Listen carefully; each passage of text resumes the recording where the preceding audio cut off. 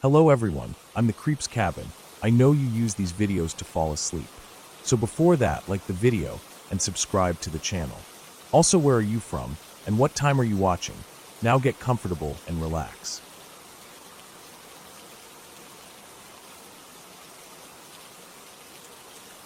I first saw the house when I was 16. I was in Winter Harbor visiting my uncle for the summer. We had driven down the main road that winds along the coast, through the tall spruces and pines, past the lobster pounds with their rusted metal tanks and the weather-beaten houses tucked behind stone walls. Then it came into view. It rose up from the land like it had been there since before the trees.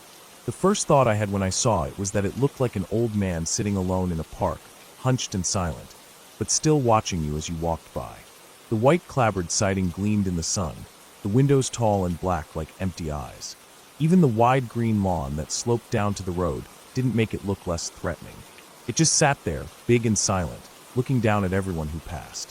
I remember asking my uncle who lived there, and he shrugged. Back then it was empty. Nobody had lived there for a while. People said it was cursed or haunted or just plain wrong. It wasn't abandoned, though. The paint was always fresh, the roof always intact. Someone maintained it. Someone paid for the gardeners to come cut the grass every week. But no one lived in it. Years passed. I finished high school, moved away to college, moved again for work. I forgot about the house for a while. Then, about 7 years ago, I moved back to Maine. Not to Winter Harbor, but close enough. I worked at the small clinic in town as a nurse, doing mostly routine care for the elderly who wanted to stay in their own homes as long as possible. Word spread pretty quickly when a new family moved into the old house. Everyone talked about it. They were a rich family from out of state. The husband worked in finance or something. People said the wife was nice, polite in that distant way rich people are. They had 2 little girls, one with strawberry blonde hair and the other with darker red hair. I never met them myself, but everyone said they seemed normal. I didn't think much of it. I had my own life, my own problems. Then my friend Amanda started babysitting for them. She needed the money. The first time she babysat, she called me after she got home. I remember her voice was shaking. She told me she couldn't sleep. She said the house was beautiful, clean, and tastefully decorated. Everything you'd expect from a rich family. But she said as soon as she walked in, she felt like she was being watched. Not by cameras, not by the parents, by the house. She said it felt like stepping into someone's mouth. The day that really messed her up was a bright summer day. It was July, humid and hot, the kind of day when the breeze smells like seaweed drying on the rocks. She got there around noon. The girls were waiting with their parents in the foyer, standing under this huge chandelier made of iron and glass that looked like it could crush a person if it ever fell. The parents were dressed up. The mom wore a cream-colored dress with gold earrings, her hair tied up neatly. The dad wore pressed khakis and a blue button-down. They smiled at Amanda, thanked her for coming. The girls stood there silently, side by side, wearing matching navy dresses with little white collars. Amanda told me that the second she saw them, her gut twisted. She said it felt like walking into a room and seeing a tiger sitting quietly in the corner. Nothing was happening, but your body already knows something is wrong. The mom said the girls wanted to play down by the shore at the boathouse. They all piled into the car and drove down the gravel driveway, past the big oak trees that line the edge of the property, through the narrow road that cut between a small copse of spruce and pine before reaching the boathouse near the water. Amanda said the drive only took a few minutes, but it felt longer. The kids were quiet in the back seat, staring out the window. When they arrived, the parents said goodbye, told the girls to lead Amanda back home through the woods when they were done. The parents drove off to their dinner reservation. The boathouse was beautiful, Amanda said. Weathered wood siding, big windows facing the water. Inside it smelled like old varnish and salt. The girls didn't want to stay inside. They ran down to the rocky shore and started collecting shells, piling them up in careful little towers. Amanda sat on the worn wooden steps and scrolled on her phone. After an hour, she told them it was time to head back. They ignored her. She waited a bit longer, then stood and called again. Still nothing. Finally, she walked over to them and said it was time to go back before it got dark. That's when she said the world tilted sideways. The older girl turned and looked at her with this blank confusion. Her mouth opened a little, but she didn't say anything. Amanda repeated herself. The older girl said, "How?" Amanda felt her stomach drop. She said, Your mom said you know the way back through the woods. The girl just looked at her, blinking. We've never been here before. What way through the woods? Amanda said her knees felt weak. She turned to the younger girl, who was staring straight out at the water, not even blinking. For a moment Amanda wondered if she'd misheard the parents, if she'd gotten it wrong. But she knew what she heard. She didn't want to think about it too long. She gathered the girls, and they walked back along the road. The sun was starting to go down, the trees casting long shadows across the gravel. Amanda said she felt like they were being followed the whole time.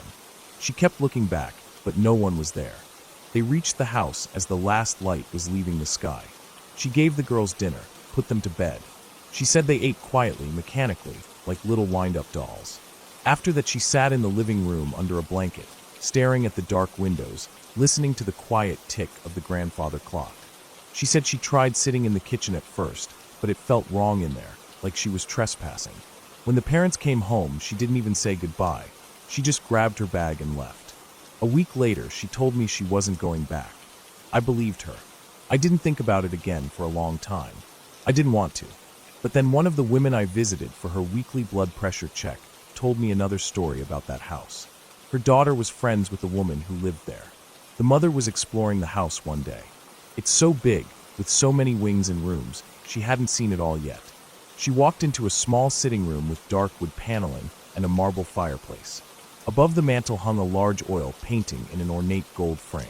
The painting was of two little girls sitting side by side on a green velvet love seat. One had strawberry blonde hair, the other had dark red hair.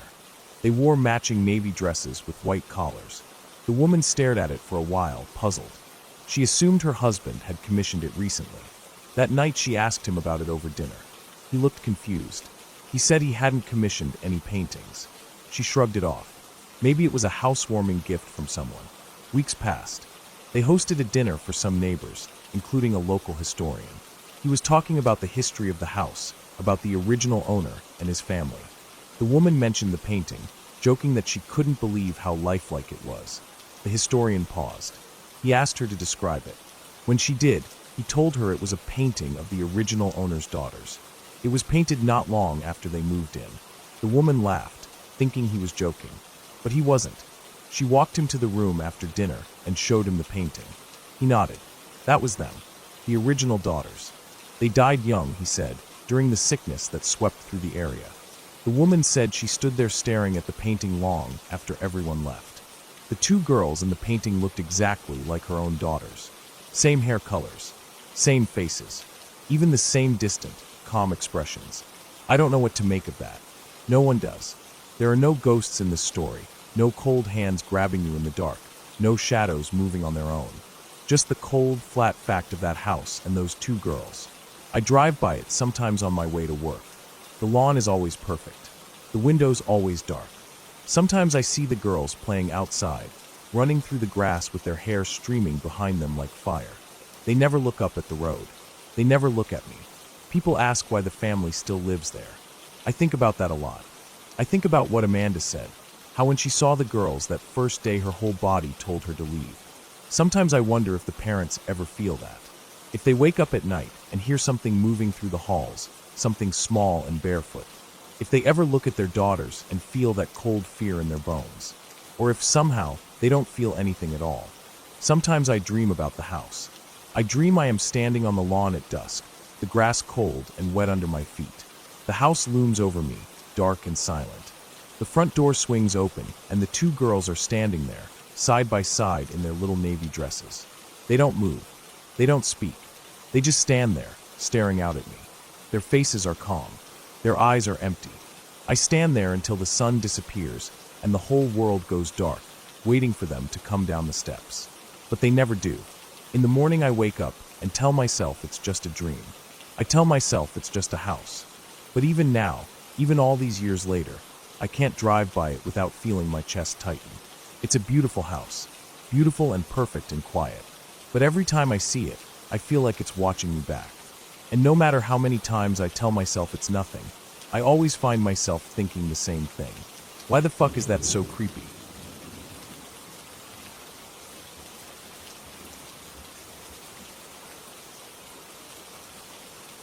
I remember it was a Friday evening when this happened. School had ended earlier that day, and I was in 5th grade back then. It was early spring, not too hot, not too cold, and I still remember the way the breeze felt against my face when I walked home from school, feeling excited because 3 of my friends were coming over for a sleepover. My parents were out with my older sister for her dance practice, so it was just us kids at home that evening, and that always made it feel like we were free to do whatever we wanted. My house wasn't huge, but it felt big back then.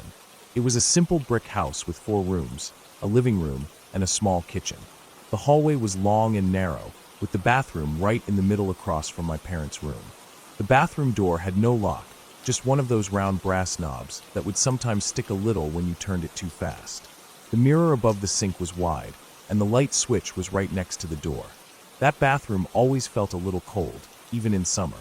I never thought much of it until that night. My friends arrived around 5 in the evening. We dumped our school bags near the door and ran straight to my room to play with my Lego sets and Hot Wheels tracks.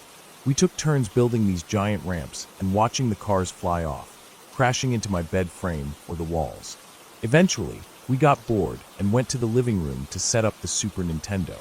We played Mario Kart for about an hour before deciding we wanted snacks. We raided the kitchen, grabbing anything we could find, some leftover chips in a half-empty bag, 2 cans of Sprite from the fridge, and a big plastic jar of cheese balls from the pantry. When the sun went down and the room turned from bright orange to dim gray, we pulled out our sleeping bags and laid them down across the carpet, feeling that excitement only kids feel when they know they're going to stay up late. Someone suggested we tell scary stories. At first, I didn't want to. I always hated scary stories because they stuck with me for weeks. But everyone else wanted to, so I went along with it. We turned off the lights except for the small lamp near the TV.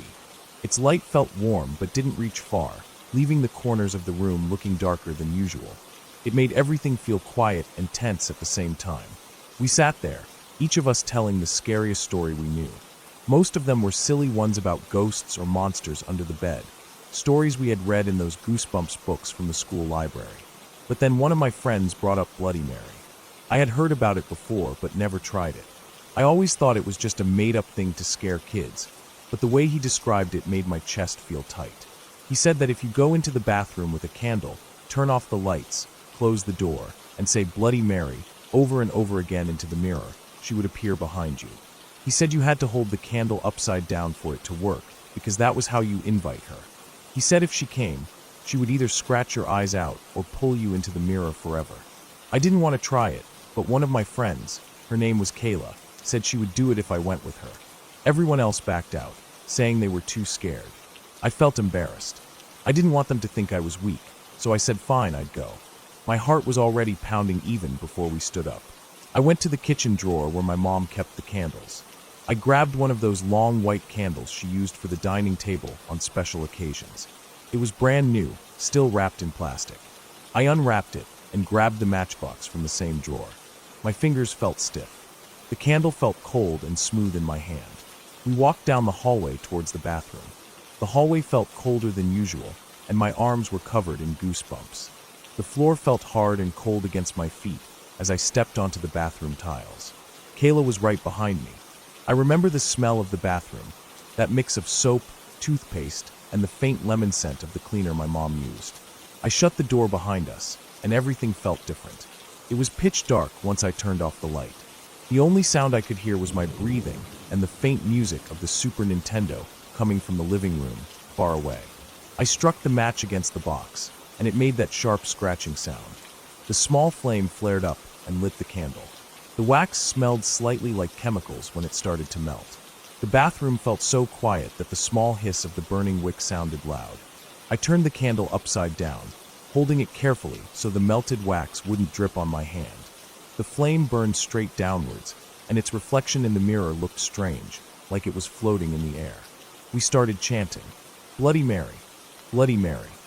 Our voices sounded soft and shaky, echoing slightly against the walls. I could see Kayla's face in the mirror beside mine.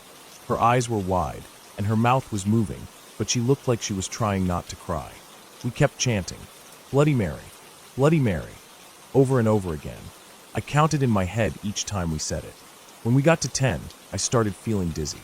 The shadows in the mirror moved in weird ways because of the upside-down flame. It felt like the walls were breathing in and out slowly. The mirror looked darker each time I blinked. When we reached 15, everything happened at once. The candle flickered once, and then the flame went out. Just like that.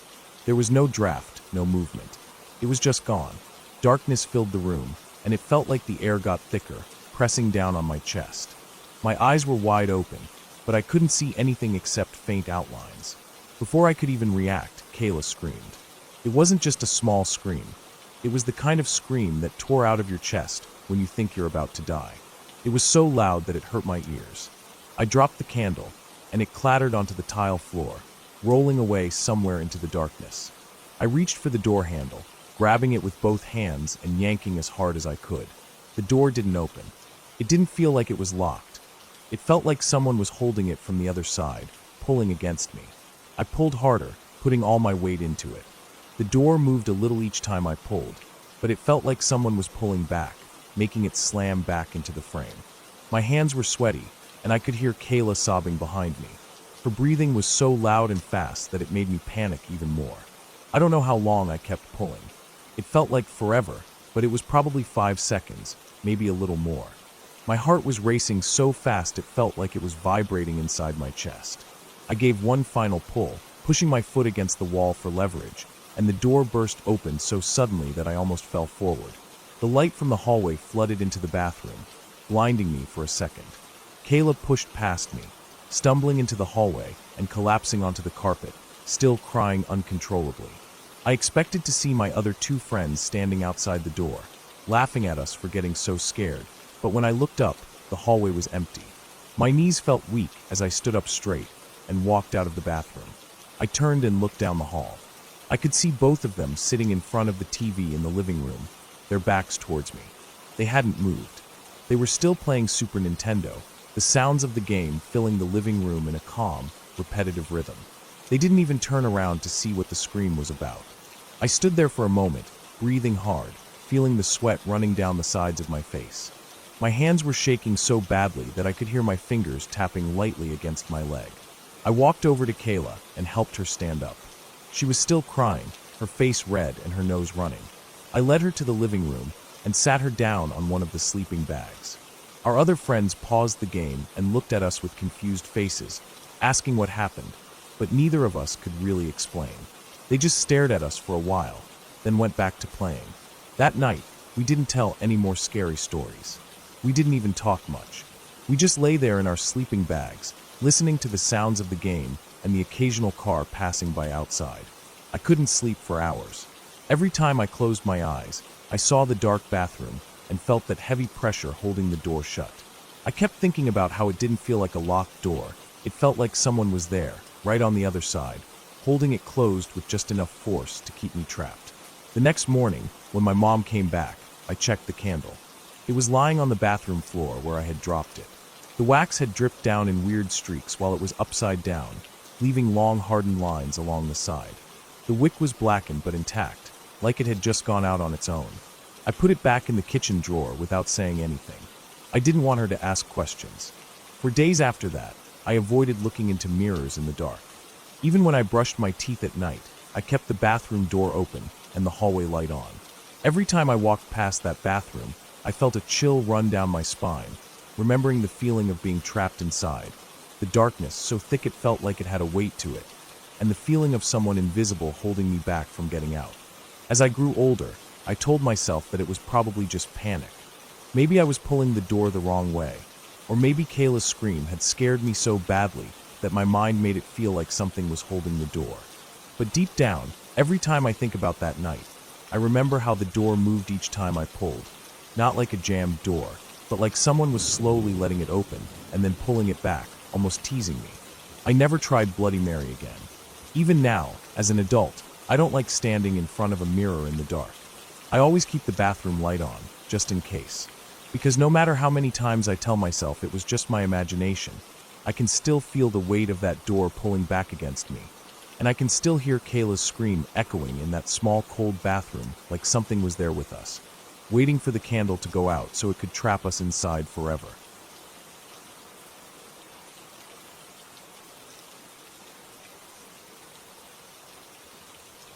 I don't really know how much of this is actually true because I was really young back then, but some parts of it are so clear in my mind that even today I can still picture them like they happened yesterday. I think I was around 4 years old.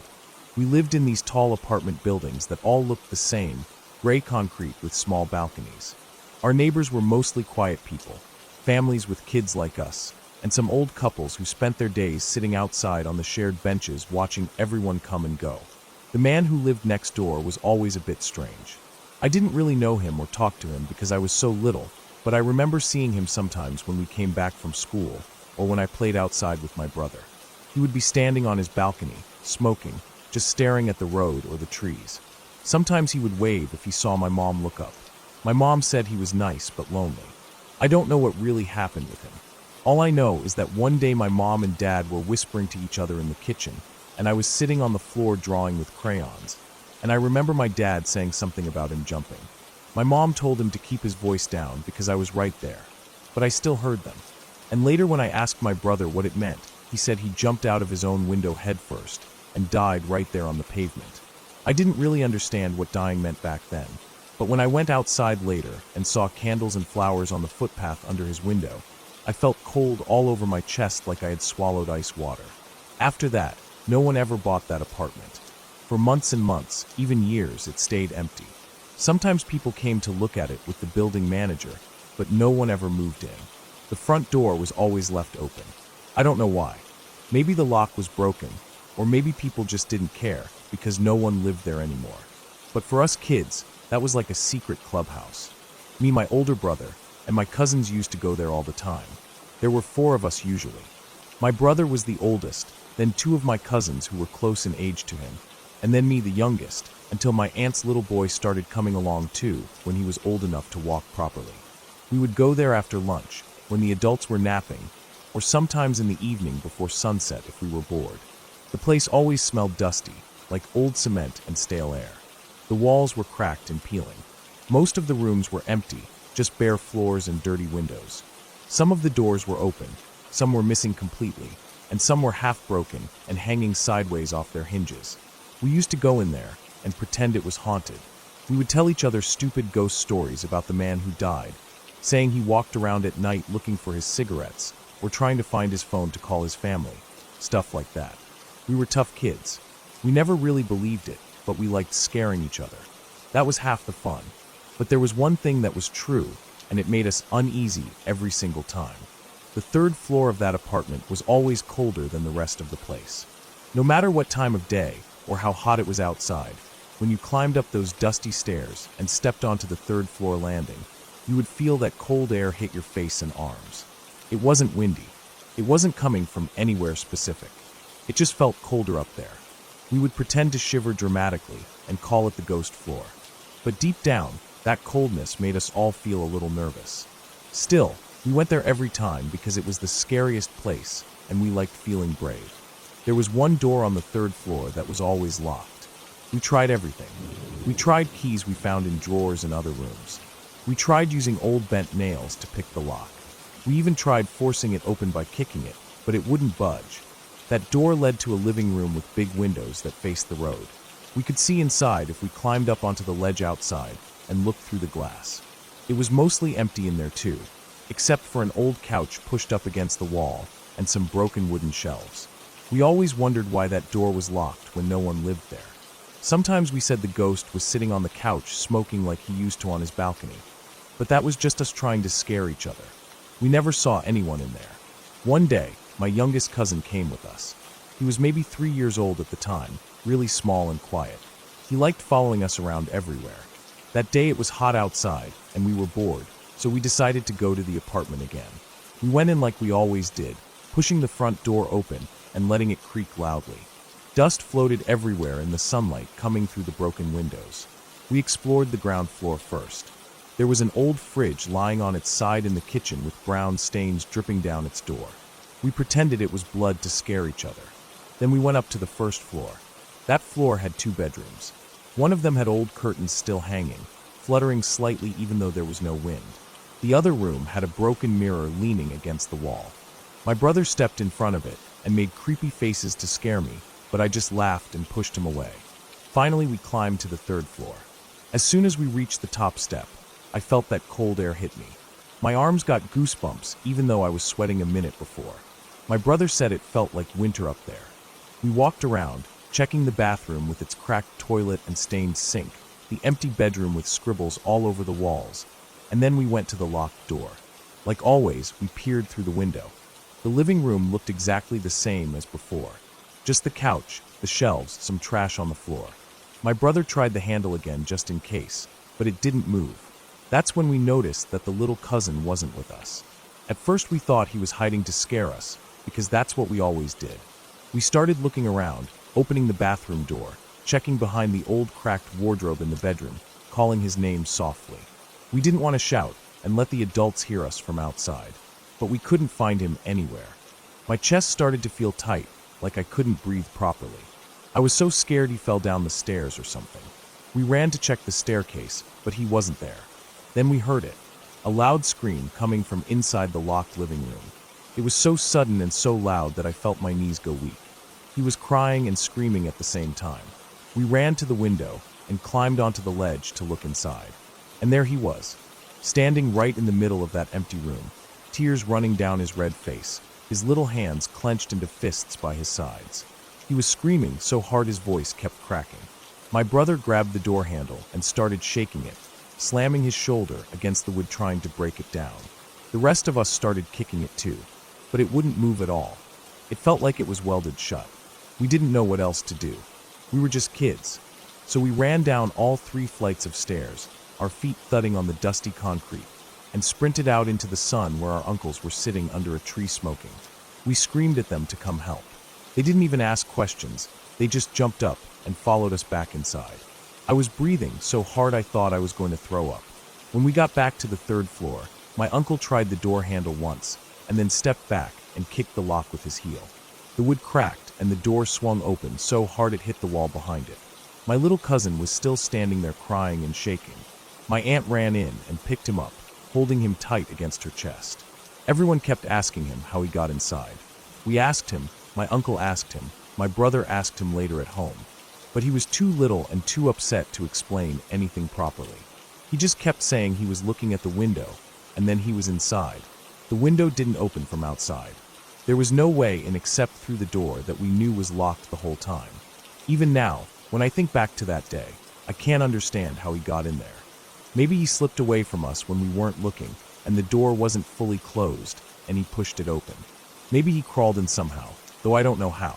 Or maybe we just missed something obvious because we were so little and stupid. After that, none of us ever went back inside that apartment again. Not even my brother, who never got scared of anything. Every time we walked past it after that day, I felt my stomach twist and my skin prickle like I was standing under cold water.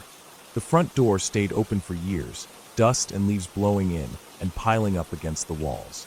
Eventually they locked it up properly, or maybe the building manager sealed it off. People stopped talking about it, and the story just faded away like most old neighborhood stories do. Now, as an adult thinking about it, I still don't have answers. Maybe he just got in there by accident. Maybe the lock was old and failed that day. Or maybe there's a perfectly normal explanation that I'll never know.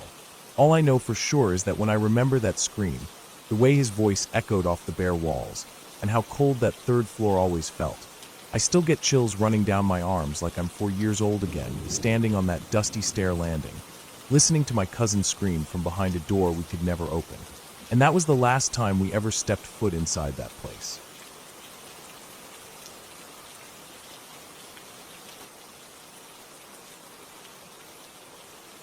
I grew up in the city, but I used to spend some summers out on the reserve with my dad's side. I'm half native, but I didn't grow up on the land. My half-sister did. She spent her whole life there, surrounded by the rolling foothills that spread out before the mountains, wide and smooth, covered in short grass that turned yellow in late summer and stayed dry till winter. The land out there felt endless. No fences except for the odd broken barbed wire that had rusted and sagged into the dirt. No thick forests to hide anything, just hills and shallow dips that held secrets in their shadows when the sun went down. She told me a story once when I was staying with her for a few days. It was just after supper. The sun had set, but there was still a pale blue left in the west. I was sitting on her couch, drinking instant coffee that tasted like ash, and she was sitting on the floor folding laundry. She wasn't looking at me as she talked, just focused on folding each t-shirt, smoothing them out with her fingers. Her voice was calm, but I could tell by the way she pressed her thumb along the edges of the clothes that this story still sat in her bones. It happened when she was about 14. She and some of her cousins were over at Travis's place. His house was old, built sometime in the 70s probably, with the wood siding peeling in strips and bare plywood showing in places. It sat on a patch of flat gravel with no fence around it, just a few old cars parked to the side, one with its hood missing, another with the trunk popped open full of old plastic jugs and rusted chains. They'd all been bored that night, sitting on the front steps smoking stolen cigarettes and daring each other to do stupid things. It was Travis's idea to play hide and seek. He was always the loud one, always the one who thought he could make anything fun. My sister didn't really want to play, but it was either that or sit around listening to the older cousins talk about weed and booze they couldn't afford. So they all spread out after Travis counted down. There were 6 of them, slipping into the shadows, ducking behind the twisted pieces of metal that sat forgotten in the dirt. Someone hid behind an old washing machine, lying on its side with weeds growing through the drum. Someone else crouched in a shallow ditch near the driveway culvert. My sister said she ran out past the main yard, her feet crunching over dry patches of grass, the smell of dust kicking up with each step. She slid under a piece of old machinery. She didn't know what it used to be, maybe part of a combine, just rusted beams and big bolts sticking out.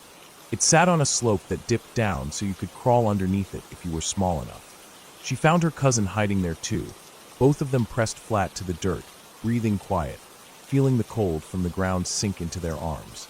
She said from where they lay they could see Travis walking around calling out names, but then he started running. 2 of the others had already run back to base, touching the side of the house and yelling safe. Travis was trying to tag whoever he saw before they made it back. My sister heard him running closer, his feet pounding the ground so heavy that it shook the rust flakes loose from the metal above their heads. She heard him yell something, but his voice cut off as someone ran right past where she was hiding. She felt the wind move against her cheek, and for a second thought he was going to step on her arm. But the feet kept going fast, out into the dark beyond the yard light. That's when she realized Travis was yelling at her. He was yelling for her to stop, telling her she was going too far, but she was still under the machinery. She turned her head and saw him sprinting after whoever it was. She said it didn't make sense because she was still lying there with her cousin, watching him chase something else. She crawled out when he was too far to see them, and the others came out too, calling after him. They were all yelling now, their voices echoing off the hills, sounding small in the open land.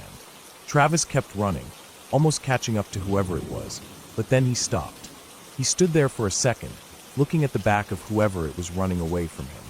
Then he turned around and ran back to the house as fast as he could, not even bothering to see if anyone was following him. My sister said everyone was screaming by the time they reached the porch. They slammed the door shut behind them, the smell of stale fry bread oil and old wood filling their noses as they stood there panting. Travis's dad came out of his bedroom, wearing old sweatpants and rubbing sleep out of his eyes. He got mad at them for being out so late, said they shouldn't be playing outside in the dark, said they were acting like little kids. My sister said he didn't even ask why they were so shaken up, just told them to shut up and go to sleep. They all ended up lying together in the living room, wrapped in thin blankets, staring at the ceiling. Nobody said a word about it after that. She said the next morning they acted like nothing happened, ate fried eggs with burned toast, and then went outside like normal kids do, kicking rocks down the gravel road and swatting horseflies off their arms. When she finished telling me that story, she folded the last shirt and set it on top of the pile. She didn't look at me. She just sat there for a bit, her knees pulled up to her chest, her chin resting on them, staring out the window. The hills were dark outside, almost black. The porch light was broken, so there was nothing between us and that darkness except the thin glass pane. I could see the curve of the land against the navy blue sky, dipping down into a ravine before rising again. It looked like the ocean frozen in place, waves of land rolling away forever.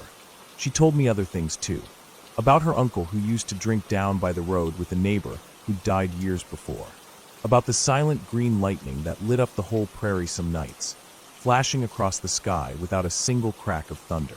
I saw it once myself when I was staying there, the way it flickered like an old fluorescent bulb, lighting up the horses in the field, so bright they looked like they were made of metal.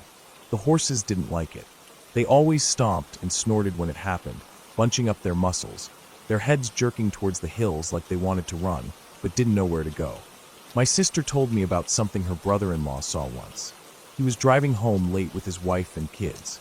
It was one of those winding roads that cuts through the hills, no streetlights, just gravel and the ditches dropping off into dark. They came around a bend and saw a man standing by the side of the road. Beside him was a horse with its head missing, just standing there with blood all down its chest and front legs, steam rising off the stump into the cold night air. The man didn't move, just stood there looking at them as they drove by. They didn't stop. They just kept driving until the house lights showed up in the distance, and the kids started asking for water. It was always like that out there. People saw things they couldn't explain, but nobody called them ghosts or spirits. They just accepted that the land held memories. The old people used to say the prairie remembered everything, every death and every birth, every fight and every silent meal. It soaked it all up, and sometimes it showed it back to you if you weren't paying attention. That's why they said you shouldn't play games like hide and seek outside at night. You might find something you weren't looking for.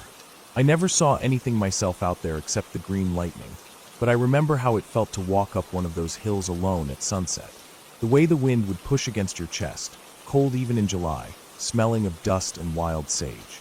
The grass would whisper against your legs, and you could hear your own footsteps crunching on the dry patches. When you reached the top, the land fell away on all sides, nothing but space and distance, shadows filling the dips like water in an old riverbed. The sky felt bigger out there, so big it pressed down on you, heavy with stars when night finally came. Sometimes at night the coyotes would start yipping, their voices carrying over the hills, echoing back so it sounded like there were 100 of them all around you. You'd lie in bed listening to them, your chest tight, your ears straining for any other sound. The dogs would bark back from the houses, low and deep, and you'd hear the horses shift their weight, their hooves thudding against the dry dirt. Then everything would go quiet again, quiet like the bottom of a lake. When I think back on that story my sister told me, I think about how Travis must have felt when he realized he was chasing someone that wasn't any of them. I think about the way his legs would have burned with the effort, his breath ragged in his throat, the taste of blood rising up as he pushed himself harder, thinking he was about to tag her and win the game. Then realizing it wasn't her at all, realizing there was someone else running with them that night. That's what stays with me. Not fear exactly, just a deep feeling in my stomach that the land out there is older than all of us, older than our memories or our stories, and it doesn't need to be haunted to hold something heavy and dark inside it. It just is what it is, wide open, silent, and full of all the things that came before us. My sister still lives out there. She's got 2 kids now and a husband who works pipeline when there's work and fixes cars when there's not. They live in a newer house, but it sits on the same old land, looking out over the same hills that curve and dip like they did 1,000 years ago. When I visit, I stand on her porch at night and look out at those hills, at the dark shadows lying across them, at the way the yard light shines just far enough to make the edges of the shadows sharp and deep. And I think about her lying under that rusted machinery, feeling the earth cold and damp under her arms, hearing footsteps run right past her head into the darkness. I think about Travis running after something he thought was part of the game and finding out it wasn't. I think about all the things we chase in this life, thinking we know what they are until we get close enough to see they aren't what we thought at all. And I think about how sometimes it's better to stay hidden in the shadows, pressed to the ground, listening to the wind move across the dry grass, and letting whatever is out there keep running off into the dark where you can't see it anymore.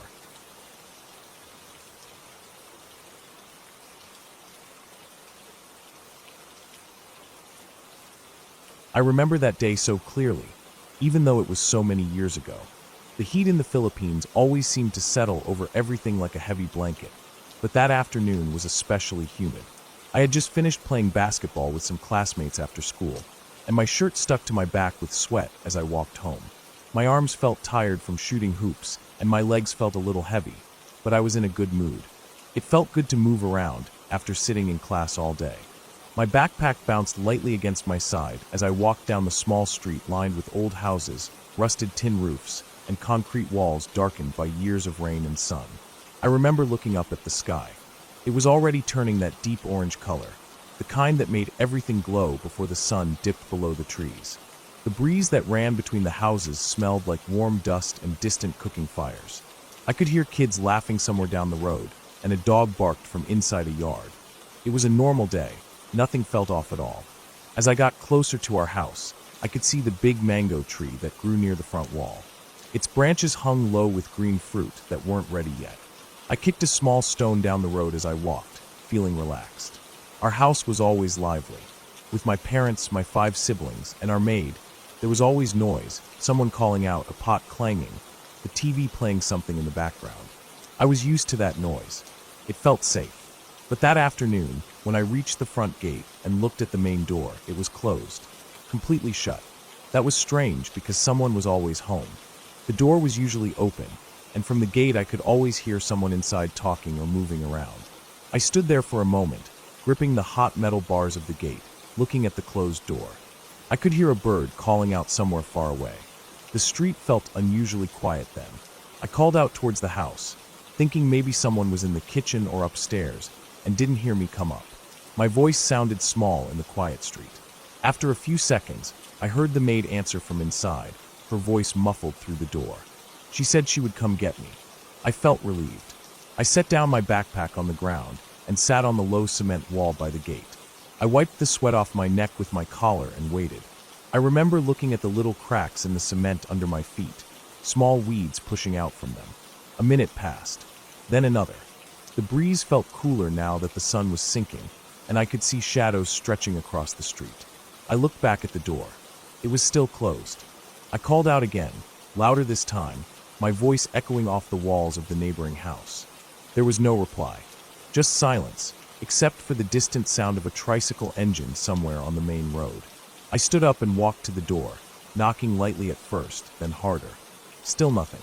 I could feel my shirt sticking to my chest, my hair damp with sweat. It felt wrong. I stepped back and looked up at the window on the side of the house. It was slightly open. I had climbed up there a few times before, usually when I left something in my room and forgot my keys. It wasn't too hard. There was a small ledge I could step on, then pull myself up to the window. I hesitated for a moment, looking around the empty street. The neighbors' houses looked quiet, their windows dark. I picked up my backpack and placed it by the gate, then stepped onto the ledge. My fingers curled around the window frame as I pulled myself up slowly, feeling the rough concrete against my palms. I could smell the old wood of the window as I pushed it open wider. The inside of the house looked completely dark. No light from the kitchen. No noise. Just darkness. I climbed in carefully, my foot landing on the cool tiles inside. The smell of the house hit me instantly. It was the familiar smell of home, old wood, floor wax, the faint scent of cooking oil and rice. But it felt different without any lights on. I stood still for a second, letting my eyes adjust. The living room was empty. The electric fan wasn't whirring in the corner. The TV was off. There were no plates left out on the dining table. Everything looked exactly like it always did, just dark and silent. I called out the maid's name, my voice echoing softly off the walls. I waited, listening. I heard it then. That voice. The exact same voice I had heard from outside. It sounded like it was coming from the kitchen, deeper in the house. It spoke louder this time. It said it told me it would come get me. I felt my stomach twist. The tone of the voice was sharp and angry, not how she usually spoke. She never yelled. She was always calm, always gentle, especially with me because I was the youngest boy. I could feel my heart thumping in my chest, so hard it almost hurt. I stood frozen for a moment, staring into the darkness of the hallway that led to the kitchen. It felt like something was staring back at me, hidden just beyond the corner. I didn't wait to check. I turned quickly, climbed back out the window, scraping my arm against the frame as I pushed myself out. My foot slipped slightly on the ledge, but I jumped down onto the cement. My legs felt weak when I landed, but I grabbed my backpack and ran.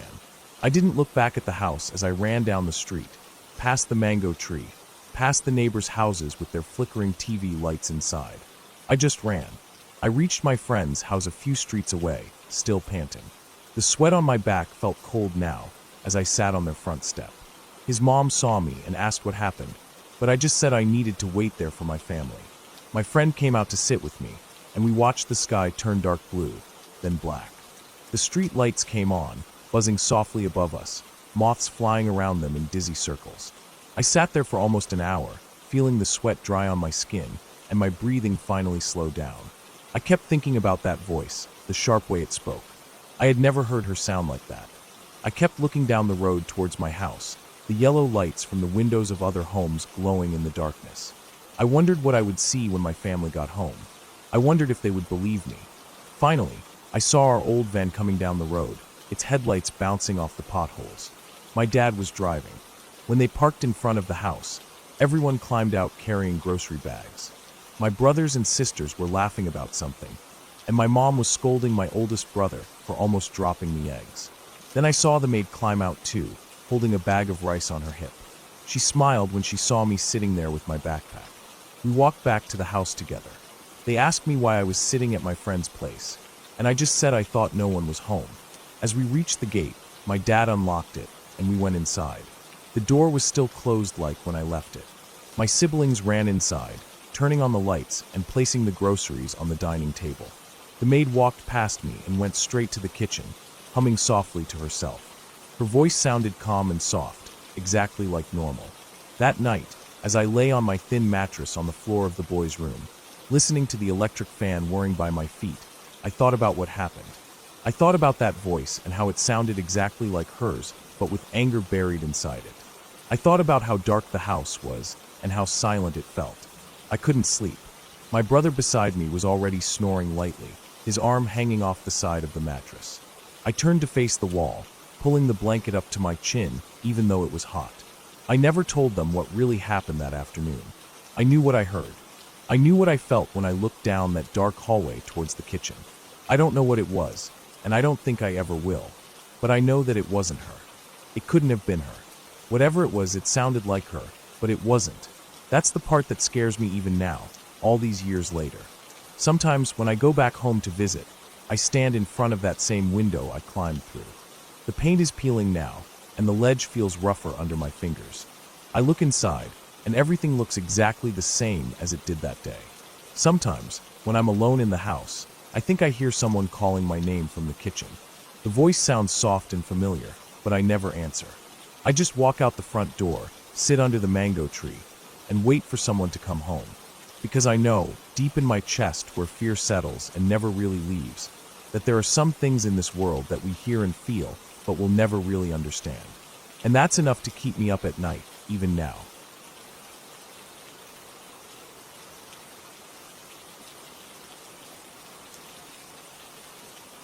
I never really believed many of my uncle's stories. He was the type to twist anything into a ghost story or prank to make you squirm in your seat. Growing up, every time he'd start with, "Did I ever tell you about the time?" I would brace myself to roll my eyes or laugh halfway through when he revealed the punchline. But this story, this one stuck with me. Because every time he told it, he looked away, like his eyes were seeing the old house again, the dim hallway, the quiet ticking in the night. And my mom, who usually interrupted his nonsense, would stay silent, only nodding slowly when he finished.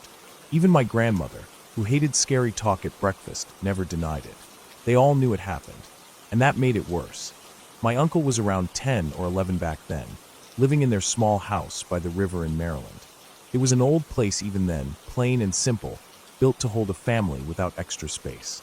My grandfather, who was a ship designer for the Navy before retiring, had turned the attic into 2 bedrooms for the kids.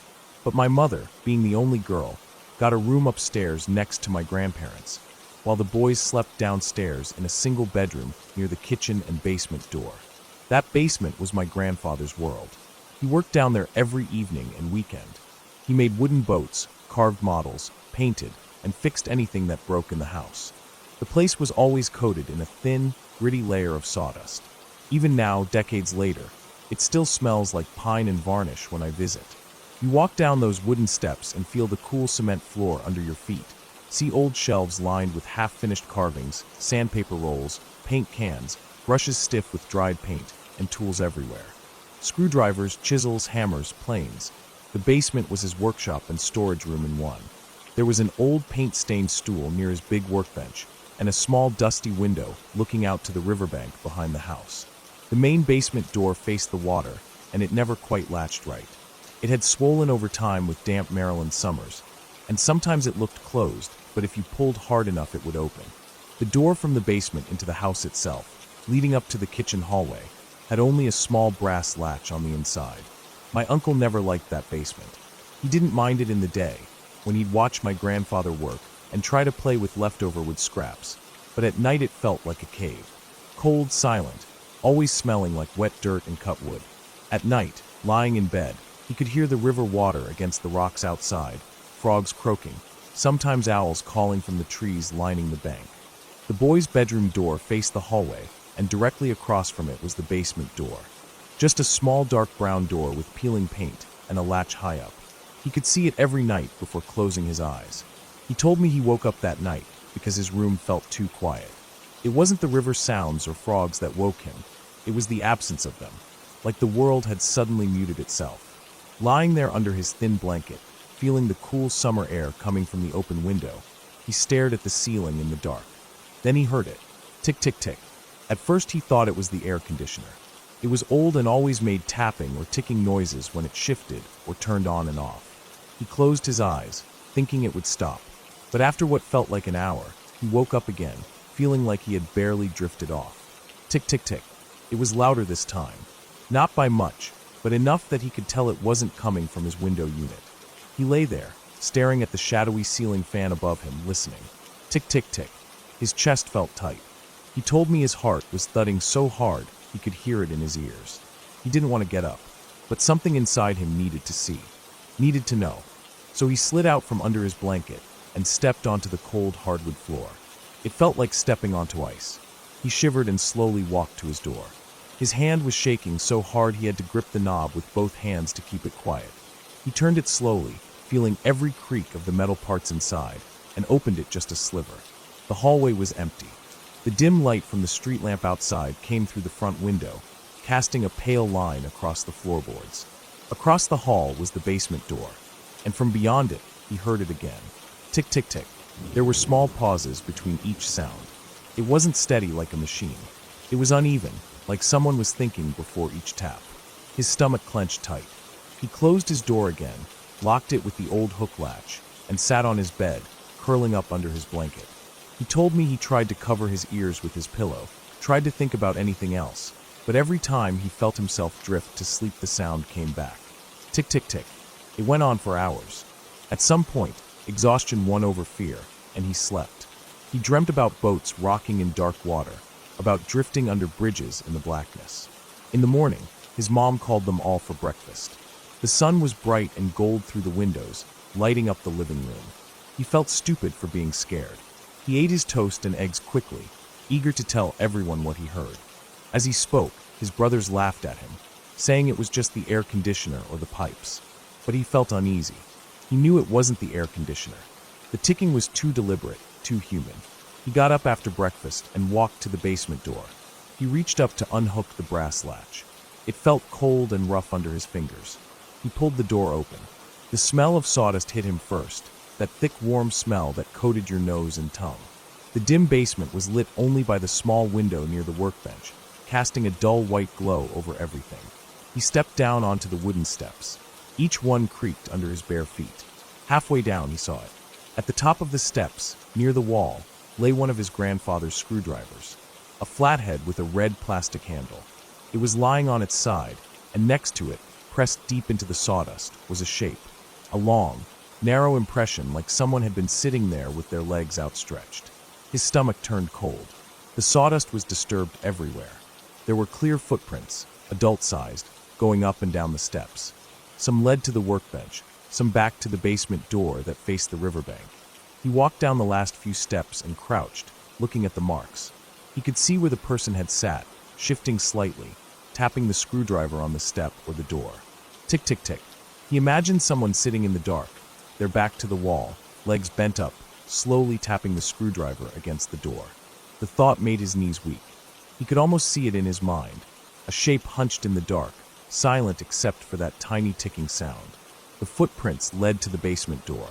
He walked over, feeling his heart hammer in his chest. The door was shut, but when he pulled it, it swung open with barely any force. Outside, the morning sun lit up the riverbank, the water shining bright and clean. There were footprints in the dirt leading away into the trees along the bank. He backed up, his breath coming in quick, shallow gasps. He slammed the basement door shut and locked it, then ran upstairs 2 steps at a time. He told his mom what he found. She called my grandfather, who spent an hour checking every window, every door, walking down to the riverbank looking for more footprints. But by then, the sun was high, and the dirt was dry and hardening, erasing the prints. Whoever it was, they were gone. My grandfather started locking the basement door with a deadbolt after that. He fixed the back door to latch properly. My uncle moved his bed away from the door and started sleeping with his radio on low, so he wouldn't hear the quiet sounds at night.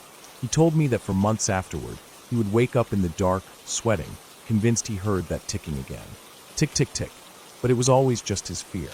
Just his memory playing it back to him. Years later, when he was grown and had kids of his own, he told this story less often.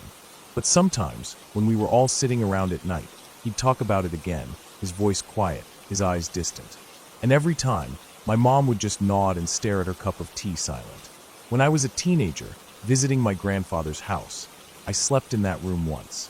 I lay in bed staring at the ceiling fan spinning slowly above me, listening to the frogs and the river outside, feeling the cool air from the window unit on my face. I told myself I was brave, that it was just an old story. But in the quietest hour of the night, I thought I heard it. Tick, tick, tick, coming from beyond the basement door. My chest froze. I squeezed my eyes shut so tight they ached. I told myself it was nothing. It had to be nothing. But I didn't open my eyes until the morning light filled the room, and I heard my grandfather's footsteps in the kitchen, brewing coffee and humming softly. Only then did I breathe again, staring at the ceiling fan blades above me, feeling the sweat cold on my neck. I never told anyone about that night, because even if it was just the old pipes or the air conditioner, I didn't want to give that sound power again.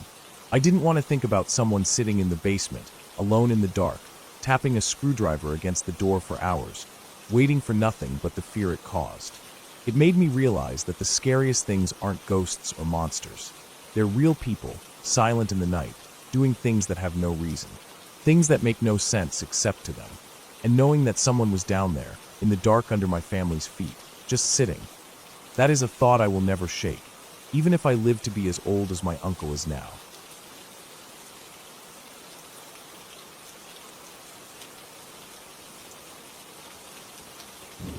I don't think I'll ever forget that day, no matter how old I get.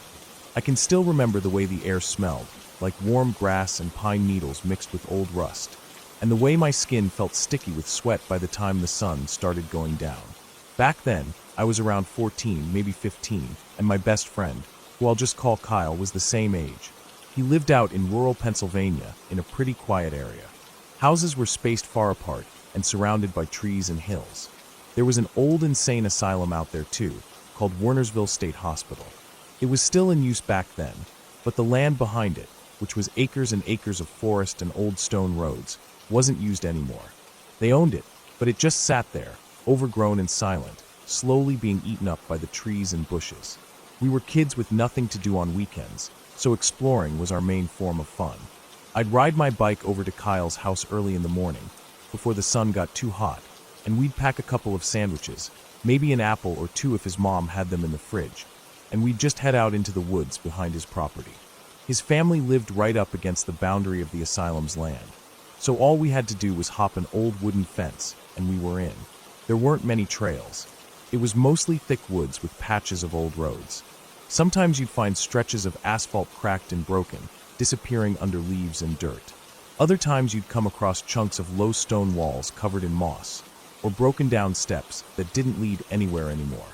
They were old ruins from when the place was a resort area over 100 years ago. Back then, the wealthy would go out to these resorts in the country to relax and breathe fresh air. But now it was just forest swallowing everything up. On this particular day, it was hot. I remember how I could feel sweat dripping down my back under my t-shirt as we walked. Kyle was leading, as usual, since it was his turf. We didn't talk much while hiking because we needed to listen for deer or snakes underfoot. The ground was uneven with fallen branches and rocks, so you had to watch where you stepped. We walked for hours, taking breaks only to drink from our water bottles or eat an apple. Sometimes we'd hear birds or the scurrying of squirrels, but mostly it was quiet. I liked the quiet. It felt peaceful. That day we kept walking uphill, because we always figured it was easier to find our way back by following a stream downhill. We didn't really have a plan. We just wanted to see what we could find. After a while, when the sun was starting to move lower in the sky, we stumbled across an old shed. It was hidden back in a thicket of trees, its roof sagging so low it almost looked like it was going to collapse. The door was still there, hanging off rusted hinges, and an old iron lock dangled uselessly on a rotting plank. The wood had gone soft with age, so Kyle just pulled on it, and the lock popped right off. Inside, the air smelled like rust, old wood, and wet leaves. It was dark except for thin streaks of sun coming through holes in the roof. The floor was dirt, but lined with broken boards. All around us were these old tools. I remember seeing these huge shovels, like 15 feet long, with splintered wooden handles and rusted metal blades. There were also scythes with blades curled like dead leaves, and what looked like hand-pulled plows, the wood eaten through with termites. I remember thinking how small and thin the handles were. Whoever used these tools must have been skinny and worn down. Later I learned that back before modern medicine, patients were used for manual labor, mostly farming the fields around the asylum. It gave me chills, imagining men and women in rough cotton clothes digging long trenches with those heavy tools, under the sun, with no choice but to keep working until their backs gave out. We didn't stay in the shed long. There were spiders everywhere, and the floor felt like it could give way any second. We kept walking, still going uphill, just wandering. After a while we came out onto this clearing. It was weird because it was so perfectly round. There were no trees inside it, only tall grass swaying in the wind. In the middle of the clearing were these concrete cones, each about 3 feet tall. They were arranged in neat rows like grave markers in a military cemetery, except these didn't have any names or inscriptions on them. We walked between them slowly, feeling like we were somewhere we shouldn't be. The sky was turning orange behind the trees and shadows stretched long across the clearing. Eventually we came to the center, where there was a stone marker with a tarnished brass plate. The words were hard to read in the fading light, but we took turns kneeling down to see it. It explained that a long time ago there was a fire in a building that stood there. Patients working there had died in the fire, and because many of them were never identified, their remains were buried right there, in that clearing. The cones were grave markers. I remember feeling this cold dread spread through my chest. The whole place felt sad, like the ground itself remembered the pain. The sun was really sinking then, turning the sky pink and purple. We both felt creeped out. I tried to act casual, but my skin was crawling. I could tell Kyle felt the same. He kept looking over his shoulder, like he expected to see something standing behind us. We decided to head back before it got dark. But instead of going back the exact way we came, we picked a stream bed that led downhill in a different direction. We knew it would eventually spit us out somewhere near his property or near a road we recognized. We were walking fast, not quite running but close to it, our footsteps crunching dry leaves and twigs. The woods grew darker around us. Bugs were starting to come out, their high-pitched songs filling the air. After maybe an hour of hiking downhill, we stumbled onto an old building foundation. It was made of mortared stones, not bricks or cement, so we knew it was from the old resort days. All that was left was the stone outline, like someone had drawn a square on the forest floor, and piles of collapsed stones where the walls had fallen. Thick vines and tree roots wrapped around everything, pulling the rocks apart. We stepped into the foundation carefully, climbing over mossy stones. Inside was flat dirt, clearer than the forest floor outside. Fallen roof beams lay rotting, half buried in dirt and leaves. Kyle went to check out what was left of the fireplace because it was still standing, a tall stack of stones blackened with old soot. I wandered away, just kicking at the dirt with the toe of my boot, looking at the ground without really thinking. That's when I saw it. Something white, crumpled up against the dirt. It stood out because everything else was brown and green with age. I walked over and saw it was a cheap blanket, the kind they give out in hospitals. I remember thinking it looked brand new, like it hadn't been there long at all. My chest felt tight. I picked it up to see if it was just trash, but in the corner there was writing stamped in faded blue ink. The light was really dim, so I had to hold it up to what was left of the sunset to read it clearly. I read the words aloud to myself as I figured them out. Property of Wernersville State Hospital. Not to leave the premises. If found, please call XXXXXXXX and report where it was found immediately. I remember my heart thudding so hard in my chest it felt like it shook my ribs. I looked up to find Kyle standing by the fireplace, staring at me. His face was completely pale, his mouth slightly open. In that moment, I noticed the ground around me. It was swept clean. No stones, no leaves, no branches. Just smooth dirt, like someone had made a clear spot to lay down. Neither of us said a word. We just turned and ran. I don't think I've ever run that fast in my life. We didn't care about the branches whipping our faces or the rocks cutting into our shoes.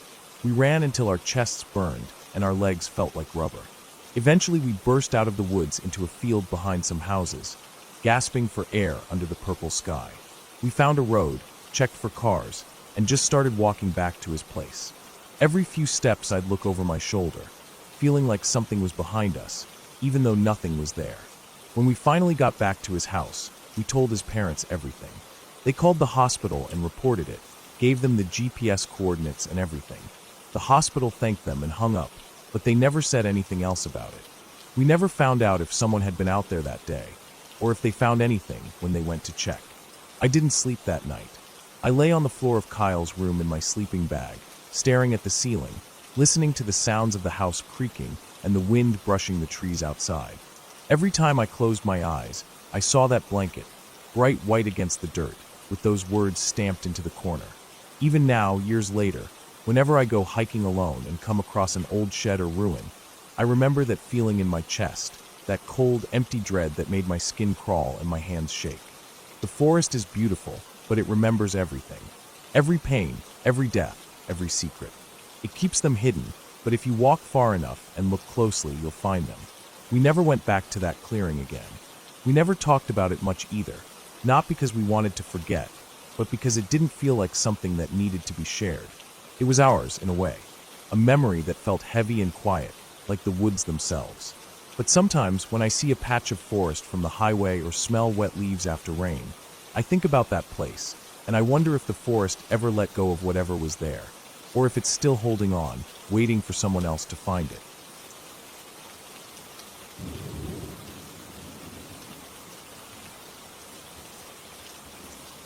I don't really like thinking about that day, but sometimes it just comes back to me, especially on quiet nights when I hear something outside. I still remember the smell of the grass, mixed with dust and heat. It was a Sunday afternoon, and I didn't have any plans, so I thought I'd go for a walk to clear my head. I was feeling restless that morning, waking up before the sun was fully out. I lay there for a while staring at the ceiling, hearing birds start their noise outside, and I just couldn't go back to sleep. I made myself some tea, sat by the window, and watched the sky change colors. It was peaceful in that moment, like everything was still asleep except me and the birds.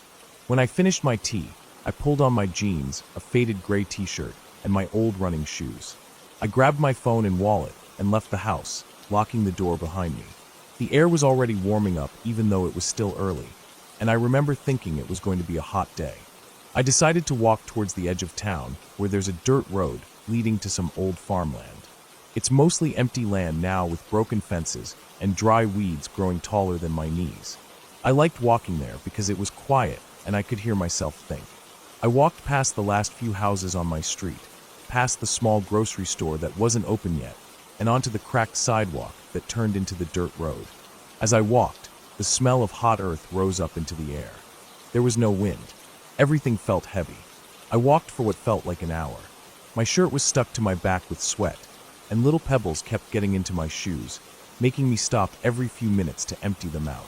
I remember feeling slightly annoyed, but also calm. I liked feeling far away from everything, and this place felt like a forgotten piece of the world. The dirt road went down a small hill and curved slightly to the left, leading to an old metal gate that was half fallen over. Beyond the gate, there was an open field that used to have cows grazing, but now was just filled with wild dry grass, tall weeds, and little purple flowers scattered around.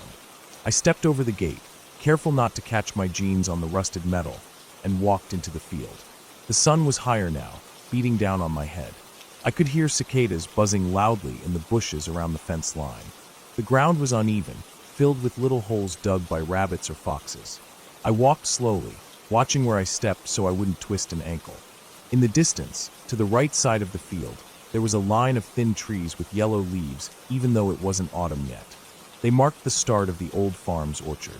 Most of the trees were dead now or barely alive.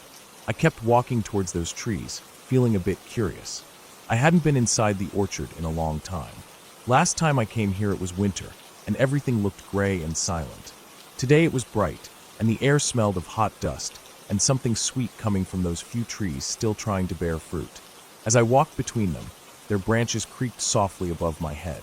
A couple of small green apples hung there, not yet ready to eat. The ground inside the orchard was softer, with old fallen leaves mixed into the dirt.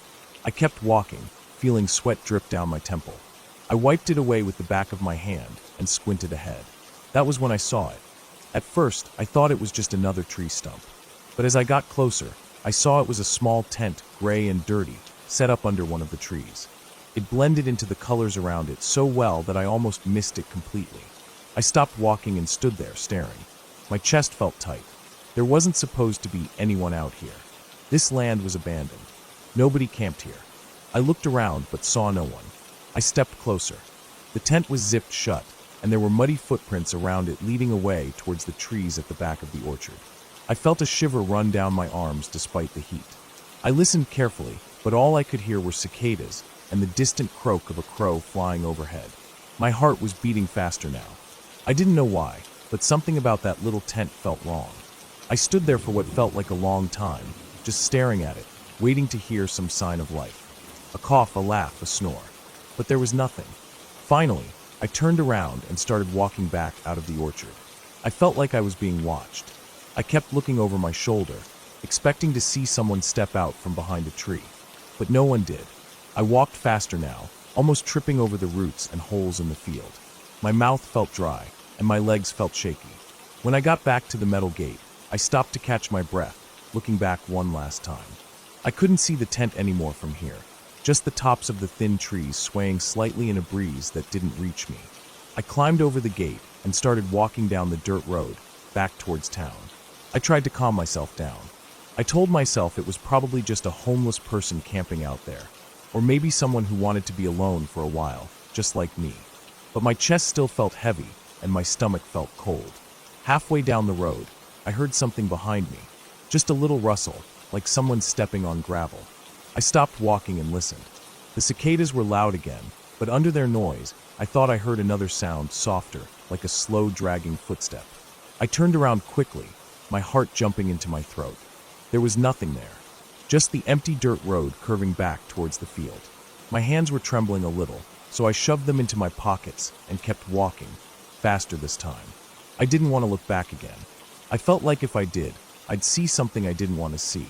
The road turned into cracked pavement again as I reached the edge of town. I could see the little grocery store up ahead, its shutters now rolled up, and a man sweeping the front porch. Seeing him made me feel a bit better. I walked past him, nodding slightly. He didn't look up from his broom. I walked back towards my street, my feet aching in my shoes. When I reached my house, I unlocked the door quickly and stepped inside, closing and locking it behind me. I stood there in the quiet hallway, feeling the cool air of the house wrap around me. I didn't realize I was shaking until I tried to take off my shoes. I went into the kitchen and poured myself some water, drinking it in big gulps until the glass was empty. I leaned against the counter, listening to the silence of the house. I felt tired now, more tired than I had in a long time. That evening, I couldn't stop thinking about the tent. I kept imagining someone crawling out of it and following me quietly through the trees. Every little sound outside made me jump. I closed all the curtains and double-checked the locks on every door and window. When it got dark, I lay in bed with the blanket pulled up to my chin. My eyes kept flicking to the window, even though the curtain was shut tight. My heart would race every time I heard a car drive by or a dog bark in the distance. I tried to tell myself it was fine. Nothing had happened. I was home and safe. The next day, I woke up feeling heavy and tired. I decided to go back out there. I don't know why. Maybe I wanted to prove to myself that there was nothing to be afraid of. I waited until the sun was high in the sky before leaving my house. I wore the same jeans and t-shirt, but this time I brought a small pocket knife with me, just in case. The walk felt longer this time. Every step felt tense. When I reached the metal gate and climbed over, I stood there for a while, scanning the orchard. It looked the same as before. I walked towards the trees slowly, listening for any sound. When I reached the spot, my heart almost stopped. The tent was gone. There was nothing there now except a flattened patch of dry grass where it had been. I looked around, searching for any sign of someone. There were no fresh footprints, just the old ones from yesterday, mixed in with my own. The orchard felt silent, too silent. I stood there for a long time, feeling cold sweat on my back, even though the sun was burning down on me. I kept thinking about who it was and where they had gone. I thought about what would have happened if I had gone closer to the tent the day before. My chest felt tight just thinking about it. Finally, I turned and walked back out of the orchard, my legs feeling heavy and weak. When I reached the road, I looked back one last time. The trees stood there, quiet and still, hiding their secrets in their shadows. I walked home slowly, feeling the sun burning the back of my neck. When I got home, I locked the door behind me and sat on the couch, staring at the floor for a long time. That feeling never really left me. Even now, years later, I still think about that tent sometimes. I still think about the person inside it and where they went. I think about how easily things could have gone wrong that day. Now, every time I go for a walk, I stay close to houses and roads. I don't go into abandoned fields anymore. I don't climb over broken gates or walk into old orchards. Because that day taught me something I didn't want to learn. It taught me that sometimes there really is someone out there, watching, waiting, and they don't always want to be found. I learned that even in the bright light of day, danger can hide right in front of you, silent and patient, and you won't know until it's too late. And I never want to feel that cold fear again, the fear of knowing I was alone out there. But I wasn't really alone at all.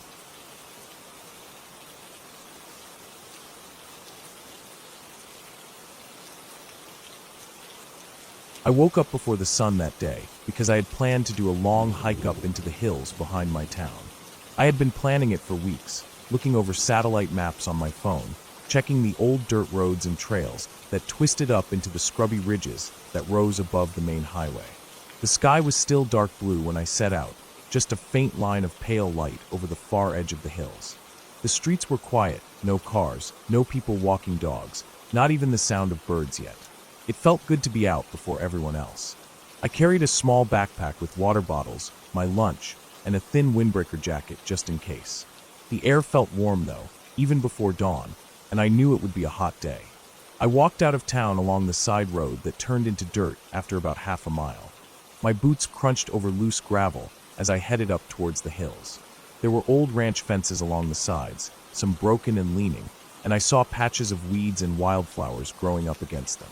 The smell of dry grass mixed with the faint scent of cattle somewhere far off. As the sun came up, I saw the land turn gold and pale green. Shadows from the hills stretched out long across the ground. I walked steadily, feeling strong, feeling like I could go on all day. After an hour, I passed through a metal gate that someone had left open. Beyond it, the dirt road narrowed and curved upwards, weaving between clumps of oak trees and thorn bushes. I liked the feeling of being alone out there, just the sound of my steps and the occasional rustle of lizards moving in the dry leaves. After another hour, I stopped to drink some water. I sat on a flat rock and looked out over the landscape. The town looked small and far away, tucked between the low hills and the wide valley. The sun was higher now, and sweat rolled down my temples. I could hear insects buzzing around the bushes. A crow landed on a fence post a little way off and stared at me for a while before flying away again. I packed up and kept going, following the road as it wound deeper into the hills. The bushes got thicker, and the oak trees cast darker shadows. I saw deer tracks in the dusty road. Then I noticed a side path, not really a path, but a faint trail where the grass had been pressed down. It led off the road and up the slope towards some rocks that stuck out like broken teeth. I felt curious and decided to follow it. The trail was rough and uneven. I pushed through bushes that scratched at my arms and legs. Thorns tugged at my socks. I climbed over a fallen tree and kept going up. When I reached the rocks, I realized they were bigger than I thought. They rose above me like walls, with narrow gaps between them. I stood there for a moment, catching my breath, and I felt a sudden chill even though the sun was hot. The place felt silent in a different way than the road below. There was no wind here, no insects, no bird calls. Just a dead, waiting silence. I walked between two of the rocks and saw a small flat area beyond them, surrounded on three sides by stone. In the dirt there were broken pieces of wood and rusted cans. Old shotgun shells. I guessed it had been a hunting camp, or maybe just a spot where people came to drink beer and shoot at bottles. I looked around carefully, stepping over the debris, and I felt that chill again. My skin prickled, as if someone was standing behind me. I turned quickly, but there was no one there, just the rocks and the bushes.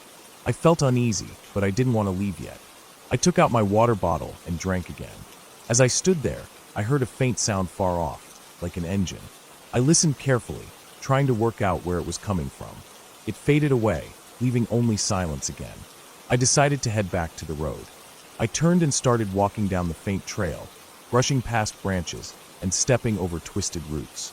But after a few minutes, I realized I wasn't on the same trail I had come up on.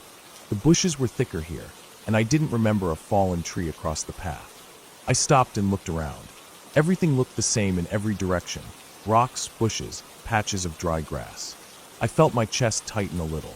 I knew I just had to keep calm and figure out where I was. I turned back and tried to retrace my steps, but within a minute I reached a steep slope covered in loose stones. I hadn't come up that way. I stood still, breathing hard, feeling sweat run down my back. I felt like the whole hillside was watching me, silent and hidden. I decided to keep going downhill anyway. I thought that as long as I went down, I would eventually reach the dirt road again. I moved carefully, holding onto bushes to steady myself. Rocks shifted under my boots, sliding down with little cracking sounds. My legs were shaking by the time I reached the bottom of the slope. I looked around, but there was no sign of the road. Only more bushes, more trees, and the ground sloping away into another small valley. I started walking again. The sun was high now, and the heat pressed down like a weight.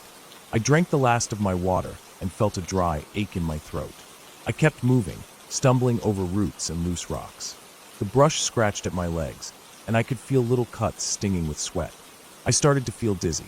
The hills rose and fell around me, all looking the same.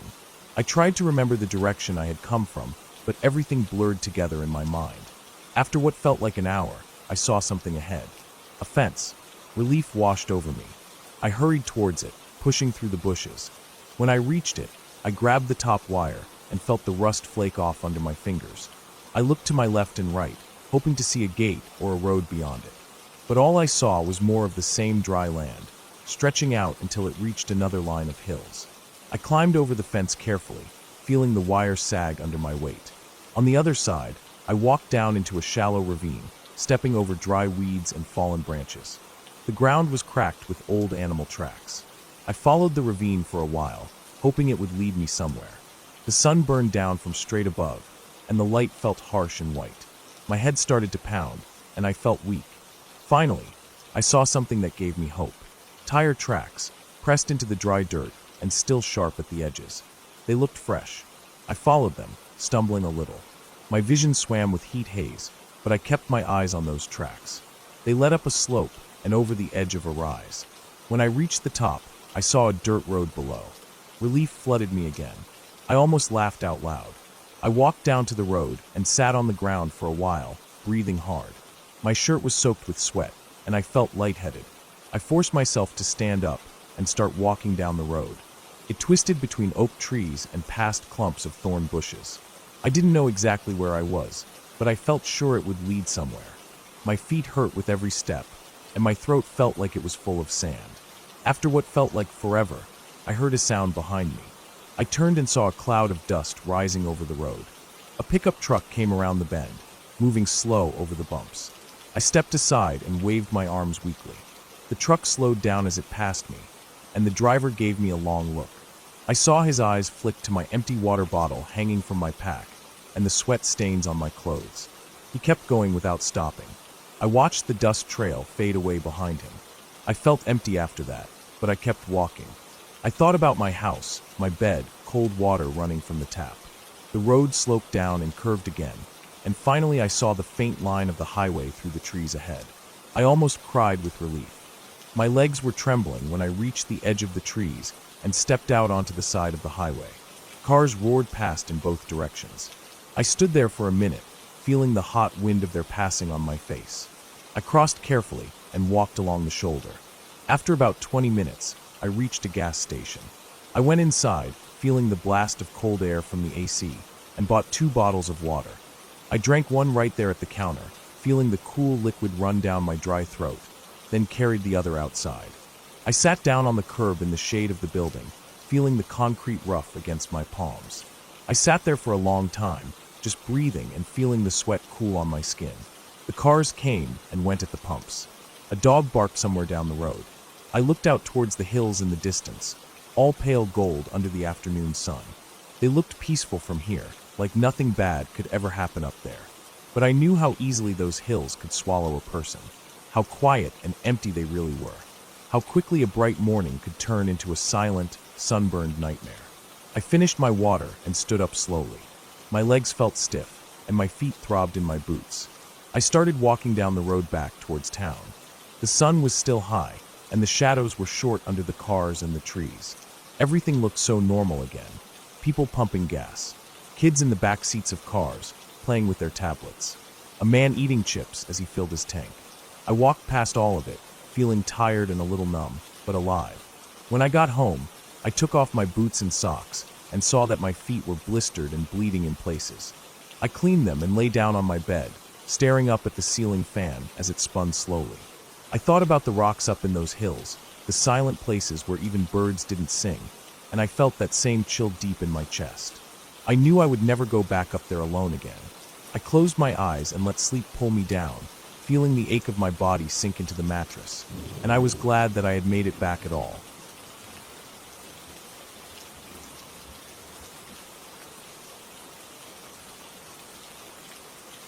I woke up early that morning feeling restless. I didn't sleep well the night before because of the summer heat. It was only 5 a.m., but the sun was already creeping up behind the hills in the distance. I lay there staring at the white ceiling of my bedroom, listening to the quiet hum of the fan above me. The rest of the house was silent. My parents were still sleeping in their room down the hall. I could hear the faint ticking of the old wall clock in the kitchen. For some reason, I felt like getting out of the house for a while. I didn't know why. Maybe it was the heat, or maybe I just wanted to clear my mind. I got out of bed and pulled on some old jeans and a black t-shirt. I went to the bathroom, washed my face with cold water, brushed my teeth, and tied my hair back. I didn't bother with breakfast because I wasn't hungry yet. I filled up my water bottle, grabbed my small canvas backpack, put my phone and wallet inside, and left the house quietly so I didn't wake anyone up. The air outside was warm and still. The sky was light blue with pink streaks above the roofs of the neighboring houses. I walked down the street slowly, enjoying the silence before the world woke up. I lived in a small town surrounded by fields and woods. At the end of our street, there was a narrow gravel path that led down into the valley where an old railway line used to run. I walked down the gravel path, feeling the stones crunch under my shoes. Birds were starting to chirp in the trees overhead. The path curved left and opened up into a wide flat area of tall grass and weeds where the railway once was. The tracks had been removed years ago, leaving only a flat dirt trail lined with broken concrete sleepers and wild plants. People used it as a walking path, but that early in the morning it was empty. I kept walking for a long time. The path cut through thick bushes and trees in some parts, then opened up again into wide clearings where rabbits darted across the dirt. I saw a fox standing still far off in the grass, staring at me before it turned and trotted away into the trees. The sun rose higher, and the sky turned pale blue. I reached a part of the path I had never been to before. I usually turn back halfway, but that morning I felt like keeping on. After a while, I came to an old steel bridge that crossed a dry creek. The bridge looked rusted and worn, with holes in the metal walkway where you could see straight down to the rocks below. I crossed it slowly, careful where I stepped. On the other side, the path continued uphill into thick woods. I had never been that way before. I hesitated for a moment, but then curiosity took over. I stepped off the bridge and walked into the woods. The trees grew close together there, oaks and pines with thick trunks and dark rough bark. The ground was covered in dry leaves, fallen branches, and pine needles. The smell was sharp and earthy. As I walked deeper, the light dimmed because the branches overhead blocked the sun. The air felt cooler. I could hear insects buzzing in the undergrowth, and somewhere far away the tapping sound of a woodpecker. I followed the narrow dirt trail, stepping over roots and ducking under low branches. I walked for what felt like hours, though my phone said it was only another half hour. I didn't have signal there, but I didn't care. I kept going until I reached a small clearing where the trees opened up a bit. In the middle of the clearing was an old abandoned hunting shack. It was small, made of wood that was gray with age. The roof had caved in on one side. There was no door, just an empty frame leading into darkness. I stood there for a long time just staring at it. I felt a slight chill even though the air was warm. Something about it felt wrong. I couldn't hear the birds anymore. The forest had gone silent around me except for the buzzing of flies near the shack. I thought about turning back, but part of me wanted to see what was inside. I walked slowly towards it. The dry grass crunched under my shoes with each step. I stood at the doorway, peering inside. The floor was covered in dirt, dry leaves, and broken wood from the roof. In one corner there was an old metal chair tipped on its side. Against the far wall there was a wooden shelf with empty cans and rusted tools scattered on it. A spider had spun a thick web across the corner near the ceiling. It smelled damp and moldy inside. I stepped in carefully. The wooden floor creaked under my weight.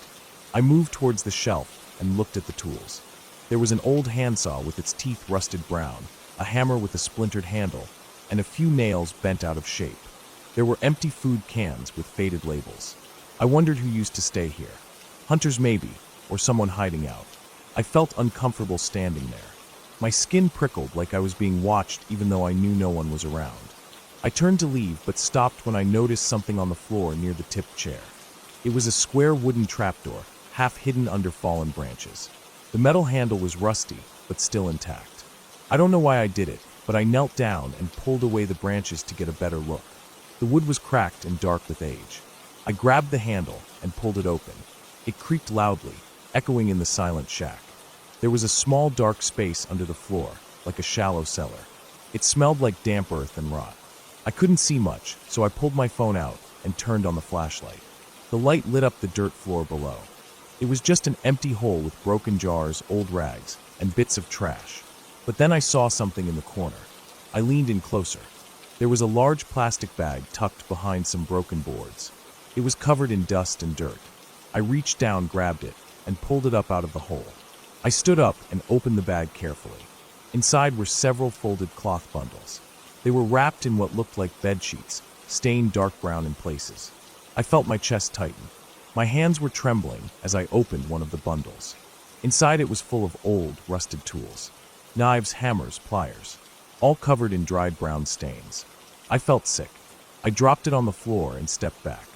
I looked around the shack, feeling a wave of fear rush through me. Who did this belong to?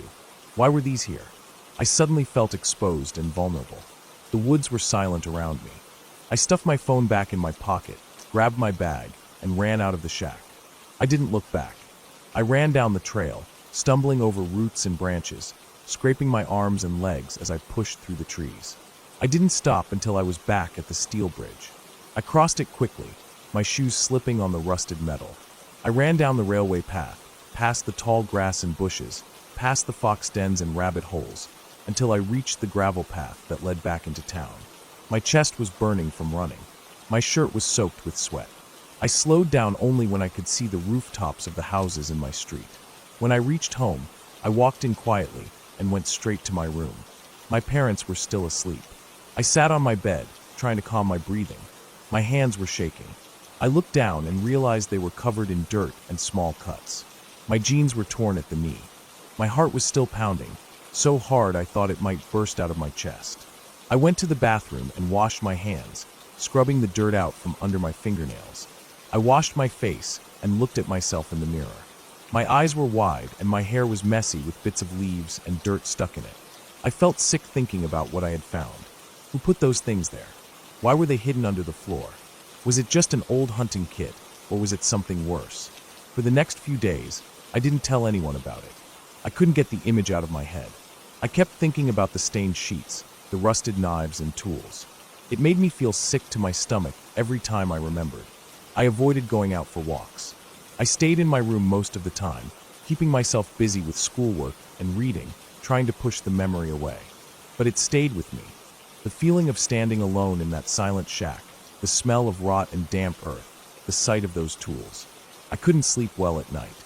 I kept thinking, what if whoever left those things there came back? What if they saw me? What if they followed me home? A week later, I decided I needed to tell someone. I couldn't keep it to myself any longer. I didn't want to get involved with the police or anything. I just needed someone to know. So I told my friend when we were walking home from school. He looked at me with wide eyes and told me I should report it, that it could be evidence of something bad. I told him I didn't want to. I just wanted to forget about it. He nodded, but I could tell he thought I was being stupid. That night I lay awake in bed for hours, staring at the ceiling. I thought about the shack sitting there alone in the woods, about that trapdoor, and what might have happened there. I wondered if anyone else knew about it, if anyone else had ever found it. I knew I would never go back there. I knew I would never tell my parents. I just wanted to pretend it didn't happen. But deep down, I knew I would never really forget it. I knew I would carry that feeling with me forever. The feeling of being alone in a place where something terrible might have happened. The feeling of knowing you found something you were never supposed to see. The feeling of fear that wraps around you and stays there waiting every time you close your eyes. And so I moved on with my life. I went back to school, I studied, I laughed with my friends, I ate dinner with my family, I slept in my bed at night. But in the quiet moments, when everything else was still, I could feel it there in the back of my mind. That shack in the woods, the rusted tools and stained cloths, the silent trees standing guard around it, and the thought that somewhere out there, someone knew exactly what was under that floor. And that thought stayed with me, like a shadow that never goes away.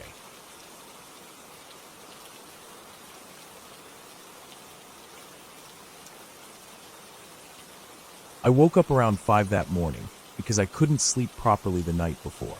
The air felt heavy and damp, like it was about to rain, and the room was already warm, even though the sun hadn't come up yet. I sat there on the edge of my bed staring at the floor, feeling the tired ache in my shoulders and back from working late the previous evening. I live alone in a small single-story house on the edge of town. There's a narrow road outside that gets dusty in summer and muddy in winter, and across from it is just an empty lot with weeds and piles of gravel. Beyond that is a row of old shops, most of them closed down. Everything always feels quiet here, like the world ended and no one told me. That morning, I decided I would go for a walk to clear my head before getting ready for work. I grabbed my old trainers that were sitting under a broken chair by the front door and put them on without socks. They felt cold against my feet, and I tied the laces tight so they wouldn't rub. I didn't bother locking the door behind me. I just pulled it shut. It never locked properly anyway. The air outside smelled like dust and heat even though the sun was still hidden. I walked along the road, past the old post office with its boarded-up windows. There were weeds growing out through the cracks in the cement footpath, little yellow flowers tangled with dry grass. I felt the grit under my shoes with each step. A few crows were already picking at rubbish near the bins behind the takeaway shop, their wings black against the gray sky. I walked for about 10 minutes before turning down a side street that led to the railway tracks.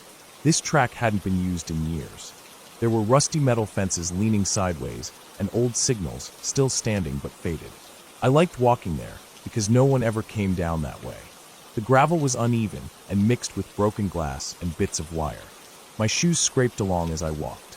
I kept my head down, looking at the ground, feeling the breeze slowly warm up as the sky turned from gray to pale blue.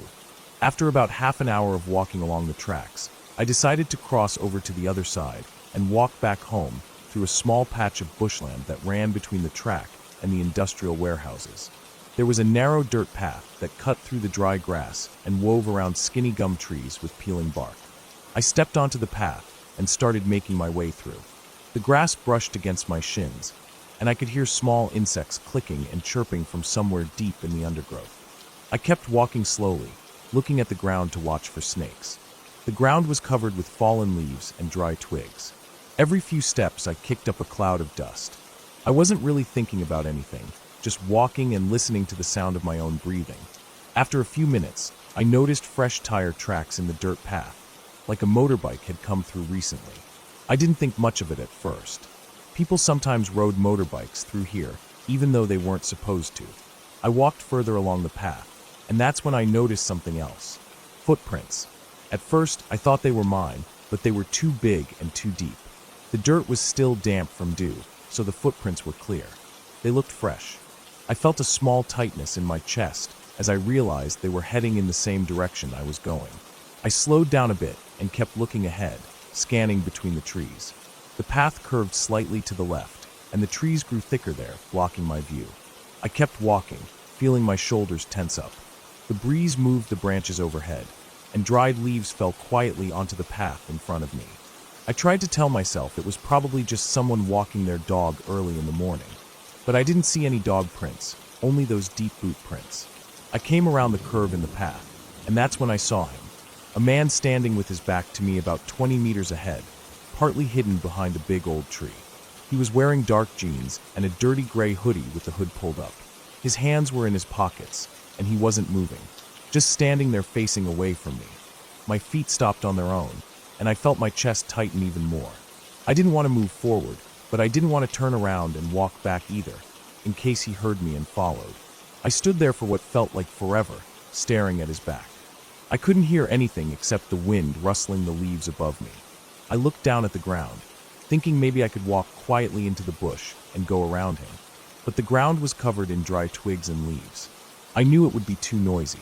I looked back up and saw he was still standing there, completely still. Then he moved, just a little. He shifted his weight from one foot to the other, and I felt a jolt go through my stomach. I didn't want to keep standing there waiting for him to turn around and see me, so I decided to walk backwards slowly, keeping my eyes on him. Each step felt shaky, and the ground crunched under my feet louder than I wanted. I kept moving until I rounded the bend again, and he was out of sight. My chest was pounding hard, and my throat felt dry.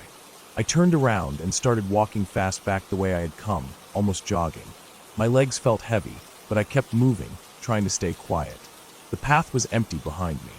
I kept looking back every few seconds to make sure he wasn't following. When I reached the railway track again, I didn't stop. I crossed over quickly and walked along the gravel back towards town. My hands were shaking a little, and my mouth tasted bitter, like metal. When I got back to the road near my house, the sun was coming up properly, casting a dull yellow light over everything. I could hear traffic starting on the highway in the distance. I walked up to my front door, unlocked it, and stepped inside. I stood there for a moment in the hallway, feeling my chest rising and falling with each fast breath. The house felt quiet and safe. I closed the door and locked it properly this time, sliding the old bolt across the frame. I walked into the kitchen and poured myself a glass of water. My hands were trembling slightly as I lifted the glass to my mouth. I kept thinking about the man standing there so still with his hood up, not moving. I didn't know what he was doing out there so early, standing alone in the bush with no dog, no bike, nothing. I drank the water slowly, feeling my throat relax as it went down. The rest of the day I stayed inside. I called my work and told them I was feeling unwell and wouldn't be coming in. I spent the morning sitting on my couch staring at the wall, trying not to think about what might have happened if he had turned around or started walking towards me. Every little sound outside made me jump. A bird landing on the fence, a car driving by, the neighbor's dog barking at nothing. By evening, I felt exhausted. My head hurt from thinking so much, and my stomach was twisted up with nerves. I closed all the curtains and made sure every door and window was locked before I went to bed. I lay there in the dark, listening to the quiet hum of my fridge from the kitchen, trying to breathe slowly so I could fall asleep. That night I dreamt I was back on the path, walking towards him again. Only this time he turned around. I couldn't see his face. It was dark under his hood, like an empty shadow. He started walking towards me, slowly at first, then faster and faster until he was right in front of me. I woke up sweating, my heart hammering so hard it hurt. The next morning, I told myself I wouldn't walk there again. I still needed to clear my head, so I just walked up and down the road outside my house instead. Each time I passed my gate, I looked up and down the street, making sure no one was standing there watching me. I felt safer knowing I was close to home, close to my locked door and my quiet little house where no one could get in without me hearing. Weeks passed, and I tried to push that morning out of my mind, but it stayed there like a stone in my chest. Every time I closed my eyes, I saw his back, the way he stood so still among the trees. I kept wondering what he was doing out there, what he was waiting for.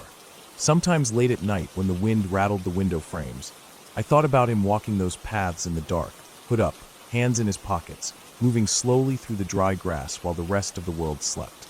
And each time I thought about it, I felt that same tightness in my chest, the feeling that I wasn't alone even when I was.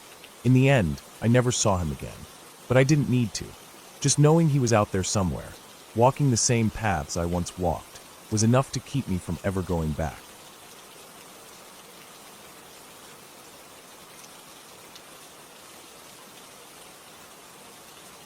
I don't really believe in psychics or fortune tellers or people who say they can talk to spirits. I've always thought that stuff was just fake. Like people telling stories to make themselves sound important or to get money from gullible tourists. But ghosts are different. I never thought about them much before. I didn't think they were real, but I also never really cared. They were just something from horror movies or campfire stories. But after what happened to me, I don't know what to think anymore. It was about 3 years ago when I went to the UK with a friend. We were doing a cheap backpacking trip, staying in hostels, walking everywhere we could to save bus fare, eating meal deals from Tesco, and just trying to see as much as we could with what little money we had. One day we decided to visit this old castle. I can't even remember its name anymore, just that it was huge, made of gray stone, and parts of it were covered in scaffolding because they were doing renovations. It wasn't one of those dark, creepy castles either. It was really well lit because of all the renovation lights, so even the stairwells and stone hallways felt bright and safe. Or so I thought. We had been exploring for maybe an hour, going up towers, down winding corridors, reading signs about kings and dukes and sieges, taking photos of each other posing like idiots with cannons and statues. My friend Matt had stopped to read some big plaque about an old painting that had been restored. I didn't care about it, so I kept walking down the hall. I remember the stone under my shoes was cold and slightly damp. I could hear the echo of my footsteps as I passed another small hallway on my right that led to a spiral staircase going down. I don't really know what made me turn down those stairs. There was no sign or rope blocking it off, and I was curious about where it went. The lights down there were bright white, the kind they use for construction work, and the steps were wide and flat, not steep like most castle stairs. They looked modern, as if they had been redone to make them safer. I started walking down, taking it slow because I was tired from all the climbing we had done earlier. I was about halfway down when I saw it. At the bottom of the stairs was a stone doorway, and just beyond that was another hallway. As I stepped down onto one of the middle steps, this big black figure came out of the doorway. I remember it so clearly because at first I thought it was a worker wearing dark overalls or some protective gear. But then I realized it wasn't wearing anything. It was just black, completely black, like a hole in the air shaped like a person. No lights reflected off it. It didn't glow, it didn't shimmer, it just stood there, big and solid and black. And it was looking straight at me. I could feel it. I couldn't see eyes, but I knew it was staring right at me. I froze on the step. I didn't move. I didn't even blink. My chest felt tight, like I had been punched and all the air was gone. My throat closed up and I couldn't swallow. My hands started tingling and my legs felt cold. I don't know how long I stood there. It felt like forever, but it could have been only a few seconds. It didn't move closer. It didn't make a sound. It just stood there staring up at me. Something deep inside me told me not to go down there. I've never felt fear like that before. Not fear of being attacked or mugged or anything like that, but a fear that felt like it reached into my bones and squeezed them tight. I started backing up slowly, keeping my eyes on it the whole time. My legs felt stiff and heavy, like they didn't want to move, but I forced them to step back, one after the other, until I reached the top of the stairs again. I turned and walked away as fast as I could without running. My heart was beating, so hard I felt it in my neck. I found Matt still reading the plaque, and I tried to calm down, taking deep breaths. He asked if I was okay, and I just nodded, not trusting myself to speak. I didn't want to look like an idiot telling him I saw a black figure at the bottom of some stairs. But after a minute, I wanted to make sure I wasn't going crazy. I told him there was something interesting down the stairs, and asked him to go take a look. He shrugged and walked over, and I followed him at a distance. He started down the steps, and I watched from the top, my stomach twisting in knots. He reached the bottom, stepped through the doorway, looked around for a minute, and then came back up. He just said it was empty, nothing down there, just a closed-off hall with some tools and paint cans. I didn't tell him what I saw. I didn't want him to think I was losing my mind. But for the rest of the day, I couldn't stop thinking about it. I couldn't focus on anything else, even when we left the castle and went for lunch. That night in the hostel bunk bed, I lay awake, thinking about how it felt looking at that black shape. Thinking about how it felt like it wanted me to come closer, but at the same time like it didn't want me there at all. I still don't know what it was. Maybe my eyes played a trick on me with the lights and shadows, but it didn't feel like that. It felt real in a way that still makes my chest tighten when I remember it. Then there was France. That was a year later. I had taken a short solo trip to Paris. I spent the day walking everywhere, from Notre Dame to the Eiffel Tower to random narrow streets with bakeries and art shops. I must have walked 15 kilometers that day. In the evening my legs felt heavy and sore, so I decided to sit down for a while before going to my hostel. I remember I was in front of this random church. I didn't even know its name, just that it had a small stone wall around the front courtyard with a few benches. So I sat down and took off my backpack to drink some water. The sky was turning a gray blue as the sun went down behind the buildings. The stone bench was cold under me, and I felt a bit stiff. I sat there watching cars go by, people walking past with grocery bags or briefcases, pigeons pecking at crumbs on the ground. I took a long drink of water, feeling my dry throat relax a bit. That's when I felt it. It was a clear nudge against my right foot. A gentle but solid push, like when a dog nudges you for attention. I looked down, expecting to see a dog. I love dogs, so I was ready to smile and give it a little scratch behind the ears. But there was nothing there. Nothing at all. No dog, no person, not even a shadow or a moving leaf that I could mistake for a dog's nose. Just the stone ground and my tired, dusty shoes. I kept staring at the ground for a good minute, waiting for something to move, for a dog to appear from under the bench or behind my legs. But nothing happened. The street stayed busy with cars, people walked past, pigeons flapped onto a nearby fence, but there was no dog. I felt goosebumps run up my arms, even though the air was warm. I picked up my backpack and stood up, my knees clicking painfully from sitting so long. I left quickly, not even finishing my water. I didn't think much about ghosts before these two things happened. I didn't care if people said they saw something or felt something. I thought it was just their minds playing tricks. But now I think about it a lot. I think about how my body reacted before my mind even processed what I was seeing or feeling. The way my chest closed up at the sight of that black shape. The way my foot felt the solid push of a dog's nose when there was nothing there to touch me. I've tried to come up with explanations. For the castle, I told myself it might have been a worker in dark overalls, but Matt said no one was down there. For the dog, I thought maybe a piece of trash or a falling leaf brushed my foot, but there was nothing around me. I don't know what's real anymore. All I know is that since then, I feel different in old places. I feel a tightness in my chest when I walk down empty hallways or sit alone on stone benches. Like there is something just out of sight that is aware of me, even if I can't see it. I still don't believe in psychics or people who say they can talk to spirits. But ghosts, I don't know what they are. I don't know if that's even the right word for them. All I know is that something is there. Something I can't see properly or touch or hear, but I can feel it. And no matter how much I try to tell myself it's nothing, deep down, I know it's real. Because when I think back to those moments, I can still feel that cold fear in my bones. And I know that what I felt wasn't just my mind playing games with me. It was real. And it's something I'll never forget for the rest of my life.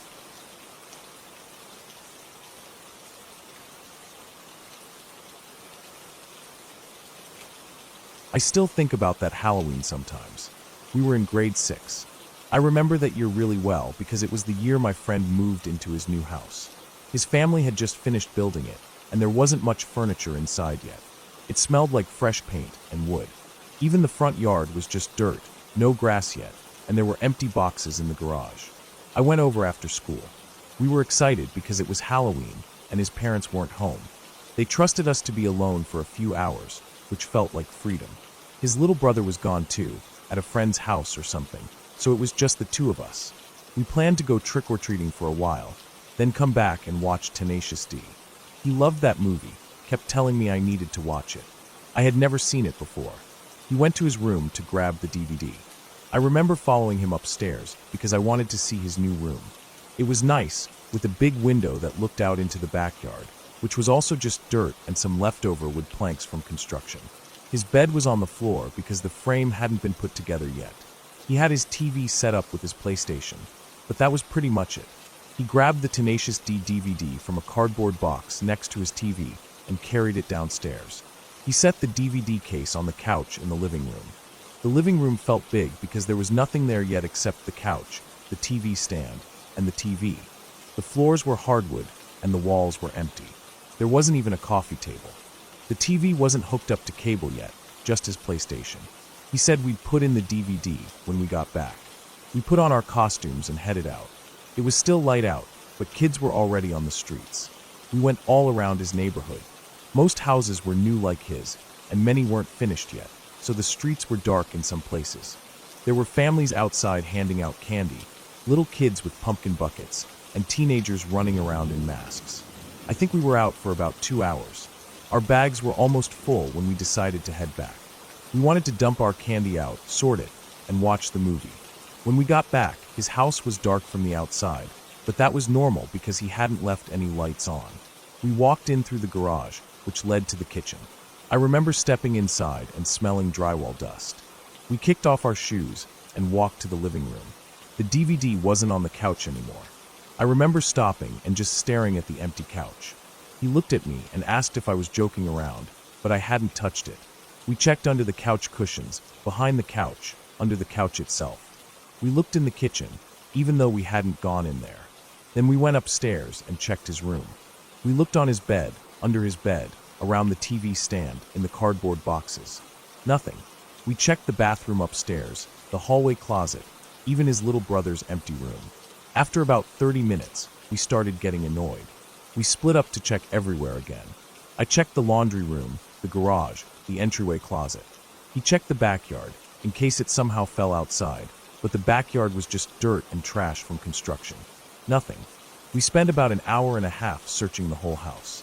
We checked the same spots again and again, opening every drawer in the kitchen, looking in the fridge even though that made no sense. The house felt cold and empty because there was so little inside it. Every time I walked down the hallway, my footsteps echoed off the walls. I remember feeling frustrated and tired. My back hurt from bending down so much, and my hands were dusty from checking the floors. Finally, we gave up. He was upset because he wanted to watch that movie so bad.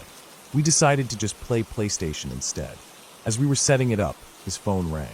It was his dad calling to check in.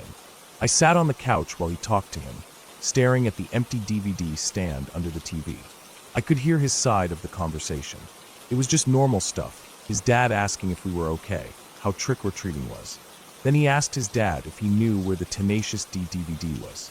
That's when out of nowhere, the power went out. The TV shut off, the lights went off, the little green light on the PlayStation turned off. Everything went dark.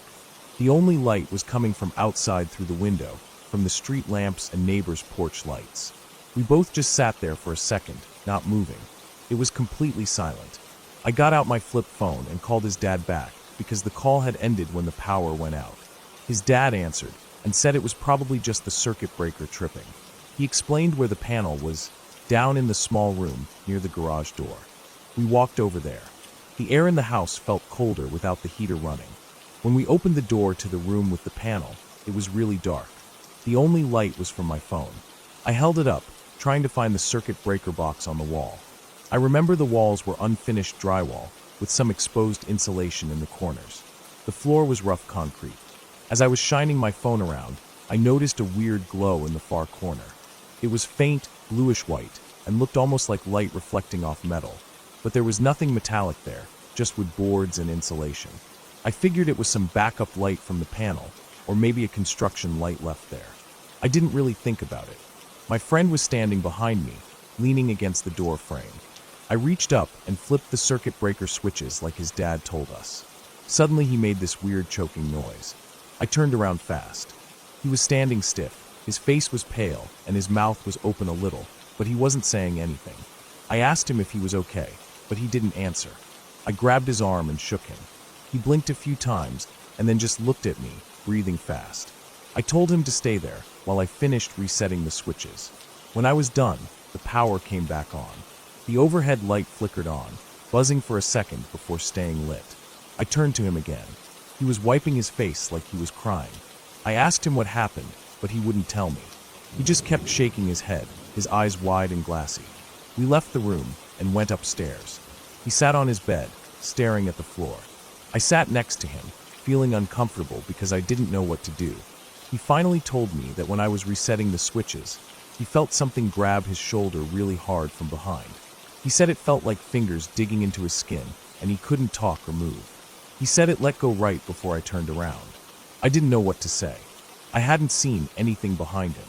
He was crying at that point, quietly, wiping his eyes with his shirt sleeve. I felt scared too, but I didn't want to show it. The house felt darker, even with the lights back on. The hallways seemed longer, and the empty rooms felt like they were holding their breath. We decided to go to my house. It was about a 10-minute walk. We grabbed our candy bags, put our shoes on, and left. The cold air outside felt good after being in that stuffy house for hours. We walked to my house in the dark, under the street lights, not saying anything. We just wanted to get out of there. When we got to my place, we dumped out our candy and started sorting it. My mom came in and asked how trick-or-treating was. I told her it was fine. We didn't say anything about what happened at his house. After about an hour, his dad called him again. I could hear his side of the call. His dad said they wouldn't be home until 11 and asked him to go home before they got back. He looked at me and begged me to come with him and stay the night. I didn't really want to, but he was scared, and I felt bad for him. I called my mom and she said it was fine, just to bring my toothbrush next time. So we walked back to his house. It was even colder now, and the wind was picking up, blowing dead leaves down the street. When we got to his house, it looked the same as before. We walked in through the garage again. Everything was quiet. We went upstairs to his room. He pushed open his bedroom door and just stopped. I walked in behind him and saw it right away. Sitting on his bed, right in the middle of his blankets, was the Tenacious D DVD case. It was just sitting there like someone placed it carefully. He turned and looked at me, his mouth open. I didn't know what to say. We had checked his bed so many times earlier. It wasn't there. I was sure of it. I even remembered sitting on his bed when we were searching. There was nothing there at the time. He picked it up and held it in his hands, staring at the cover. He didn't say anything, just put it down on his TV stand and sat on the floor. I sat down too. Neither of us wanted to watch it anymore. We just sat there for a long time, eating some of our candy, not really talking. I kept thinking about how it ended up there. Maybe we were just tired and missed it somehow, but I knew in my gut that wasn't true. I had looked right at that spot multiple times. His parents came home around 11. They brought in some bags from the car, and his dad asked if we had fun. We just nodded. We didn't tell them about the DVD or the power going out or what happened in the panel room. They seemed tired and busy with unpacking. That night I slept on his bedroom floor in a sleeping bag. I didn't fall asleep for a long time. I kept listening to the sounds of the house, the heater turning on, the fridge humming downstairs, the wind pushing against the window. Every time I closed my eyes, I saw that DVD sitting on the bed where it hadn't been before. I thought about how empty the house felt, how every room seemed too quiet, how the hallways seemed darker than they should be. I never really liked sleeping over there again after that. In the morning, his mom made us waffles, and we ate them in silence. I left around noon, walking home under the bright sun. I kept thinking about how some things just happen, and you never find out why. Maybe we were tired and missed it. Maybe we both just made a mistake. Or maybe houses, especially empty new ones, have a way of making you feel like something's off even if it isn't. That DVD was probably on his bed the whole time, but even now, I still know in my gut it wasn't.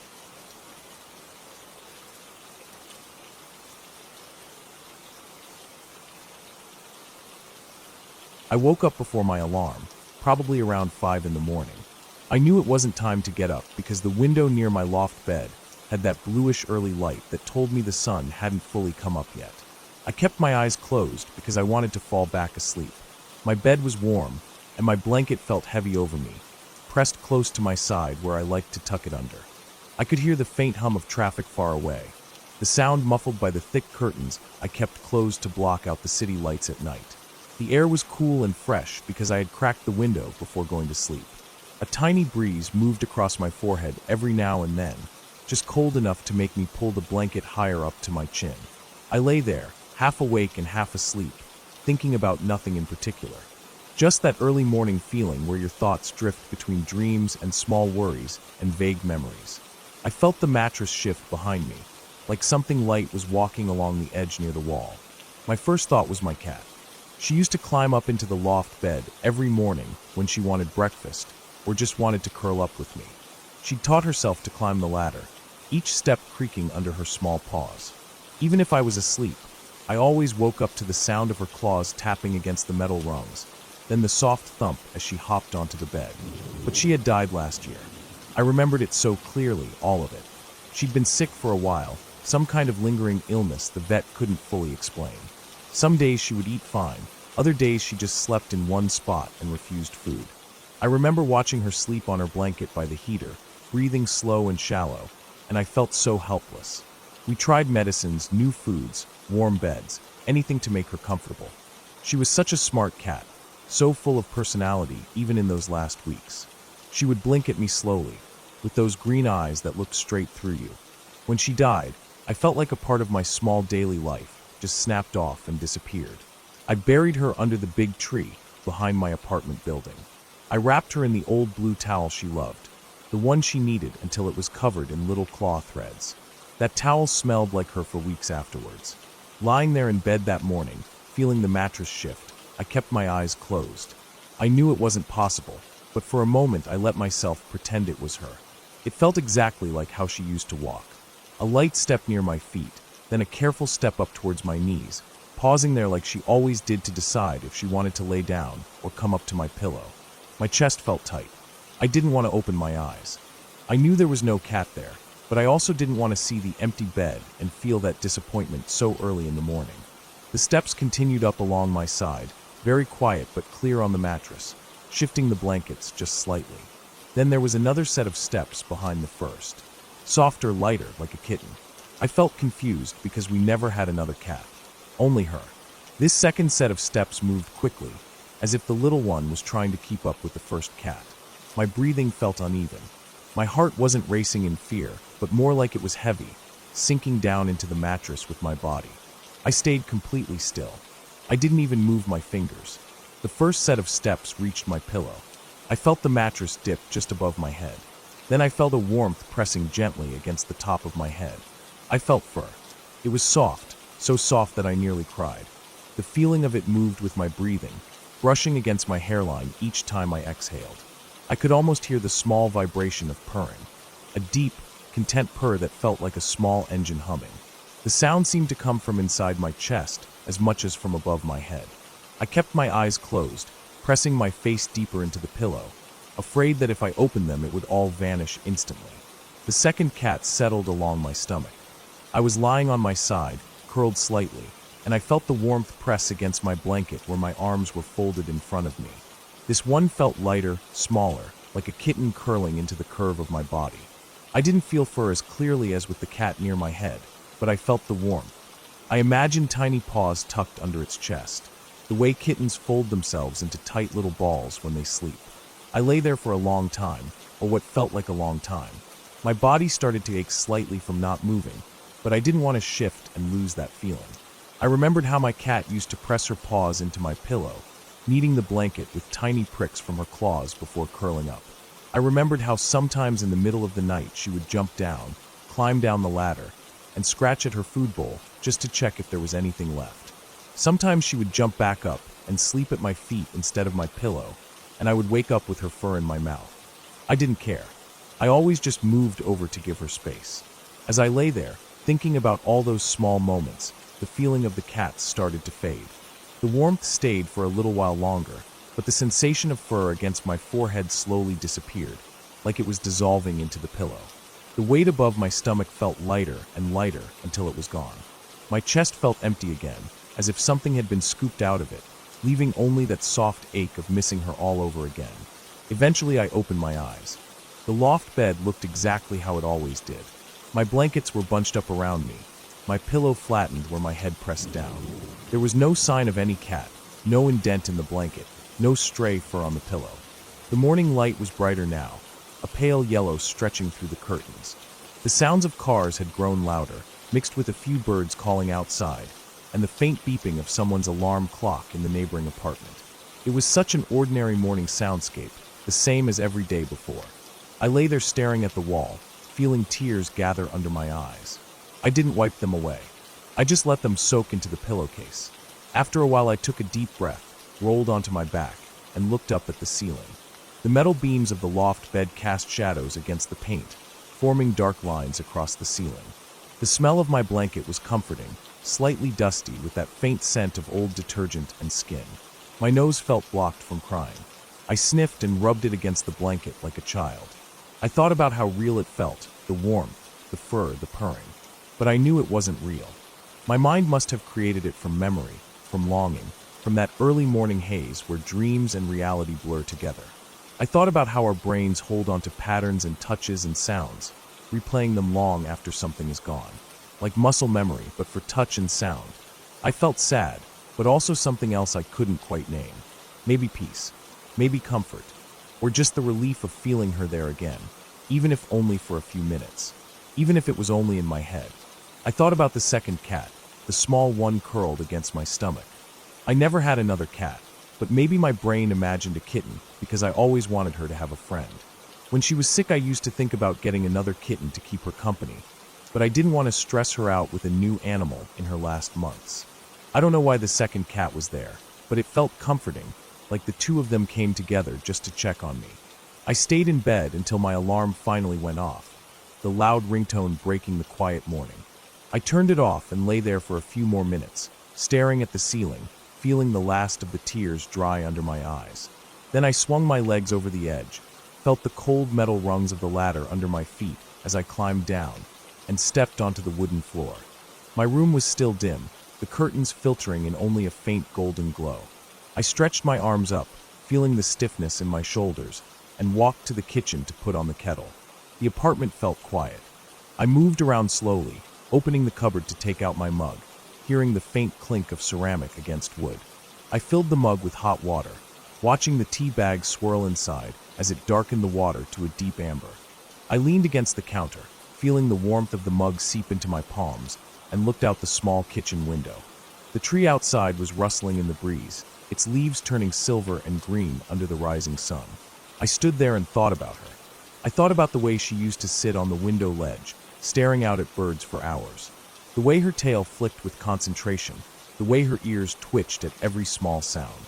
I thought about the mornings I woke up with her pressed against my face, her whiskers tickling my cheek, her purring vibrating straight into my chest. I thought about all the times I came home from work and saw her sitting by the door, blinking up at me, silent but happy. She was never a loud cat, except when she wanted food at exactly 6:30 every morning. I finished my tea and set the mug down in the sink. The feeling of her presence had faded, but the memory stayed clear. I knew she wasn't really there. I knew it wasn't some ghost cat or spirit visiting me. It was just my brain holding on to what it knew. The feeling of her walking across my bed was something I'd felt hundreds of times before. It was burned into my body's memory. In that early morning half-sleep, my brain pulled it back up to the surface. It felt real because it was real once. As the day went on, I kept thinking about it. I thought about it while brushing my teeth, while tying my shoes, while waiting for the bus, while staring out the window at work. Each time, I felt that ache in my chest again. The memory hurt, but it also felt warm. It was like she came back to remind me how soft and good and comforting her presence was. Like my brain gave me a gift I didn't know I needed. Just a few minutes to feel her again. That night when I got home, I climbed up into my loft bed and lay there in the dark, thinking about her.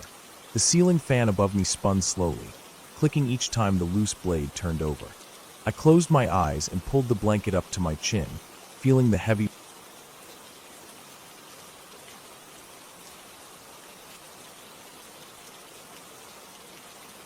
I was 19 when it happened.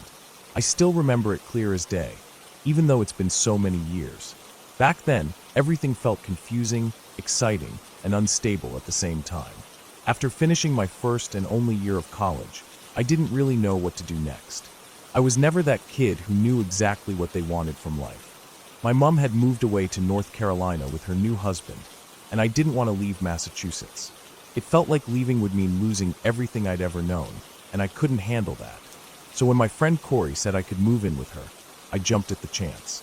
It felt like a way to keep everything normal for a little longer.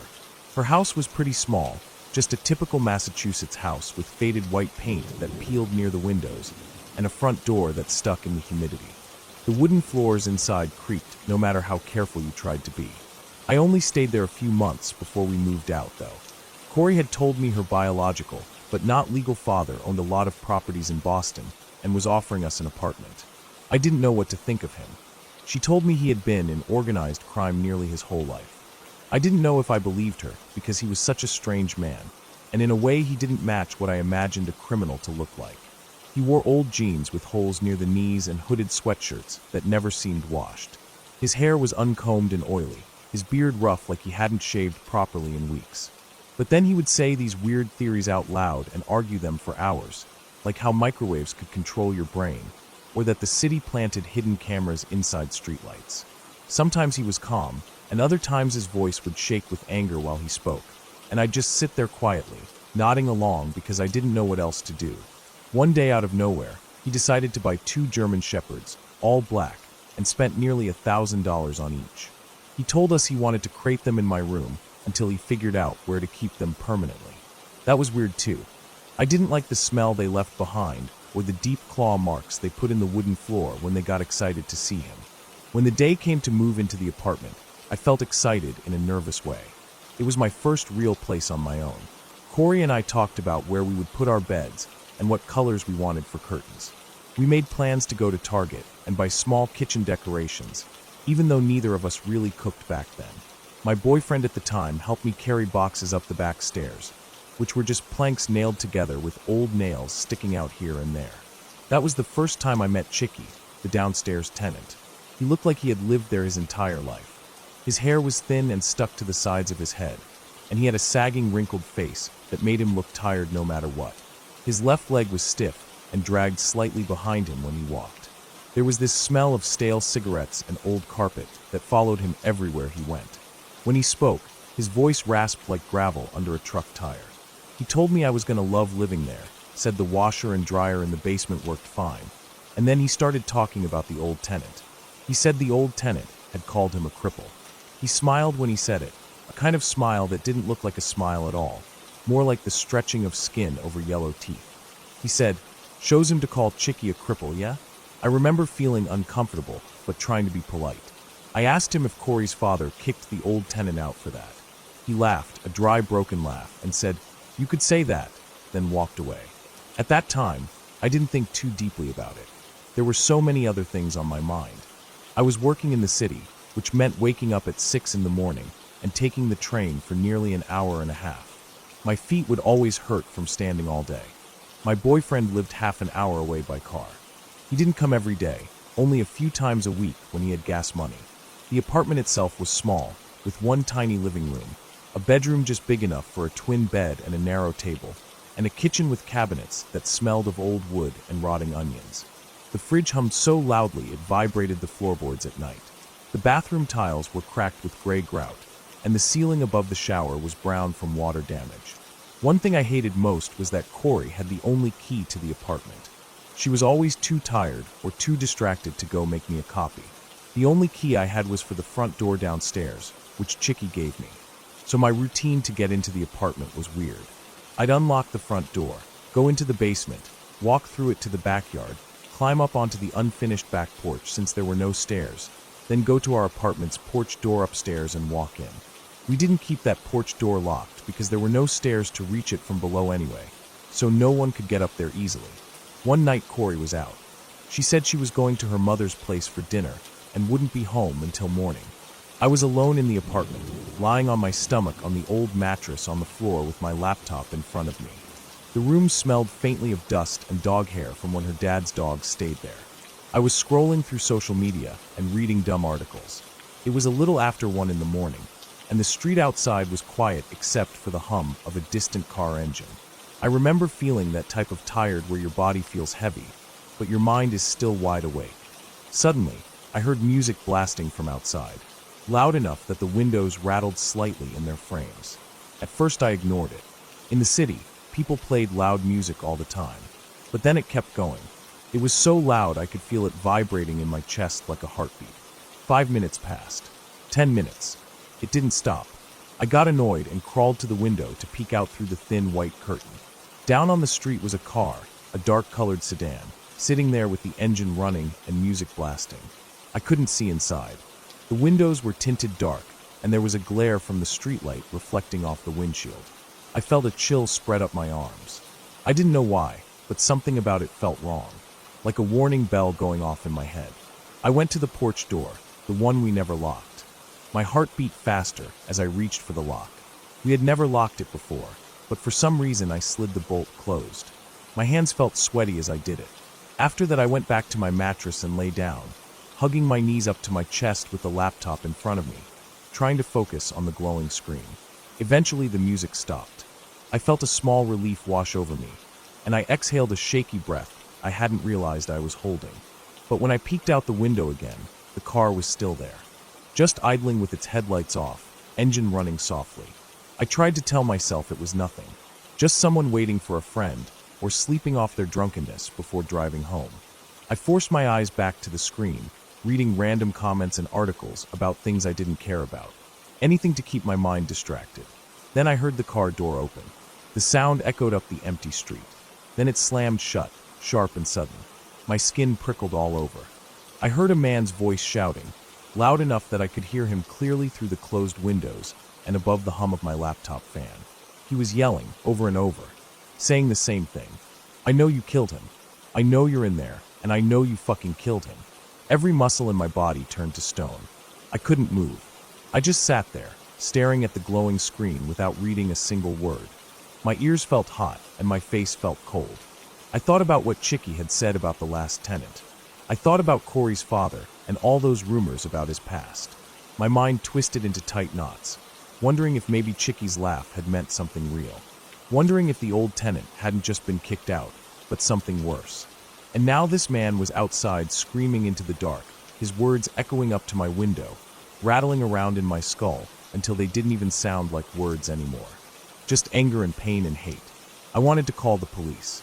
I should have called the police, but I was 19 and scared and dumb. Instead, I grabbed my phone and held it tightly in my hand, shaking so hard I almost dropped it. I was about to call my boyfriend, thinking maybe he could come over and I wouldn't have to be alone. That's when I heard it. The sound of footsteps on the back porch stairs. Except there were no stairs.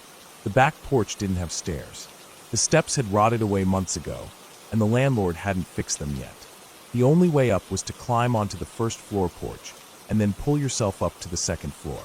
But I heard the footsteps, heavy and slow, creaking each plank under his weight as he moved closer to my door. I heard the doorknob rattle, the metal shaking as he tried to twist it open. My chest felt like it was being squeezed by a fist. I stared at the door, not even breathing, waiting for it to burst open, waiting to see his shadow come inside. He banged on the door twice hard. The whole wall shook with the force of it, but the lock held. For once, my stupid fear saved me. The lock held, and after what felt like hours, but was probably only a few minutes, the banging stopped. I heard him breathing heavily through the thin wood. Then I heard the footsteps again, moving away, going back down the porch. The last thing I heard was the car door slam and the engine roaring to life as he drove away down the street, the sound fading into the distance until all that was left was my pounding heartbeat and the soft whir of my laptop fan. I sat there for a long time, staring at the door, waiting to hear him come back. Finally, I called my boyfriend. I don't remember what I said, only that I was crying so hard my throat felt like it was closing up. The next day I told Corey everything. She listened with a pale face, and then told her father. I don't know what he did about it, but I never saw that man again. He never came back, never yelled outside my window, never banged on the door again. Maybe he was arrested. Maybe he was told to stay away. Maybe he was taken care of in another way. I never asked, and no one ever told me.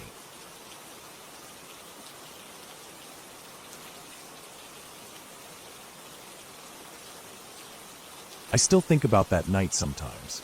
It's been over 10 years now, but the memory comes back sharp as ever, like it's waiting in the back of my mind for a quiet moment to crawl forward and remind me that it really happened. That I really saw what I saw, and that it wasn't just the donuts or the exhaustion messing with my head. Back then, I was living in a small town in another state, a place I hadn't grown up in. My boyfriend and I rented this old house that creaked and groaned at night, like the wood itself was tired of holding itself up. The paint on the outside was chipped in long lines that peeled away when you ran a finger over them. It had this sagging porch with rotting steps that dipped under your weight. Inside, the floors sloped slightly towards the back of the house, like the place was sinking into the earth a little more each year. We didn't care much at the time.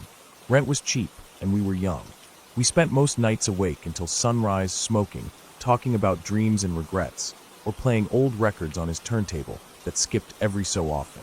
That night was no different. It was around 4 a.m., maybe a little before. We were in the back room of the house, a narrow space that felt more like a closed-in porch or an afterthought someone turned into an extra room. There wasn't much in it. Just an old brown sofa with flattened cushions that dipped in the middle, and a small table pushed into the corner. We were sitting there together, me, my boyfriend, and our two friends who were a couple. They were both dozing off against each other's shoulders, half listening as my boyfriend and I talked about nothing in particular. There was an open box of donuts on the table, glaze smeared on the wax paper liner, a half-finished chocolate donut balanced on the edge of the box. That room connected directly to the kitchen. There was no door, just a wide doorway with chipped paint along the frame where the wood had swollen over the years. The kitchen itself was filled with stuff at the time.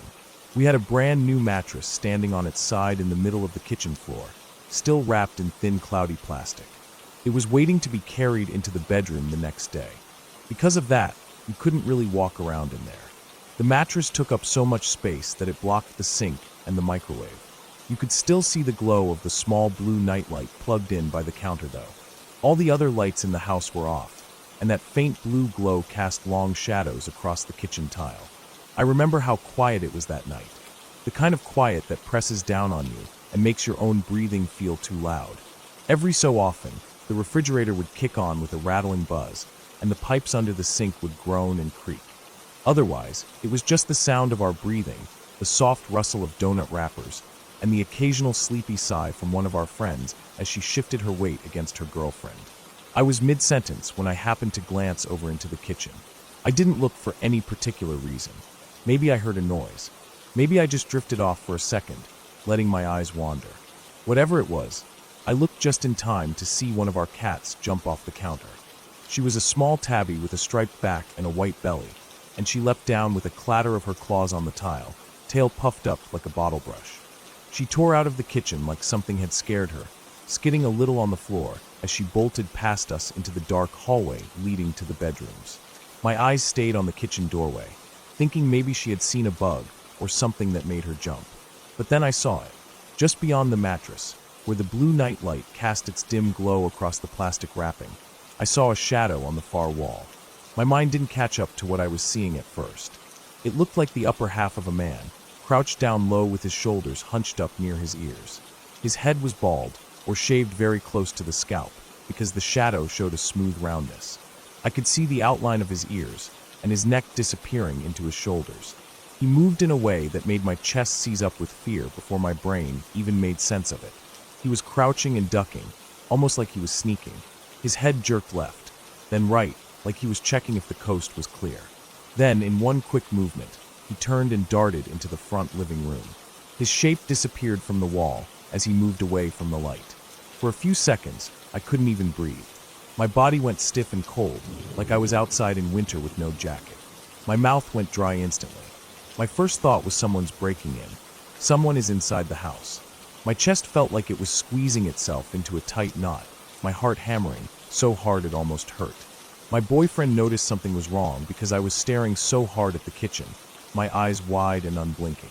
He leaned over and asked what was wrong, but his voice sounded far away, muffled, like I was underwater. I finally tore my eyes away from the dark kitchen doorway and looked at him, shaking my head. I tried to swallow the dryness in my throat and force words out, telling him what I saw. I said it quickly, like if I stopped talking I'd lose the courage to finish. As I spoke, explaining how the shadow had crouched and ducked and run, something clicked in my mind. A realization that made the hair on my arms stand up and my stomach flip over. The kitchen window was above the sink on the far wall, but the mattress was standing up between the sink and the rest of the kitchen, blocking almost everything. There was no way for me to see out the window from where I was sitting, and even if I could, there was no way for someone outside to cast a shadow like that inside the kitchen. The nightlight was plugged into the outlet on the far counter, facing away from the window. The only thing it illuminated was the side of the mattress and the wall behind it. Anyone outside would have to be standing nearly 8 feet tall to cast a shadow like that over the mattress and onto the wall. Even if they were standing on something, the shadow would have been stretched and warped, not crisp and shaped like a crouching man ducking his head to sneak by. I felt sick when I realized this. My skin prickled with goosebumps and I felt lightheaded, like the world had tilted sideways. My boyfriend went to check the kitchen, pushing the mattress aside just enough to peek behind it. There was nothing there. The front door was still locked. The windows were shut. The girls woke up fully at that point, rubbing their eyes, looking around in confusion. My boyfriend searched the whole house, every room and closet and corner. There was no one. Nothing was disturbed. The cat that had run out of the kitchen was hiding under the sofa, her wide eyes reflecting the blue nightlight glow. I didn't sleep for the rest of the night. I sat there on the sagging sofa, my knees pulled up to my chest, staring at the kitchen doorway until the sun started to come up and light began to fill the house. Even then, I couldn't shake the feeling of dread that had settled in my bones. The whole day felt off after that. Every sound felt too loud. Every shadow seemed to shift when I wasn't looking directly at it. I kept thinking about that shadow, about the way it moved, the way it ducked its head and jerked from side to side before running out of view. The next day, we moved the mattress into the bedroom. I stood there in the kitchen, looking at the spot where I had seen the shadow. In the daylight, with the smell of coffee filling the air and birds singing outside the window, it felt silly to feel scared. But then I closed my eyes and I could see it again, that bald head, those hunched shoulders, the quick darting movement as it ran away. It made my stomach twist into knots. I tried to come up with explanations.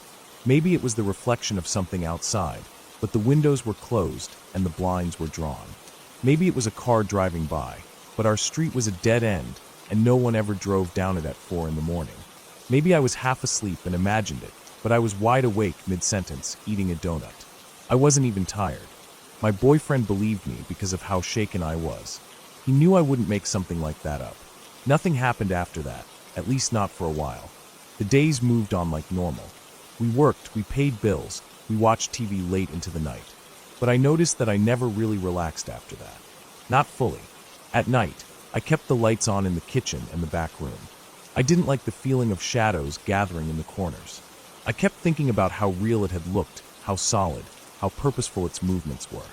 I never saw anything like it again in that house, but every so often, when I was alone late at night, I'd hear the floorboards creak near the kitchen.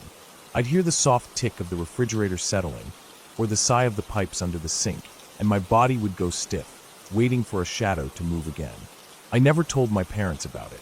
They already thought our lifestyle was irresponsible, staying up all night, eating junk food, sleeping past noon. They wouldn't have believed me anyway. But I know what I saw. I know it wasn't a dream or a trick of the light. I saw the upper half of a bald man crouching in my kitchen at 4 in the morning, ducking and looking around like he didn't want to be seen. In the years since, I've told this story a few times to friends late at night, when we're swapping creepy memories. People always ask me what I think it was. A ghost? A hallucination? Someone hiding in the house? I always shrug and say I don't know. But deep down I do know. It wasn't a ghost or a fairy tale thing. It was a person. There was no other explanation. Someone was in my house that night. Maybe they came in through the basement door that never locked properly. Maybe they left before we checked. Maybe they were hiding somewhere the whole time. I try not to think about it too hard because when I do, my chest gets tight and I can't catch my breath. Because if someone was in the house, watching us, sneaking around in the middle of the night, it means they chose not to hurt us. They chose to leave. And for some reason, that thought scares me more than anything else. That someone was close enough to touch us while we sat there eating donuts and talking about nothing. That someone could have been standing just around the corner, crouching low, waiting for us to fall asleep. But they didn't do anything. They just ran away. I still don't sleep.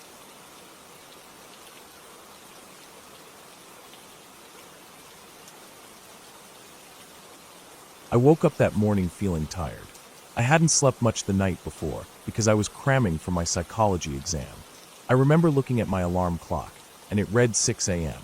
I forced myself out of bed, feeling that weird dizzy feeling you get when you wake up too fast. My room was still dark, the sun wasn't up yet, and everything felt quiet except for the distant hum of the refrigerator down the hall. My parents were already gone for work.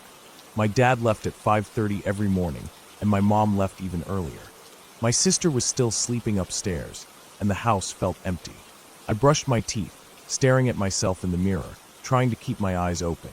I didn't bother with makeup that morning, just put my hair in a ponytail, grabbed my hoodie and backpack, and left the house by 6:30. The air was cold. It wasn't winter, but it felt like it that morning. I could see my breath when I exhaled. I wrapped my arms around myself, hugging my books against my chest as I walked down the driveway to the end of the street. My shoes made a light scuffing noise against the pavement with each step. The street was empty, silent, and the streetlights still flickered on even though it was almost sunrise. The sky was a dark blue with little streaks of orange far off near the hills. I walked quickly. I always walked fast. People made fun of me for it. Even my friends at school joked about how they had to power walk just to keep up with me in the hallways. That morning I was walking even faster because the cold felt like it was sinking into my bones, making my fingers go numb. At the end of my street was the entrance to the small trail through the woods that led to the parking lot where my friend was waiting. It was a narrow dirt path, surrounded by thin trees and lots of overgrown bushes. I had taken that path so many times before. I never thought twice about it. It was just an easy shortcut. The ground was covered in leaves and twigs, and the smell of damp soil was always strong there in the morning, mixed with the smell of grass and wet wood. Sometimes I saw a deer standing far back in the trees, or rabbits darting across the trail, but that morning there was nothing. Just silence. I was about 20 feet away from the entrance to the woods when I noticed someone behind me. I didn't turn to look at him fully, but I saw him from the corner of my eye. He was on the sidewalk, a little to my left. He was old, probably 70 or 75, wearing a navy blue tracksuit. His hair was gray, and he walked with his head slightly lowered, like he was focused on the ground in front of him. His skin was wrinkled, and he looked like he might be Korean. In his right hand, he was holding something long, like a tool. There was a plastic grocery bag wrapped around the end of it. At first, half asleep and not really caring, I thought it might be a spatula or something. Maybe he was just coming back from some early morning cooking class or cleaning up garbage from the creek. My brain was still slow from sleep. But as I kept walking and he kept walking, I started to notice that he was speeding up. That caught my attention because I walk really fast. Elderly people don't usually try to match my speed. I quickened my pace a little, thinking maybe I was imagining it, but he kept up with me easily. The sound of his footsteps behind me felt heavy in the quiet street. It was around 6:45 a.m. at that point, and nobody else was out. No cars driving by, no neighbors watering their lawns, no kids waiting for the bus. Just me and him. I kept telling myself it was nothing. Maybe he was going to feed birds by the creek or something. But the way he was keeping pace with me made my stomach twist. It was that horrible gut feeling, the one that makes your chest tighten up and your neck feel cold. I tried to calm myself down by making jokes in my head. I was obsessed with shows like Criminal Minds, so I thought, what if he's going to dump a murder weapon in the creek? I laughed to myself quietly, trying to shake off the anxiety, but it didn't help. He was almost walking beside me at this point, just a step behind. I could see him clearly now. I flicked my eyes over to what he was holding, trying not to turn my head too obviously. My eyes darted over a few times before I understood what I was looking at. The handle was wooden and curved, and at the end, inside the grocery bag, was a solid, heavy shape. The bag was thin enough that I could see the outline of it. It was an axe, a hatchet or small axe, with the grocery bag wrapped around the blade. My chest felt like it caved in for a second. My heart was beating so hard I could feel it in my throat. My hands were shaking, but I gripped my books tighter, trying not to show that I noticed. I kept walking, almost jogging at this point. I could hear the leaves crunching under his shoes as he moved, always just a step behind me. The woods were right ahead. All I had to do was walk through them and get to the parking lot where my friend would be waiting in his old red Toyota. I thought about running right then, but I knew if I did, and he was planning to do something to me, he could swing the axe, and I wouldn't even have time to scream. That was the scariest part, knowing I had to act normal while everything in me was telling me to run. I stepped onto the dirt path, the smell of wet soil and rotting leaves hitting me in the face as soon as I entered the woods. It was darker under the trees, and I could hear my own footsteps crunching on the path along with his. I could hear his breathing behind me too, heavy and slow, almost like he was sighing every few steps. I tried to keep my breathing quiet so I could listen to what he was doing. My backpack shifted against my shoulders with each step, and the zipper pull kept clicking against my metal water bottle, making small ringing noises that sounded so loud in the silence. I could see the small wooden bridge up ahead. The creek underneath always smelled like old water and mud. It was narrow, maybe 10 feet long, with wooden railings that were damp with morning dew.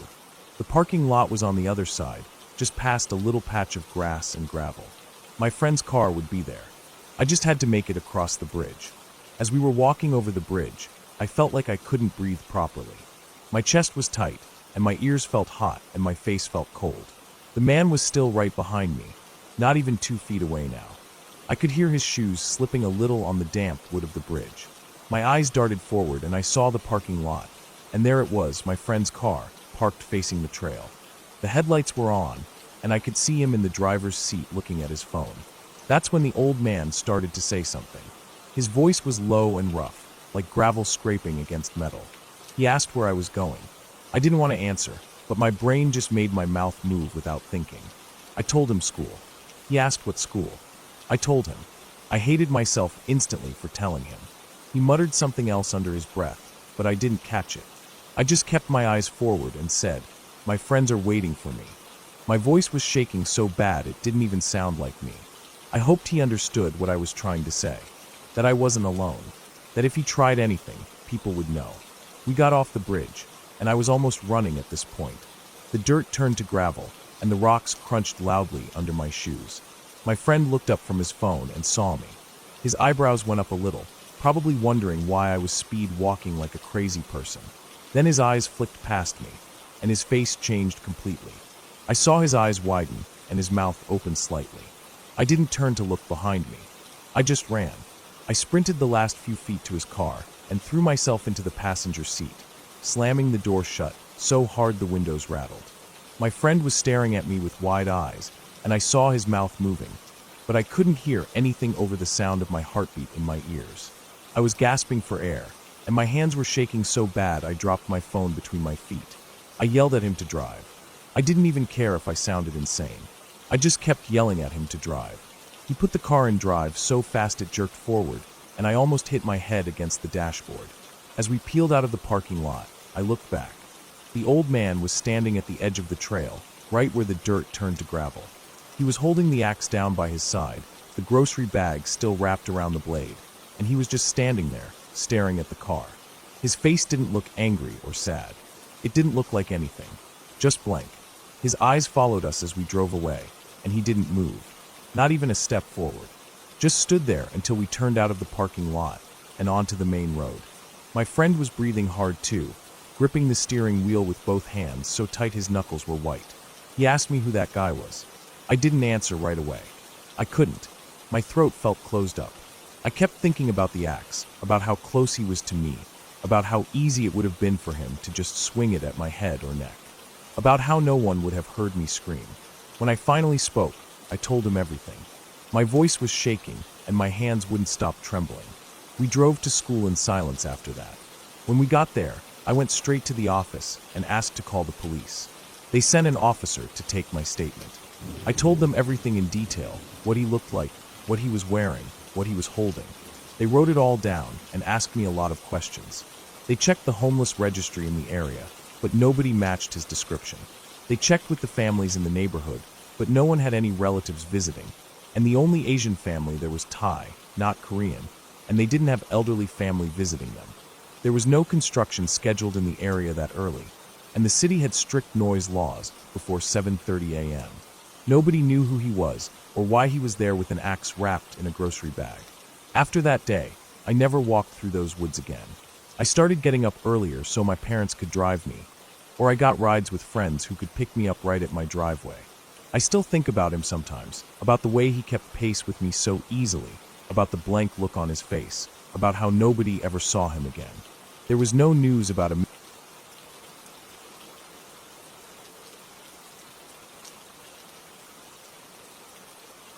I remember that day clearly. It was around the end of winter, just cold enough that I could see my breath in the early mornings when I walked outside, but not cold enough to keep me from taking long hot baths at night. I had just come home from a long shift at work. My feet hurt, my shoulders were stiff, and my head felt heavy from staring at a computer screen for hours. All I wanted was to soak in hot water and let everything loosen up for a while. I went to the bathroom, turned the taps, and watched as the tub slowly filled with steaming water, curling upwards in little wisps and clouding the mirror above the sink. I undressed, feeling goosebumps rise on my skin in the chilly air, then carefully stepped in. The heat hit me all at once, making my legs sting at first, but I sank into it anyway, hissing softly through my teeth. I let myself slide down until the water came up over my chest and shoulders, dipping my head back just enough to wet my hair and feel the warmth around my neck. I closed my eyes for a while, listening to the quiet drip of the tap that never sealed completely, and the distant hum of the refrigerator from the kitchen down the hall. The house felt so still in those moments. It was a normal stillness, one I had felt many times before. But that night it felt different somehow, though I didn't know why at the time. I must have been in there for 30 minutes or more, my skin turning pink and my fingertips shriveling into little pale prunes. I sat up, reaching for the shampoo bottle at the end of the tub, and that was when I heard it. It came from above the hallway just outside the bathroom door. A deep, scratching scuffle that echoed through the ceiling, followed by a thump that rattled the old light fixture. My first thought was that it was a rat or a squirrel in the attic. We had them before. I wasn't new to the sounds they made. The house was old, built back in the 60s, with aging insulation and warped wooden beams that left little gaps into the attic space. Rats could squeeze through holes smaller than a golf ball. I knew that from all the times my stepdad had set traps and patched up gnawed corners. I ignored it at first. I figured it was just another rodent dragging something across the beams or gnawing at the boxes we stored up there. I went back to washing my hair, rubbing the shampoo into my scalp and feeling it foam up under my nails. But the noises didn't stop. There was another thump, then what sounded like scratching, like something with small claws scrambling for footing. The sound traveled, shifting along the ceiling and stopping directly above the bathroom. I froze. My hands were still tangled in my hair, the bubbles sliding down the back of my neck. I felt my heartbeat speed up in my chest, thudding loud enough that I almost thought I could hear it echo in the small tiled room. I tilted my head back and forced myself to rinse the shampoo out quickly, eyes half open so I wouldn't sting them with soap, but my ears were straining for any more sounds from above. The ceiling looked the same as always. Yellowed white paint, small brown water stains from an old roof leak, faint cracks from years of house settling. Nothing looked out of place, but I could feel my skin crawling at the idea of some rodent skittering directly above me. I finished rinsing off and pulled the plug out of the drain with my toes, watching the water swirl around me and sink away, leaving little flecks of soap scum and hair floating in the last inch. When I stood up, the cold air hit me hard, raising goosebumps all over again. I grabbed my towel from the hook, wrapping it around my chest tightly. I was still dripping, but I didn't care. I just wanted to get out of that bathroom. The feeling of something above me watching, even though I knew logically that wasn't true, made my skin itch with unease. I stepped out onto the old blue bath mat, squeezing my toes into it to warm my feet for a moment. Then I reached out and opened the bathroom door. The hallway was dim. The only light came from the little lamp near the front door at the end of the hall, giving off a soft orange glow that barely reached me. The shadows seemed deeper because of it, almost making the hallway look like a tunnel. I stepped out, clutching the towel tighter, and turned to look up at the attic door. It was just a simple rectangular panel with a little round knob in the center that you pulled down to get the ladder out. I wasn't even thinking about the noises anymore, not actively at least. I think I was too tired to care at that point, but something made me glance up.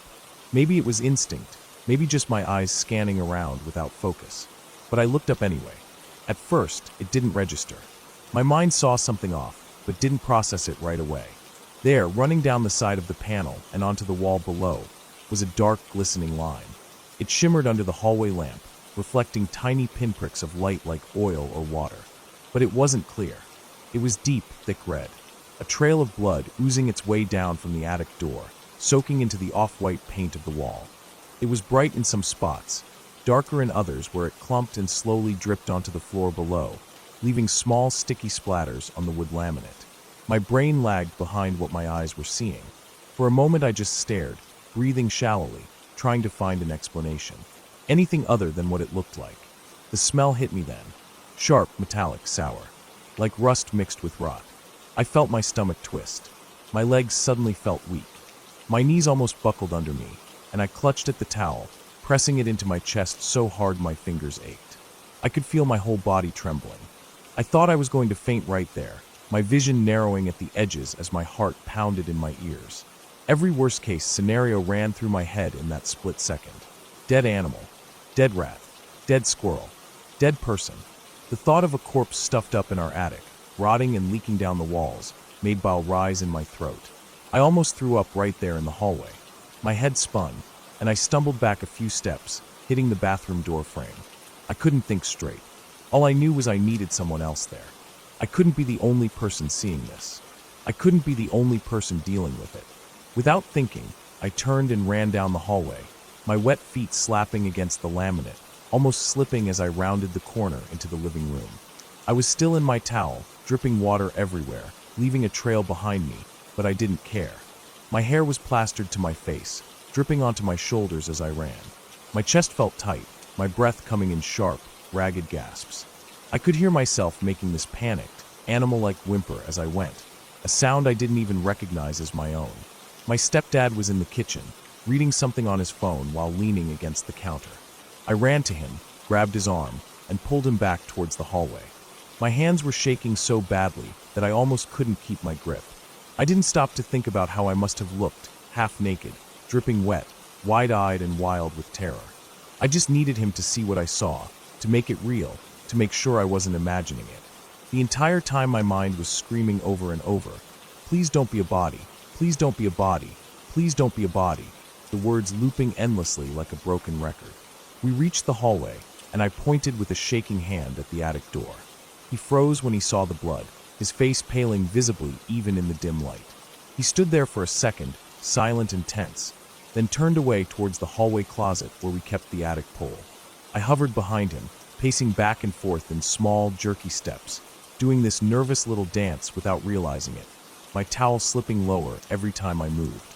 I clutched it tighter, pressing my free hand to my mouth to keep from gagging at the smell that was filling the hallway now, stronger and thicker with every passing second. He walked back with the pole, hooked it onto the attic latch, and pulled. The door creaked open slowly, a long drawn-out sound that made my skin crawl with goosebumps again.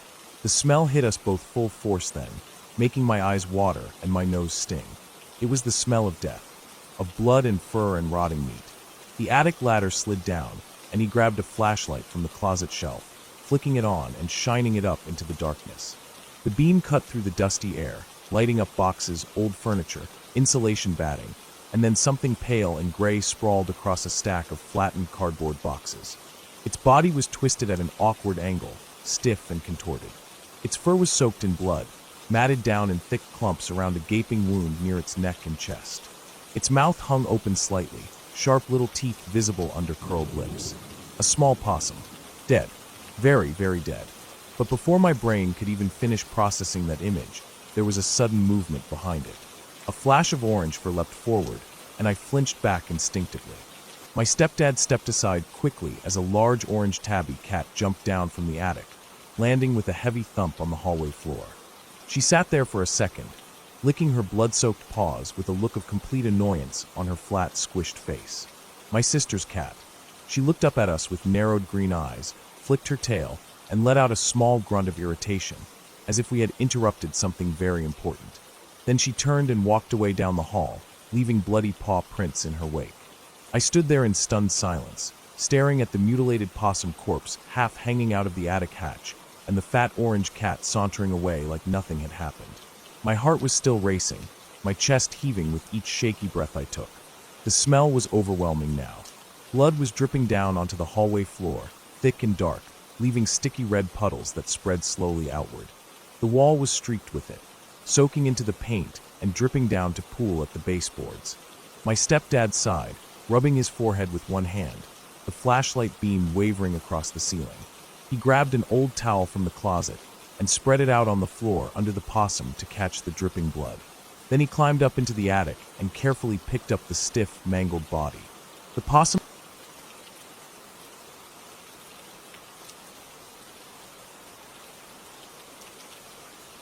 I woke up before my alarm even went off that morning. It was still dark outside, and my room felt colder than usual. I lay there for a minute, staring at the ceiling fan that wasn't moving. It was summer, but the morning air felt sharp. I could hear the crickets chirping outside my window and the occasional car passing by on the road in front of my house. My back felt stiff from how I slept, so I sat up slowly, letting my legs hang over the side of the bed before standing. I felt that dizzy feeling you get when you stand up too fast, so I sat back down and waited for it to pass. After a moment, I stood again and stretched my arms above my head, feeling the tightness in my shoulders. I walked to the bathroom and splashed some cold water on my face, looking at myself in the mirror under the dim yellow light.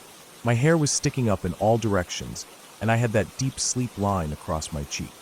I brushed my teeth and washed my face properly before going back to my room to change into my running clothes. My old black sweatpants, a white t-shirt with a faded logo, and my worn-out running shoes that had mud stains near the soles from my last trail run. I tied my laces tightly and grabbed my phone from the charger. It was almost 5 a.m. The sky outside was still a deep blue mixed with dark gray, and no sunlight had broken through yet. I slipped my phone into my pocket and grabbed my house keys from the small dish on the table next to the front door. I stepped outside and locked the door behind me. The air felt cool, and the street was completely empty. There was a light breeze that made the leaves on the trees rustle softly. I started walking towards the park where I usually ran every morning before work. The streetlights cast long shadows across the sidewalk. As I walked, I noticed how quiet everything was. It felt like the world hadn't woken up yet. I could hear my own footsteps echoing as I passed house after house. Some had their porch lights on, others were completely dark. A black cat crossed the road in front of me and disappeared between two parked cars. I reached the corner where I usually crossed to get to the park entrance. There was no traffic, so I crossed without looking too much. The park gates were open. They never closed them, even at night. I stepped onto the gravel path that led into the trees. The park wasn't huge, but it had a good 3-kilometer loop around the outer edge, mostly under thick trees that blocked out the early morning light. I started jogging slowly, warming up my legs. My breath felt cold in my throat. The gravel crunched under my shoes with every step. As I jogged deeper into the park, the trees grew denser. The path was wide enough for a small car, but it felt narrow with all the trees growing so close to the edges. I reached the fork where I usually turned right to do the loop clockwise. I picked up my pace and focused on my breathing, counting my steps in sets of 8 like I always did to keep a rhythm. My body felt heavy at first, but after a few minutes it loosened up. My shoulders relaxed, my breathing steadied, and I felt like I could keep running forever. About 15 minutes in, I noticed something strange. There was a strong smell in the air, like burnt plastic mixed with something rotten. I slowed down and looked around, but I couldn't see anything unusual. The path ahead was empty and quiet. I tried to ignore it and kept running, but the smell grew stronger with every step. I felt it burning my nostrils. I gagged once but swallowed it down and kept moving, telling myself it was probably a dead animal or some garbage left by the park maintenance people. I kept running, focusing on the sound of my shoes hitting the gravel. The smell faded after a while, and I felt relief. The sun still hadn't risen properly, but the sky was turning a lighter shade of gray. I reached the part of the trail that curved around the small lake in the middle of the park. The water was completely still and reflected the trees perfectly. I could see my own reflection as I jogged past, my white t-shirt standing out in the dim light. Then I noticed a shape on the edge of the water about 20 meters ahead. At first I thought it was a deer, since sometimes they came down to drink early in the morning. But as I got closer, I saw it wasn't an animal. It was a person crouched near the water, their back facing me. They were wearing a dark hoodie and dark pants. I slowed down to a walk, feeling my chest tighten. Something about the way they were crouching felt wrong, like they weren't drinking or tying their shoes. They were just there. I stopped walking when I was about 10 meters away. The person didn't move. I could hear the gentle ripple of water against the bank. My breathing felt loud in my own ears. I didn't know why, but I felt a strong urge to turn around and run the other way. My stomach felt tight and heavy. I took a small step backwards, trying not to make any noise, but the gravel shifted under my foot, and I heard the loud crunch echo around me. The person jerked their head up quickly, like an animal startled by a predator. They turned to look over their shoulder, and I saw their face for a brief second in the dim light. Their eyes were wide open, and their skin looked pale, almost gray. Their mouth hung slightly open. They didn't say anything. They just stared at me with that wide-eyed look. I felt frozen. My legs refused to move. Then they stood up slowly, still looking at me. They turned their whole body towards me, and I saw that their hoodie was zipped up all the way to their neck. Their hands were clenched into tight fists at their sides. I felt my heart beating so hard it hurt. My mouth felt dry, and I could feel sweat dripping down my neck, even though the morning air was still cool. The person started walking towards me, their steps slow but steady. I turned around and started running back the way I came. My legs felt heavy like they were moving through wet sand, but I forced them to move faster. I didn't dare look back. I just focused on the path in front of me, on the gravel under my feet, on the trees blurring past on either side. I ran until my lungs burned, and my throat felt like it was closing up. My feet were hitting the ground, so hard I felt pain shoot up my shins, but I didn't stop. I finally reached the park entrance and ran out onto the street. The sun was just starting to rise, and the streetlights were still on. I stopped running and turned around to look back at the park gate. There was no one there. The path was completely empty. My chest was heaving as I tried to catch my breath. I wiped the sweat from my forehead with my sleeve and looked around. The street was quiet. A few cars drove by in the distance, but everything else was still. I started walking home, my legs feeling like jelly. Every few steps I looked behind me to make sure no one was following. When I finally reached my house, I unlocked the door with shaking hands and stepped inside, locking it behind me immediately. I leaned my back against the door and slid down onto the floor, feeling my whole body shaking. My heart was still beating so fast it made my chest hurt. I sat there for a while, staring at the floor, trying to calm down. The image of that person's face wouldn't leave my mind. The wide eyes, the pale skin, the clenched fists. After a while, I forced myself to stand up and walk to the kitchen. I poured myself a glass of water and drank it in small sips, feeling it cool my dry throat. My legs felt weak under me, but I managed to stay standing. I looked out the kitchen window towards the street. Everything looked so normal in the brightening morning light. Cars driving by, a woman jogging with her dog on the sidewalk, birds flying overhead. But I couldn't shake the feeling that something was wrong, that something had shifted in my world forever. I didn't go to work that day. I called in sick and spent the whole morning sitting on my couch, staring at the TV without really watching anything. My mind kept going back to that moment by the lake, to that person crouched by the water, to the way they looked at me. I didn't know who they were or what they were doing there at that hour. I didn't want to know. All I knew was that I was never going to run in that park again. The thought of going back there made my stomach twist with fear. Later that evening, when the sun was starting to set and the sky turned orange and pink, I sat on my porch with a cup of tea, watching the cars drive by. The breeze felt warm now, brushing against my skin. I thought about how close that park was to my house, just a few minutes walk away. I thought about how many times I had run there, alone, without thinking twice. I thought about how safe I had always felt. And then I thought about how all it took was one morning, one person, one stare, to take all that away. I didn't tell anyone what happened. I didn't see the point. They would tell me I was overreacting, that it was just a homeless person or someone high on something. Maybe they were right. Maybe that was all it was. But in that moment, when I saw their face, I felt something deeper than fear. I felt something in my chest crack open and let a cold emptiness seep in. I realized that morning that it didn't matter how careful I was or how safe I thought I was. Danger didn't care about my plans or my routine. It didn't care about the time of day or how good a person I was. It could be waiting for me around any corner, behind any tree, in the silent early morning when the world was still asleep. That night I locked all my windows and checked the front and back doors twice before going to bed. I lay in the dark, listening to the crickets outside, feeling my heartbeat in my throat. I kept thinking about those wide eyes staring at me, unblinking, unfeeling. I don't know who they were. I don't know what they wanted, but I know they saw me. And I know I will never forget the way it felt to be seen like that. I didn't sleep much that night. Every sound outside made my eyes snap open. Every creak of the house made my heart beat faster. I waited for morning to come, for the light to wash away the shadows in my room. But even when the sun rose and filled my room with warmth, I still felt that cold emptiness in my chest, knowing that fear wasn't just something that lived in the dark. It was something that lived inside me now, something that would always be there, waiting.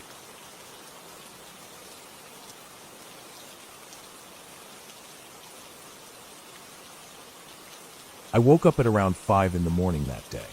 I wasn't sure why I woke up so early, but I felt restless. I sat up on my mattress and rubbed my eyes for a while. My room was dark, but I could see the first hints of morning light coming through the thin curtains. I lay back down and stared at the ceiling, hoping I would fall back asleep, but my mind felt too awake for that. I got up and went to the bathroom, washed my face, brushed my teeth, and then quietly went into the kitchen to get some water. As I drank, I looked out the window. The street was empty and quiet, with only a faint orange glow from the streetlights.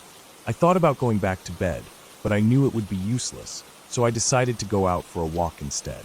I put on my old black tracksuit and slipped into my shoes, trying not to wake anyone up. The lock clicked softly behind me as I stepped out.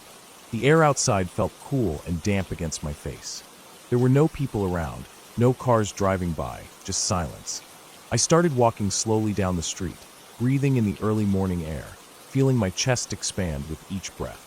I walked past the local park and then turned down a narrow lane that led towards a small trail. I had walked on that trail many times before. It wasn't very long, but it went through some thick bushes and trees, and then came out onto the other side of the neighborhood. I kept walking, listening to the crunch of gravel under my shoes and the soft rustle of leaves in the breeze.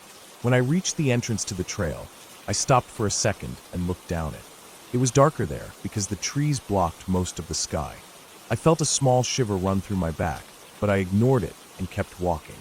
As I moved deeper into the trail, the sounds of the city faded behind me and were replaced by the quiet hum of insects and the occasional distant barking of a dog. I walked for a few minutes until I reached the middle part of the trail where it curved slightly to the left.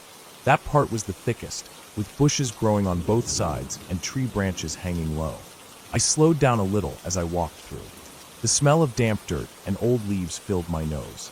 I could hear the faint dripping of water somewhere deeper in the bushes. Suddenly, I heard a sound behind me. It was a dry snapping sound, like a stick breaking under pressure. My body froze for a moment, and my ears felt like they were burning. I slowly turned my head, but I didn't see anything. I stood there listening hard. There was nothing after that sound. I told myself it was probably an animal or maybe a branch falling.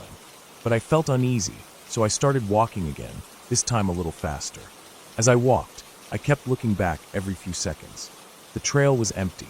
When I reached the other end of the trail, I felt my shoulders loosen a little. I stepped out onto the road and took a deep breath.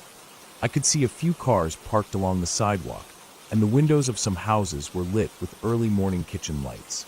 I started walking towards home again, taking a longer route through the streets. I thought about the sound I heard.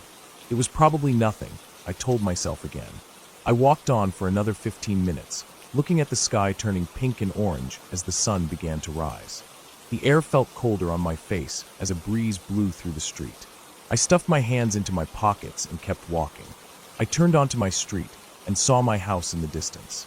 As I reached the gate, I felt someone watching me.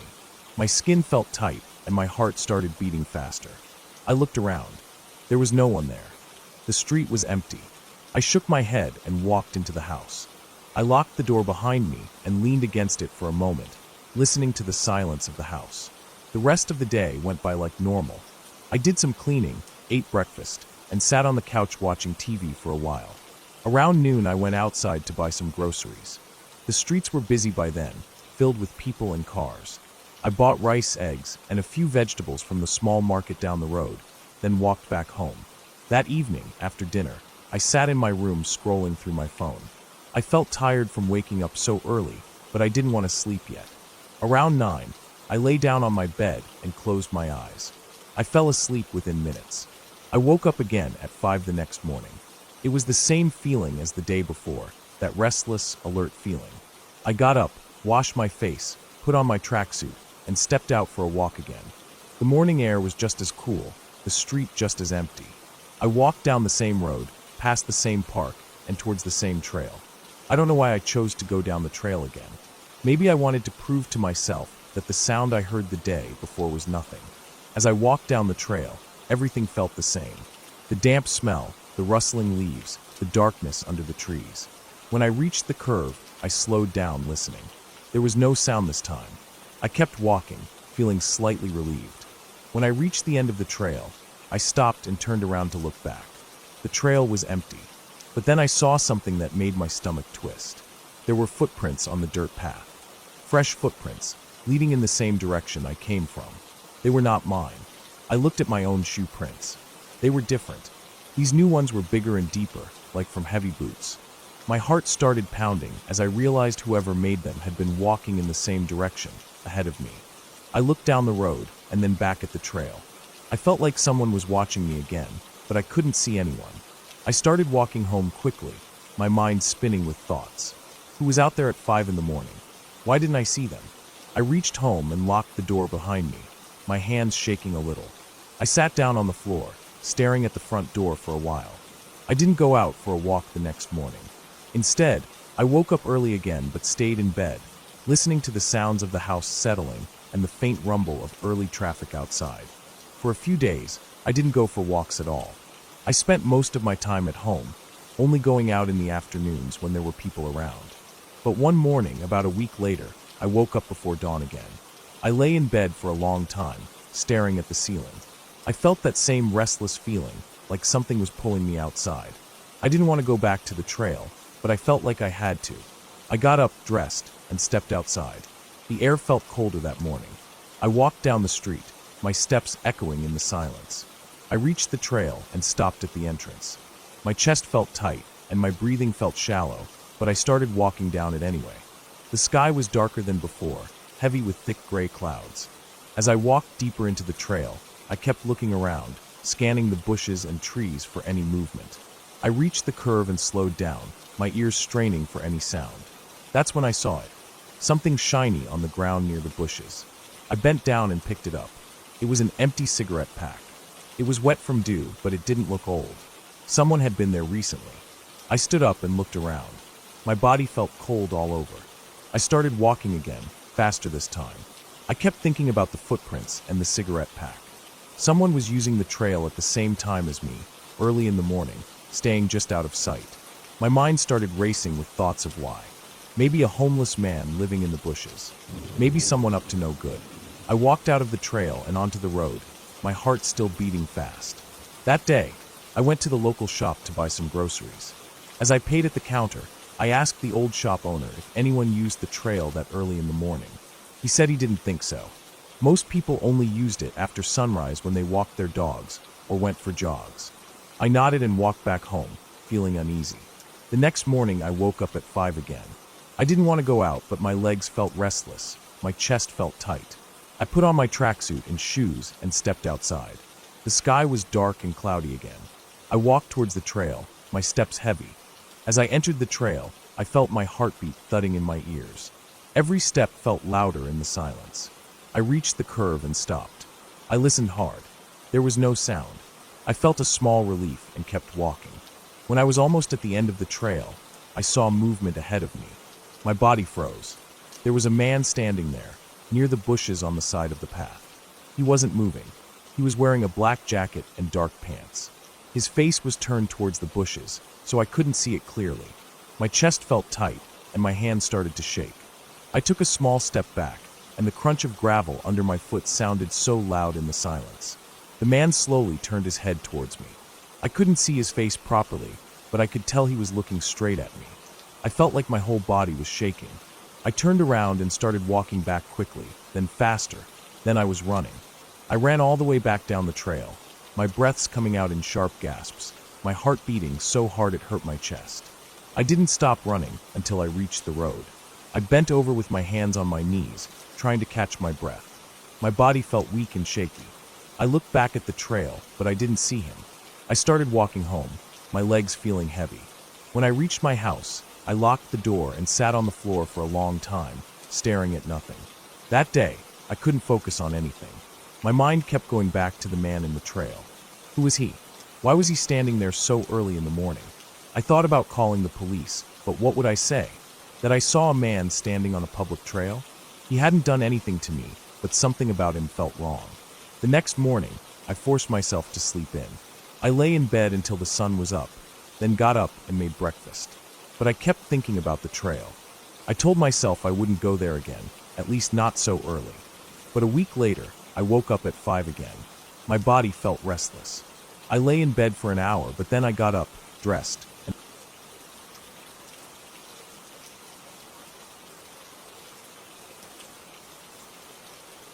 I woke up before the sun came up that day. The sky outside my window was still dark, with just a faint gray light starting to spread along the horizon. I didn't really feel like getting up, but I had told myself the night before that I would go for a run in the morning before work. I lay there in bed for a while, staring at the ceiling, listening to the quiet hum of the fan overhead and the occasional creaks of the house as it settled.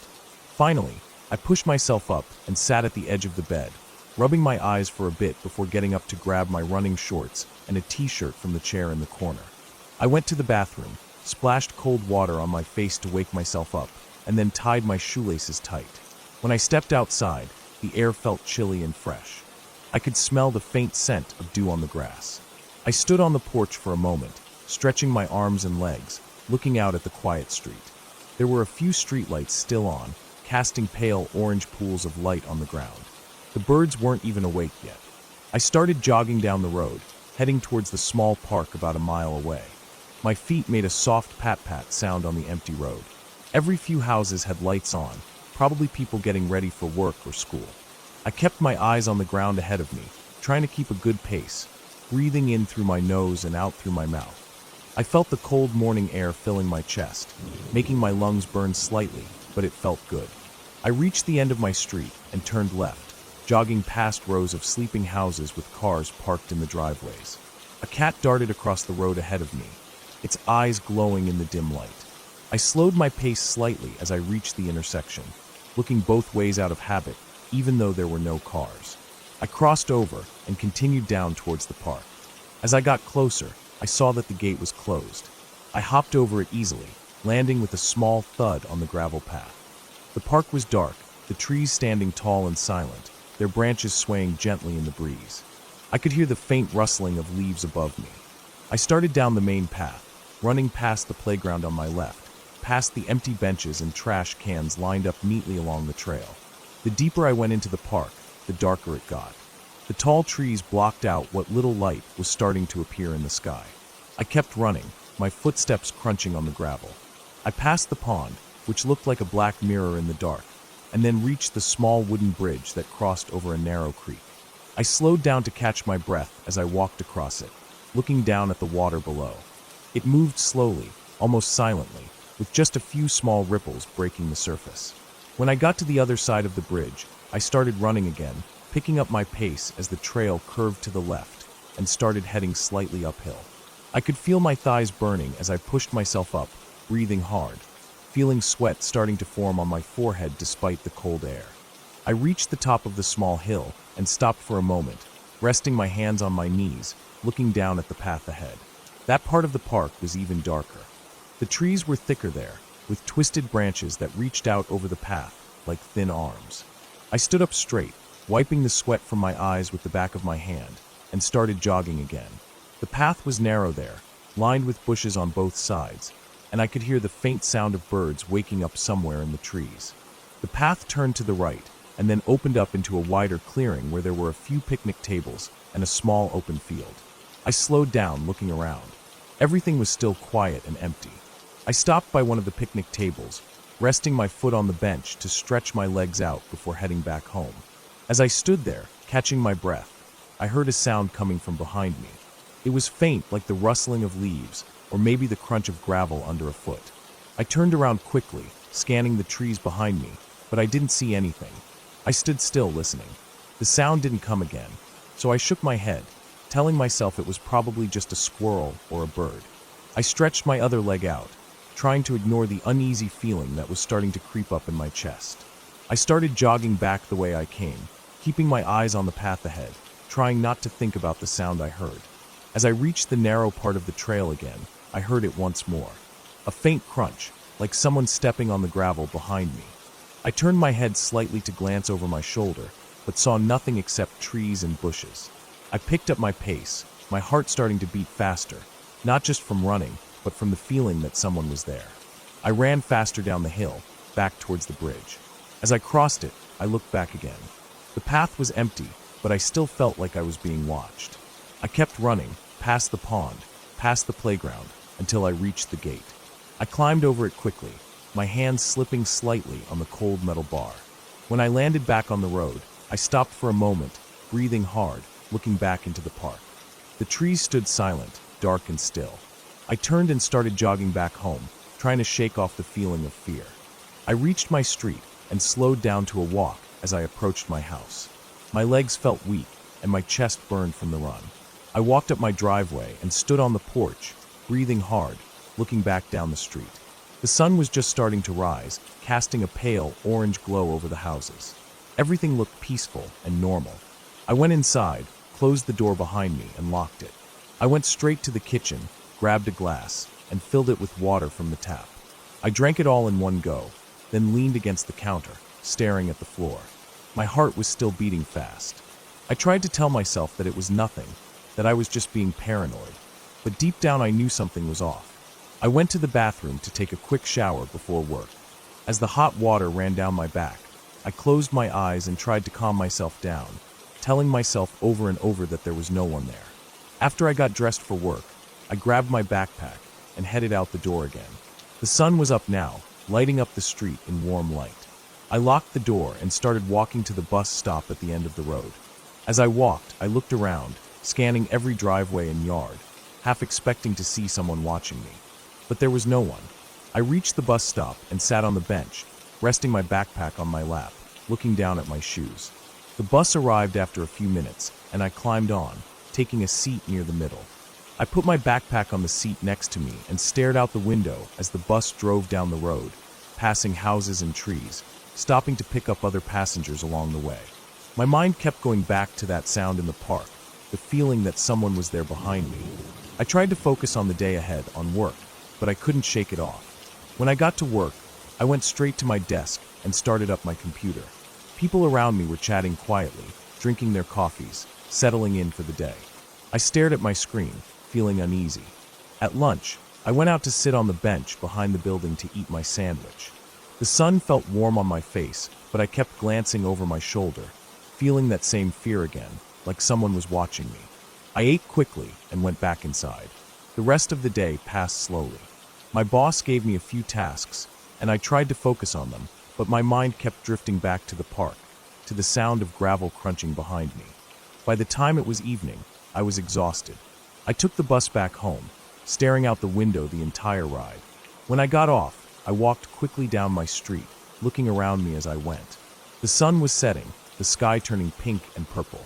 I unlocked my front door and stepped inside, closing it behind me and locking it immediately.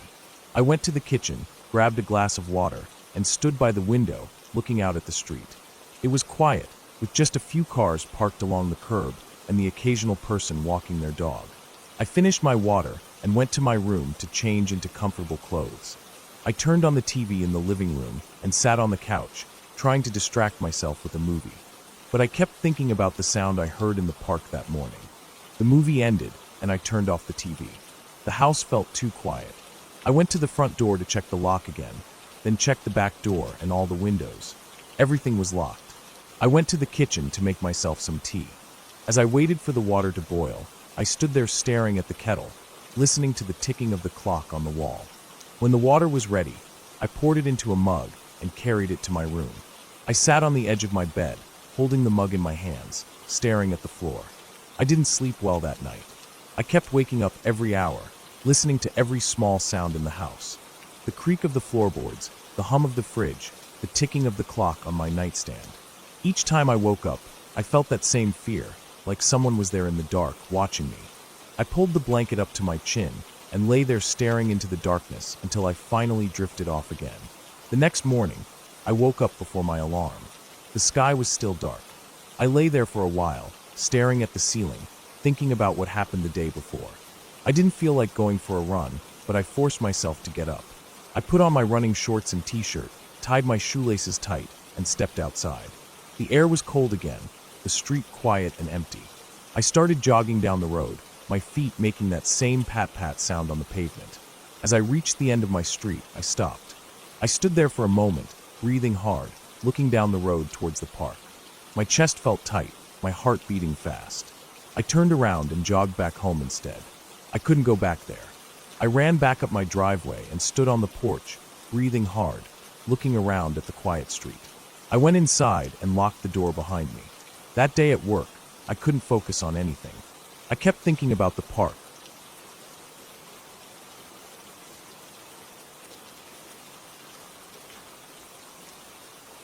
I woke up around 5 in the morning that day, before the sun had even started to come up. The alarm didn't wake me. I just opened my eyes on my own, staring at the dark ceiling of my room, listening to the faint hum of the small fan in the corner and the occasional sound of cars out on the main road in the distance. I was tired, but I felt like getting up. It was summer, and the house was already warm, even though the sun hadn't risen yet. I lay there for a few minutes, rubbing my eyes, feeling the rough fabric of my pillowcase against my fingertips, then finally swung my legs out from under the blanket and sat on the edge of the bed. The floor was cold under my feet. I stood up, stretching my arms above my head, feeling my shoulders pop a little. I walked to the bathroom and splashed water on my face, staring at myself in the mirror with half-closed eyes, noticing how my hair was flattened on one side from sleeping. I brushed my teeth slowly, rinsed my mouth, and wiped my face with the towel that smelled faintly of the detergent my mom used. My stomach felt empty and a bit cramped, so I went to the kitchen to make some tea and bread. I turned on the small electric stove and boiled some water, standing there in the dim kitchen light, listening to the bubbling sound. I tore off a piece of bread and chewed it while waiting, looking out the window above the sink. It was still dark outside, only a faint blue starting to appear at the edge of the sky. I felt quiet inside, peaceful in a way, but also restless. The kind of restless where you want to go outside and walk, just to feel your legs moving. After finishing my tea, I put the cup in the sink and decided to go for a walk before the sun rose fully. I put on my old gray sweatpants and a thin black hoodie, slipped my feet into my running shoes without socks, grabbed my phone, and stepped outside into the dim morning air. The street was almost empty, only one car driving past slowly, its headlights yellow and hazy in the humid morning air. I started walking down towards the old park near the edge of town. The houses I passed were silent, curtains drawn, porch lights still on. I could smell the damp earth and grass from all the watering people had done the night before. My steps were soft on the footpath. The only sound was the quiet scuff of my shoes and a few birds starting to chirp somewhere far off. When I reached the park, the metal gate was closed but not locked. I pushed it open, feeling the cold iron under my palm, and walked in. The park was mostly open grass with some trees scattered around, an old rusted swing set near the back, and a dirt path that looped around the whole place. I started walking along that path. The sky was turning lighter by the minute, though the sun itself wasn't up yet. I could see better now, the worn patches of dirt on the path, small weeds pushing up from cracks, the dark outlines of the swing swaying slightly in the breeze. I walked slowly, breathing in the cool air, feeling it dry against the inside of my nose. I looked up and saw the faint outline of the moon fading in the sky, the clouds glowing with early morning light. I kept walking around the loop twice before deciding to sit on one of the old wooden benches near the far edge of the park. It faced a narrow line of trees that acted as a divider between the park and the open drainage field beyond. I sat there for a while, leaning forward with my elbows on my knees, feeling my breathing calm and even. I closed my eyes for a minute, just listening to the rustle of leaves in the breeze and the faint hum of traffic far away. When I opened my eyes, I saw something move among the trees across the small clearing. It was just a flicker of movement at first, almost like a shadow slipping between the tree trunks. I narrowed my eyes, trying to focus, but it was still too dim in that patch to see clearly. I sat up straighter, my chest feeling tight for no reason, and kept my eyes fixed on that spot. After a few seconds, I saw it again, a quick, smooth movement, like someone stepping behind a tree to hide. I felt a shiver go down my back. My first thought was that it was probably just someone else walking there, maybe someone who came out early like me. But there was something about the way it moved, so careful and silent, that made the hairs on my arms stand up. I kept staring, waiting to see if it would come out again. My ears felt hot, and I swallowed hard, feeling my throat dry out. After a few more seconds of nothing, I stood up, slowly, and started walking towards the line of trees. Each step felt loud on the gravel path. As I got closer, I felt my heart beating faster, a dull, steady thud in my chest. When I reached the edge of the clearing, I stopped. I couldn't see anything between the trees. The ground there was covered in dry leaves and fallen branches, the trunks dark and rough with old bark. I stepped forward, listening carefully. There was no movement now, no sound except the quiet rustle of leaves high above. I walked deeper in, picking my way around some fallen branches, feeling the cold air turn cooler under the shade of the trees. The smell of damp earth and rotting leaves was stronger here. I kept moving forward, stepping over a small mound of dirt. As I moved around a wide tree trunk, I saw fresh footprints pressed into the damp earth. They weren't shoe prints. They looked like barefoot tracks, small and narrow, pressed deep into the mud as if someone had run through here quickly. My chest felt tight as I bent down to look closer. The toes were clearly outlined, and there were more of them leading further into the trees. I stood up straight, feeling suddenly very exposed and alone. I turned around slowly, scanning the area. Everything was silent.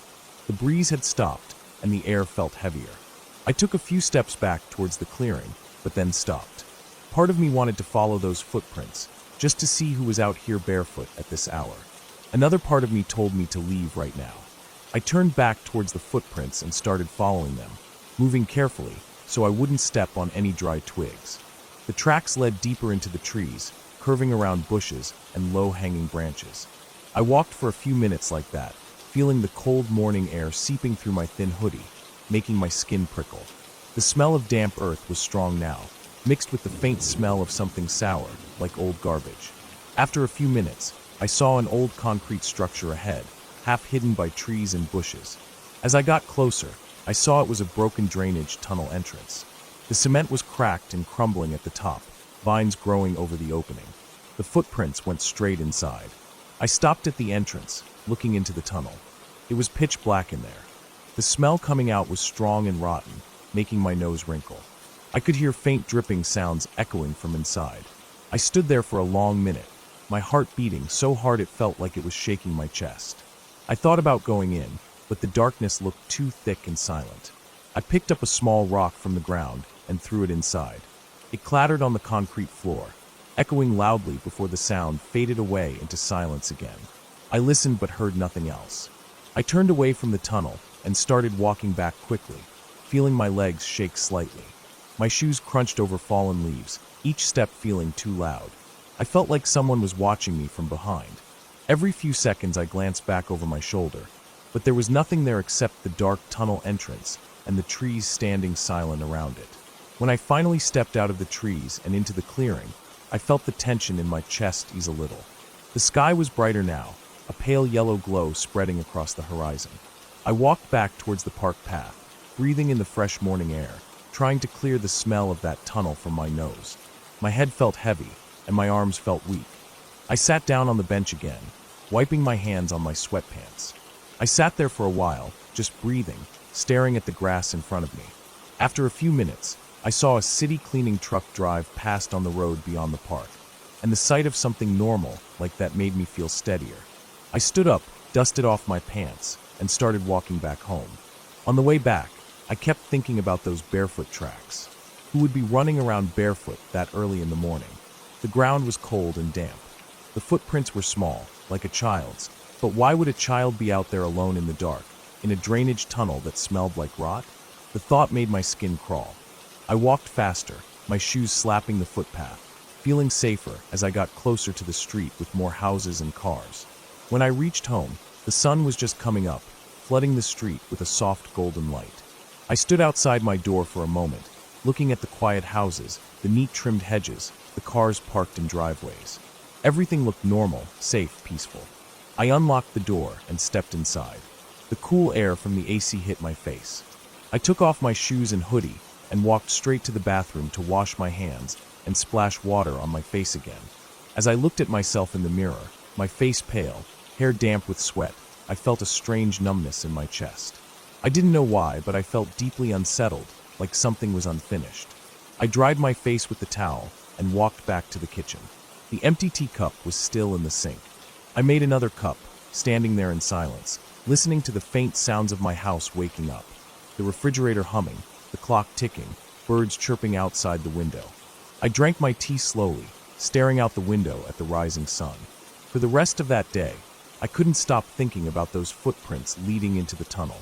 Every time I closed my eyes, I saw the dark entrance and the small tracks pressed deep into the mud. I knew I wasn't going back there again. Something about it felt wrong. It felt like a place where people went and didn't come back out. That night I lay in bed for a long time, listening to the sounds of cars outside, feeling the breeze through the cracked window.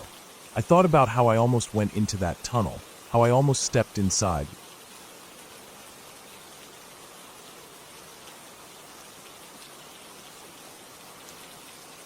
I never liked the idea of driving alone at night, especially on empty highways surrounded by nothing but open fields and broken fences. But there I was, gripping the steering wheel tighter than I needed to, feeling the grooves pressing into my palms as I stared at the endless black road ahead of me. The dashboard clock glowed a soft green, reading 12:47 a.m. I still had at least 2 more hours to go before reaching home. I kept thinking about how I should have left earlier. I had spent too long saying goodbye to my friend after dinner. It was her birthday and she'd insisted I stay, but now I was paying for it with this lonely drive. The hum of the engine and the rush of wind outside made a constant low sound that mixed with my thoughts. My headlights stretched far ahead, but only lit up whatever was within their reach, everything else swallowed by darkness. I tried turning the radio on to keep my mind distracted, but every station was static or some old country song that only made the drive feel emptier. I turned it off after a while and focused on the sound of my tires rolling over the rough asphalt. The road felt never-ending. I kept glancing at the rearview mirror for no reason, expecting to see headlights behind me. But there was nothing, just my own tired eyes staring back. I noticed how hollow my face looked under the dim roof light, cheekbones shadowed, eyes sunken from the long day.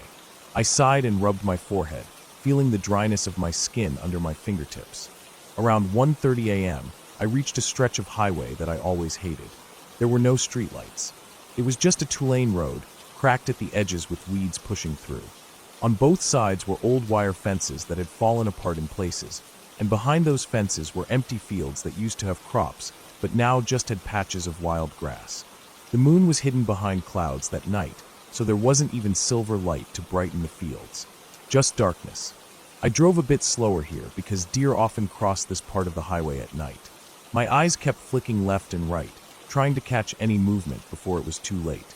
My beams only showed fence posts flashing past, bent metal poles leaning like old men too tired to stand straight. I felt my shoulders tighten with every mile. Then I saw something up ahead on the right side of the road. At first it looked like a big trash bag propped up against the fence. But as I got closer, I realized it wasn't trash. It was a car, a dark SUV with its front end smashed into the fence. The headlights were off, and there was no light inside. I slowed down, instinct telling me to stop and check if someone needed help. I pulled over carefully, checking my mirrors out of habit, even though there wasn't another car for miles. The gravel shoulder crunched under my tires as I parked. I sat there for a moment, engine idling, thinking about whether I should get out. My stomach felt heavy, and I realized it was fear. I didn't want to step out into the darkness. But what if someone was hurt inside? I turned on my hazard lights and took a deep breath.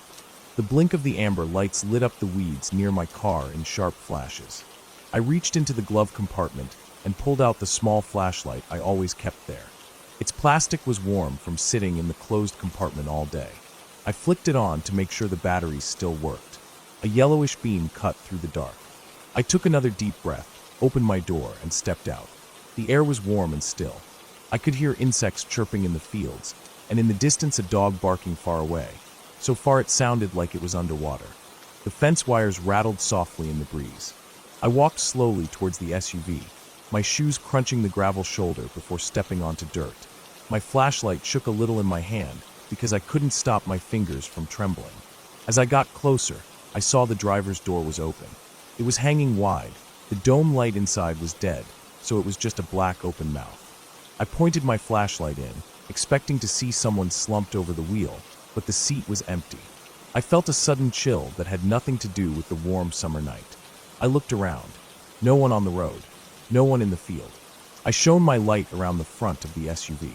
The bumper was crushed inward where it had hit a wooden fence post, and bits of broken plastic lay in the dirt. The engine was silent and cold. It must have been here for at least an hour, probably longer. I looked at the ground for footprints, remembering how my dad used to track deer when I was a kid. The dirt near the open door was disturbed. There were deep footprints leading away from the car towards the field, towards a break in the fence where the wire had been cut and curled back. I pointed my light through the gap. Tall grass bent away from me, creating a narrow path going deeper into the field. It looked like someone had walked or run through, pushing the grass down under their feet. My heart was thumping so hard I felt it in my throat. I didn't want to follow.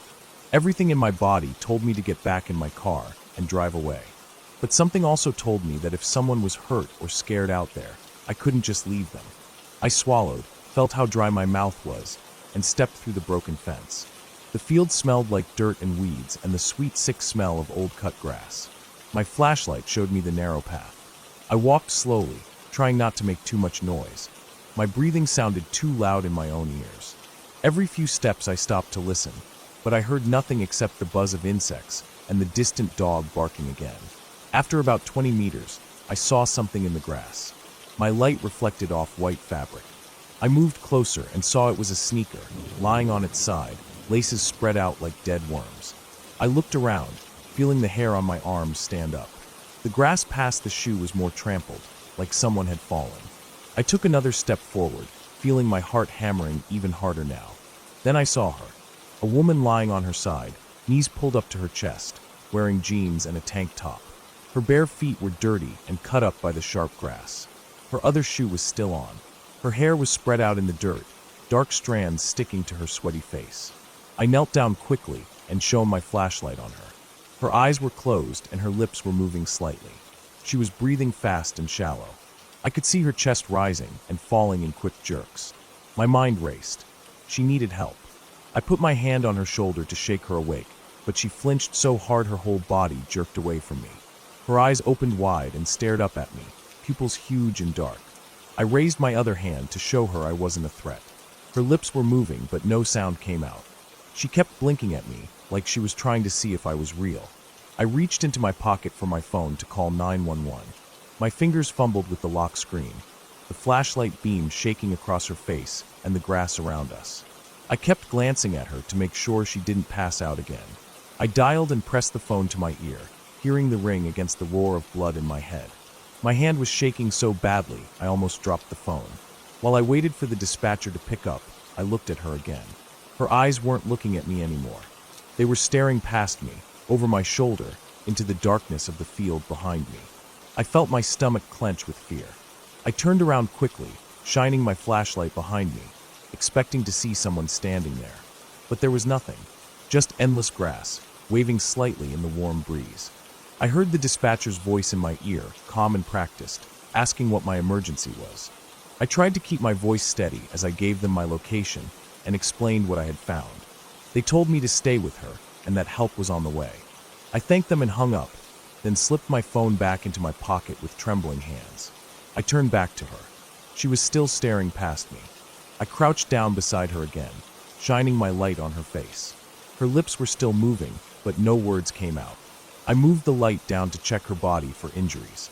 There were scratches all over her arms and legs, but I couldn't see any blood except for the cuts on her feet. I gently placed my hand on her shoulder again. She didn't flinch this time. Her skin felt hot under my palm. I could feel her trembling. I sat down on the ground beside her and kept the flashlight pointed towards the road so the ambulance could find us easily. I kept listening for sirens, but all I heard was the distant dog barking again, closer this time.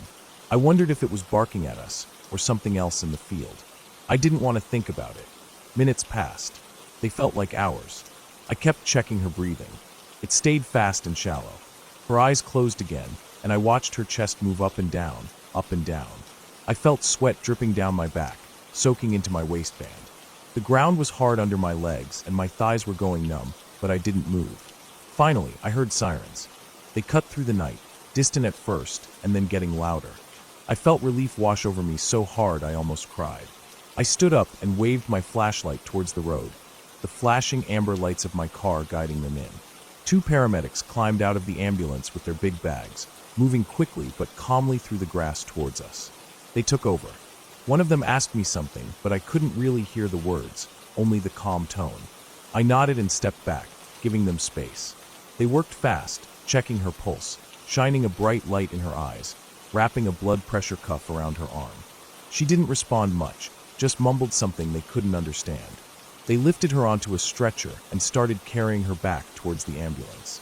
I followed them, stumbling a little as I stepped over clumps of grass and uneven dirt. When we reached the road, a police car had arrived too.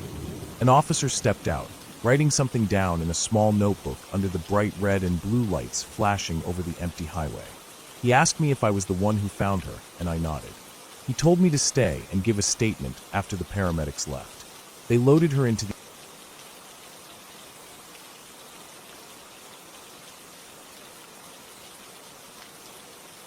I woke up around 5 a.m. that day, not because I had planned to, but because my eyes just opened on their own.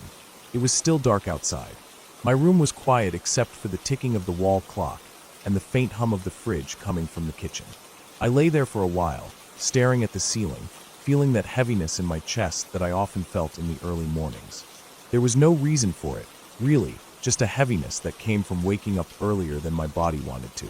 I didn't feel sleepy anymore, though, so after about 10 minutes of staring at the shadows above me, I pushed the blanket away and swung my legs out of bed. The air felt cold against my skin. I sat there on the edge of the bed, my feet flat on the wooden floor, trying to gather my thoughts. I rubbed my eyes and yawned, then reached for my phone to check the time again, as if it would have magically jumped ahead in the last few minutes. It hadn't. It was still 5:07 a.m. I checked my notifications, but there was nothing.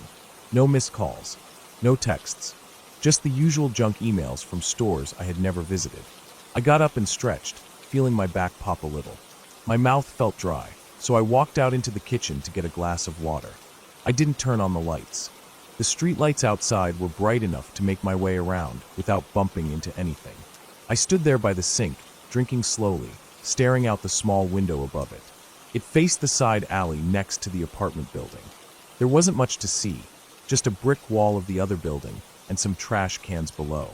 A cat was sitting on top of one of them, its eyes glowing slightly in the dim light. It was licking its paw lazily, looking unbothered by the world.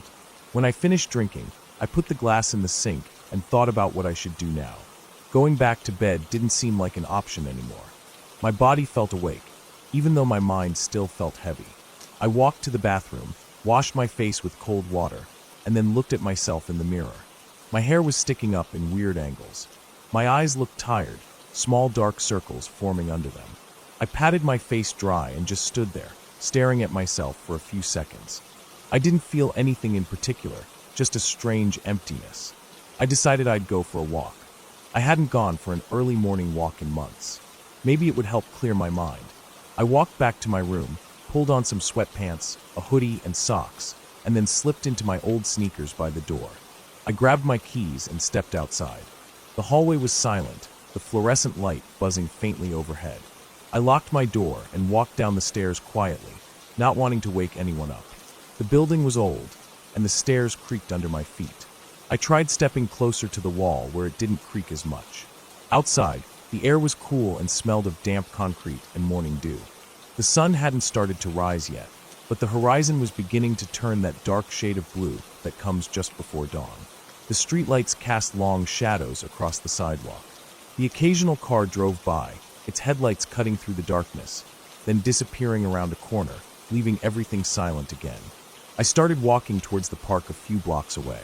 My hands were tucked into the front pocket of my hoodie, and my head was down, watching the cracks and stains on the sidewalk as I walked. I passed by a small grocery store that was closed, its windows dark except for the faint green glow of the ATM inside. I walked past a bus stop where an old bench sat under a flickering light. A plastic bag rustled near the gutter, pushed around by a light breeze. When I got to the park, it was empty.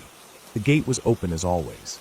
I stepped inside and started walking along the path that looped around the small pond in the middle. Ducks were still sleeping by the edge of the water, their heads tucked into their feathers. The trees around the pond stood silent and still, their leaves unmoving in the quiet air. I walked slowly, breathing in the cold air, feeling it sting slightly as it entered my nose. The gravel under my shoes crunched lightly with each step. I felt a little more awake now, my mind clearing bit by bit. As I rounded the far end of the pond, I saw a shape up ahead. It looked like someone was sitting on one of the benches that faced the water. At first I didn't think much of it. Sometimes people came out here early, to think or to smoke. As I got closer, I saw that it was a man wearing a thick black jacket and jeans. His head was bowed down. I thought maybe he was asleep. As I walked past, I glanced at him quickly. His hands were clasped together between his knees, and his shoulders were hunched forward. He didn't move or look up at me. I kept walking, not wanting to disturb him. I made another full loop around the pond, and when I came around to that same bench again, he was still sitting there in the exact same position. I slowed down slightly, looking at him from the corner of my eye. Something about how still he was made my stomach feel uneasy. I kept walking, telling myself it wasn't my business. But then I started thinking about him more. As I walked away from the park, heading back towards my apartment, I couldn't shake off the feeling. My mind kept coming back to how he was sitting, so still and quiet, not even shifting his weight or lifting his head once. It bothered me more than I wanted to admit. I was about 2 blocks away when I stopped walking. The street around me was empty. The sky was starting to lighten up, turning from dark blue to a soft gray. I stood there for a moment, thinking. Then I turned around and started walking back to the park. My heart was beating a little faster now. I didn't know why I felt so uneasy, but I felt like I needed to check, just to be sure. When I got back to the park, I walked quickly towards the bench. He was still there. Same exact position. My chest felt tight. I stopped a few feet away and just looked at him. The air felt colder now. I took a step closer, trying to see his face. It was shadowed by the hood of his jacket. I couldn't see much, just the shape of his nose and mouth. He wasn't breathing. His chest wasn't moving at all. I stood there frozen for a few seconds. Then I slowly reached out and touched his shoulder. It felt cold. Not just cold from the morning air, but cold in a way that made my stomach clench. I pulled my hand back quickly. My fingertips felt numb. I stood there, my mind spinning, not sure what to do. I looked around, but there was no one else in the park. Just me, the ducks, and this man sitting so still and silent.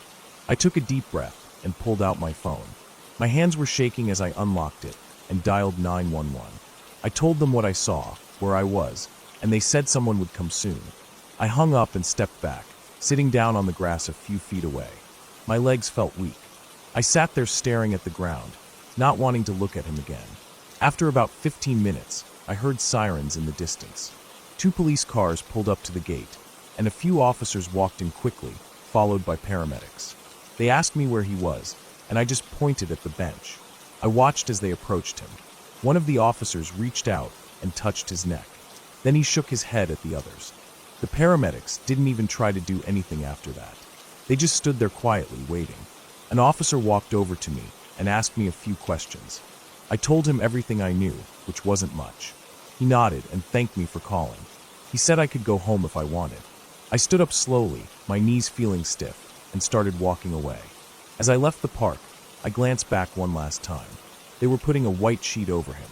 The walk back to my apartment felt longer this time. The sun was coming up now, casting a pale yellow light over the buildings and streets. Birds were starting to chirp in the trees. I walked up the stairs to my apartment, unlocked the door, and stepped inside. The smell of my room hit me, that mix of old blankets, dusty books, and leftover food containers on my desk. I closed the door and locked it, then sat down on the edge of my bed. I sat there for a long time, staring at the floor. My hands were still trembling slightly. I thought about the man in the park, how he sat there so still, how cold his shoulder felt when I touched it. I wondered who he was, what had happened to him, and why he had been there alone in the dark. After a while, I lay back down on my bed, pulling the blanket up over me. My body felt tired now, heavy and drained. I closed my eyes and tried to sleep, but every time I did, I saw his shape sitting there on the bench, silent and unmoving in the dark. Eventually, I just opened my eyes again and stared at the ceiling, listening to the faint sounds of cars and people starting their day outside. I stayed like that for hours, my mind stuck on what I had seen. I didn't feel scared anymore, just empty and sad. I didn't know him, but it felt heavy in my chest. Thinking about him sitting there alone all night until the sun came up and I found him. That thought stayed with me for days. Even now, when I wake up early and think about going for a walk, I remember that morning. I remember how the air felt, how quiet the park was, and how his shoulder felt under my hand, cold like stone in the early dawn. I never went back to that park again after that. I still walk around the block sometimes when I can't sleep, but I avoid the park completely. It's not that I'm scared something will happen to me there. I just don't want to see someone like that again. I don't think I could handle it. Every time I walk past the street that leads to the park, I feel that heaviness in my chest again. It reminds me of how fragile everything is, how quiet the world can be when something like that happens, and how sometimes, even though there are people all around us, someone can be sitting right there alone for hours, and no one notices until it's too late. That morning changed how I saw things. Now, whenever I see someone sitting alone on a bench or lying down on the sidewalk, I always look a little longer, just to make sure they're okay. Because I know what it feels like to walk past, and then wonder forever if they were still breathing.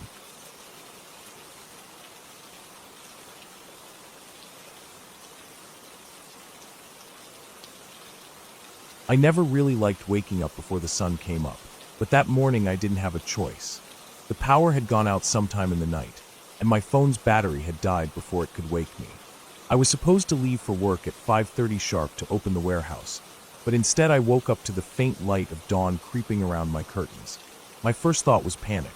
I shot out of bed so fast that my knees hurt when I landed on the cold floor. I ran to the window and pulled the curtain aside just enough to see the sky turning gray, meaning I was probably already late.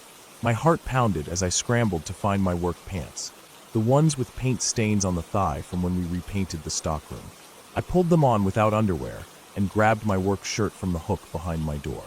It still smelled like stale sweat and cardboard, but I didn't care. I shoved my feet into my steel-toed boots, tied them with shaking hands, and grabbed my keys off the little metal tray by the door. I didn't even wash my face or brush my teeth. I just locked up and jogged down the outside steps, 2 at a time, praying my old Honda would start without the usual 15-minute warm-up.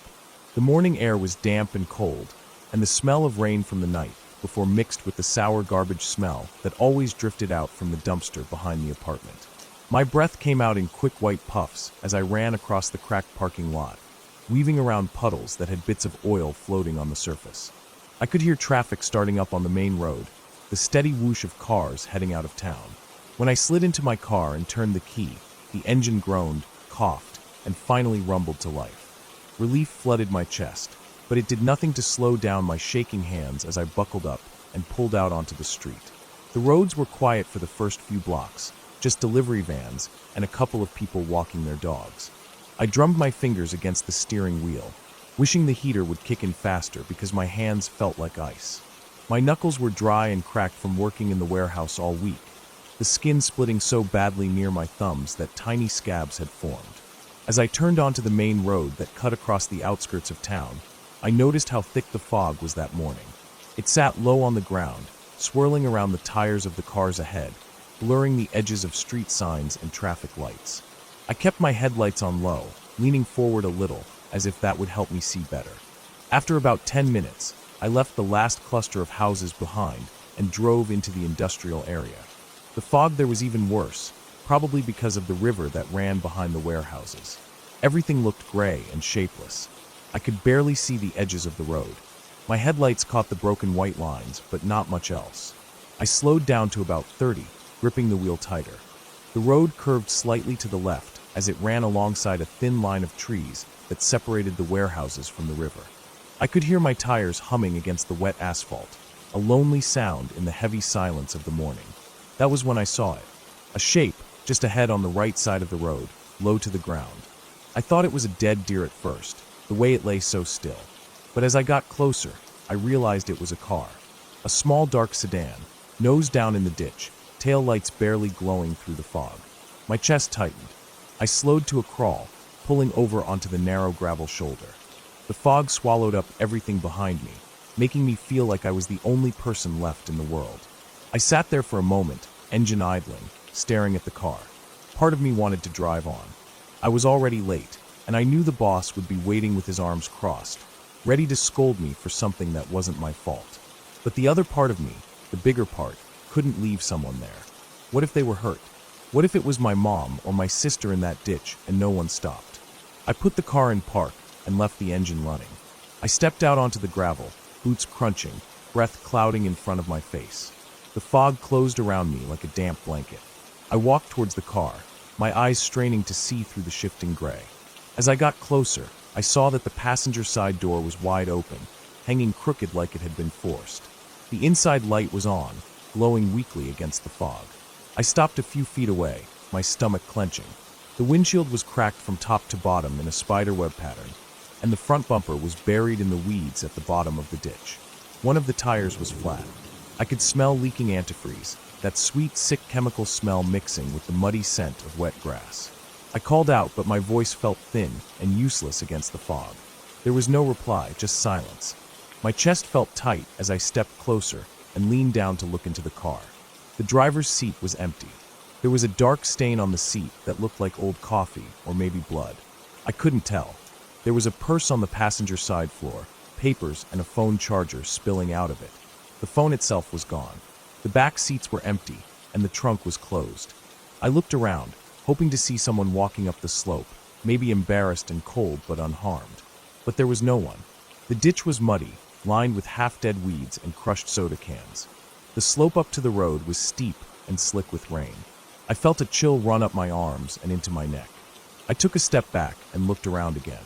That thick fog made everything feel unreal. The trees across the road were just vague shapes, and the road behind me had disappeared completely. I didn't know what to do. I couldn't leave the car like that, but there was no sign of whoever had been driving it. I walked around to the front, stepping carefully down the muddy slope. The hood was crumpled against a tree trunk, the impact strong enough to bend the metal inward. I stood there for a moment, staring at it, my breath sounding loud in my ears. Then I noticed something that made my skin crawl. There were footprints in the mud, leading away from the driver's side door and across the ditch, towards the trees. They were deep, heavy prints, like someone had been limping or dragging their feet. The mud was churned up in places where they had slipped. I swallowed hard. The smart thing to do would have been to call the police right then. But I didn't have my phone. It was still dead from the night before, and I didn't have a car charger. I looked back at my car, the red glow of my taillights dim and blurry in the fog. I thought about just getting back in and driving to work, calling once I got there. But something in me wouldn't let me. I couldn't stop thinking about those footprints, about how the person might be lying just out of sight, hurt or dying in the wet grass. So I followed them. I climbed up the far side of the ditch, grabbing handfuls of weeds to keep myself from slipping back down. The mud sucked at my boots, making a squelching noise with every step. At the top, I paused to catch my breath. The trees were only about 20 feet away, tall skinny pines mixed with bare oaks, their trunks disappearing into the fog. The footprints led straight to them. I stepped carefully, my heart thumping so hard it made my chest ache. The grass was wet and cold against my ankles, soaking through my work pants. As I reached the tree line, I saw more footprints in the soft earth under the pines. They wove between the trunks, heading deeper into the trees. The fog was thicker there, curling around the branches like smoke.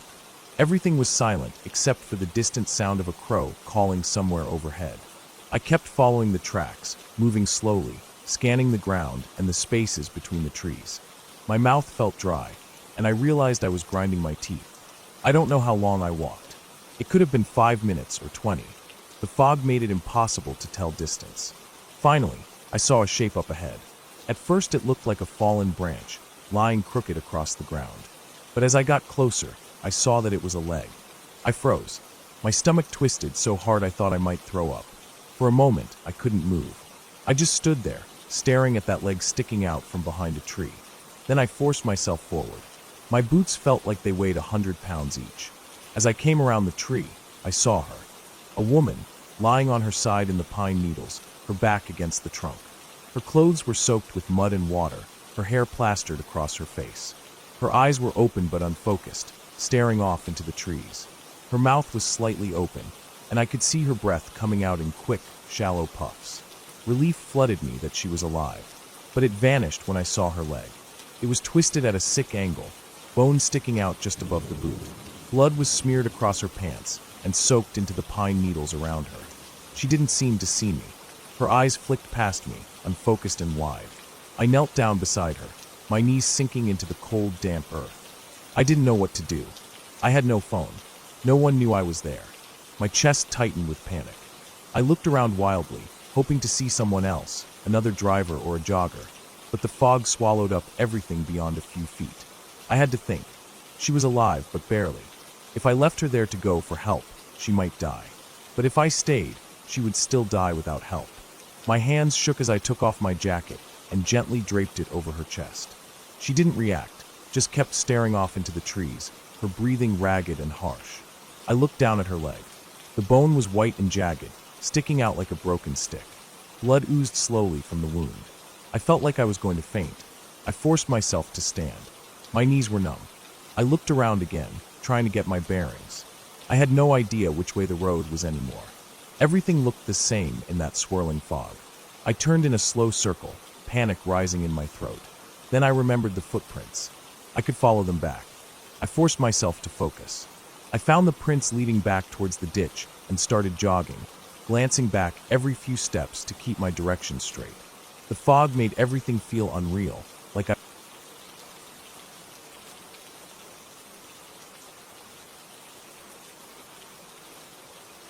I woke up before my alarm even went off. It was still dark outside, and I could see the streetlights glowing orange through the thin curtains of my bedroom window. I lay there for a moment, listening to the soft hum of the fridge in the kitchen and the occasional car driving past. My phone said it was 4:37 a.m. I didn't really want to get up yet, but I knew I wouldn't fall back asleep. My stomach felt tight with nerves, the same way it always did before a long drive. Today I had to leave early to reach the construction site 2 towns over by 6:30 a.m. I sat up on the edge of my bed for a bit, rubbing my face and trying to wake myself up. The floor felt cold under my feet. I got up and walked to the bathroom, flipped on the light, and winced at how bright it was. My face looked tired. There was a bit of stubble on my chin, but I didn't bother shaving today. I brushed my teeth slowly, staring at the crack in the tile under the mirror. I had been meaning to fix that for months, but never did. I went back to my room and put on my work clothes, a faded black t-shirt with the company logo on the chest, and my tan cargo pants with old stains from paint and cement. My boots were by the door, caked in dried mud from the last job. I slipped them on and tied them tight. I grabbed my wallet, phone, and car keys from the side table and stuffed them in my pockets. I looked around my room once more to make sure I wasn't forgetting anything. The place was small and messy, just a mattress on the floor, some clothes piled near the closet, and empty water bottles near the bed. I walked into the kitchen, turned on the small yellow light over the sink, and poured myself some cereal. I didn't have milk, so I just ate it dry, chewing slowly while scrolling through the news on my phone. There was a story about another missing hiker near the national forest. I kept reading it, even though I didn't want to think about that before going out myself. They said it was probably a mountain lion, or the person fell off a ledge. I finished my cereal, threw the bowl in the sink, and grabbed my thermos.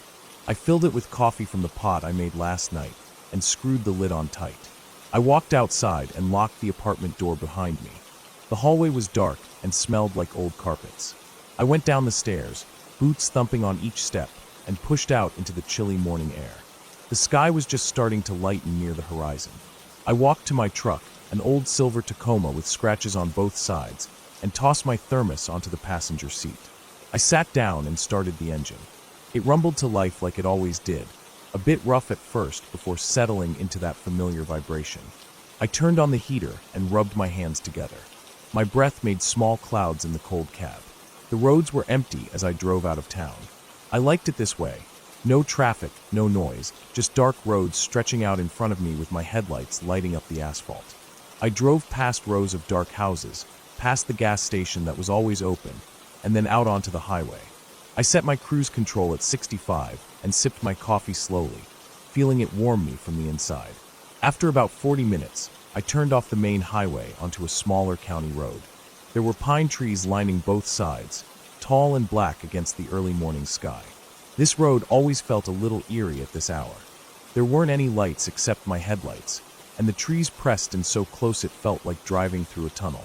I turned down the radio because I wanted to focus on the road. There were deer around here, and I didn't want to hit one. I drove for another 10 minutes before I saw something up ahead on the side of the road. At first it looked like a rock or a fallen branch, but as I got closer I saw it was a car. It was an old brown sedan, half pulled off into the ditch, nose tilted down like it had slid in. I slowed down and stopped about 15 feet behind it. My headlights lit up the back of the car. The trunk was dented, and the bumper was cracked on one side. Steam was rising from the hood, curling up into the cold air. I sat there for a moment, just looking at it. The driver's door was open. I couldn't see anyone inside. I didn't really want to get out, but it felt wrong to just leave someone there if they needed help. I put my truck in park, left the engine running with the heater on, and stepped out into the cold. The gravel crunching under my boots sounded so loud in the quiet. I walked slowly toward the car. I could hear the ticking sound of the engine cooling down. The smell of burned oil was strong. As I got closer, I saw there was nobody inside. The seat was empty and there were papers scattered on the passenger seat. Receipts, a crumpled fast food bag, an old soda cup in the cup holder. I looked around. The trees were so tall on both sides, their tops lost in darkness. I listened carefully. All I could hear was the soft rustle of branches in the breeze and the distant sound of an owl. I felt uneasy. Where would the driver have gone? There was no other car around, and the closest house was miles back. I walked around to the front. The hood was dented in on the left side, and the front bumper was smashed against a tree stump. I looked down and saw footprints in the soft dirt leading away from the driver's side, down into the trees. They weren't clear enough to see what kind of shoes they were, but they were deep and close together, like whoever it was had been walking fast, maybe even limping. I stood there for a bit, staring into the trees. The path the footprints took went downhill, into a small gully where I couldn't see anything except darkness. I didn't want to go down there. It felt wrong, like I was about to trespass into something I shouldn't. But I couldn't just leave. What if they were hurt? I went back to my truck, opened the door, and grabbed my flashlight from the glove box. I turned it on, and the beam cut through the darkness, lighting up the tops of weeds and brambles near the tree line. I walked back to where the footprints started and began to follow them, moving slowly. The ground sloped down, soft under my boots, and I had to hold onto a small pine to steady myself. The air felt colder down here. I could hear water trickling somewhere nearby. I moved my flashlight around and saw a small stream running through the bottom of the gully. The footprints went right across it. I stepped carefully onto some rocks, feeling the water splash onto my boots. On the other side, the ground rose up a little, and there were bushes and fallen branches everywhere. I kept following the footprints. They were easier to see here because the dirt was damp. They went straight for a while, and then turned to the right, up a small hill. I climbed up after them, using roots to pull myself up. My breath was coming out fast, not from exhaustion but from nerves. At the top of the hill, there was a small clearing, just a flat spot surrounded by trees. The footprints ended here. I moved my flashlight around, scanning every inch of ground. The leaves and pine needles were scattered everywhere, but there were no more footprints. It was like whoever it was just disappeared. I felt my stomach drop. I turned around slowly, shining my light into the trees, looking for any sign of movement. I didn't see anything, but I felt it, that feeling of being watched, like eyes were on me from somewhere just beyond the edge of my light. I stood there for a while listening. The trees creaked in the breeze. I could hear my own heart beating in my ears. I turned off my flashlight for a moment to see if my eyes would adjust. It went completely black. I couldn't see my hands in front of me. I turned it back on quickly, breathing hard. I didn't want to stay there any longer. I turned around and started walking back the way I came, moving fast but trying not to trip. As I stepped down into the gully again, my foot slipped on a wet rock and I fell sideways, landing hard on my hip. My flashlight flew out of my hand and rolled into the stream. I cursed under my breath, reaching for it. The cold water soaked through my sleeve as I grabbed it and pulled it back out. It flickered but stayed on. I got back to my feet and kept moving, ignoring the pain in my hip. When I climbed out of the gully and reached the road again, I felt a wave of relief wash over me. My truck was still there, engine running, headlights shining on the trees. I jogged back to it, opened the door, and got in, slamming it shut behind me. I locked the doors and sat there for a moment, breathing hard. My hands were shaking. I didn't know what to do. I looked at the brown sedan in my headlights. The driver was gone. They were just gone. I thought about calling the sheriff, but what would I say? That I found a crashed car with nobody inside? They would just tow it away and maybe search the woods, but I doubted they would find anyone. Whoever it was didn't want to be found. That was what it felt like to me. I didn't understand it, but that was the feeling in my gut. I put my truck in drive and slowly pulled past the sedan. As I drove away, I kept looking in my mirror until the car disappeared behind the curve of the road. My heart was still beating fast. The sky was getting lighter now, pale blue and pink above the trees. I drove the rest of the way to the site in silence. No music, no radio, just the sound of the tires on the road and the wind against the windows. When I reached the site, the other guys were already there, standing around their trucks and sipping coffee. I pulled in and parked. I sat there for a moment before getting out, trying to calm myself down. My hands were still trembling as I grabbed my hard hat from the back seat. All day I kept thinking about that car. I kept seeing the empty footprints leading into the woods and the way they just stopped. I wondered if the driver had been running from someone, or if they got hurt and collapsed somewhere I didn't see. Or maybe they were hiding hiding from someone or something. After work, I drove back home the same way. When I passed the spot, the brown sedan was gone. There was just a patch of crushed weeds and fresh tire tracks where the tow truck had pulled it out. I slowed down as I passed, looking into the trees, half expecting to see someone standing there watching me. But there was nothing, just empty woods. That night I couldn't sleep. I lay in bed.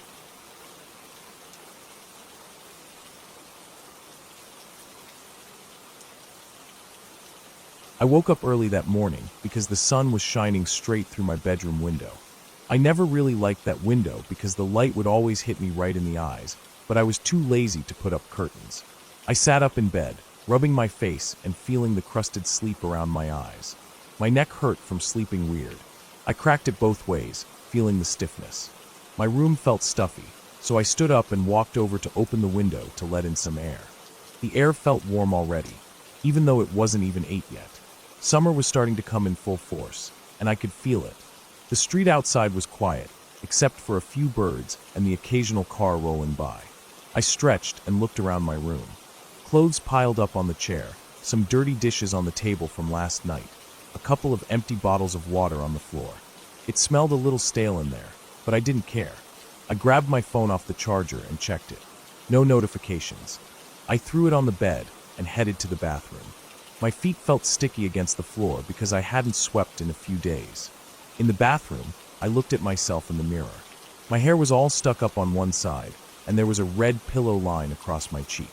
I splashed water on my face, ran my fingers through my hair to flatten it a bit, brushed my teeth lazily while staring at myself. I walked back to my room, grabbed a clean black shirt off the back of the chair, and smelled it.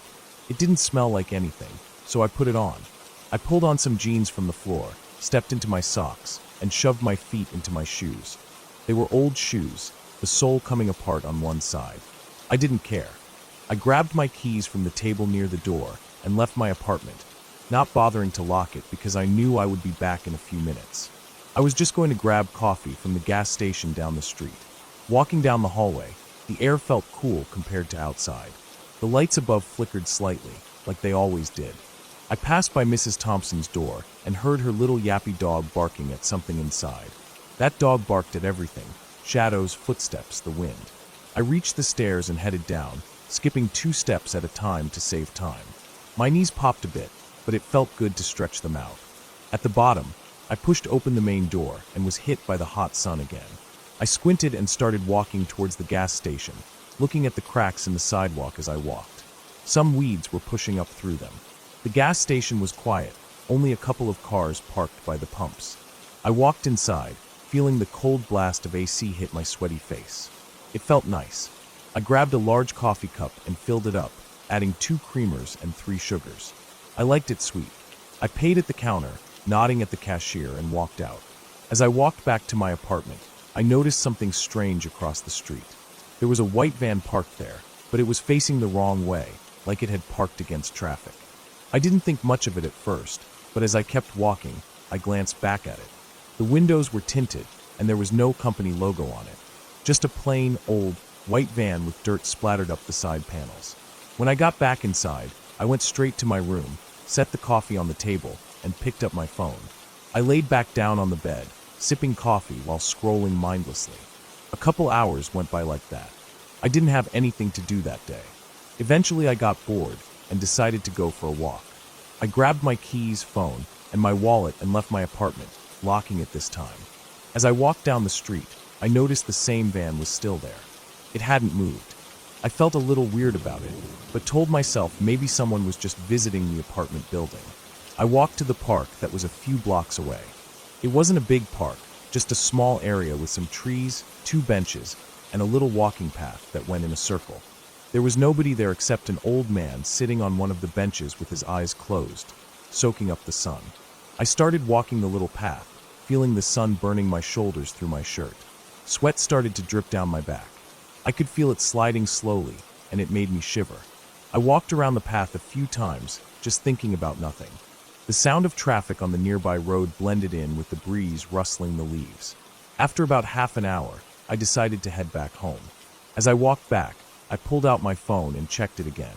Still no notifications. I shoved it back in my pocket. When I reached my apartment building, I saw that the white van was gone. I felt a weird sense of relief wash over me. I went upstairs, unlocked my door, and went inside. My room felt even stuffier now. I put my keys on the table and took off my shirt, feeling the sweat drying on my skin, making it itch. I sat down at my desk and started up my laptop to watch some videos. A couple hours went by again. The sun started to dip lower in the sky, casting orange light through my window. Around 6, I got hungry. I didn't feel like cooking, so I decided to go get some food. There was a small fried chicken place about a 10-minute walk away. I threw on my shirt again, grabbed my wallet and keys, and left. The air outside was cooling down, but the ground still radiated heat. As I walked, I noticed the white van again. It was parked a block away this time, in front of another apartment building. It was definitely the same van. My chest tightened a little bit, and I felt a cold sweat break out on my neck. I kept walking, trying not to look at it, but my mind kept thinking about it. I reached the chicken place and ordered a 2-piece with fries and a drink.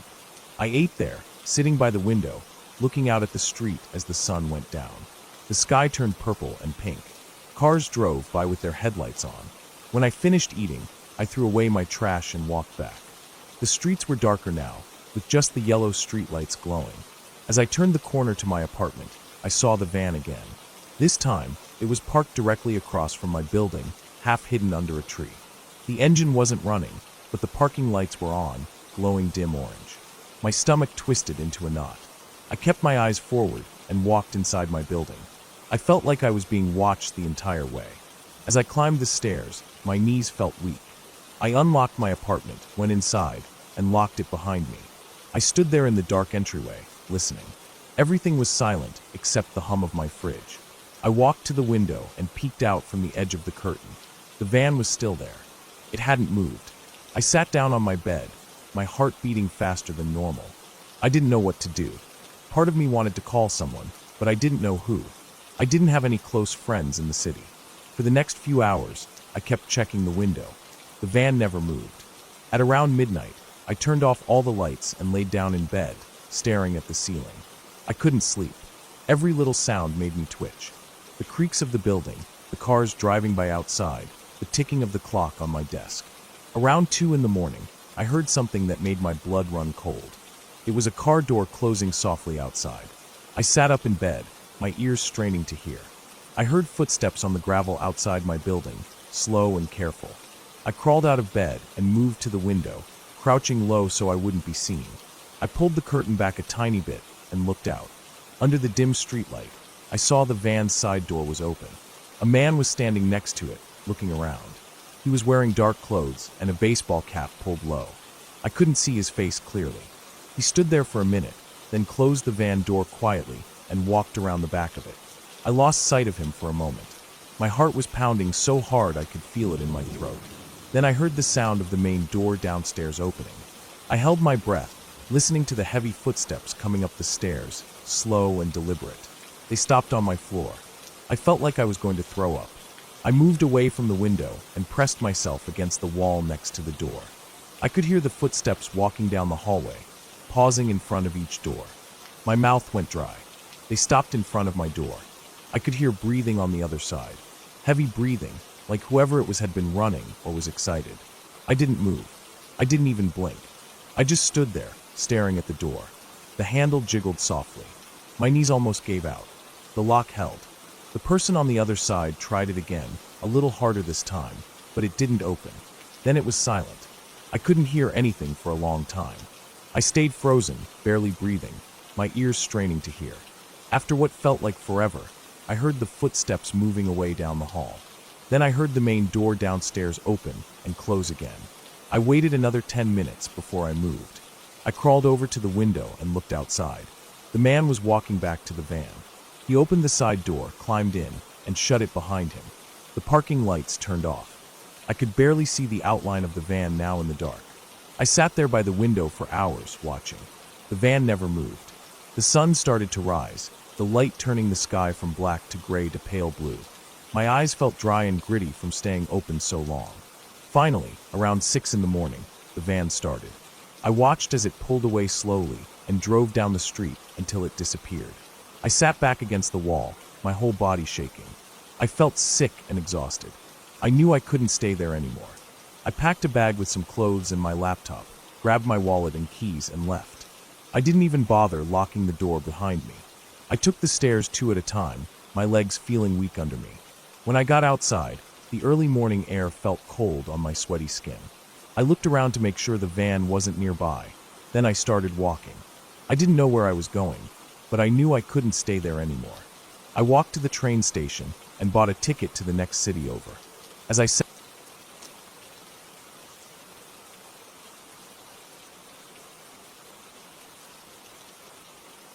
I never thought a simple decision to take a new route home from work would turn into something I'd think about every day for the rest of my life.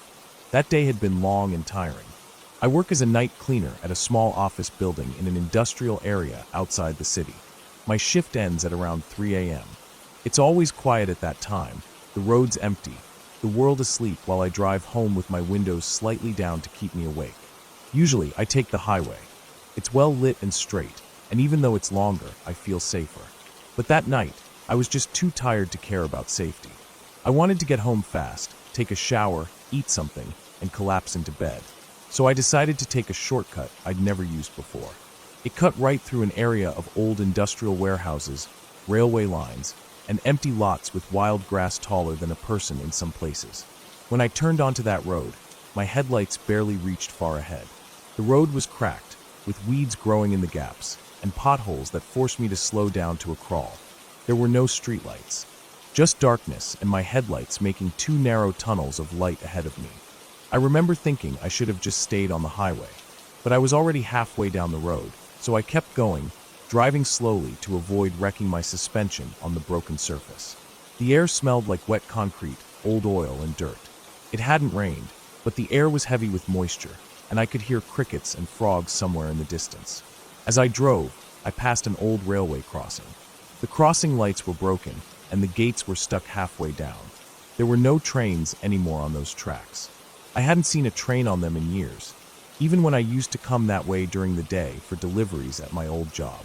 The tracks were rusted, weeds growing between the wooden ties, and piles of old gravel scattered on either side.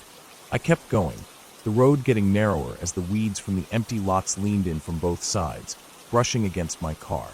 I had to turn the wipers on at one point because the bugs were hitting my windshield so hard that I could barely see. My hands were tight on the wheel, and my back was stiff from how tense I was, forcing myself to stay awake. Then I saw something that made me slow down even more. Ahead on the side of the road was a small silver sedan parked facing the opposite direction. Its headlights were off, and it looked abandoned. The driver's side window was rolled halfway down, and there was no movement inside. I drove past it slowly, looking inside out of instinct. I couldn't see anyone in the driver's seat. The passenger seat looked empty too. For a few seconds, I wondered if it had broken down and whoever was driving it had left to get help. But there were no houses nearby. The closest gas station was at least 4 miles away back towards the main road. I thought about stopping, but then decided against it. At 3:30 a.m. on a dark, deserted road, stopping to check an empty car didn't seem smart. About half a mile after I passed the silver sedan, I noticed my fuel light came on. I swore under my breath. I didn't remember seeing it low when I left work, but maybe I had been too tired to notice. I checked my phone. No signal. I wasn't surprised. That area always had bad reception. I knew I'd be back near the city limits in about 15 minutes, so I kept driving, hoping I'd make it. I was focused on the fuel gauge, on how far I had to go, calculating in my head whether I'd make it to the gas station near my place. That's probably why I didn't notice at first that something felt wrong about the road ahead.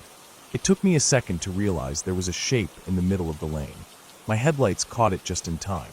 I slammed on the brakes, my tires skidding on loose gravel. It was a shopping cart, the kind you see at grocery stores, old and rusted, filled with bags and blankets piled high. It was just sitting there, right in the center of the lane. My heart was pounding from the sudden stop. I cursed out loud, then looked around to see if there was anyone nearby who had left it there. But the darkness outside my headlights was complete. There was no movement, no sounds except insects. I edged the car forward and turned slightly to drive around it. As I did, my headlights swept across the piles of bags in the cart.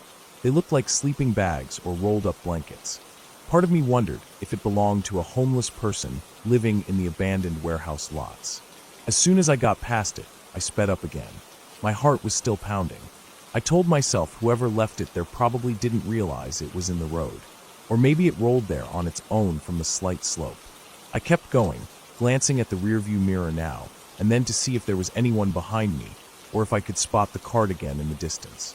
But all I saw was darkness. About 2 miles later, I reached an intersection where the road split 3 ways. There were no signs left standing to tell which way led where. They'd been ripped out or fallen long ago. I had a rough idea that the left road would eventually lead me back to the main highway. The middle road went deeper into the industrial area, and the right road, I wasn't sure. It curved sharply behind an old brick building covered in graffiti. I turned left. The road there was even worse, with huge cracks and potholes full of muddy water. I drove as slowly as I could, trying not to bottom out. My fuel light was blinking now. I felt the tightness in my chest grow. The thought of running out of gas on that road in the middle of the night made me feel sick. I kept going for about 10 minutes, the road winding through dark, empty lots and silent warehouses with smashed windows and graffiti covering every inch of brick. Then I saw something that made my stomach drop. Up ahead, parked across the road sideways, blocking it completely, was that same silver sedan I had passed earlier. For a few seconds, my brain refused to process what I was seeing. I slowed down, staring at the car. The same half-rolled down window. The same dent in the rear bumper. I had driven in a straight line the whole time. There were no turnoffs. No way for it to get ahead of me. It didn't make sense.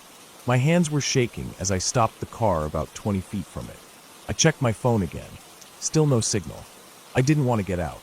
The idea of stepping into that dark road with no houses or lights or people around made my skin crawl. I sat there for what felt like hours, gripping the wheel, staring at the silver car. I couldn't see anyone inside from where I was. My headlights illuminated its back window, showing nothing but darkness inside. I looked around at the empty lots, the broken fences, the weeds swaying gently in the night breeze. Finally, I decided to turn around and drive back the way I came. I didn't care about the fuel anymore. I just wanted to get out of there. I shifted into reverse, backed up carefully until I could turn around without getting stuck in the weeds, and started driving back the way I came, faster this time. As I passed the spot where the shopping cart had been, it was gone. There was nothing there now, just empty road. I didn't stop to think about it. My chest felt tight, and I was breathing shallow and fast. I just kept driving, eyes flicking between the road ahead and my fuel gauge. After what felt like an eternity, I reached the railway crossing again.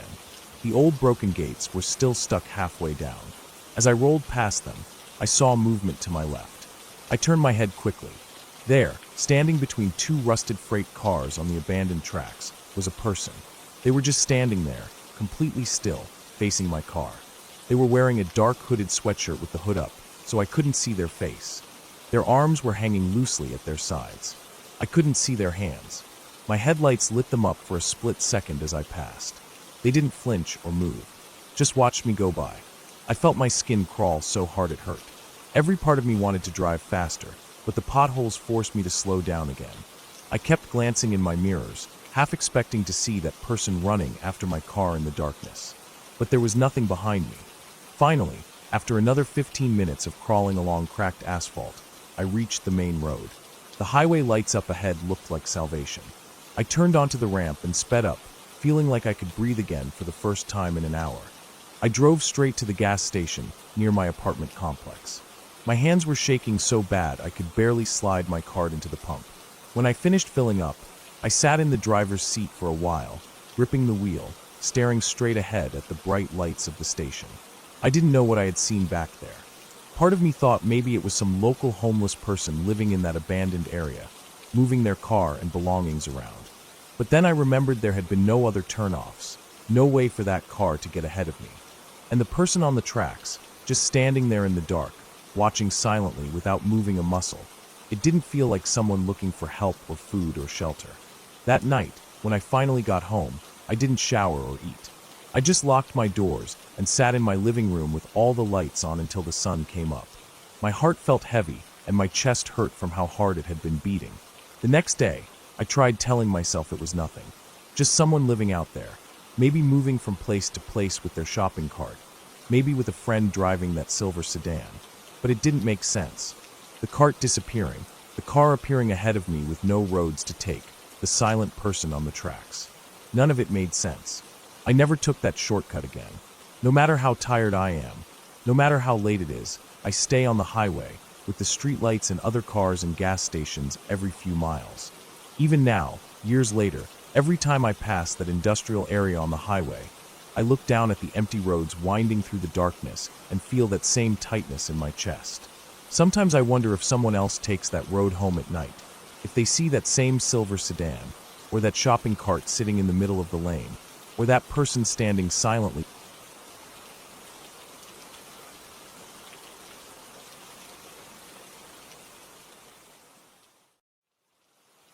Hello everyone, I'm the Creep's Cabin.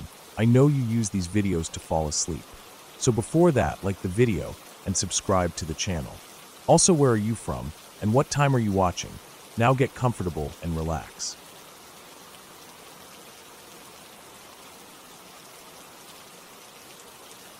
I've worked as a ranger for a while now. I'm not a peace officer, just a regular ranger who cleans campsites, checks trash bins, repairs picnic tables, and makes sure signs aren't covered in graffiti. Most people think of rangers like in movies, with guns on their belts, chasing poachers or rescuing lost hikers. That's not me. I drive an old dusty parked truck, check restrooms, replace broken locks on the vault toilets, and sweep away sand from the camp parking spots when the desert winds bury them.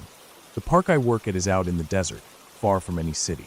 Sometimes on quiet days, I stand out by the main viewpoint. It's a wide, empty stretch of land, dry and cracked with sharp thorn bushes and scrubby mesquite. The ground is a pale reddish brown, with scattered black volcanic rocks that heat up in the sun until you can't touch them without gloves. Everything here feels sharp and dangerous, like the land itself is waiting to cut you or burn you if you don't pay attention. Most days are simple. I drive the long dirt roads, check the water tanks, and refill brochures at the kiosks. During summer, it's even quieter, since the heat chases away tourists. We get maybe one camper every few days, sometimes none for weeks. The roads shimmer with heat waves, and everything smells of hot dust, dry creosote, and the metal of the truck burning your hands if you leave it parked too long. I wasn't there for what happened, but the other rangers told me about it when I first started. It was during summer, when barely anyone comes through. Two of the older rangers, Jim and Carlos, were doing a routine patrol. They wanted to check one of the remote campgrounds that barely ever gets used. It's tucked way back along a washboard dirt road, about 10 miles from the main highway. Half the time it's closed because flash floods bury it with mud and broken tree branches, but sometimes hikers camp there for quiet. They said it was just a normal patrol. The sun was already up and baking the truck windows, and the heat was coming off the ground like a stove. The place was silent except for the buzzing of flies that gather around anything damp or dead. When they pulled into the campground loop, they saw something strange in one of the sites near the back. It was a car, burned out completely. Just a twisted metal shell, blackened and sagging in on itself. The windshield was gone. The tires melted into the dirt. The desert is filled with old junk cars, but most are off old ranch roads or hidden behind dunes, not in the middle of a maintained campground. Jim radioed Carlos to come look. They walked around it carefully, boots crunching over bits of melted plastic and glass. The car doors were half open, sagging on melted hinges. The ground underneath was scorched black with circles of ash, and soot spread out like a dark halo.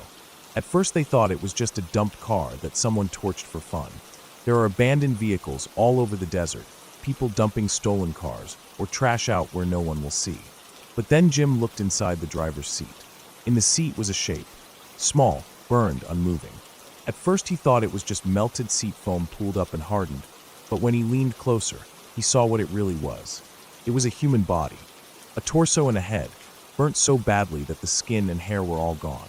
No arms, no legs, just the blackened ribcage, the sunken charred stomach, and the skull with its mouth open in a silent scream. The smell was strong even though it was only bone and burnt tissue left.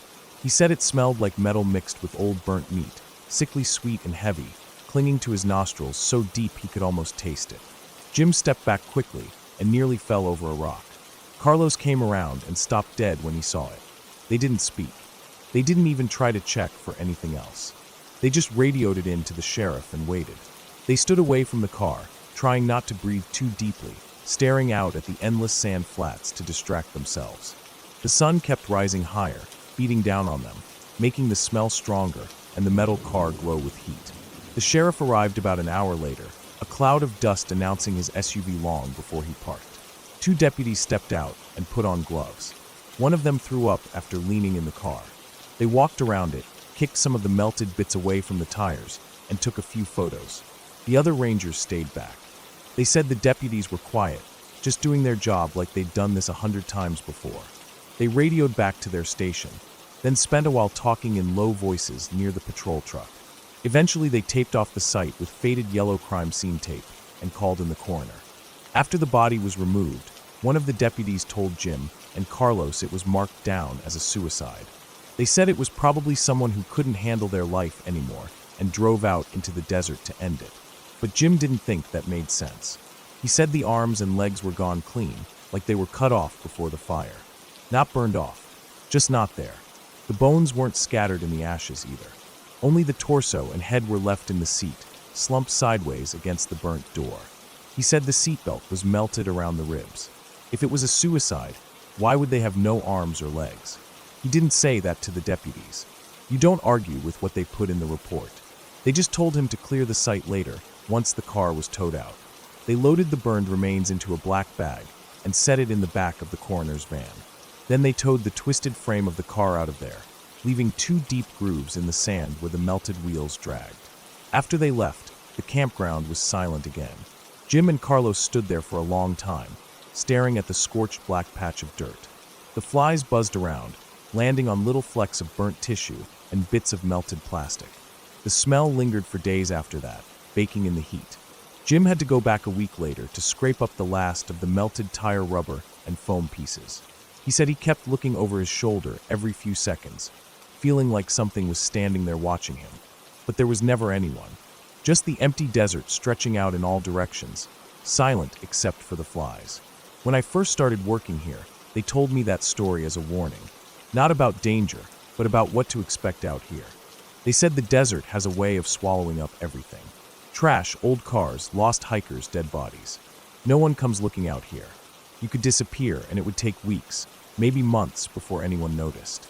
Even then, they might just mark you down as another suicide, tow away your remains, and leave the sand to cover the rest. Sometimes when I drive through that campground, I try to guess which site it happened in. They never told me the exact number. I look at the sand for a patch that looks a little darker, where the fire baked it down into brittle clay. I check around for any melted plastic or metal scraps left behind. I never find any, but I know it's there somewhere. The desert keeps its secrets well. Even now, years later, the deputies never investigated further. They didn't try to figure out why there were no arms or legs. They didn't check if it was someone dumped there by the cartel, or if it was a murder made to look like a suicide. Out here, it doesn't matter much. Things disappear. People disappear. The sun keeps rising, the flies keep buzzing, and the sand keeps blowing across the roads like nothing ever happened. I think about that body sometimes when I'm driving the long dirt roads alone. I imagine the last thing they saw. The endless pale sky, the cracked red dirt, and the black volcanic rocks burning in the sun. Maybe they came out here, knowing no one would find them for a long time. Maybe they didn't come here by choice at all. Either way, now they're gone. Just a torso and a skull burned into nothing, leaving behind only a dark stain in the sand that no one remembers except for a couple of old rangers who happened to find them on a patrol. It makes you quiet, working out here. It makes you notice every little thing, like the way the ravens circle over a spot for hours, or the way the flies gather thick when something is dead nearby. You see the signs that most people miss. And you learn that in the desert, if something doesn't want to be found, it won't be. The sand will cover it. The wind will blow away the tracks. And the sun will bleach the bones until they're the same pale color as the earth itself. Every time I step out of my truck now, I feel the heat hit my skin, and I smell that hot, dry dust. I listen to the silence pressing down on everything, and I remember that burned-out car and the person inside it with no arms and no legs. I think about how they just disappeared from the world, leaving nothing behind but a dark patch of scorched earth in the middle of an empty desert campground.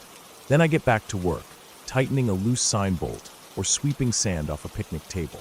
Because out here, life goes on the same way every day, no matter what secrets the desert keeps buried under its sun-baked soil.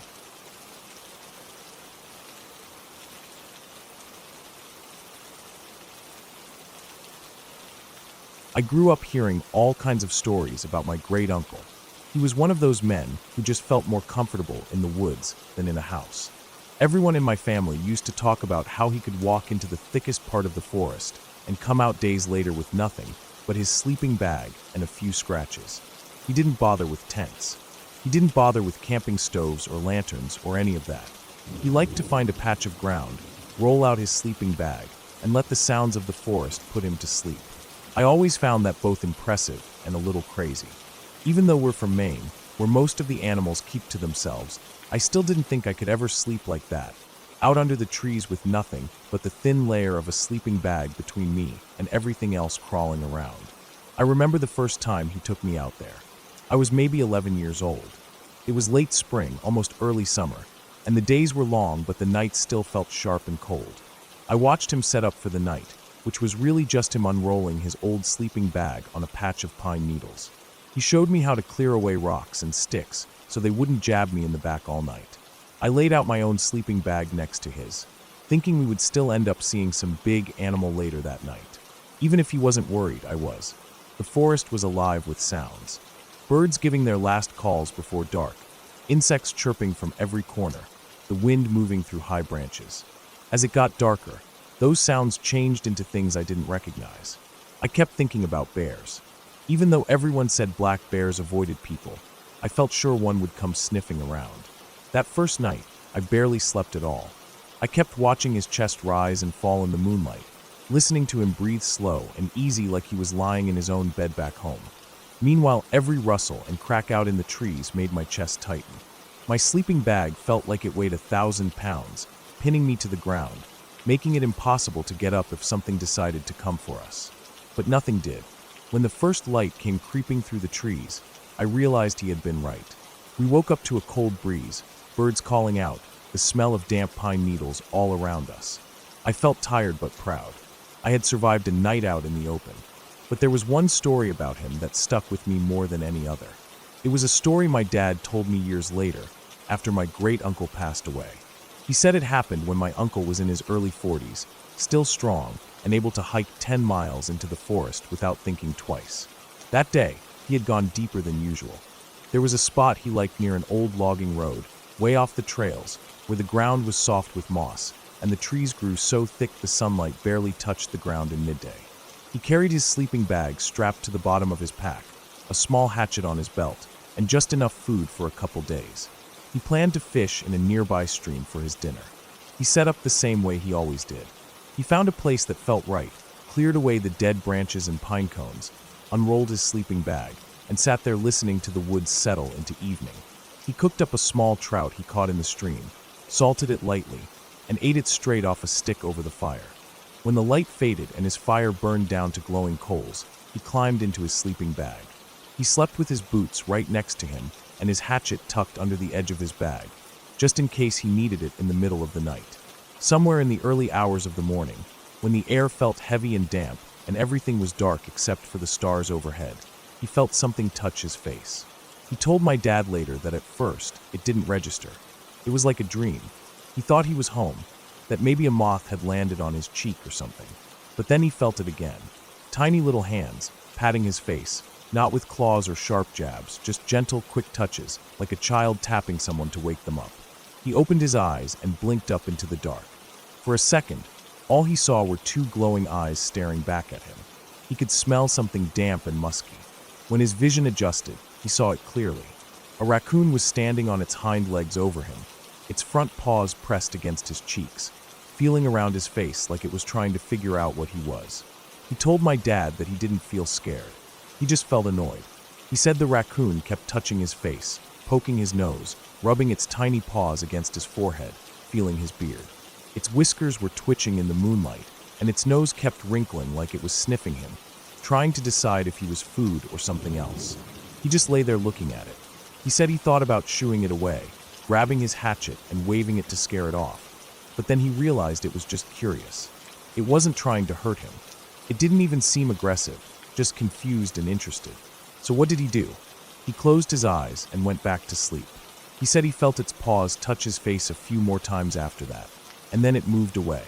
He heard it shuffling around his pack, probably sniffing for food scraps, but he always kept his things tied up tight. Eventually, it wandered off into the dark, leaving him there under the trees, breathing slow and steady like nothing happened. When I first heard that story, I couldn't understand it. I asked my dad why he didn't scare it off, why he didn't at least sit up to make sure it wasn't going to bite him. My dad just shook his head and said, because that's just how he was. The woods were his home, and everything in it was just part of his night. That story stuck with me for years. I thought about it every time I went camping, every time I heard something outside my tent and felt that rush of fear that comes when you realize there's nothing but thin fabric between you and the rest of the world. I thought about it when I went out to camp alone for the first time as an adult. I tried to sleep outside of the tent like he did, but I couldn't. I lasted about an hour before I started thinking about what might come crawling up in the dark. I packed up and moved into my tent. Even then I barely slept, just listening to every branch creak and every small thing scuttle across the forest floor. Years later, I went out into those same woods again. I found a spot near an old stream and decided to challenge myself. No tent, just me, my sleeping bag, and the trees overhead. It was early fall, and the leaves had started to turn. The forest smelled sharp and earthy, with dead leaves crunching under my boots as I set up. The sun dipped below the hills, leaving behind a long stretch of blue twilight that faded into black. I laid in my sleeping bag staring up at the sky, thinking about him, thinking about how he must have felt so calm, so at home. The air grew colder, settling into the ground around me. My breath came out in little clouds. Sometime in the middle of the night, I woke up to a sound near my feet. I held my breath and listened. It was soft, like tiny footsteps. For a second, my chest tightened. I felt that same old fear rising up, the fear of something coming for me while I slept. I heard the sound move closer, and then, just like in his story, I felt a small touch on my face. I froze. I didn't open my eyes right away. I just felt it. Little paws pressing down gently against my cheek, moving across my forehead, tapping my nose. I opened my eyes slowly and saw two small eyes staring back at me in the dark. The raccoon tilted its head, its whiskers twitching. I could see its breath in the cold air, little puffs coming out of its nose. I didn't move. I just watched it. It kept feeling my face, like it couldn't figure out what I was. Its fur was thick and messy, sticking out in little tufts. Its eyes glowed faintly in the moonlight, reflecting just enough that I could see them clearly. It smelled like damp earth and old leaves. For a moment, I thought about grabbing my flashlight and shining it at its face to scare it off. I thought about waving my arm to push it away. But then I remembered his story. I remembered how he just let it be, how he trusted the forest enough to let a wild animal stand over him in the dark without feeling like he needed to defend himself. So I closed my eyes. I felt its paws press against my cheek one more time, and then it moved away. I heard it shuffle around my pack, sniffing at the pockets, scratching at the zippers, but it didn't find anything to eat. After a while, I heard it walk back into the trees, its small body brushing against dry leaves as it disappeared into the dark. I laid there listening to the sounds of the forest settle back into place, feeling my heart slow down. I felt cold and exposed, but also calm in a strange way. Like I had passed some kind of test, like I understood a small piece of what he felt out there all those nights alone under the stars. When the morning came, the first light turned the forest gold. I sat up and saw tiny footprints in the dirt near my sleeping bag, little hand-shaped prints leading off toward the stream. I packed up my things slowly, feeling tired but proud. I felt like I carried his story with me, like I understood something I hadn't before. As I walked back out of the forest, through the cold morning air and down the narrow deer trails, I thought about how the woods didn't belong to me or him or anyone else. We just passed through, leaving our small marks behind, hoping that when something reached out in the dark to touch us, we'd have the courage to close our eyes and let it. When I got home, I told my dad what happened. He just smiled and nodded, like he already knew I would come back with that story. I still think about that night sometimes, when I'm lying in my own bed and the world feels too quiet. I think about that little raccoon standing over me in the dark, feeling my face with its tiny paws, and I think about my great uncle, sleeping under the stars without fear, breathing slow and easy as the forest moved around him. And I wonder if I'll ever be that at home anywhere else again.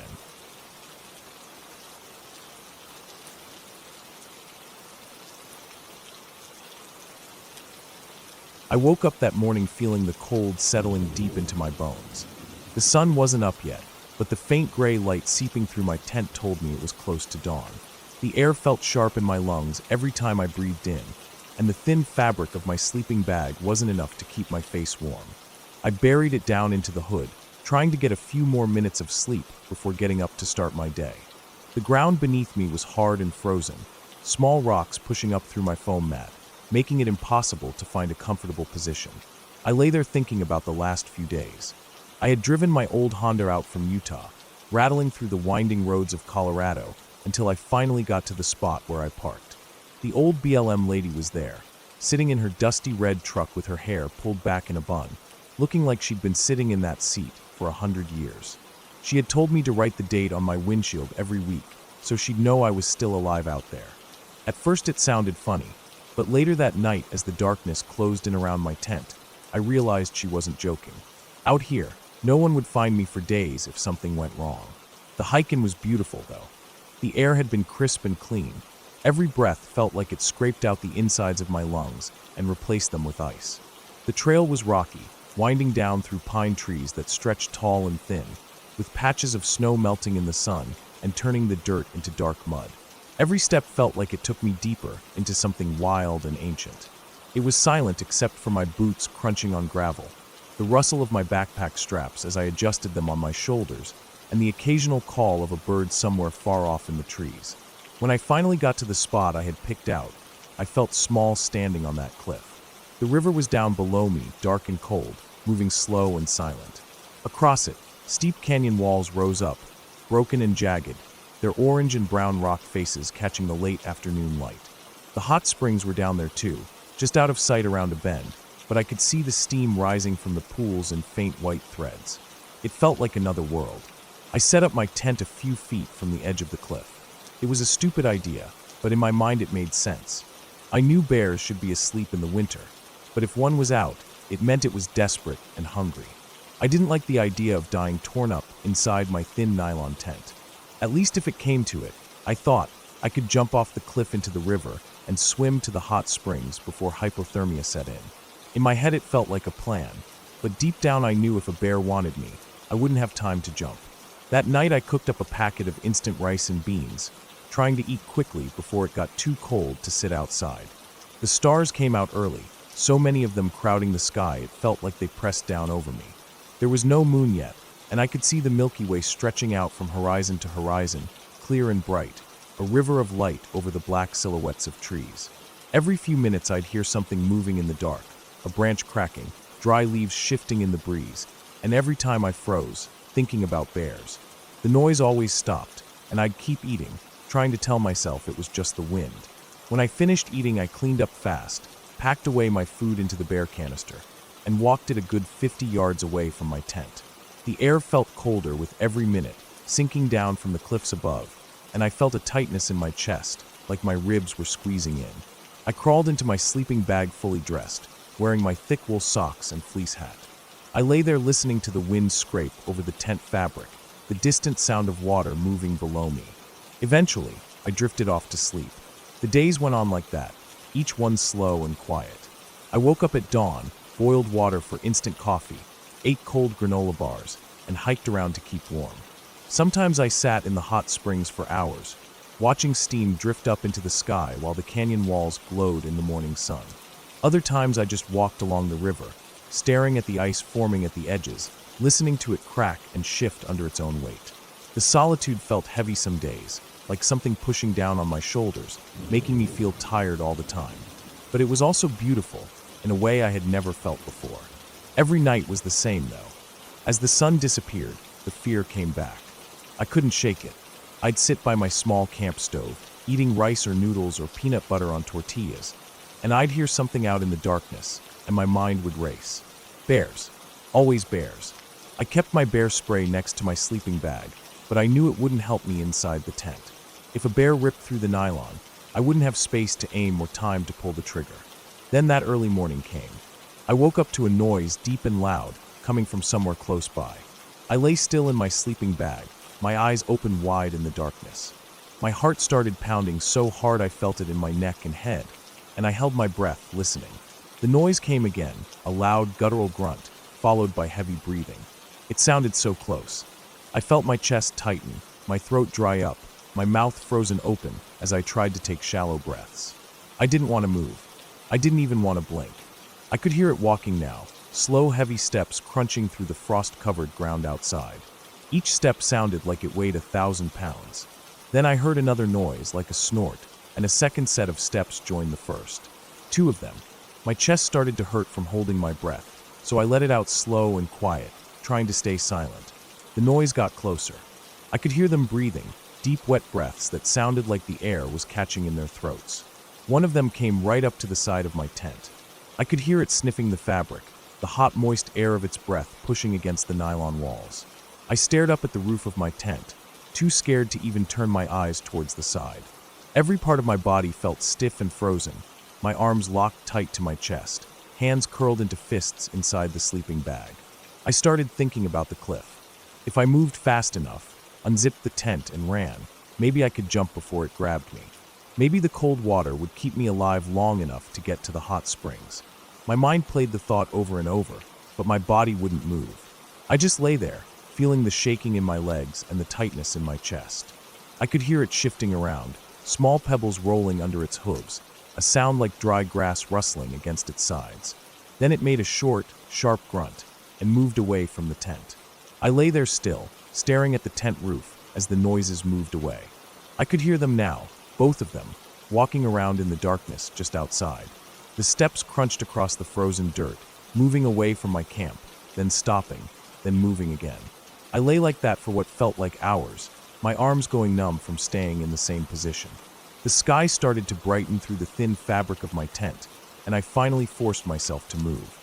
I unzipped my sleeping bag, feeling the cold rush in against my chest, making me shiver so hard my teeth clacked together. I reached out with a shaking hand and slowly unzipped the tent door, just a few inches, peeking my eye out through the small gap. The sky was pale gray now, with streaks of pink light coming up over the canyon walls. I could see my breath clouding up in front of my face as I stared out into the morning.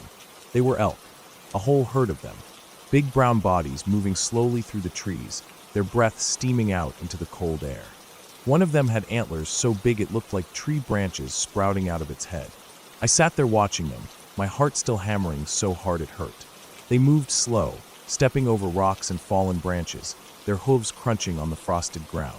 Every few steps they'd stop and look around, ears flicking, tails twitching, before they kept walking.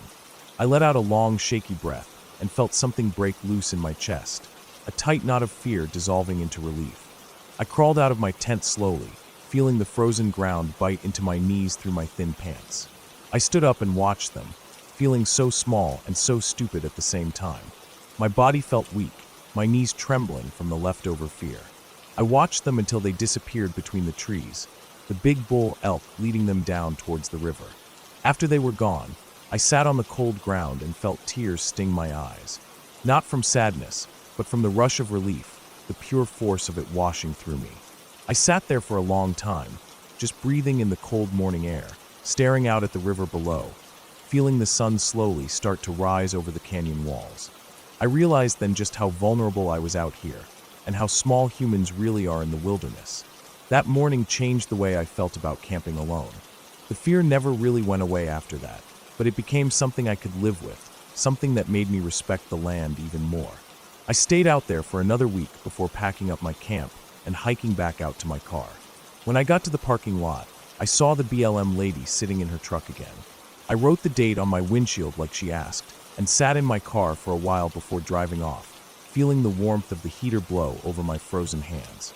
As I drove back down those winding roads towards the highway, I kept thinking about those elk, and how the thing I feared most turned out to be something harmless. But I also knew that next time, it just as easily could have been something else.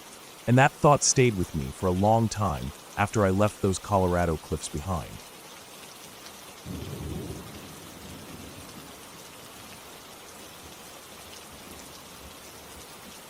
I had been planning that camping trip for weeks. The Mogollon Rim was always one of my favorite places to go when I wanted to be alone and away from everything. It was early autumn, and the weather was just starting to cool off at night. I packed my old green rucksack with my tent, sleeping bag, small stove, and enough food for 2 days. I also packed a little extra for my dog Max, a golden retriever mix who was getting older, but still loved coming along on my trips. He always looked happiest when we were out in the wild together. We left home just after lunch and drove up through the winding roads, passing tall pines and patches of yellow leaves.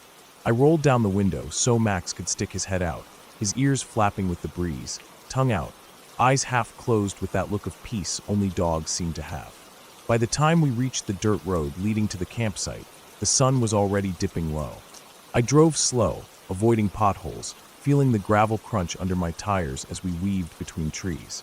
I pulled into a small clearing off the forest road, hidden enough that no one would stumble upon us, and parked under a big old pine. I stepped out and stretched, breathing in the sharp, cold scent of pine needles and dirt. Max jumped out right after me and started sniffing around, wagging his tail.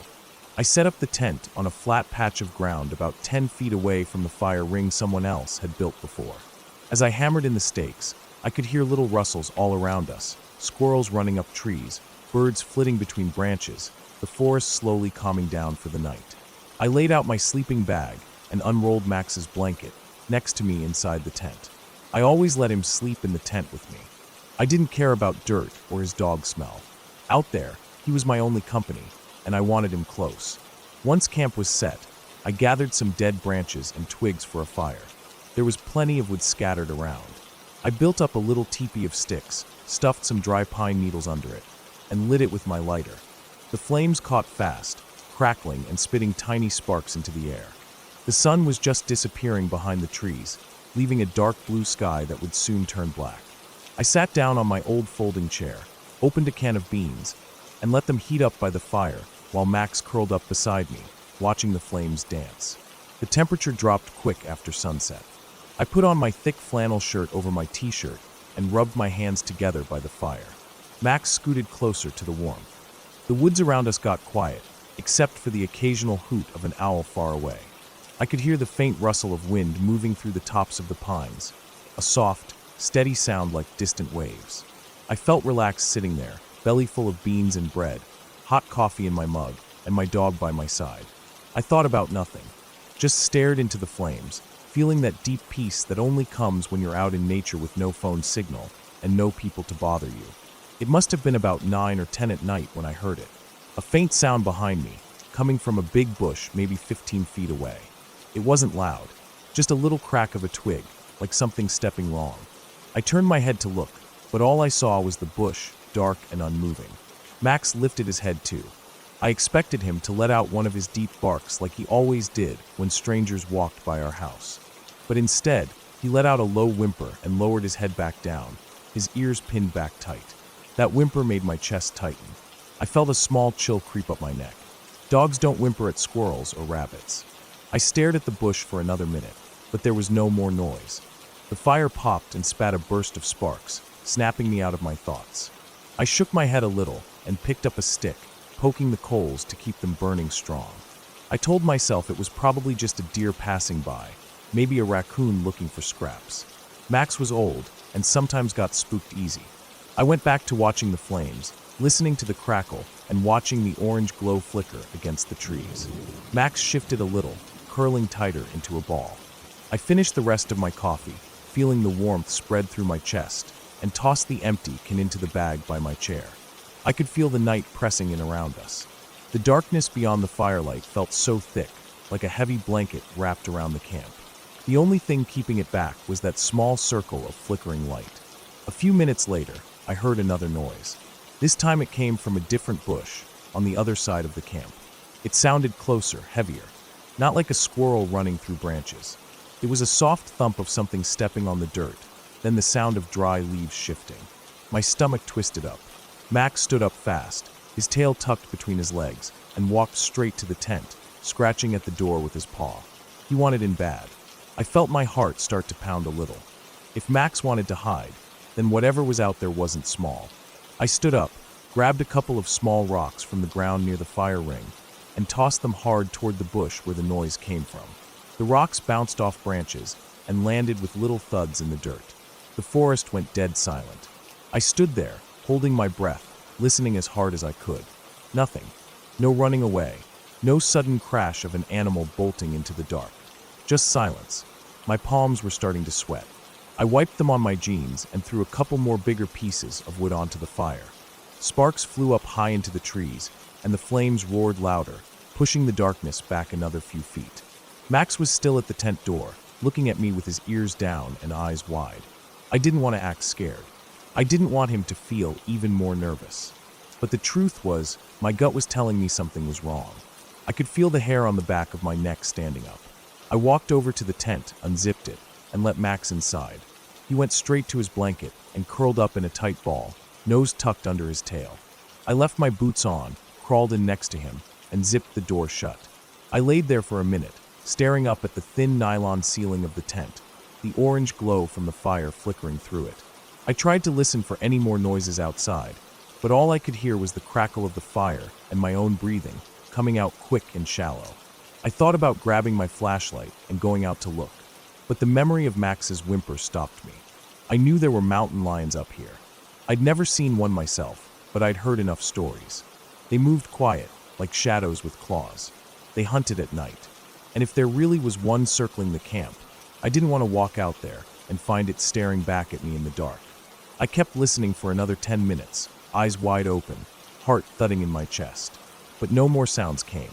Eventually, I turned onto my side, pulled my sleeping bag tighter around my shoulders, and put my hand on Max's back. I could feel his chest moving fast with his breathing, but slowly it began to slow down. I closed my eyes and forced myself to think about home, about the warm shower I'd take when I got back, about the eggs and toast I'd make for breakfast in my own kitchen. Anything to keep my mind off the thought of glowing eyes watching me through the bushes. I woke up a few times during the night, each time listening for noises. But the fire was still burning low outside, and the forest was quiet except for the wind sighing through the treetops. Max slept against me the whole time, only shifting to press closer when the cold crept in just before dawn. The thin nylon walls of the tent lit up gray with the first hint of morning. I laid there for a while, feeling the tightness in my chest ease up. I could hear birds chirping, squirrels chattering, the normal morning sounds of the woods. When I finally unzipped the tent, the air was cold and fresh. I pulled on my boots, stepped outside, and stretched, feeling the stiffness in my shoulders and back crack and pop. Max came out right behind me, sniffing the dirt, tail wagging slow. I poured him some kibble in his bowl and drank a bottle of water while the sun slowly rose above the trees, casting long shadows across the ground. The camp felt peaceful again, like nothing bad had ever been there. But I couldn't shake off the feeling from the night before. I walked over to the bushes where I had heard the first noise. There was nothing there, just some trampled grass and flattened pine needles. I moved to the other side, to the second bush where Max had gotten scared. That's when I saw them.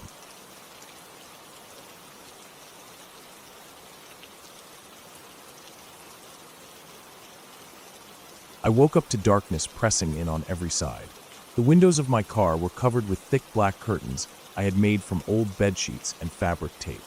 I always used them when I camped because I liked my privacy, and also because it made me feel safer, like I was shut off from the rest of the world.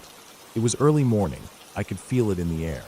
That hour before dawn when everything was still cold and damp, and the forest was holding its breath waiting for the sun. My back hurt. It always did. Even with the sleeping pad laid out across the back seat, I had converted into a bench. The padding only did so much. I could feel the tightness in my lower spine when I moved, a dull ache radiating from my hips up towards my shoulders. I shifted a bit, trying to find a better position inside the sleeping bag. It was warm enough, but the comfort never lasted long when my back started complaining. I lay there, eyes open in the darkness, listening to the silence outside. The campground had been quiet all night. I remembered falling asleep to the distant sounds of crickets and the breeze moving through tall trees around me. I could still smell the faint burnt scent of my small campfire from the evening before, trapped on my clothes and hair. I thought about getting up soon, making instant coffee on my little stove, and walking to the public restrooms before other campers woke up. I didn't want to deal with anyone that early. It was better to move before everyone else was awake. That was when I heard it. At first it was faint, just a low rumbling noise that came from somewhere outside. I tried to ignore it, thinking it was maybe a far-off truck on a highway. The coast wasn't far away, and sometimes early delivery trucks moved along the roads nearby. But then it got louder. It was a strange noise. It sounded rough and uneven, like something heavy being pushed across gravel. I tried to think of what it reminded me of, and the only thing that came to mind was a shopping cart being pushed over a broken parking lot, with pebbles and concrete bumps clattering under the wheels. That harsh, vibrating, rattling sound. I lay there frozen. My mind was awake now, completely aware of every little noise. I could hear the creak of the car's plastic interior as I shifted slightly in my bag. I could hear my own breathing, the small gusts of air in and out, shaky and short. The rumbling grew closer. I felt it more than I heard it. It was a low vibration moving through the dirt under the car, up into the metal frame. Then suddenly the car was hit. It wasn't a gentle tap. It was a hard bump, like someone had rammed into it with their hip or shoulder. The whole car moved sideways an inch, then settled back onto its tires. I felt my body jerk with the impact, my face pressing against the sleeping bag's inner lining. My heart started pounding, so hard I felt lightheaded. I tried to unzip my sleeping bag fast, but the zipper was inside and my fingers were shaking. I couldn't get it down in one pull. It caught on some fabric near the bottom. I yanked it free, cursing in my head, pulling the sides open until I could sit up. I fumbled with the curtain in the rear window, pulling back a corner to look out. Nothing, just darkness. I waited, holding my breath so I could hear better. The rumbling sound was gone now. Everything was silent except the faint creaking of tree branches swaying in the cold breeze. I felt my stomach twist in anxiety. I listened for footsteps, breathing, anything. But there was nothing. I checked my watch. It was just after 5 in the morning. I sat there in the dimness of my car, heart still racing, hands shaking in the cold. I didn't know what to do. I thought about getting out to check, but fear kept me inside. I imagined myself stepping out onto the damp pine needles and looking around, only to see something huge standing there, waiting for me. I sat there for at least 20 minutes, listening to the forest wake up. Little by little, birds started singing. First just a couple of chirps, then a few more, then the whole forest came alive with morning calls. The sun started rising, filling the curtains with a faint gray light. Finally, I pulled the curtains open fully. My breath came out in a shaky sigh. The campground was empty. I was parked near the tree line at the edge of the campground. I looked around carefully through each window. There was nobody else awake yet. The other cars and tents were still and silent, tucked under the tall trees. I saw some movement near the edge of the forest, and my heart jumped, but it was just a gray squirrel hopping over fallen branches looking for food. The grass and pine needles glistened with dew. I stayed inside until the sun was fully up, then finally unzipped the car door and stepped out onto the cold, damp ground. My back felt stiff, but the fresh air helped wake me up more. I looked around the car to see if there were any marks. On the back bumper there was a smudge of dirt, streaked sideways like something large had brushed against it. I bent down and saw a faint line of mud that had been scraped across the plastic. It was too high for a raccoon or skunk, and too wide to be from a person's shoe. It looked more like a broad brush of fur or something heavy and rough. I walked around, looking for prints on the ground. The pine needles were thick, but near the back tires there was a flattened spot. It was shaped like a wide oval, pressed down hard into the needles and dirt. I crouched down to see it better. The imprint wasn't sharp, but it was huge, about the size of my forearm from elbow to wrist, and wide. It looked like it had 4 deep impressions at the front. I felt my chest tighten. It was a paw print, a massive one. I stood there, looking at the forest edge, feeling the early morning sun warming my face while my body stayed cold with fear. There was no sound now except birds and wind. Whatever had come through was gone, leaving just the memory of its presence behind. I packed up my car slowly that morning, glancing into the trees every few seconds. I felt exposed without the metal walls around me. The breeze carried the smell of pine and damp earth. I kept thinking about that noise, that rattling rumble like a shopping cart on broken concrete. I couldn't shake it from my mind. When I drove out of the campground, I stopped at the ranger station near the entrance. The window was open, and the ranger was inside, sorting papers and getting ready for the day. I didn't want to look foolish, but I asked anyway, trying to keep my voice calm. I asked what large animals walked through the campgrounds early in the morning. animals that were heavy enough to shake a car when they brushed against it. The ranger said bears came down sometimes, looking for trash or leftover food.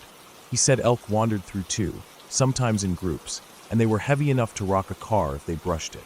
I thanked him and drove away, my hands gripping the steering wheel tightly. The rest of the drive was quiet. My mind kept replaying the noise, that low rumble, and the sudden jolt of my car being hit.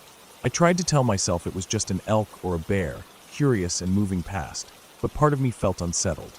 The rumbling didn't sound like footsteps. It sounded mechanical almost, rattling and vibrating like metal wheels on gravel. But when I thought about it logically, I knew it had to be footsteps.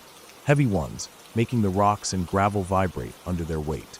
My ears just picked up the rhythm in a way that sounded like something familiar.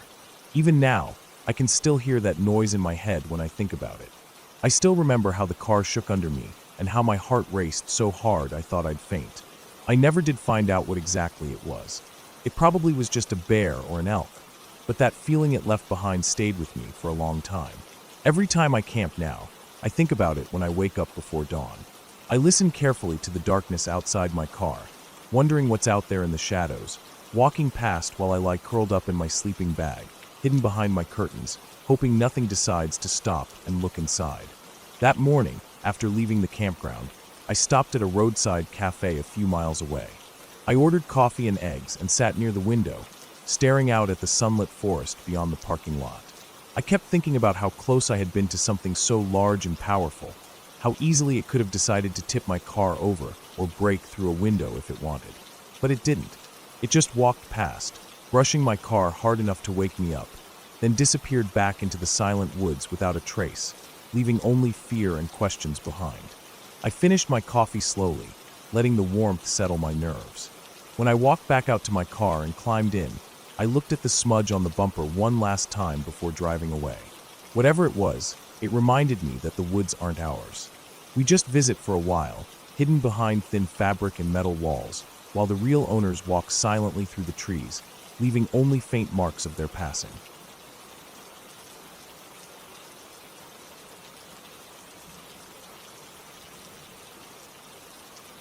I moved into the guard station in early May, back when the snow was still melting off the higher ridges and the creeks ran fast with icy runoff. The road to the station was rough, winding up for miles through dark fir and pine stands, then dropping down into canyons before climbing again. It was beautiful country, but there was something heavy about those woods. I couldn't explain it then, and I still can't now, but I felt it the first time I stepped out of the truck.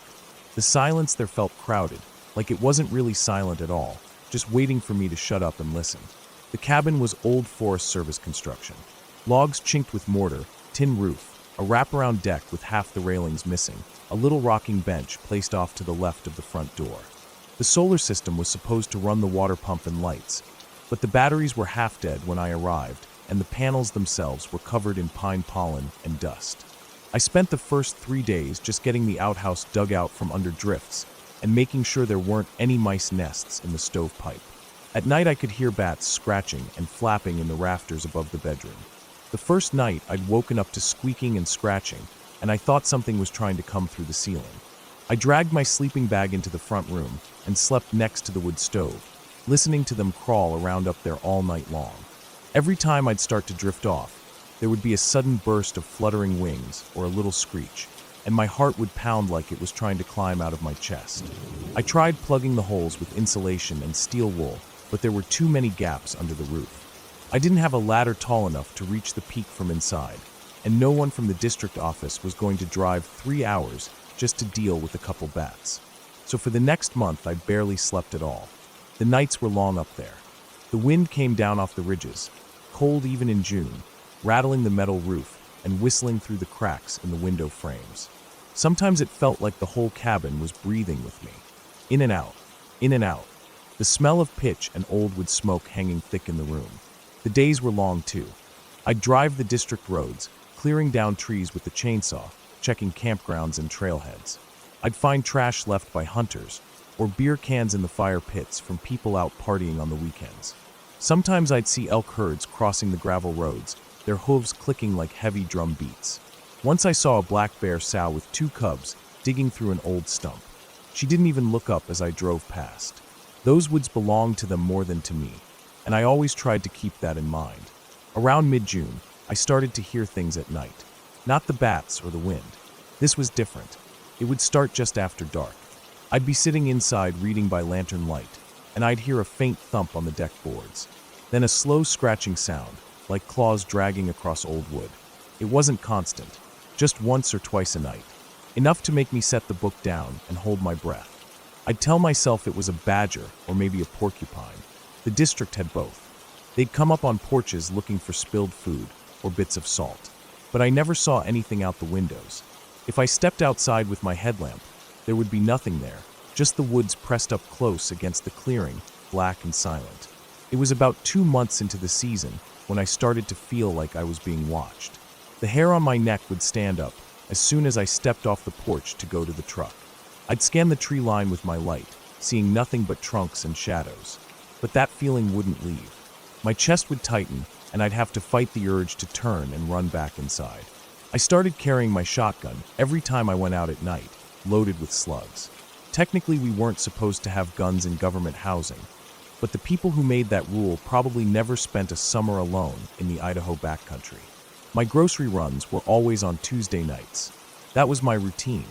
I'd leave around 4 in the afternoon, drive the hour and a half into town, stock up on canned food, instant rice, beans, trail mix, beer, and always pick up some fresh vegetables to last a few days. It would be dark by the time I got back, the sky black as pitch, the road only lit by my headlights cutting narrow tunnels through the trees. That night in July started like any other. The day had been hot and dry, the air smelling like warm pine needles and dust. Driving back, I felt uneasy, like something was pressing down on my shoulders. I didn't have the shotgun with me. I'd left it leaning against my cot that morning. I told myself I didn't need it to go into town, but now I regretted it.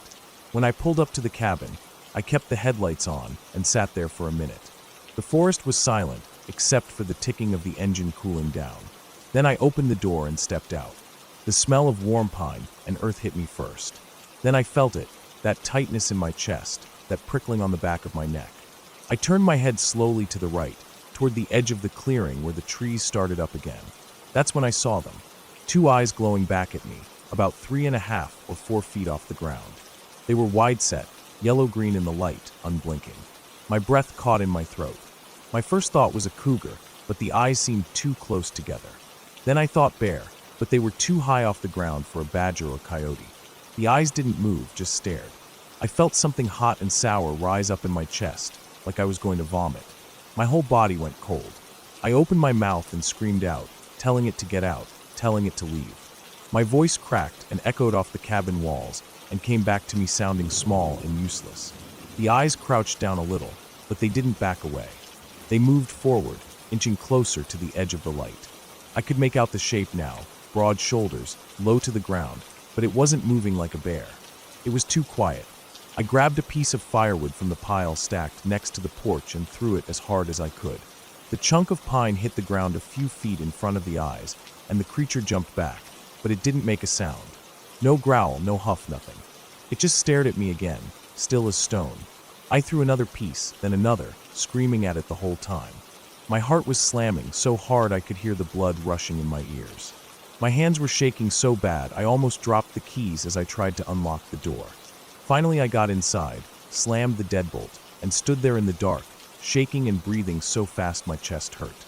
I felt my way to the cot and grabbed the shotgun, checked to make sure it was loaded, then stepped back out onto the porch. My headlamp was dim and flickering, the battery almost dead, but I scanned the clearing anyway.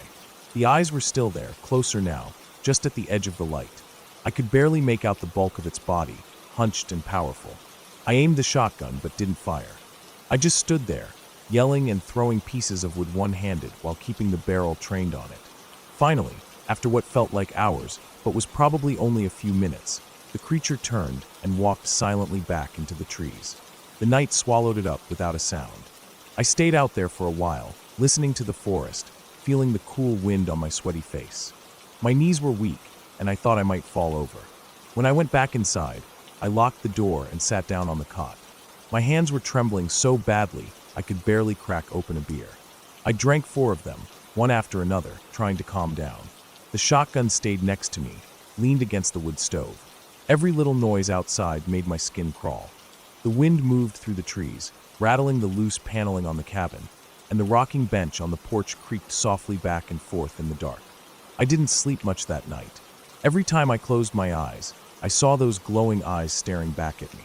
I kept thinking about how silent it had been, how it never growled or snapped a twig. It just watched. The next morning, the trail crew drove up from the ranger station to start work on a blocked culvert down the road. I told them what happened, and we walked around the clearing, checking for tracks. The dirt was damp from the night air, and there were clear mountain lion prints all over the porch, leading up to the rocking bench and across to the door. Big tracks, the size of my palm, each one pressed deep into the mud and pine needles. They circled around the cabin, then led off down to the creek where the thick alders blocked the view. After that day, things changed for me. Every night I'd hear the rocking bench creaking back and forth. Sometimes I'd hear slow footsteps on the porch, the boards bending under the weight. But when I'd step outside with my shotgun and light, there would be nothing there. No tracks in the mud, no sign of anything moving through the brush. Just the silent forest pressing up against the clearing, the trees leaning in close like they were listening. I stayed for the rest of the season because that was my job. I finished out the summer, drove the roads, checked the campgrounds, talked to hunters and hikers, all while the days got shorter and the nights colder. Every evening I'd sit by the wood stove, listening to the sounds of the forest around me. And every night I'd hear that bench creak, slow and steady, as if something heavy sat out there in the dark, rocking back and forth, watching the cabin and waiting for me to step outside again. When I finally left that place in September, the first snow was already dusting the ridges above the cabin. I packed my truck and looked back at the porch one last time. The bench was still, covered in frost. The woods were silent, heavy with that same crowded quiet I'd felt my first day there. As I drove away, winding down through the trees, I couldn't shake the feeling that something was still standing there watching me go, hidden in the shadows, waiting for whoever came next.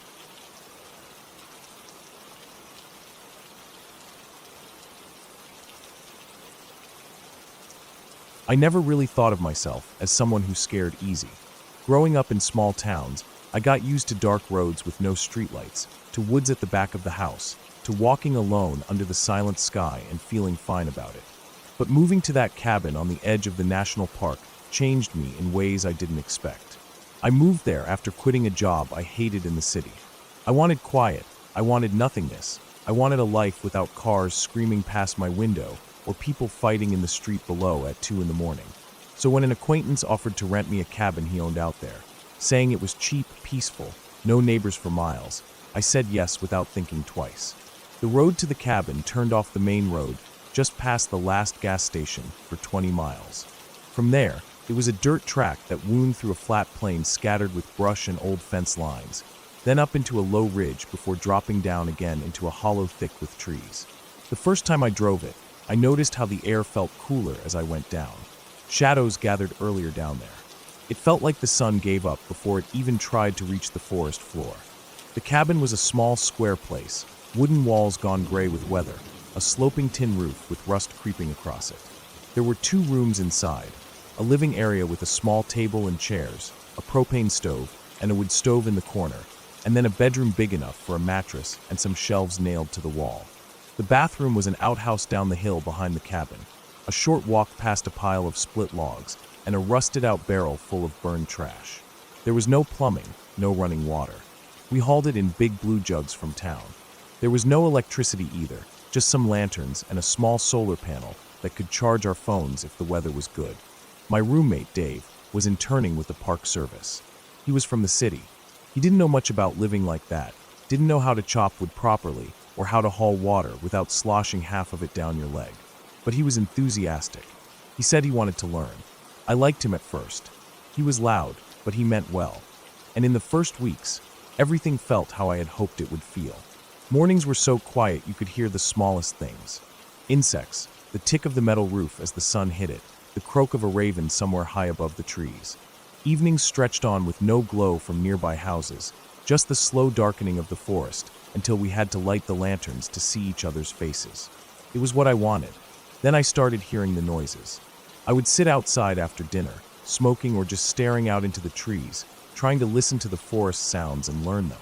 There were wild pigs out there, big ones that rooted up the trails, and there were feral cats and deer and all kinds of small life rustling around. But some nights, I would hear footsteps. Not rustling or scuttling or the short bursts of noise that animals made. Footsteps. Steady, one after another, walking across dry leaves and undergrowth. They would come from somewhere far off, down by the creek that ran through the hollow, and they would move uphill toward the cabin. I would listen with my whole body tensed, telling myself it was a pig, it was a deer, it was something normal. But they always stopped in the same place. There was a stand of old laurel and brush to the east of the cabin, a place where the undergrowth was so thick you couldn't walk through it without forcing and snapping branches aside. The footsteps would stop in there, and I would sit, my cigarette burning down to the filter between my fingers, waiting to hear them continue. But they never did. After a few minutes, the forest would go quiet again, and I would tell myself I had imagined it. That sound carries strangely at night, that I was making things up in my head. I didn't tell Dave about it for a while. He liked to stay up late reading on his phone, using a camping lantern propped beside him. He slept heavily. Nothing bothered him. But the more nights it happened, the more I started to feel dread before evening even came. I would go out to chop wood and find myself looking into the trees every few minutes, trying to see if there was a path worn through the brush. I never saw anything, just shadows. When I finally told him about it, he laughed. Said I was turning into a crazy mountain man. Said maybe I'd start making friends with raccoons and naming the trees next. I laughed with him, but my chest felt tight, because I knew what footsteps sounded like. One day I asked the owner if I could install a lock on the cabin door. It was just an old latch that didn't even hold the door fully shut if the wind blew hard. He said no. Said he didn't want any drilling or cutting on the original wood. Said no one ever came out there anyway. I said okay. That night, I lay on my mattress listening to the forest settle down. Crickets chirping, branches creaking in the wind, the distant sound of water moving over rocks in the creek. I almost drifted off when I heard them again. The footsteps, coming up the hill, moving slow and steady, crunching dry leaves underfoot. I held my breath. They stopped in the laurel thicket. I lay there with my eyes wide open in the dark, staring at the moonlight that came in through the window, thinking about the door without a lock, thinking about how thin the walls were, thinking about what I would do if I heard those footsteps on the porch. I started sleeping in my car after that. I didn't tell Dave. I would wait until he was asleep. Then I would take my blanket and pillow and go out into the dark. My car was parked more than an acre away, down near where the dirt track curved back toward the ridge. I would lock the doors and recline the seat and try to sleep. It wasn't comfortable, but it felt safer.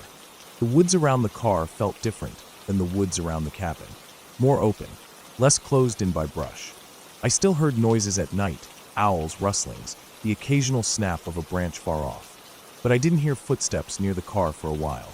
Then one night, I woke up to the sound of crunching leaves outside my window. I was lying in the car, curled on my side with my blanket pulled up to my chin. At first I thought it was a deer.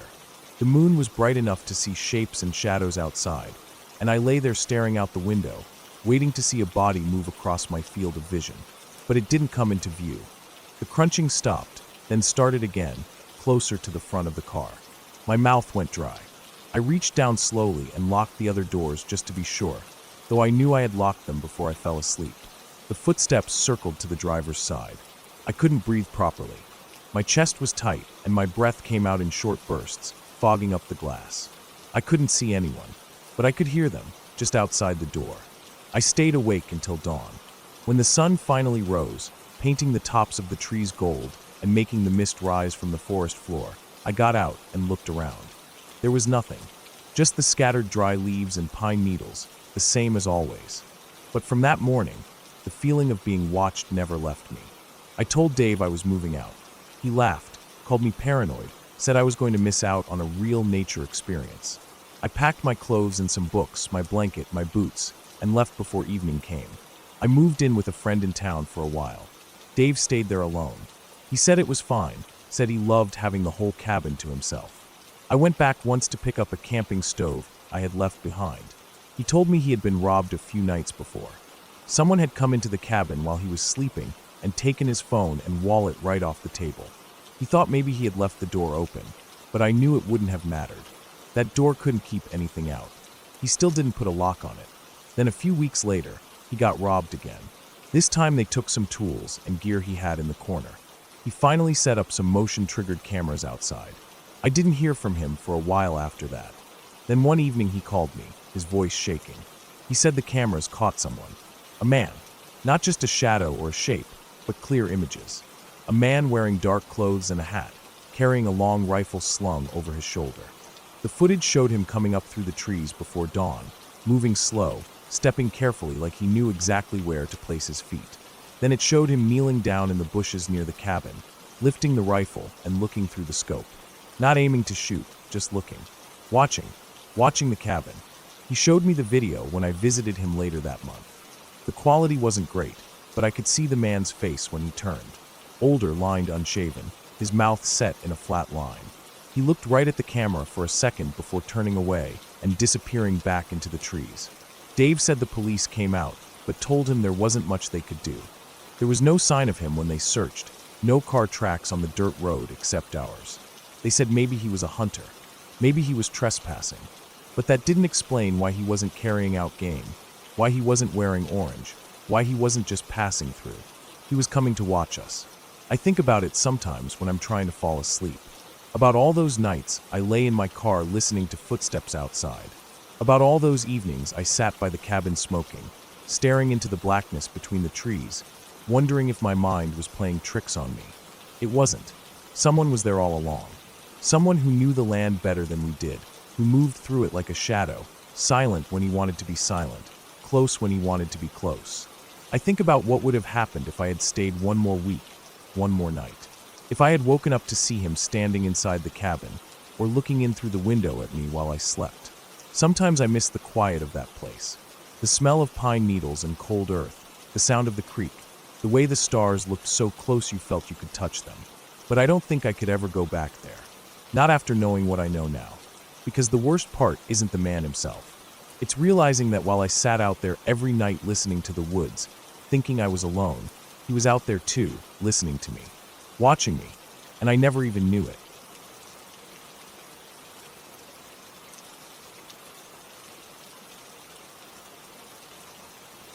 I woke up around 5 a.m. before the sun came up.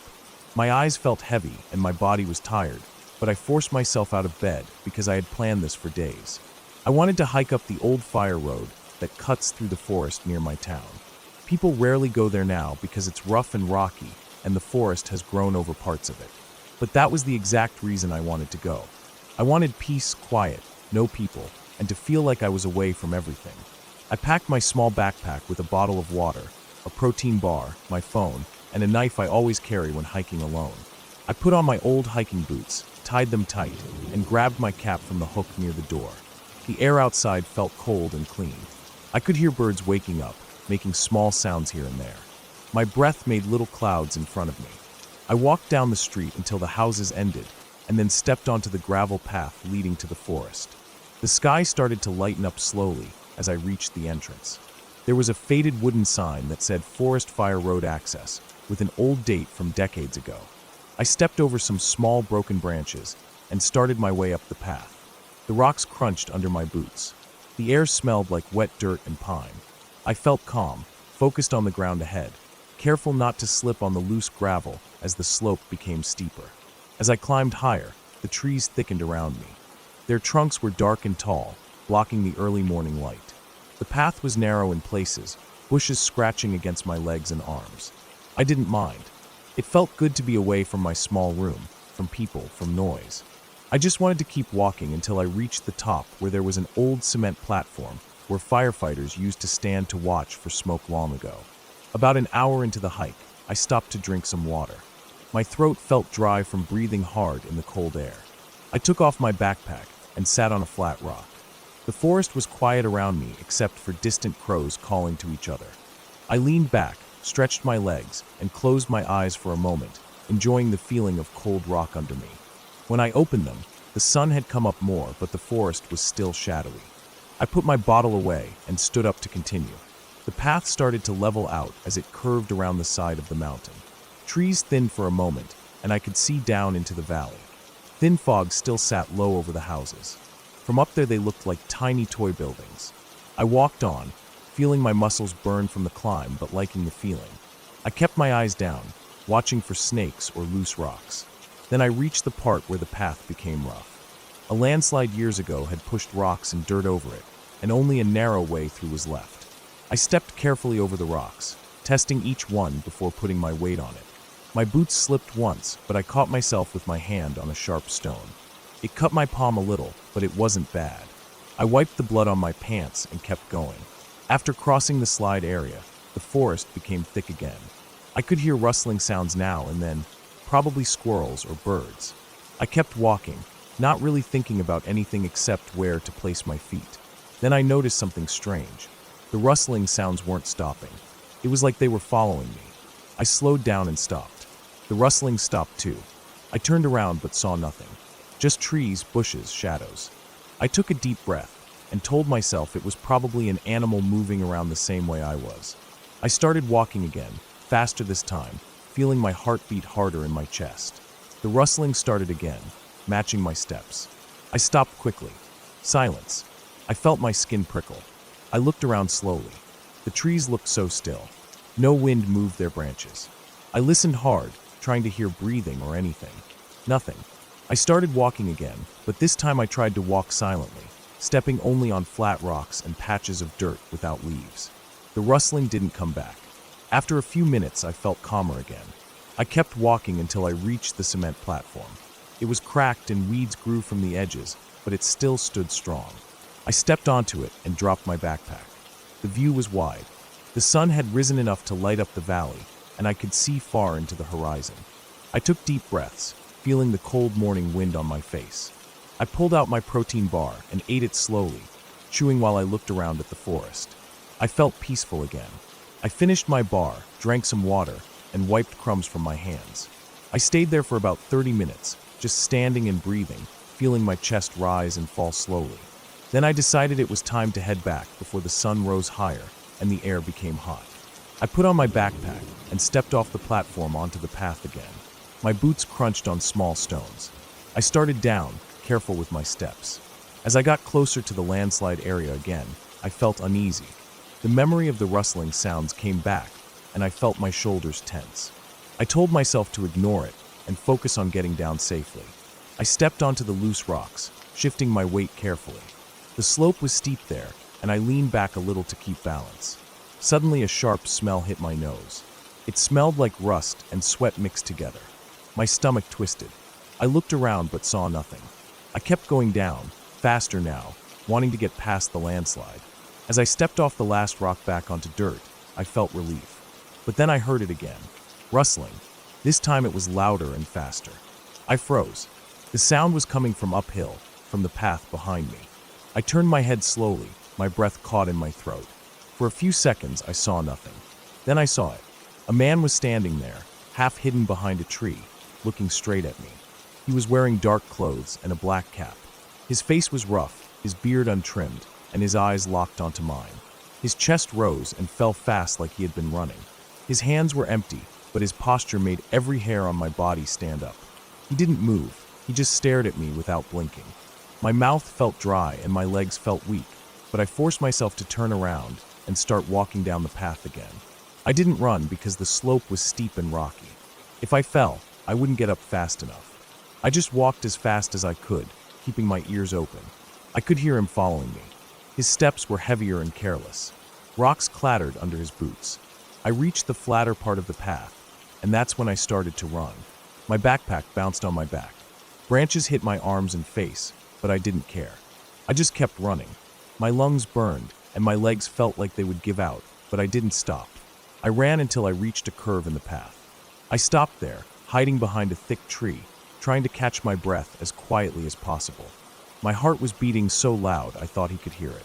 I peeked around the trunk and saw him jogging down the path, looking left and right. He passed right by me. I could smell him again. Sweat, dirt, something rotten. When he was far enough, I stepped out and went off the path into the trees. I moved quickly but quietly, weaving between bushes, stepping over fallen branches. I didn't know exactly where I was going, but I knew the general direction back to the main gravel road. I walked fast, my whole body shaking. I kept looking back, but saw nothing. My ears rang with my own breathing. Finally, I saw a thin strip of light through the trees ahead. It was the gravel road. I stumbled out of the forest onto it, my boots kicking up little clouds of dust. I looked left and right, but the road was empty. I turned toward town and started jogging down it. I didn't stop until I reached the houses. My legs felt like jelly. My throat burned from breathing so hard. When I reached my street, I slowed down and walked to my house. My hands were shaking as I unlocked the door. I stepped inside, locked it behind me, and stood there, listening to the silence. My shirt was stuck to my back with sweat. My mouth tasted like metal from panic. I walked to the sink and poured myself a glass of water. My hands were so unsteady, I spilled some on the counter. I drank the water in big gulps. Then I sat down on the kitchen floor, my back against the cabinet, and closed my eyes. I could still see his face, his dark eyes staring at me with no emotion. I stayed there for a long time, feeling the cold tiles under me, trying to calm my breathing. That day I realized how close danger can be even when you think you're alone in nature. I never went back to that fire road again. Now when I hike, I always go where there are people around. I still think about his face sometimes, about how he looked at me without blinking, like he already decided what he was going to do. I think about how lucky I was that he didn't see me behind that tree. Even today, when I close my eyes, I see the forest path in my mind, the shadows, the rocks, the rough smell of pine and dirt, and I remember how quiet it felt until it didn't feel safe anymore.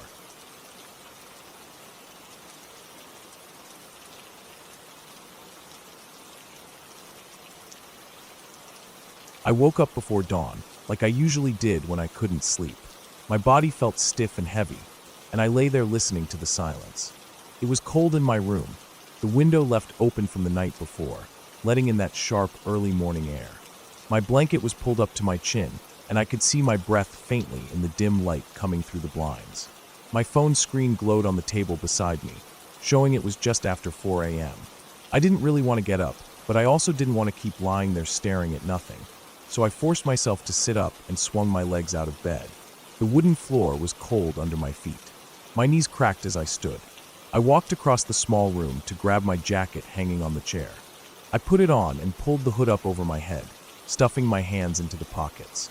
I went into the kitchen, flicking the light on.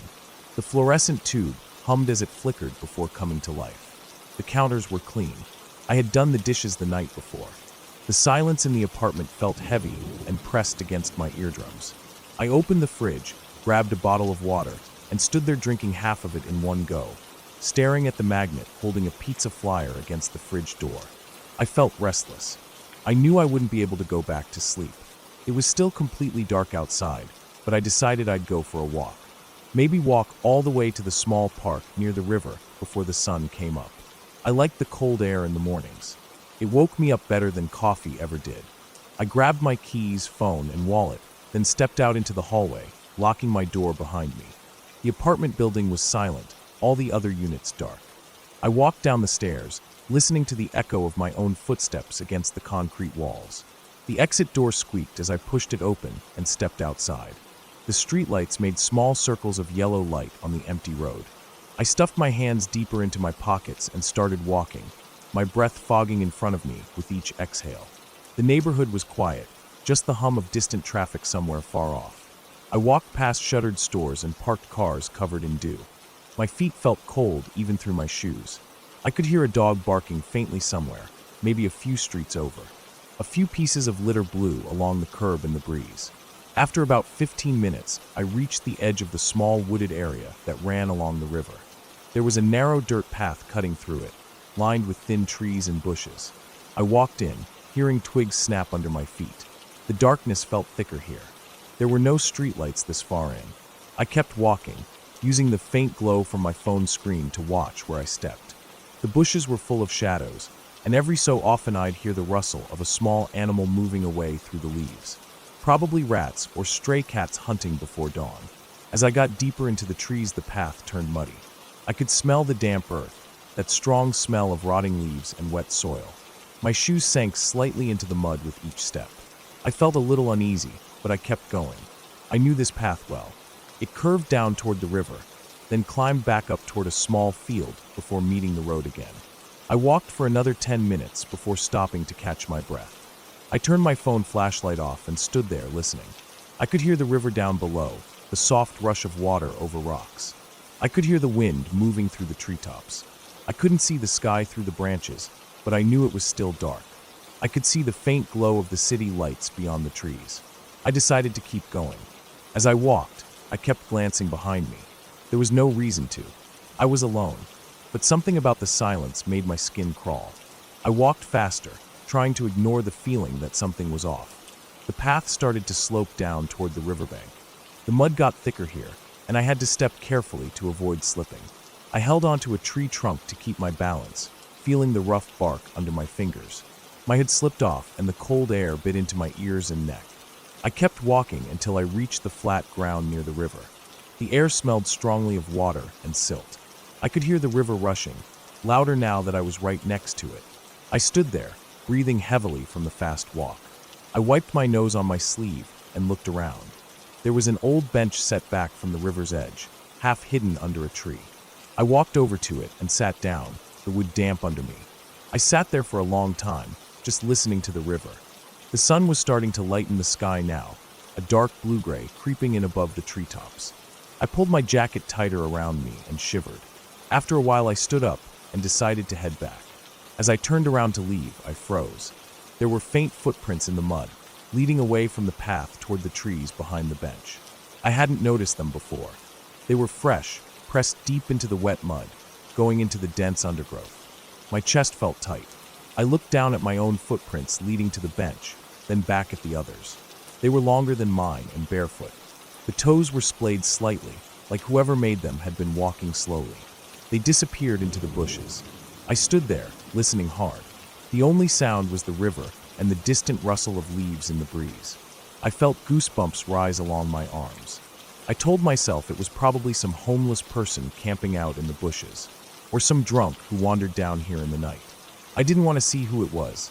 I just wanted to leave. I started walking quickly back toward the path, trying not to slip in the mud. As I walked, I kept glancing back, feeling like I was being watched. My heart was pounding so hard I felt sick. I walked for what felt like forever until I reached the point where the path started climbing back up toward the road. My legs burned with each step. The sky was getting lighter now, a pale gray blue, and I could see the tops of the trees more clearly. I didn't stop to catch my breath. I just kept walking. I wanted to get out of there as fast as I could. My hands were shaking, and my stomach felt tight and hollow. I was almost at the end of the wooded path when I heard it. A low cough. It came from behind me, back down the trail. It was so faint I almost thought I imagined it. I stopped walking and strained to listen. The woods were quiet again. I couldn't hear anything except the blood rushing in my ears. I started walking again, faster this time. My shoes scraped against the gravel as I reached the edge of the trees. I could see the road now, empty and silent in the early morning light. I stepped out of the trees onto the grass by the roadside. I stood there, breathing hard, staring back into the woods. The trees looked calm and still. I felt exposed standing there by myself, the road empty in both directions. I looked around quickly before starting to walk home, keeping my eyes on the pavement in front of me, my shoulders hunched up to my ears. I walked faster and faster, my shoes slapping the sidewalk, until I reached my street. When I got back to my apartment building, I stopped and looked back down the road. Everything was quiet. Nothing moved. I went inside, climbed the stairs, unlocked my door, and shut it behind me, locking it twice. I stood there for a long time, leaning against the door, trying to slow my breathing. My whole body was shaking, and my knees felt weak. I walked to the kitchen, filled a glass with water, and drank it slowly. My hands left wet fingerprints on the glass. I didn't go back to bed. I just sat at the table, staring at the wall, listening to the hum of the refrigerator. I kept thinking about those footprints, the way the toes splayed out, the cough I heard behind me. I wondered who was down there in the woods before dawn, walking barefoot through the mud, hiding behind the trees. I wondered if they saw me sitting there on that bench, if they were watching me the whole time. I thought about how silent it was, how easy it would have been for someone to just step out from behind the bushes. The sun rose slowly, filling the kitchen with gray light. I kept sitting there, listening to the cars starting up outside as people got ready for work. The world felt normal again, but I didn't. I felt like something had shifted, something small but permanent. I knew I would never go back to that path alone again. I knew I would always wonder who was in those woods with me that morning, standing there barefoot in the mud, watching me while I sat in the dark thinking I was alone.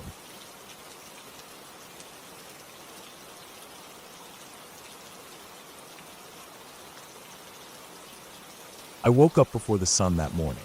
My phone showed 4:48 a.m. My room felt damp and chilly, even though it was the middle of summer. I lay there staring at the ceiling, listening to the quiet hum of the fan. For some reason, I felt nervous, like my chest was tight and I couldn't take a full breath.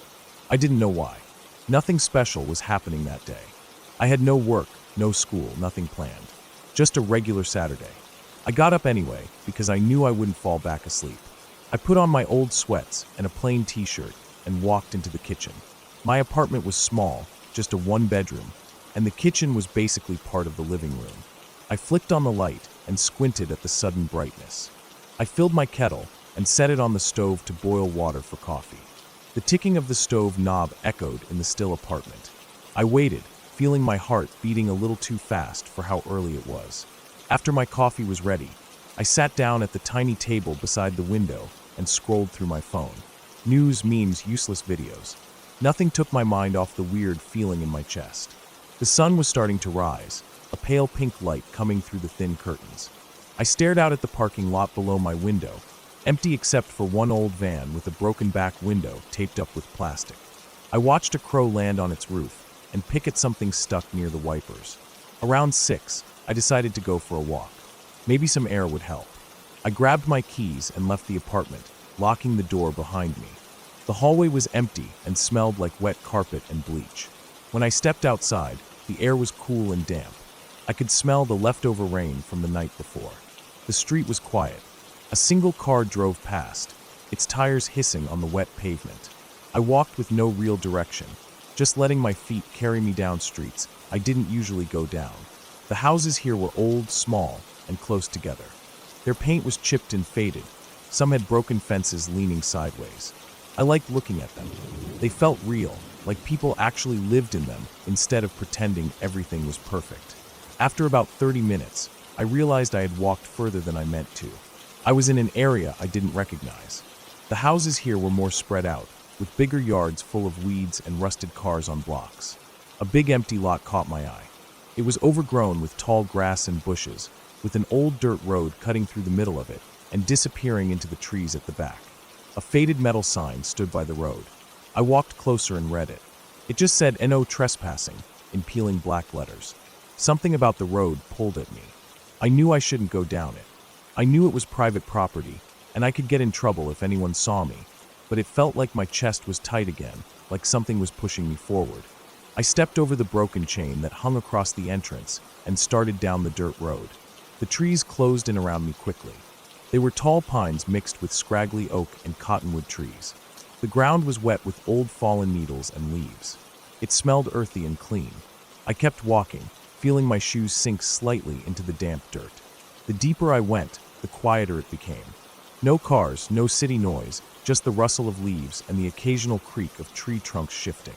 I don't know how far I walked. Maybe 20 minutes, maybe 40. Time felt strange there. The road curved and dipped, and the trees got denser. Eventually, I came to a small clearing with an old cabin in the middle. It looked abandoned. Its roof was caved in at the back, and the porch sagged to one side. The front door hung open slightly. Part of me wanted to turn around. Another part wanted to see inside. I stepped onto the porch carefully. It groaned under my weight, but held. I pushed the door open. The smell hit me immediately, rot old wood mold. I breathed through my mouth and stepped inside. The floor was covered in leaves and dirt blown in through broken windows. An old table sat against the far wall. One leg snapped off, so it leaned sideways. There were empty beer cans on the floor, and what looked like an old sleeping bag crumpled in the corner.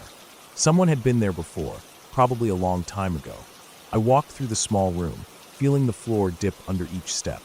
There was a small doorway at the back, leading to what I guessed was a bedroom. I ducked through it. The room was dark, the window boarded up with thin, rotting planks. The only thing in there was a broken dresser, missing all its drawers. Spider webs stretched from its frame to the corners of the room. I felt the hairs on my neck stand up. My chest was tight again, worse than before. I turned around to leave. As I stepped back into the main room, I heard something outside. Leaves crunching. My stomach flipped. I froze, listening hard. For a second, everything was silent again. Then I heard it, slow, heavy footsteps moving through the leaves just beyond the porch. I couldn't see out the windows from where I was standing. I didn't want to move, didn't want the floorboards to creak and give me away. My heart was pounding so hard I thought whoever was out there would hear it. The footsteps stopped. I waited, holding my breath. Then they started again, circling the cabin slowly. I imagined someone huge out there, tall and broad, with heavy boots sinking into the wet ground. I felt sweat rolling down my back, even though the room was cold. The steps circled all the way around and stopped again by the porch. I didn't know what to do. If I stayed inside, they might come in. If I ran out, they'd see me immediately. My mind raced. The footsteps moved onto the porch. The boards creaked under their weight. I heard them come right up to the door, stopping just out of sight. I felt like I was going to throw up. My hands were shaking so hard I pressed them against my legs to keep them still. Then whoever it was stepped into the doorway. My eyes adjusted to the dim light. He was tall, wearing a dark green coat with the hood up. I couldn't see his face, just the bottom half covered in stubble. His jeans were muddy and wet up to the knees. He stood there staring into the room. I pressed myself back against the wall, hoping the shadows would hide me. He didn't move for what felt like minutes.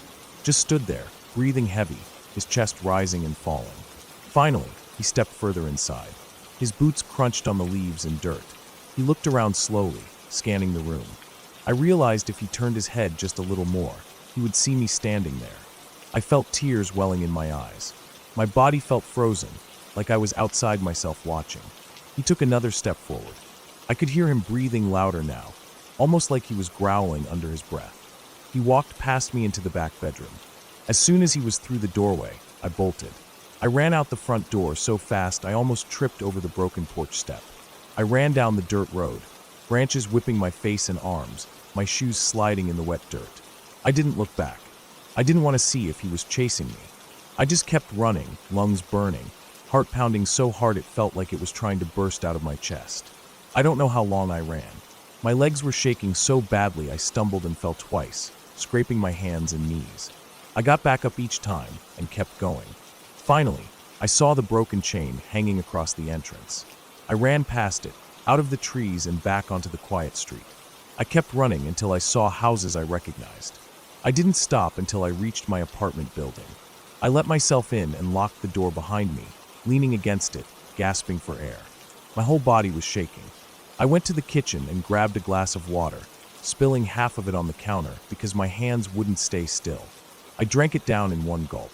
My throat felt raw from breathing so hard.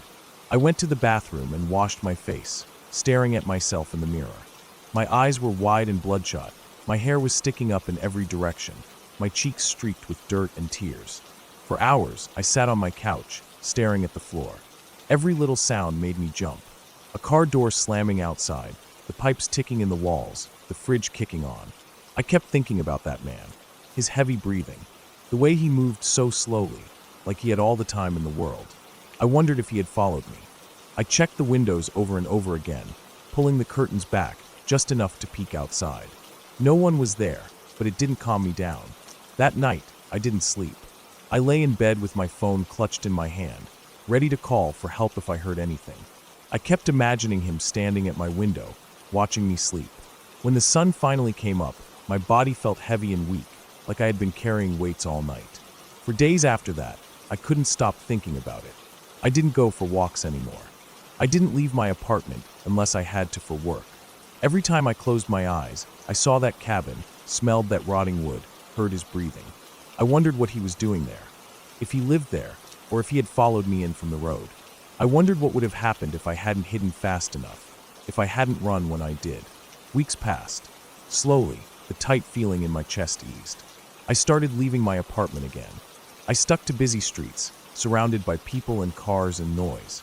I never went near that area again. But some mornings, when I wake up before dawn and everything is quiet, I feel that tightness in my chest again. I sit there staring at the ceiling, listening for footsteps outside my window, wondering if one day I'll hear them coming up the stairs, pausing outside my door, waiting for me to make a sound. And every time I think about it, I feel that same fear rising up from my stomach, choking me, reminding me that some people out there don't need ghosts or monsters to be terrifying. They're just people, and they're real, and they're so much worse than anything I could ever imagine in the dark.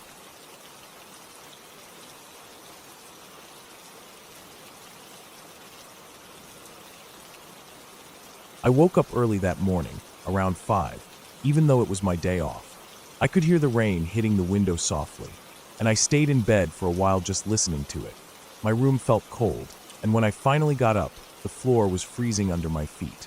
I walked to the kitchen, made some coffee, and stood by the small window, watching the empty street outside my apartment. It was always quiet at this hour, but the rain made it feel even more empty. I didn't have any plans for the day. I had been working nonstop the past 2 weeks, and I thought I'd just stay inside, maybe clean up my place, maybe order food later. I sat down on the couch with my coffee and turned the TV on, but nothing really held my attention. I was feeling restless for no reason. Around 8, I stood up and walked to my small balcony. The rain had slowed down to a drizzle.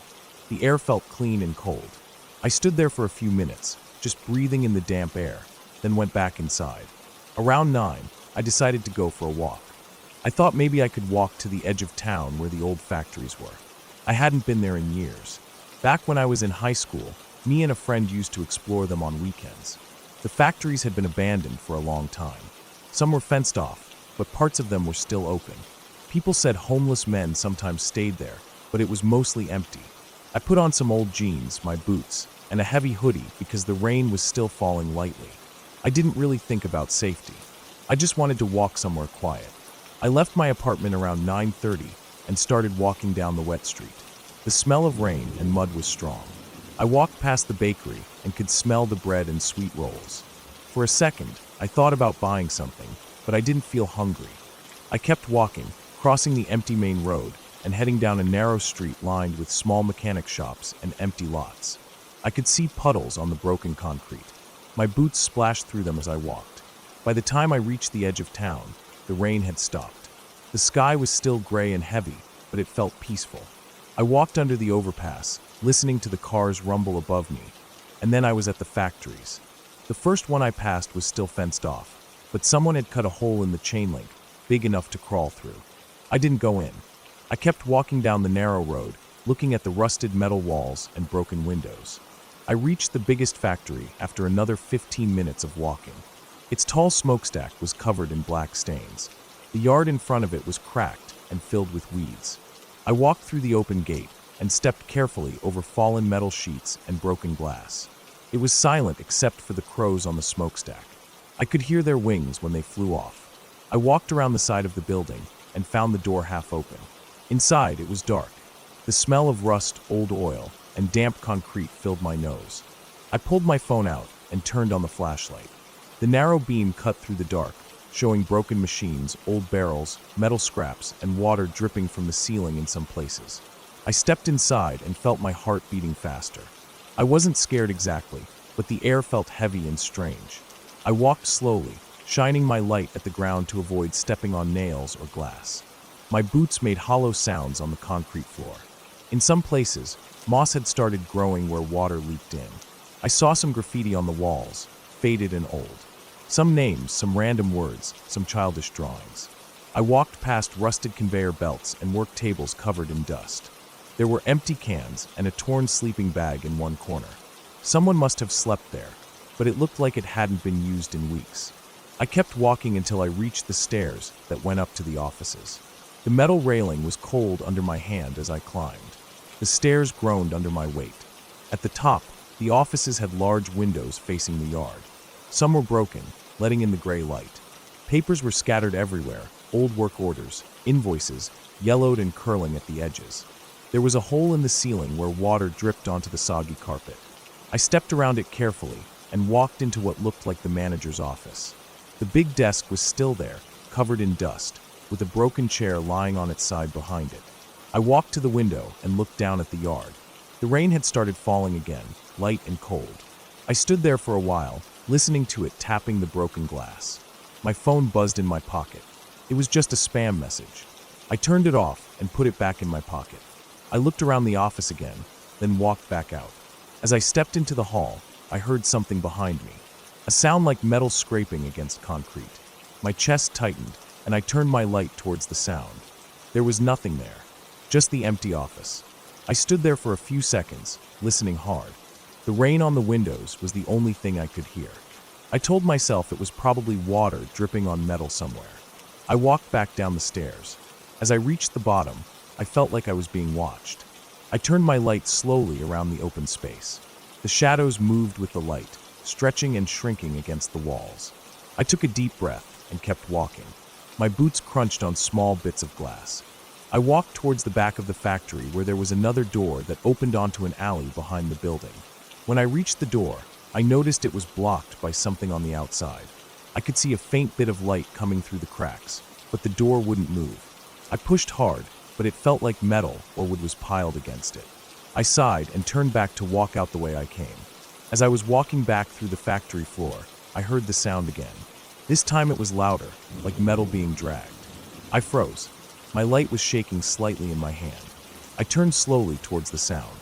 In the far corner, near the old barrels, I saw something move. It was dark and hard to see, but it looked like someone crouching behind a barrel. I felt my heart slam against my ribs. I stood there, frozen, staring at the spot. The figure didn't move again. I couldn't see a face or clothes. Just a shape, dark against the darker shadows. I started backing away, keeping my light on that corner. My boots scraped on the concrete. I was trying not to breathe too loudly. I kept moving backwards until I reached the side door I had come in from. I didn't look away from the corner until I reached the door. My hand fumbled with the metal handle. When it opened, the door let out a long, rusty screech that felt too loud. I stepped outside into the cold rain, my heart beating so hard it hurt. I started walking quickly away from the factory, down the cracked driveway back towards the narrow road. The rain was falling harder now, and I could feel it soaking through my hoodie. I didn't care. I just wanted to get away from that place. My boots slipped on the wet concrete, but I kept going, almost jogging. I didn't look back. When I reached the road, I stopped for a second to catch my breath. My hands were shaking. I wiped my face with my sleeve and started walking back towards town. The streets were still empty. I could hear my footsteps echoing off the walls of the mechanic shops as I walked past. The rain poured off the roofs in streams. I walked back under the overpass. The cars above me rumbled by, making the concrete shake a little. I kept walking, faster now. I felt exposed out there in the open. I walked past the bakery again, the warm smell mixing with the cold rain smell. I didn't stop. I kept walking until I reached my apartment building. I went up the stairs quickly and unlocked my door with shaking fingers. Inside, everything felt silent and safe. I locked the door behind me and leaned against it, breathing hard. My clothes were soaked through. I pulled my boots off and left them by the door. My socks were wet and cold. I peeled them off and left them on the tile. I walked to the bathroom and looked at myself in the mirror. My face was pale and my eyes looked too wide. I turned the shower on as hot as it would go and stepped under it, letting the heat wash away the cold. I stood there for a long time, not thinking about anything, just feeling the hot water hit my skin. When I got out, I wrapped myself in a towel and walked to the kitchen. I made another cup of coffee with shaking hands.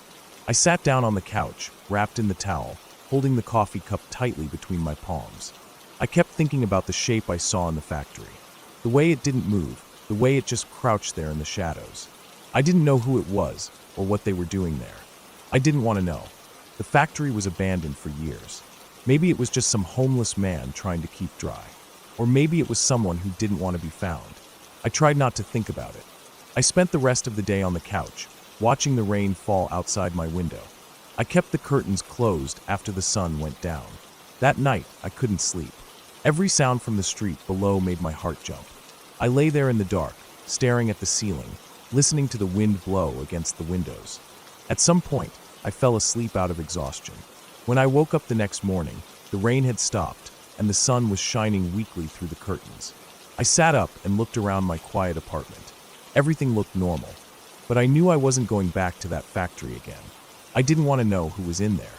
I didn't want to find out why they were crouched behind those barrels, hidden in the dark, waiting, silent.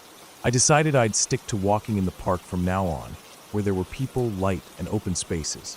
That morning, I made breakfast and ate it slowly, looking out the window at the wet street below. The world felt the same as before, but I felt different inside. I felt smaller somehow, reminded that there are places people shouldn't go alone, not because of ghosts or spirits or stories we tell ourselves, but because of other people, hidden in the dark, who are far more real and far more dangerous.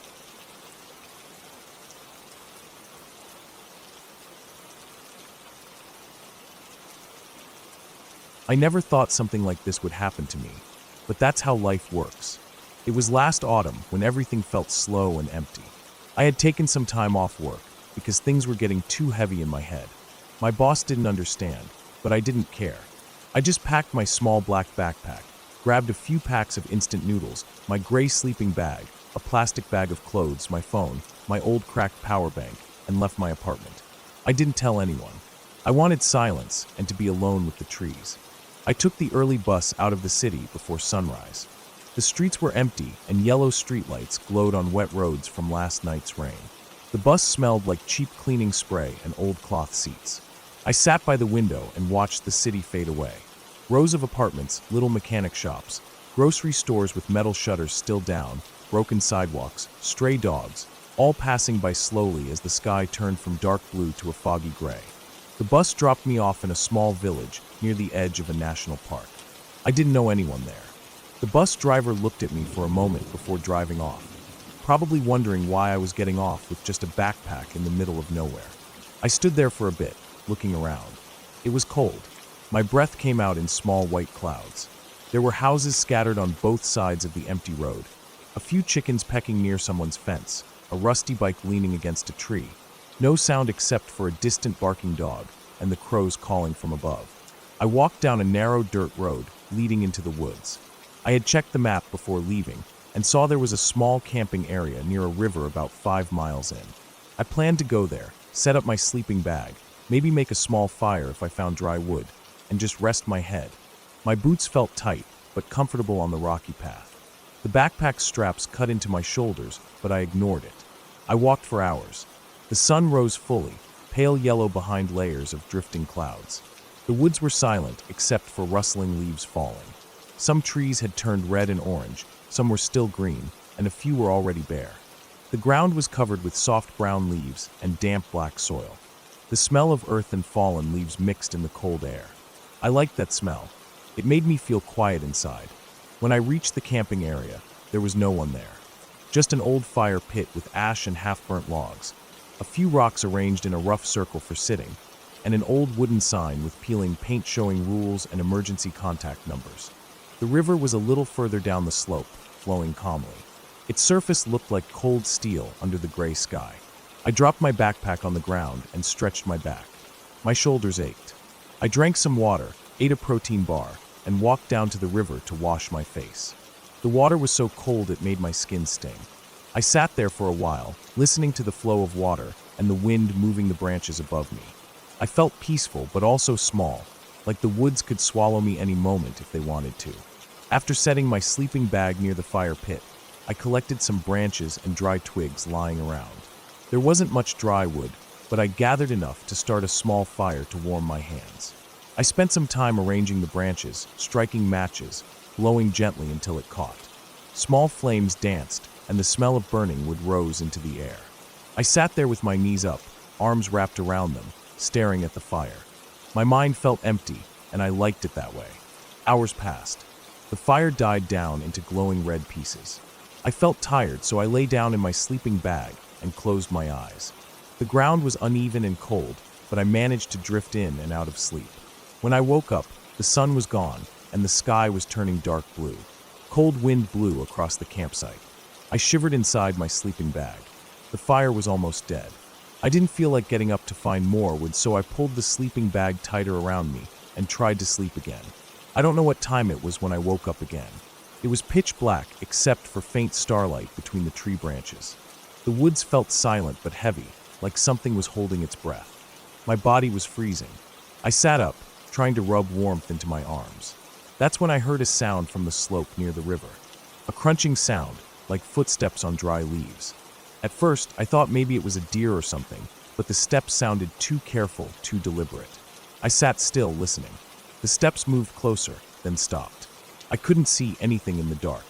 My heart thumped slowly but hard in my chest. I tried to tell myself it was nothing, probably just an animal. I lay back down, pulled the sleeping bag over my head, and tried to slow my breathing. My ears rang in the silence. After what felt like an hour, I heard the steps again. This time they were moving away, back down the slope towards the river. I stayed under the sleeping bag, my body stiff. Eventually, I fell into a light sleep out of pure exhaustion. When I woke up, the sky was gray again. Early morning. My body felt sore and frozen. I packed up quickly. I didn't want to stay there another night. I put out the small pieces of burnt wood with some leftover water, hoisted my backpack, and started walking back towards the village. My boots crunched over the fallen leaves. The woods felt normal again, just trees and birds and wind. I kept my eyes on the trail.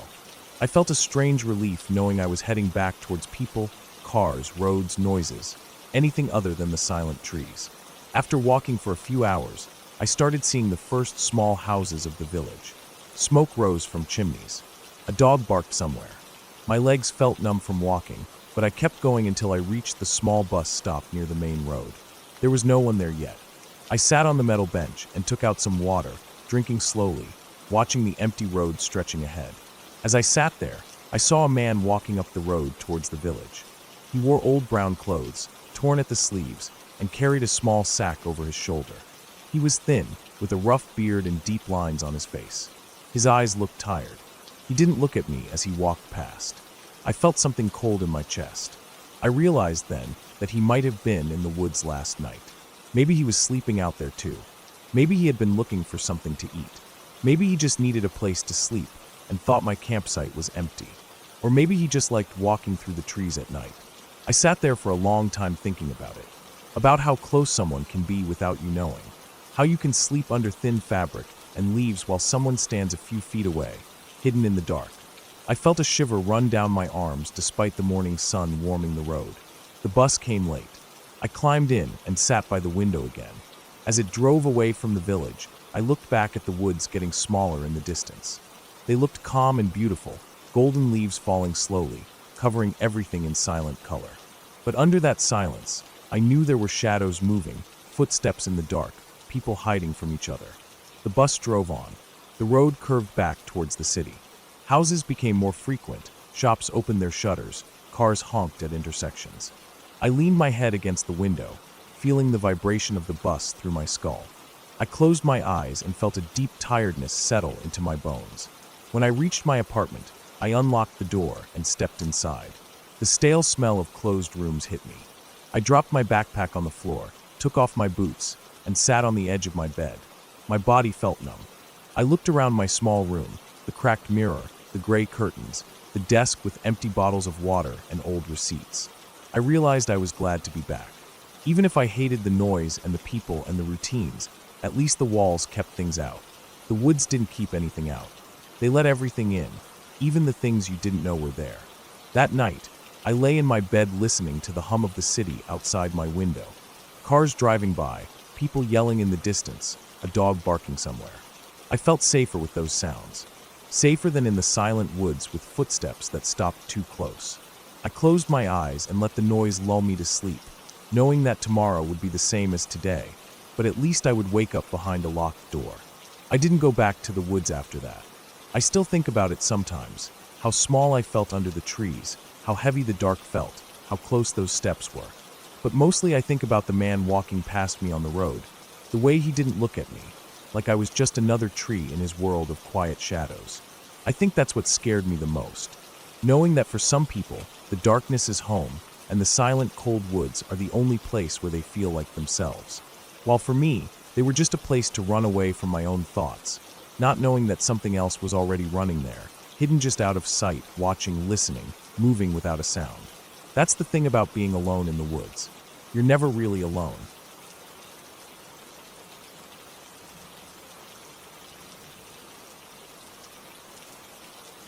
I was on my way back home from work that evening.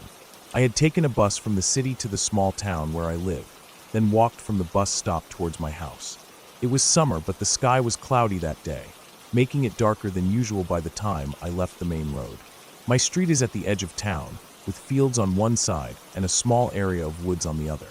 There are street lights on the main road, but they end before my street starts, so the last stretch is always pretty dark at night. I never really minded walking that path. I was used to it. I liked the quiet and the smell of trees and grass after a hot day. But that day felt off even before I noticed anything strange. The air was still and heavy, like it was about to rain. There weren't even crickets making their usual noise in the bushes. Everything felt too silent, like the world was holding its breath. I kept walking down the narrow road, listening to the gravel crunch under my shoes. My backpack was heavy with my lunchbox, water bottle, and some tools I had brought from work. I shifted the straps on my shoulders, annoyed by how they dug into my collarbone. The sweat from the day had dried in patches on my shirt, leaving behind a smell of metal and dust from the warehouse where I worked. I remember thinking about taking a long shower and eating leftovers before falling asleep in front of the fan. That was all I wanted. When I reached the point where the streetlights ended, I pulled out my phone to use its torch. The battery was low, around 8%, but I switched on the flashlight anyway. The bright white beam lit up the road in front of me, showing bits of broken tar, scattered leaves, and dirt. My neighbor's house was about 3 minutes away, and mine was another 5 minutes from there. As I walked, I noticed a car parked halfway on the shoulder, halfway on the dirt. It was an old white Corolla, dusty, with its windows rolled up. I didn't think much of it at first. People often park there when they go walking in the fields or hunting rabbits at dusk. But there was something about that car that made me look back at it after I passed. I turned my head and pointed my phone's torch at it again. The front bumper was dented, the license plate hanging loosely on one screw. All 4 tires were covered in dry mud, as if it had been driven off-road recently. There was nothing else to see, so I kept walking, telling myself to stop being dramatic. I walked past the patch of tall grass that always rustled with insects, but it was silent that day. The only sound was my own footsteps and my breathing. The smell of dry weeds filled my nose, mixed with the faint smell of manure from the farms nearby. I was about to reach the bend in the road that led towards the woods when I heard a sound behind me. It was soft, like the crunch of gravel under a careful step. I stopped walking. My heart started beating harder. I turned around, lifting my phone higher, but the light didn't show anything unusual. The parked car was still there, silent and dark. The road was empty. I told myself it could have been a stray cat or a hedgehog moving around. I kept walking, but this time I paid more attention to the sounds around me.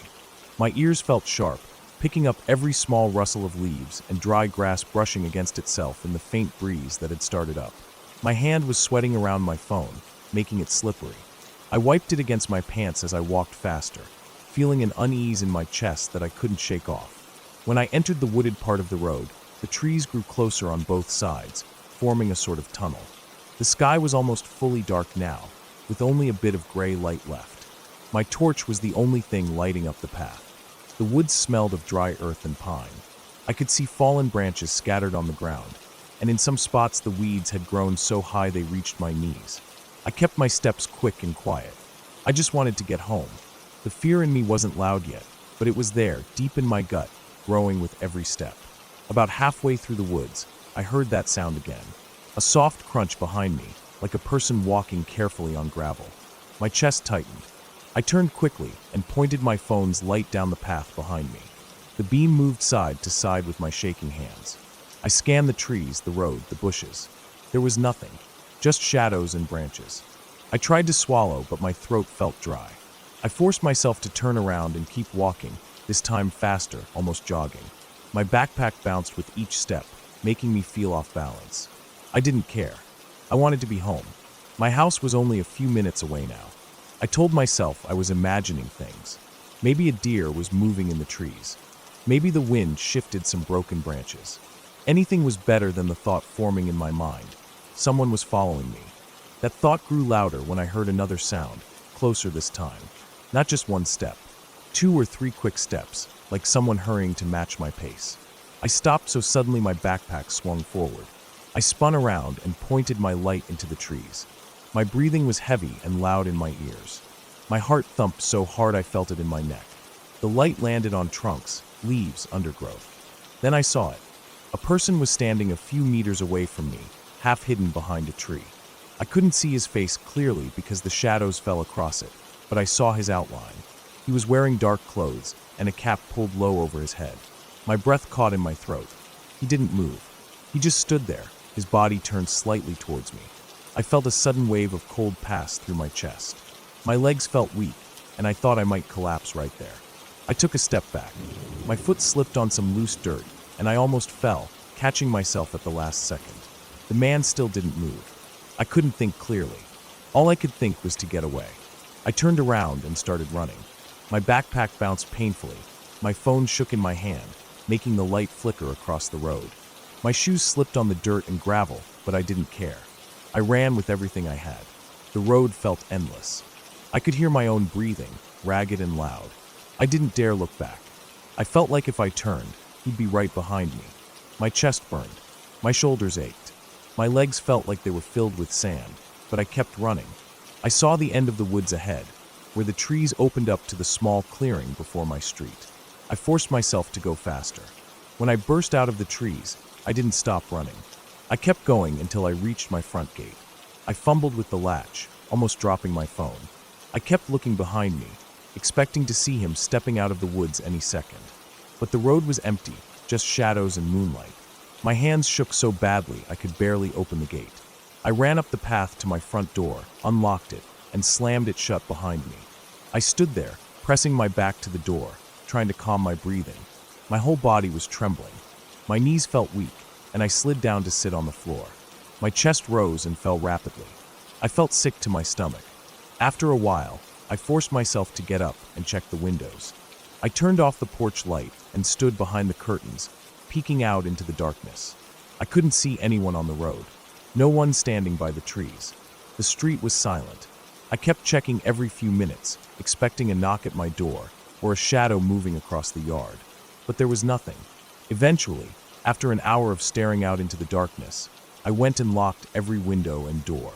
I took a shower, but the entire time I kept imagining him standing outside the bathroom window, watching. I barely slept that night. Every small creak in the house made me sit up and listen with my heart pounding in my chest. The next morning, I woke up early and went to the police station. I told them what happened. They sent a car to check the area, but they didn't find anyone. They said it was probably just a trespasser or someone who got lost. But I know what I saw. That man was standing there, watching me. He didn't look lost. He looked like he was waiting for something, or someone. For the next few weeks, I refused to walk home alone after work. I asked a coworker who lived nearby to drop me off in his car. Even after that, whenever I walked that road in daylight, I felt like someone was hiding just beyond where my eyes could see. Every step felt like I was being watched. It's been months since that evening. I never saw him again. No other reports were made about a man following people near the woods. Sometimes I wonder if he picked someone else's road after me. Sometimes I wonder if he was planning to do something worse that day, but changed his mind. And sometimes, late at night, when I'm lying in bed staring at the dark ceiling, I wonder if he still comes back to that stretch of road, waiting for someone to walk past in the dark, alone, thinking they're safe. I try not to think about it, but whenever I remember that silent evening, the heavy air, the crunch of gravel behind me, and that dark figure half hidden behind a tree, my chest tightens again, and all I can hear is the sound of my own footsteps as I ran for my life.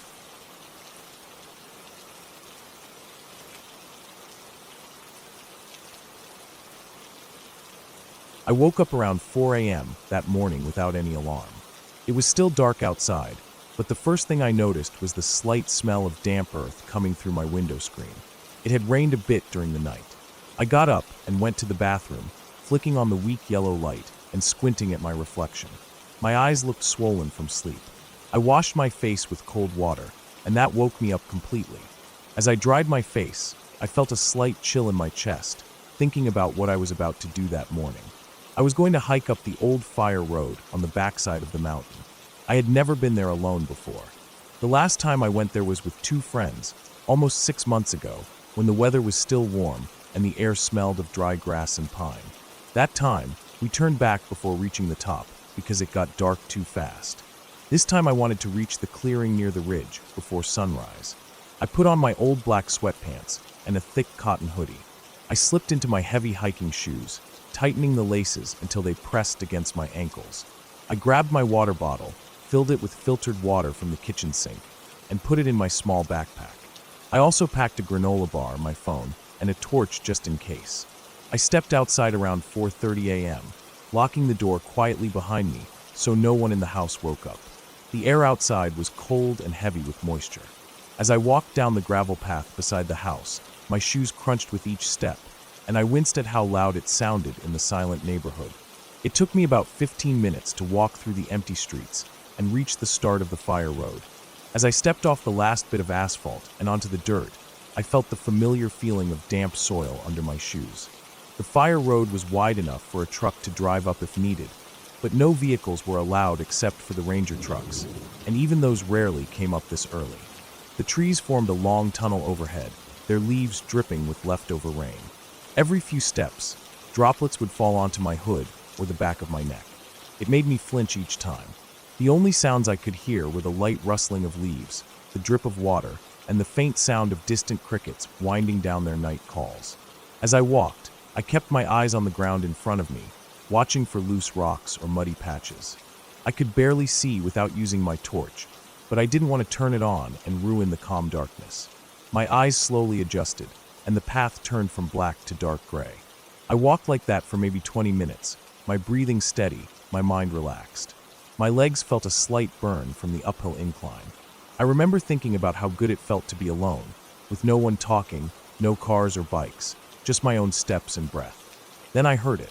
It was a very faint sound at first, like something scraping against the ground far up ahead. I stopped walking, thinking maybe I was just hearing the echo of my own steps delayed by the mountain walls.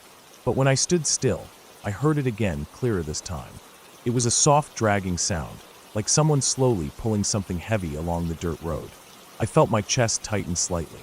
I tried to tell myself it was probably just a deer or a boar moving through the brush beside the road. I waited there for a minute, listening. The sound stopped. I took a deep breath and started walking again, a bit faster this time, my eyes scanning the edges of the road for any shapes. I kept walking for another 10 minutes. The sky was starting to turn dark blue behind the trees, and I felt a bit of relief that dawn was coming. Then I heard it again, closer this time. The same dragging sound, but followed by a slight thud. I stopped again, my heart thumping in my chest. I turned on my torch and pointed it ahead along the road. The beam of light cut through the darkness, revealing the dirt path, rocks, and bushes, but nothing else. I slowly moved the beam from left to right, breathing shallowly, listening for any movement. The sound stopped again. I turned off my torch and kept walking, this time with a nervous knot in my stomach. About 5 minutes later, the trees opened up slightly, and the road widened into a flat area with a clear view of the mountain slope. I stopped there to catch my breath and drink some water. As I stood there with my bottle, I felt a sudden rush of cold air behind me, like a breeze sweeping through, but it was strong enough to make me take a step forward. I turned around quickly, but there was nothing. I looked at the trees, the bushes, the road behind me, but saw no movement. I stood there for a minute, just listening. The only sound was my own breathing and the slight rustle of leaves high up in the trees. I decided to keep going and reach the clearing near the ridge. I walked for another 20 minutes without hearing anything strange. The sky was getting lighter now, and I could see the outlines of the tall pine trees clearly. I was starting to feel calm again. As I climbed the last steep section before the clearing, my thighs burned and I had to pause to catch my breath. I stood there, leaning forward with my hands on my knees, staring down at the dirt between my shoes, feeling sweat drip down my forehead and nose. When I reached the clearing, the sky was fully light, though the sun hadn't risen yet. The clearing was a wide flat area with short dry grass and a few small bushes scattered around. From there, I could see the valley below, filled with early morning mist. It was beautiful and silent. I dropped my backpack on the ground and sat down cross-legged, pulling out my granola bar. As I ate, I watched the mist shift and roll through the valley. I felt at peace for a moment. Then I noticed movement at the edge of the clearing near the tree line. At first, I thought it was just branches moving in the breeze, but then I saw it again. Something dark moving slowly between the trees. I squinted, trying to see clearly. It was a person. I could see the shape now. Someone was walking along the tree line, almost blending in with the shadows. They moved slowly, their head down, their arms hanging by their sides. I felt an instant chill run through my chest. No one else should be up here this early, especially alone. I stayed completely still, holding my breath, watching them. They didn't look up or change direction. They just kept walking along the edge, moving away from me, deeper into the trees. I quickly packed my things and stood up. I didn't want to be there anymore. As I started walking back toward the road, I kept looking over my shoulder, but I didn't see them again. The walk down was faster. My steps were quick and shaky. Every sound made me flinch. The calls of birds waking up, the rustle of bushes in the breeze, even the sound of water dripping from the trees. Halfway down, I stopped and looked back up the road. I saw no one. The sun had started rising, and the world turned from blue-gray to golden, but I felt no comfort from the warm light. When I reached the bottom of the road and stepped onto the asphalt again, I felt my knees almost give out with relief. I walked back home through the silent streets, my chest tight, my mind replaying what I saw. When I got home, I took off my shoes at the door, my socks damp with sweat. I went to the bathroom and splashed water on my face again, staring at myself in the mirror. My eyes looked wide and hollow. I sat on my bed for a long time, staring at the wall, thinking about the dragging sound I heard and the person walking along the trees. Later that day, after lunch, I decided to go to the small ranger office near the entrance of the mountain park. I told the older man at the desk that I thought I saw someone up near the clearing early in the morning, that it seemed strange because they weren't hiking or running, just walking slowly along the trees. He frowned and nodded, saying they'd send someone to check, though he didn't look worried. As I walked back home, I felt a small part of me hoping I just imagined it, that my tired brain turned shadows into shapes. That night, I couldn't sleep. I kept thinking about the dragging sound, the thud, and the silent shape moving along the trees. I knew deep inside that it wasn't an animal. I didn't know what it was doing up there that early, alone, with no light, no bag, nothing. I never went back up that fire road alone again. Even now, years later, every time I hear the scrape of something along the ground or see a shadow move at the edge of my sight, my chest tightens in the same way it did that morning. I think about how silent it was, how wrong it felt, and how lucky I was that they kept walking away and didn't come toward me.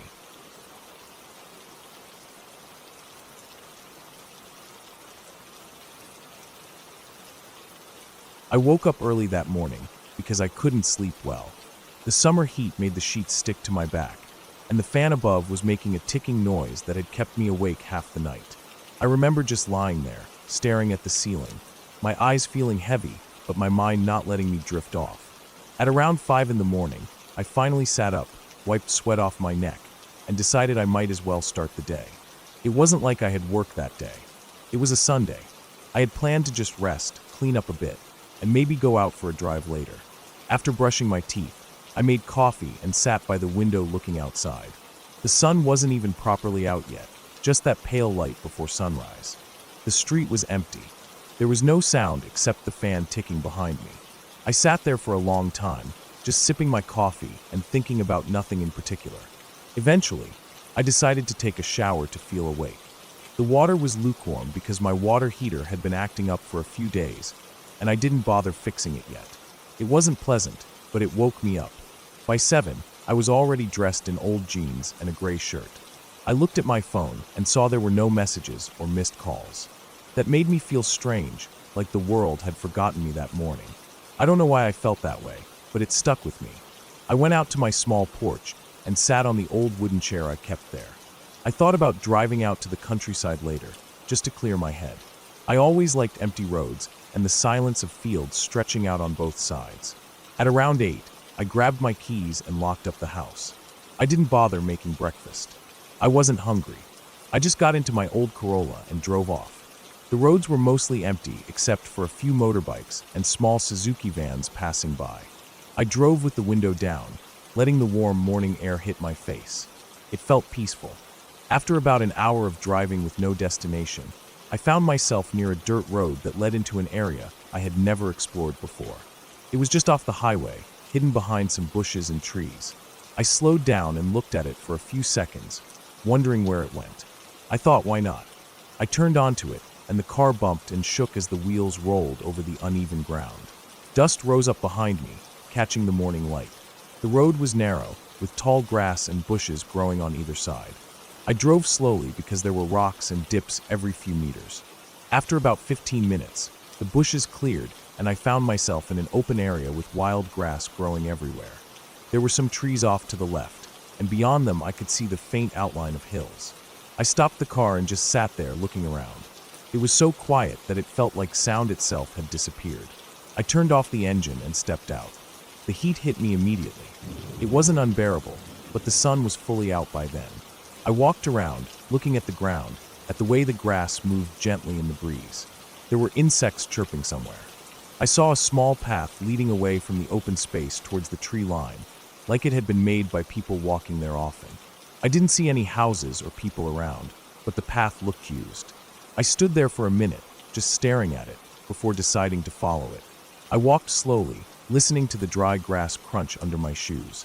The path led into the trees, which weren't very thick but still blocked some of the sunlight. It felt cooler under them. I kept walking, seeing old plastic wrappers, a torn slipper, and broken branches scattered on the ground. It made me wonder who came here. Maybe local villagers, or kids playing, or people cutting wood.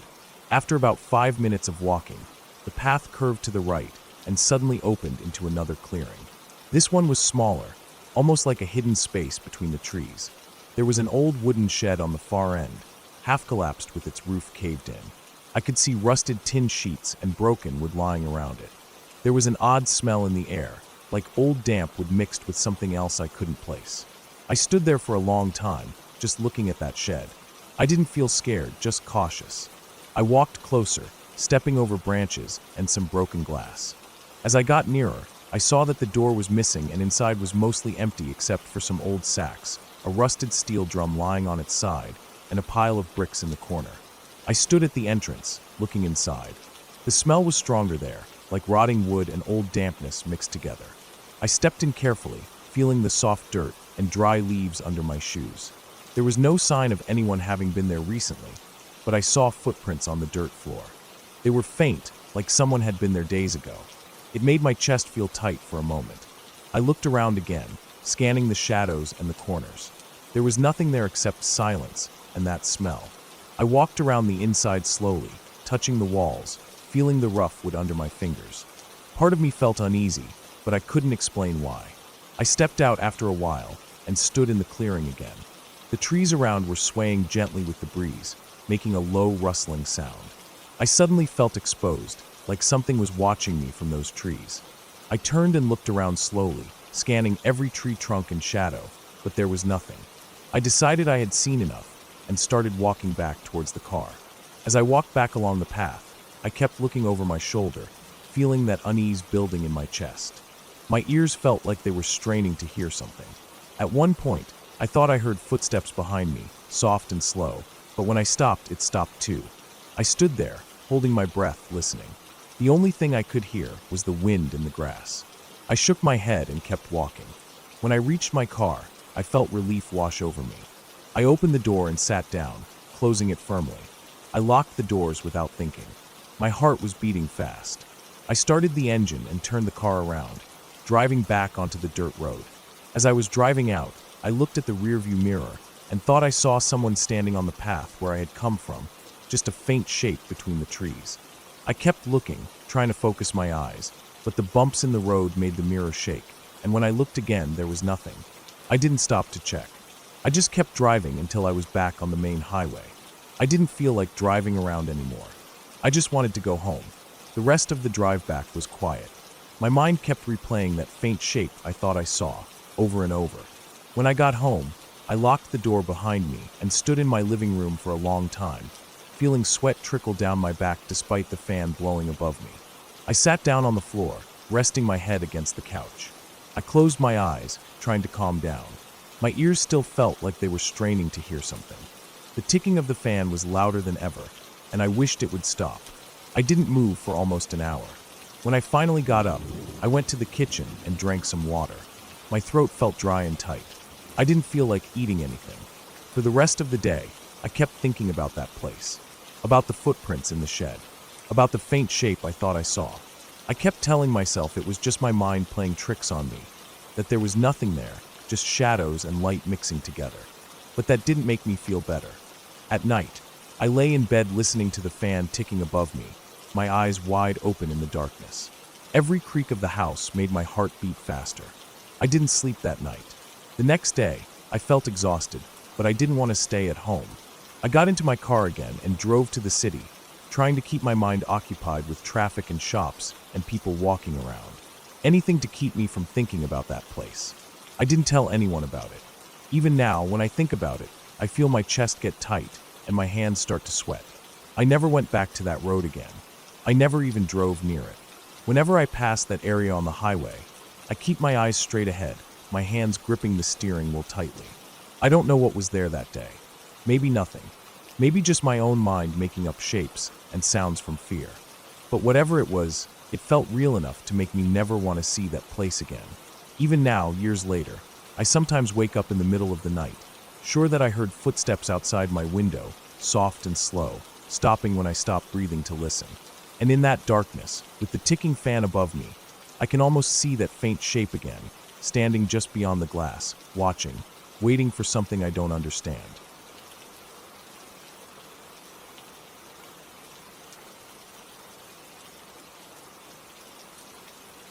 We had been planning this camping trip for weeks. It was 2016, and my boyfriend, who is now my husband, and I just wanted to get away from everything. We were both tired from work and life in general, and we needed a place where there was no signal, no people, no noise. Just trees, mud, and the sounds of nature around us. We drove out to eastern Pennsylvania with no proper plan, except finding a primitive free campsite that he'd read about on some old camping forum. I still remember how the gravel roads turned to dirt, how the dirt roads turned to almost nothing, and how we kept going anyway because we wanted it to feel like we were somewhere completely away from civilization. We didn't see anyone else for hours after leaving the main roads. It was foggy that morning when we left home, but by the time we were deep into the woods, it was clearing up. The sun was starting to come through the trees in thin white beams, lighting up parts of the forest floor, while everything else stayed in shadow. There were fallen trees here and there, and small signs nailed to some of them that warned about hunting seasons or logging trucks, but we never saw any other cars until that woman. Her truck was pulled a little off to the side, half in the ditch with the hood popped open. I only noticed her for a second as we passed, saw that her hair was tied back, and she was standing beside the truck, facing us as we came down the track. She didn't wave us down or anything, but she also didn't look panicked or frustrated like someone whose truck had just broken down in the middle of nowhere. Her expression was just blank, like she was waiting for something or someone. I didn't really think about it, but later my boyfriend said it gave him chills. He told me he normally always stops for people, because you never know who might really need help, but that her face just didn't match the situation. Like she wasn't stranded at all, just waiting for someone to pull over. I remember him saying quietly, "Nah, not today," as we drove past, but I didn't think about it again until later. We kept driving for a while, bouncing around in our seats because of the potholes and ruts in the mud. The forest here was thick, dark in some places even though it was midday, with ferns growing up in clumps between old tree trunks and moss on almost every rock. There were broken beer bottles here and there, a reminder that despite how isolated this place felt, people still came here to drink and camp. Finally, we found a site that wasn't completely soggy from the recent rains. It was a small clearing right off the muddy track with a fire ring of stones already built and some charred wood inside from the last people who had stayed there. There was an old folding chair left behind, one leg broken, so it leaned sideways into the dirt. We set up our tent quickly, hammering the pegs into the soft ground while small flies swarmed around us. It felt good to stretch our legs after sitting so long in the car. My boyfriend started unpacking the cooler while I gathered some sticks for kindling, brushing away spiders and centipedes that crawled over my hands when I reached into the piles of wet leaves. It smelled like damp earth and pine, heavy and comforting.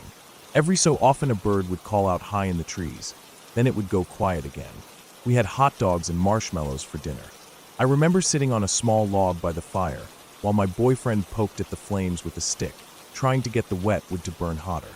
The smoke smelled bitter because of the dampness, and I moved my chair a few times trying to get away from it, but it kept blowing into my face. That's when he told me he'd seen a car drive past again. I hadn't really noticed, but he said it was the same silver car that had already driven past twice before. The first time I thought it was just someone looking for a place to camp like us. But the second time, and then the third, he said it made him uneasy. Each time the car passed, the man inside looked right at us through his window, slowing down just enough to stare before driving on. We thought about moving our site, but the road was muddy everywhere, and we didn't want to risk getting stuck. Plus, if he really wanted to find us, all he had to do was follow the tire tracks. We tried to joke about it, saying he was probably just looking for his own campsite and didn't want to camp near us. But my boyfriend kept glancing up the road every few minutes while we ate our hot dogs. The car didn't come by again that evening. As it started getting darker, we cleaned up, doused the fire properly, and climbed into our tent. The forest went silent at night, except for small sounds here and there. Leaves rustling, sticks cracking in the distance, maybe from deer moving through the underbrush or small animals. I lay awake listening to it all, feeling the cold starting to settle into the ground beneath my sleeping bag. I could hear my boyfriend's breathing beside me, slow and heavy, like he was already asleep. I don't know how long I was lying there before I drifted off myself. Then around 3 a.m. it happened. I woke up to this sound that I still can't describe properly. It was so loud, I felt it in my chest before I fully heard it with my ears. It was metallic, grinding, but also vibrating, almost like a huge engine trying to start or a chain gun spinning up before firing. Another way my boyfriend described it later was like dragging a steel shovel over gravel and playing it back through a loudspeaker. It started low and then rose up into a higher pitch before stopping suddenly. My heart was pounding so hard I could feel my pulse in my neck. I couldn't move. I couldn't even turn my head to look at him. I just stared up at the dark nylon ceiling of our tent. Then it came again, shorter this time, but just as loud. My boyfriend sat up and unzipped the little mesh window, looking out into the night. He didn't say anything for a few moments, and the sound didn't come back for a bit. I was frozen in place, staring at his silhouette in the darkness as he crouched there listening. Then the noise happened again, this time more drawn out, ending with a clatter like chains dropping onto cement. He whispered to me after a while, saying it was probably far away, maybe miles off, and that I should go back to sleep. I tried to believe him. I really did, but my body wouldn't stop shaking. I lay there with my eyes wide open, listening to every tiny sound outside the tent. Every small crackle of leaves or shift in the wind felt like footsteps coming closer. I imagined someone slowly walking circles around our tent, waiting for us to come out. The noise didn't happen again after that last time, but the forest felt different, like it was holding its breath, waiting for something. I remember counting my heartbeats, just to have something to focus on. We lay like that for what felt like hours, but was probably only 30 or 40 minutes before my boyfriend told me to get dressed. His voice was quiet, but there was a tightness to it that made my stomach clench. I fumbled around in the dark for my shoes, trying not to make noise, and when I turned to look at him, he was unwrapping the machete we had bought for clearing brush if needed. He peeled the plastic off slowly, so it wouldn't make too much noise, and held it in one hand as he unzipped the tent door with the other. The cold night air rushed in, carrying the smell of wet dirt and fallen leaves. My teeth were chattering, partly from fear and partly from the cold. We packed up as quickly as we could, rolling up our sleeping bags and shoving them into the back seat without caring about folding them neatly. My hands were shaking so badly, I dropped the tent poles twice before finally getting them stuffed into their bag. My boyfriend kept glancing down the road and into the trees, his shoulders hunched and tense. I could hear the blood rushing in my ears, so loud it drowned out everything else. Before we climbed into the car, I looked around the site, trying to see if there was anything out of place. The moon was almost full that night, bright enough that I could see the clearing clearly in silvery light. That's when I noticed it. A beer can sitting by the cold ashes of our fire pit. We hadn't brought any beer. I pointed it out to my boyfriend, and he went still for a second, just staring at it before looking around one last time. Then he grabbed my arm, and we got into the car. The drive back down the muddy road felt like it took hours. Every bump and slip of the tires made my stomach twist. I kept expecting to see headlights coming up behind us, or someone standing in the road in front of us. My boyfriend didn't say anything for a while, his eyes locked on the narrow strip of road ahead as the headlights lit up the trees, making shadows that moved and jumped with every turn. Finally, after we got back onto the main road and the dirt turned to gravel and then to asphalt, he let out a shaky breath. That's when he told me he thought someone had been trying to lure us out, that the noise wasn't far away at all, that it had sounded like it was coming from just down the road, maybe even near where the track curved out of sight. He said he didn't want to run from the tent right away in case that's what they wanted. He told me he half expected to find our gas tank had been siphoned, but we had a hybrid car, so even if it had, we could have still gotten away on battery power. He laughed a little then, but it was a thin laugh, forced. He said, "That would make a great hybrid commercial. Number of brutal murders avoided by driving a hybrid, too." We didn't really laugh, though. Not properly. Even when the sun started coming up and the fear faded into tiredness, there was still a cold not sitting heavy in my chest. We spent the rest of the trip staying in proper campgrounds, the ones with lots of other people around, bathrooms with flickering fluorescent lights, and park rangers driving past every hour or so. One night we even got a cheap hotel room just to feel safe behind locked doors and brick walls. I still think about that night sometimes when I'm trying to fall asleep. The way the forest felt silent after that sound. The beer can that hadn't been there before. The woman standing by her truck with that blank expression, like she knew we would stop for her. The car driving by again and again. The man inside slowing down to watch us each time. Maybe none of them were connected. Maybe it was all just coincidence. But I can't shake the feeling that someone was out there that night, standing just out of sight.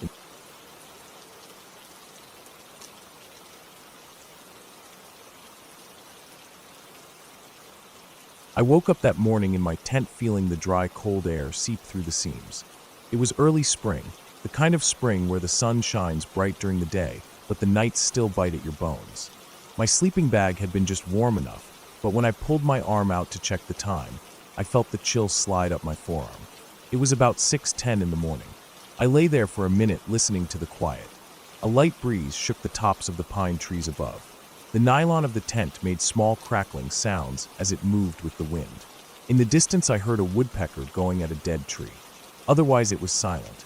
I unzipped the tent and stepped outside. The dirt felt cold under my boots. Our convoy of friends was parked along the dirt road near our campsite. We had 3 trucks, a Jeep, and 2 older SUVs. The plan was to leave the area near Mogollon and head up the dirt road to Snow Lake to fish for the day. The sun had just started creeping over the ridges, laying orange light over the trees and rocky slopes. I stretched my arms out, feeling stiff from sleeping on the hard ground. My back popped in 3 places. I walked over to the truck to grab a can of coffee drink. I cracked it open, and it made a loud fizz sound that felt out of place in the quiet forest. My friends were slowly waking up, stepping out of their tents or sitting on the tailgates of their trucks, drinking coffee and rubbing their eyes. I looked around at all of them, all bundled in jackets, beanies, or hoodies.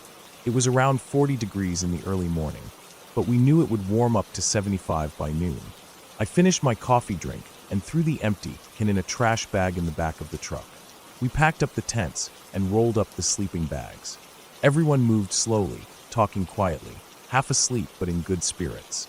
We had spent the last 2 days fishing, hiking, and cooking food over the fire. My pants still smelled like wood smoke. After about 45 minutes, we were ready to hit the road. We climbed into our trucks and jeeps and started up the engines. The motors echoed off the nearby ridges. We lined up and started the slow drive up the dirt road toward Snow Lake. The tires kicked up dust and small rocks. I rolled my window down and smelled the cold, fresh air, mixed with the dusty smell of the dirt road. About 20 minutes into the drive, we came around a bend and saw a forest ranger truck pulled over on the side. Its orange lights were flashing slowly. The ranger was standing by the edge of the road, looking down into a ditch. We slowed down and pulled over behind him. A few of us stepped out to see what was going on. When I walked over, I saw the problem. Some idiot had tried to do a U-turn on the narrow dirt road. They hadn't realized the loose rock surface offered no traction. Their small SUV had slid off the edge and high-centered on a rock shelf. The 2 front tires were hanging off into nothing, and the back tires were barely touching the ground. The ranger looked annoyed. He told us the driver was unhurt but shaken up, wading up the road a bit.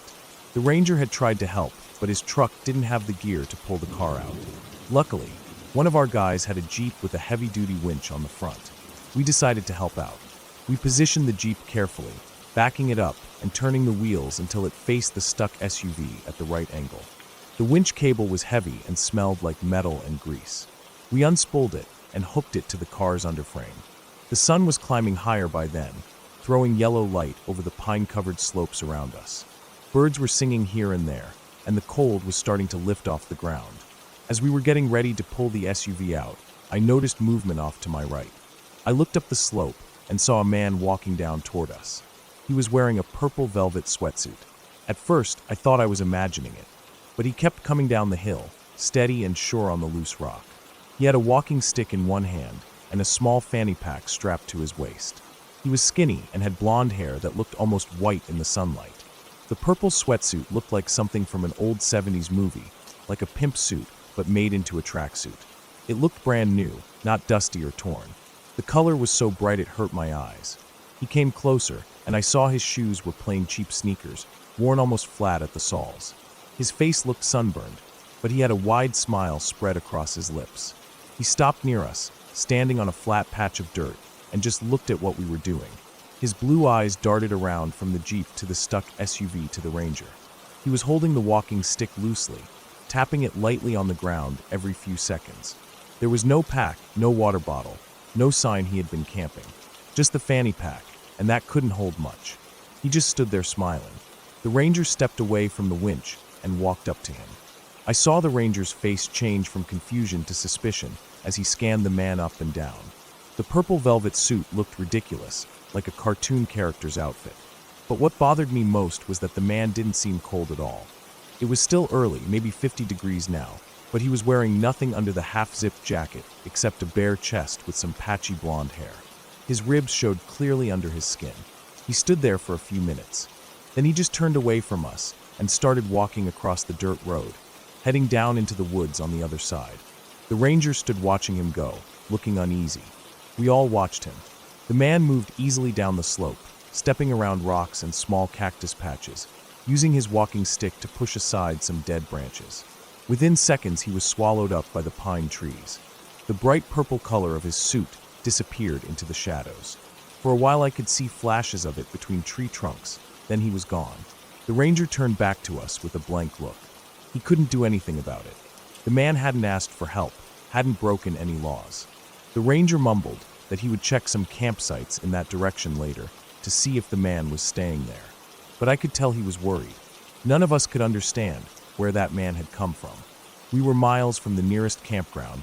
The dirt road itself was already remote, and the slope he came down from led up to even steeper and rougher country. To hike from anywhere up there to this road would take hours.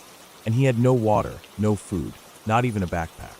Just that fanny pack, a walking stick, and that ridiculous suit. We managed to pull the SUV out of the ditch. The winch strained and whined, but the Jeep held its position. Finally, the SUV's front tires rolled back onto solid ground. The driver was relieved, thanking everyone over and over. We packed up the winch and got back into our trucks. As we drove away, I kept thinking about that man in purple. The way he looked at us with that wide smile and sunburned face. How his eyes darted around like a bird's. How easily he walked off into the forest. The drive to Snow Lake took about another hour. The dirt road wound around ridges, through small meadows, past old burned trees from fires years ago. I saw deer standing in an opening, their heads turning to watch us drive by. At one point, a golden eagle flew low over the road, flapping its wide wings, casting a sharp shadow over our trucks. When we finally reached Snow Lake, we parked along the gravel shore. The water was low this year, with cracked dry mud showing in patches near the edges.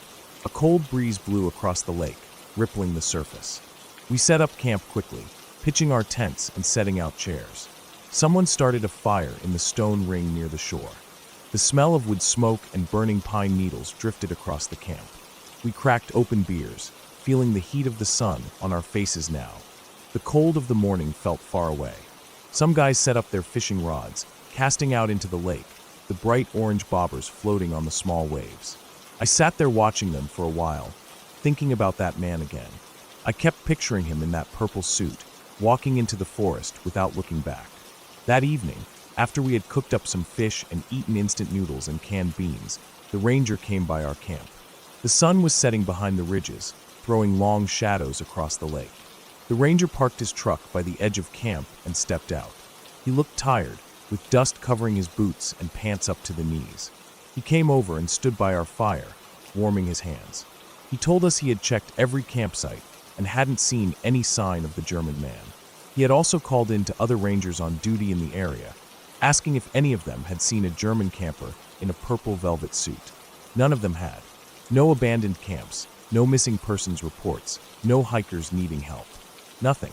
The ranger said he would keep an eye out the next few days, but there wasn't much he could do. The man hadn't asked for help.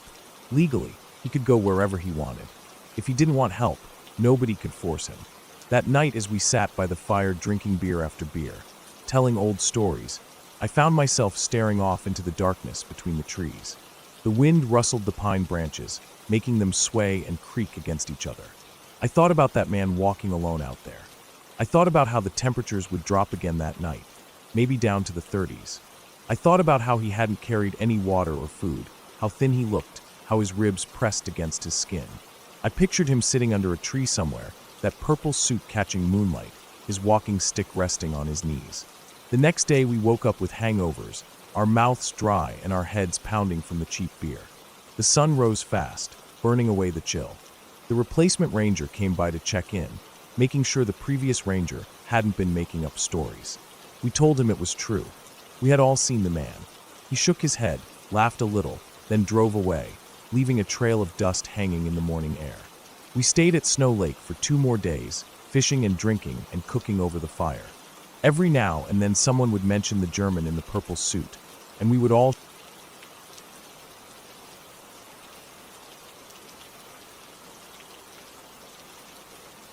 I still remember that night like it was yesterday, though it's been years since I worked as a ranger at that park. It was early autumn, the time of year when the days were warm, but the nights started to get that chill that cut through your jacket if you stayed still too long. The trees were just starting to turn, little hints of orange and yellow breaking through the endless green. I always liked that time. The tourists started thinning out. The families were gone, back to school routines and work obligations, and the people left camping were mostly serious hikers, older couples, or the occasional big group of college kids trying to stretch out the last bit of their summer freedom. That was the case that weekend. I was working a late shift with Jim, another ranger I'd known for years. We had done countless night patrols together. That night was quiet at first. There were only 5 groups camped in the lower sites, most settled in early. Around 9:30, we decided to do one last check before heading back to the station for paperwork and coffee to keep us awake until the end of shift.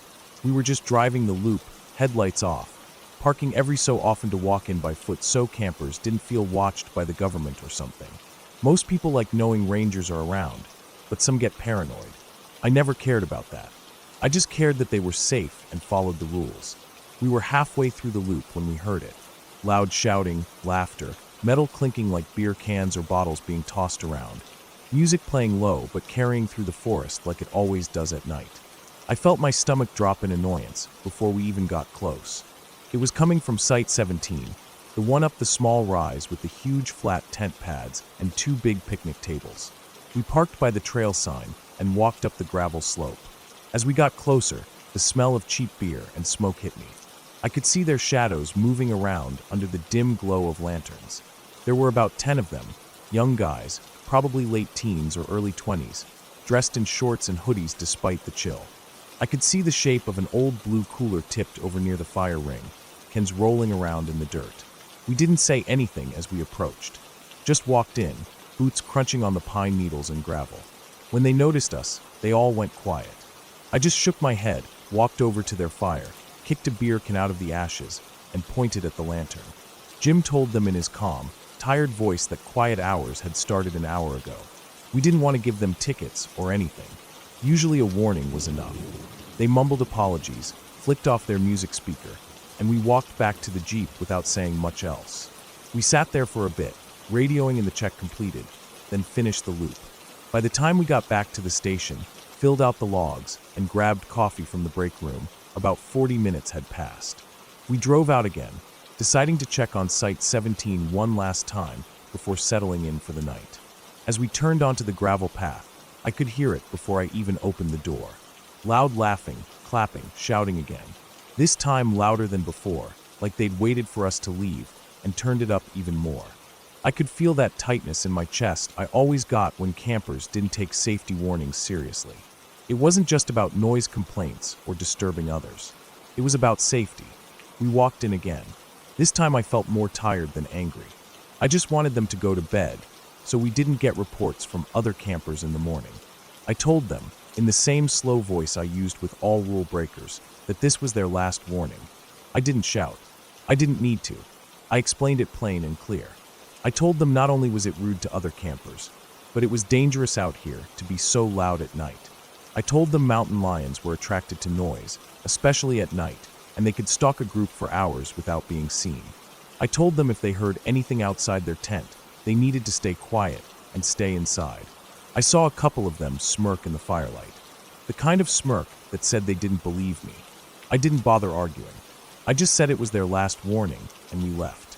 As we walked back down to the Jeep, Jim chuckled under his breath. We both knew they wouldn't listen. They never did. As soon as we got to the station, Jim leaned back in his chair and tapped the side of the file cabinet with his boot. That sound always meant he was thinking up something. I looked at him. He raised his eyebrows and said we should have some fun with them. I asked what he meant. He reminded me about the mountain lion pelt we had in the interpretation center. It was a full skin, complete with the head and paws, draped over a wooden frame for the wildlife talks we did for school groups. The head ranger had bought it at the end of the previous year to use up the leftover budget. Jim's idea was simple: scare the sense back into them. We grabbed the goggles and the pelt, loading them into the back of the Jeep. We didn't say much as we drove back out, headlights off again, keeping it slow so the engine didn't rumble too loud. The forest was completely black except for the faint glow of their lantern up the hill at Site 17. We parked far away, near Site 12, and walked in on foot carrying everything we needed. The night vision goggles made everything look ghostly green. I could see their tents lined up along the far edge of the clearing. They'd finally gone to bed, but their fire was still smoldering, casting strange flickering shadows on the trunks of the pines around them. First we walked around their tents, pressing the lion pelt's paws into the dirt to make clear tracks. We found some softer ground near the base of a pine tree, where the needles were damp and dark. The paw prints came out perfect. I spent 10 minutes circling each tent, making the prints look like the animal had prowled right up to them before walking away again. Jim was up near the trailhead, setting up the PA speaker. He started playing the recorded lion calls from the wildlife CD, but slowed them down and changed the pitch. At first it sounded far away, an echo through the trees, barely there, but it got closer and closer each time. I could see the shadows shifting in the tents as the campers woke up, probably thinking it was a dream at first. I dragged the pelt over some fallen branches to make a dragging sound, then propped it up on 2 long sticks so the silhouette looked natural. From the trail, with only moonlight and shadow, it looked real enough to me. Jim started calling out on the PA, using his deepest voice to echo through the woods. He told them to stay in their tents, then shouted things like "she's coming around," and "there's another one." His voice carried low and rumbling through the trees, echoing off the trunks. I grabbed the mag light from my belt and flicked it on, sweeping it across the bushes and trunks until it landed on the lion pelt silhouette. Because I was moving fast, the shadow stretched and moved across the clearing, flickering with the branches, making it look like it was pacing around.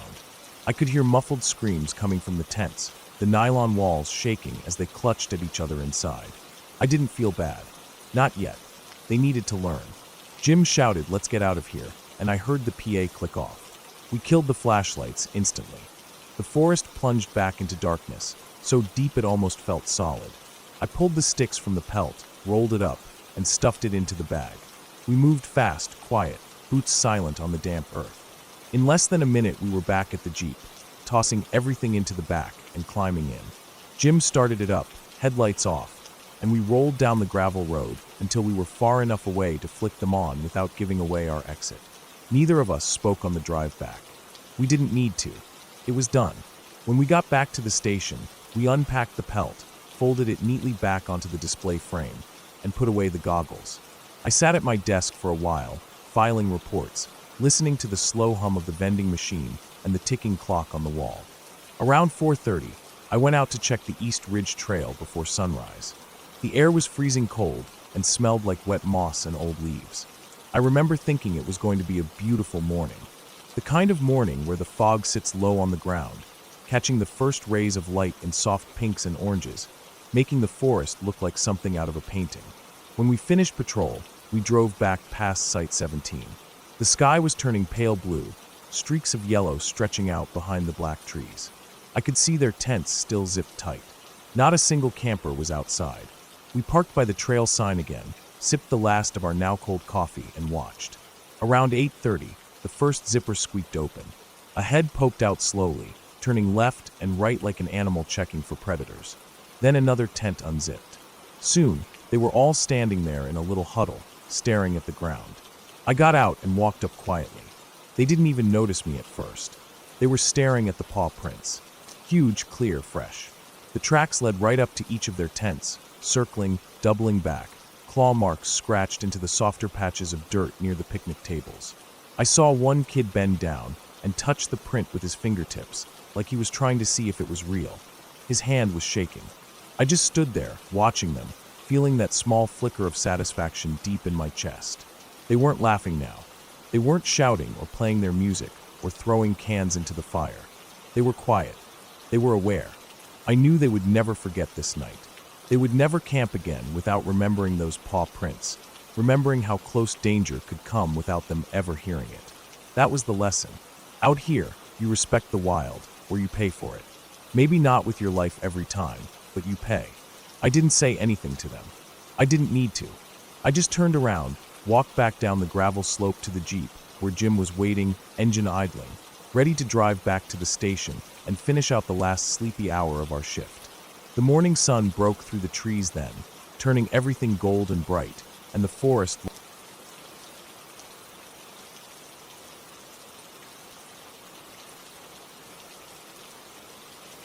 I woke up early that morning before the sun had even pushed itself above the tree line.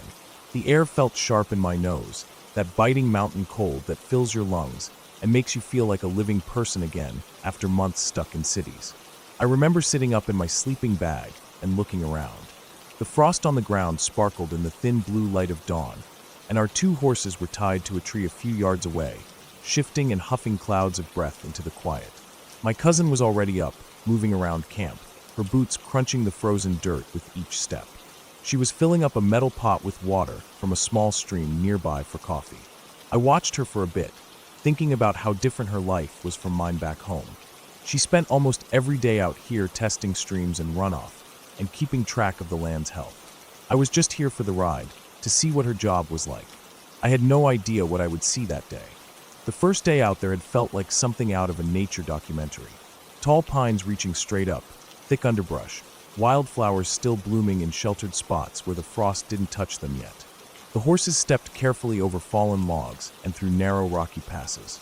At camp the first night, we cooked a simple dinner of rice and beans on her small backpacking stove, sitting side by side on a log, staring out at the wide openness of the forest and the mountains behind it, their slopes turning purple and blue as the sun dipped away. The air smelled like pine sap, cold river water, and faint wood smoke from our tiny fire. I fell asleep under 1,000 silent stars, listening to the horses shifting on their lines, feeling like the luckiest person alive to be there. The next morning, after we ate our oatmeal and packed up camp, she asked if I wanted to see something weird. I remember that clearly because her tone was so casual, like she was offering me gum or something. I nodded, curious. Anything out here was worth seeing to me. We mounted up again, the horses warm under us, and set off away from the route we had originally planned. She said it would take about 2 hours to get there. We rode single file through thick stands of pine, our horses' hooves thumping softly on the hard-packed dirt trails, then crunching through brush and weaving around fallen trees where no trail existed. The cold morning turned into a bright, chilly day. The sun slipped between the tall trees, casting moving shadows across the forest floor. I felt calm and alive, just listening to the sounds of birds calling, small animals rustling through dry leaves, the jingle of the tack as the horses moved. At one point, we crossed a small stream no wider than a kitchen table. The horses stepped carefully through the clear water, and I could see tiny fish darting away from their hooves. Everything felt so alive, so untouched. We finally arrived at a narrow ravine, almost hidden unless you were looking for it. The ground sloped down into a tight fold in the land, the trees crowding over the top edges, making the whole place look darker than the forest we had just come from. It felt colder down there, too, like the sunlight didn't reach it properly. I followed her down, ducking under low branches, my horse picking its way carefully down the slope. At the bottom, it opened up into a small clearing, maybe the size of a living room, with moss and fallen pine needles making the ground soft underfoot. We dismounted and tied the horses to 2 sturdy trees at the edge of the clearing. The horses stood quiet, flicking their tails, their ears turning toward every little sound in the forest. My cousin told me to grab the small rechargeable radio she had brought. It was bright red, shaped like a brick, with a crank on the side and a flashlight at one end. I picked it up and followed her as she walked into the trees. We only walked for a couple minutes before I saw it. At first it looked like a root sticking out of the ground, but as we got closer, I saw it was a wire, black, plastic-coated, about the thickness of my pinky finger. It came straight up out of the dirt, snaking upwards into the brush ahead. I bent down and touched it. The plastic felt cold and slightly stiff in the morning air. I looked at it closely and could see bits of dirt caked into the outer sheath where it emerged from the ground. My curiosity kicked in harder than ever. I wanted to know where it went. I started following it through the underbrush, stepping over fallen branches and ducking under low limbs. My cousin followed behind me, quiet, letting me see it for myself. The wire rose up off the ground after a few feet and was looped over the branch of a tree, then dropped back down, then up again, weaving in and out of the forest like it was threading a needle. I followed it slowly, feeling the ground change under my boots from soft moss to rocky hardpan to a mix of pine needles and dirt. The wire finally led us to a clearing deeper into the ravine. It wasn't wide, just a small flat area surrounded by thicker trees. And there, in the middle of that empty place, was a desk. Just a desk. It looked like the kind of desk my third-grade teacher had. Metal legs, a thin plywood or plastic top that had once been faux wood grain, but was now sun-bleached and scratched to hell. No chair, no papers, no sign of anything else, just that desk standing there alone. A black wire trailing up out of the dirt and running into an electrical outlet that was mounted right on the side of it. I remember feeling my breath catch in my chest. My whole body felt suddenly alert, like my skin knew something I didn't. I stepped closer. The outlet was just there. 2 sockets, a bit dirty and weather-worn but intact. The wire fed into it from underneath the desk. I squatted down and looked. The wire came up from the ground, went through a hole in the metal frame, and connected into the outlet like it was installed in a house. I reached out and touched it with my fingertips. The metal plate around the sockets was cold, colder than the air. I didn't know what to think. There were no roads out here, no buildings, nothing for miles and miles around. No poles or towers.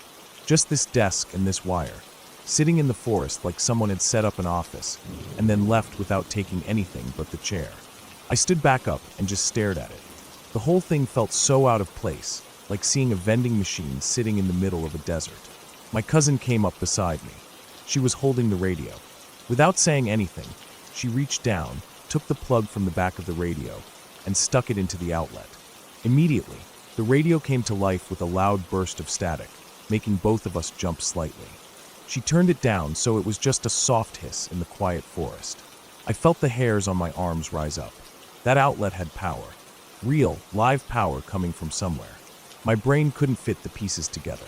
There was no generator sound, no buried hum, no solar panel, no utility pole. Just a wire that disappeared into the dirt miles back. Running God knows where to feed this outlet in the middle of the woods. I tried to think about how much work it would take to bury that wire for so long through these woods, or string it along trees, just to feed a desk that nobody sat at. I looked around the clearing again, slowly. The forest floor was undisturbed except for animal tracks, fallen pine cones, a few old bleached branches. No footprints besides ours. No sign anyone had been here in a long time. I looked up into the trees, half expecting to see a camera or a satellite dish or something, but there was nothing. Just the wind moving the top branches high above, making that rushing whispering sound through the needles. We stayed there for a while. She turned off the radio, unplugged it, and we just stood staring at the desk. The metal legs were slightly rusted at the bottom where rainwater probably pooled around them during storms. The desktop had a few deep scratches and dents, like someone had dragged sharp metal tools across it. It reminded me of my old school desks with kids' initials carved into them, except there were no names here, no letters or marks that meant anything. Just random scratches. I remember looking down at my boots, caked with damp dirt and tiny bits of moss. I kicked at the ground a bit, feeling uneasy. I don't know why it felt so wrong. It was just a desk and an outlet. But out there, surrounded by hundreds of square miles of empty land, it felt like it shouldn't exist. Like someone had left it there for a reason I wasn't meant to understand. Eventually, we turned back. We walked away from the desk, following the wire back through the underbrush, and trees until we reached the spot where it came out of the ground. I stood staring at that spot for a long moment before we left. The forest was silent except for the occasional caw of a raven far above, the creak of trees swaying slowly in the breeze. We untied the horses, mounted up, and rode back out of the ravine. On the way back to camp, I kept thinking about it. Who put it there? Why was it powered? How far back did that wire run, and what was it connected to? Was it an old research site someone abandoned decades ago and forgot to dismantle completely? Or was it new, something put there recently for a reason we would never know? The quiet forest didn't give me any answers, only the steady clopping of the horses' hooves and the smell of pine needles crushed underfoot. That night, back at camp, I couldn't sleep properly. I lay in my sleeping bag, staring up at the dark sky. The stars above were bright enough to almost hurt my eyes. I thought about that desk and that outlet, sitting alone out there in the darkness, powered and waiting. I wondered if anyone would come back to it, or if it would just sit there forever, hidden away where only people like my cousin ever went. I felt a chill run through my body thinking about that. The horses shifted nearby, snorting and blowing out soft breaths, and I tried to focus on their familiar sounds to calm down. We packed up the next morning and rode out the way we had come 2 days earlier. As we moved away from that area, the land seemed to open up again. The trees grew taller, and the sun felt warmer. But I couldn't shake the feeling that the forest still held secrets like that one all over. Things no one knew about.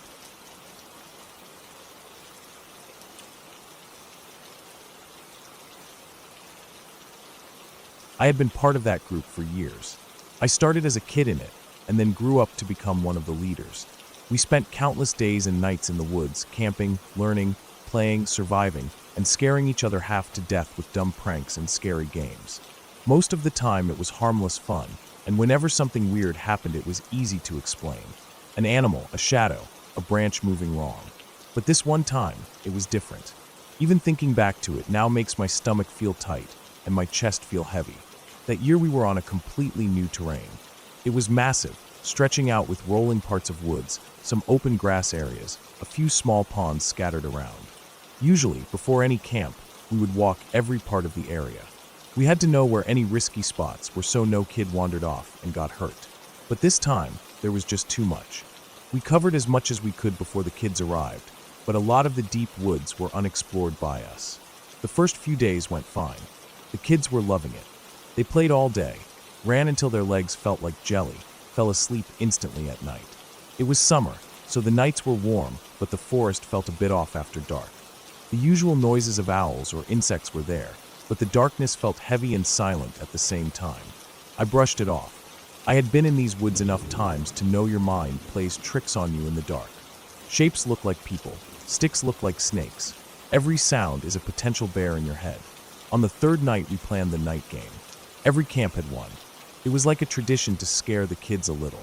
Nothing cruel, just harmless fun where they had to complete tasks, solve clues, run from checkpoint to checkpoint while we leaders, masked up as creepy monsters or creatures, hid along the way to jump out at them. They screamed, we laughed, and by morning it became their favorite memory to tell parents back home. That night I chose to cover one of the checkpoints in a dense wooded area. I had a cheap mask on and a torn dark brown cloak that blended into the trees easily. My job was to stand behind a tree and jump out at kids as they ran past. I remember thinking it was too easy to scare them, because even just stepping out from behind a tree made them scream like they were dying. When my checkpoint cleared up, I had to run to another to help another leader. I remember that run so clearly. The woods were silent apart from my feet hitting the dirt. There was an open stretch up ahead where the trees thinned out. No bushes or undergrowth, just dry leaf litter and standing tree trunks. Perfect for running, no risk of tripping. It was pitch black though, the kind of black where your eyes strain to catch any light. I had my flashlight, but didn't want to use it because if any kids were near they would see me instantly. As I ran through that stretch I started seeing something. It was like a shadow moving along beside me, about 15 or 20 meters away, weaving between the trees. At first I thought it was another leader doing the same thing as me. The shadow was about my height, maybe slightly taller. I told myself my eyes were just messing with me. The darkness plays with your sight. The moving flashlight from the kids at the far checkpoint was flashing through the trees and creating dancing shadows everywhere. I reached the next checkpoint and hid behind a tree. Kids came, screamed, ran off, and then it was silent again. I waited for the game to end. As I stood there, I saw that same shadow again.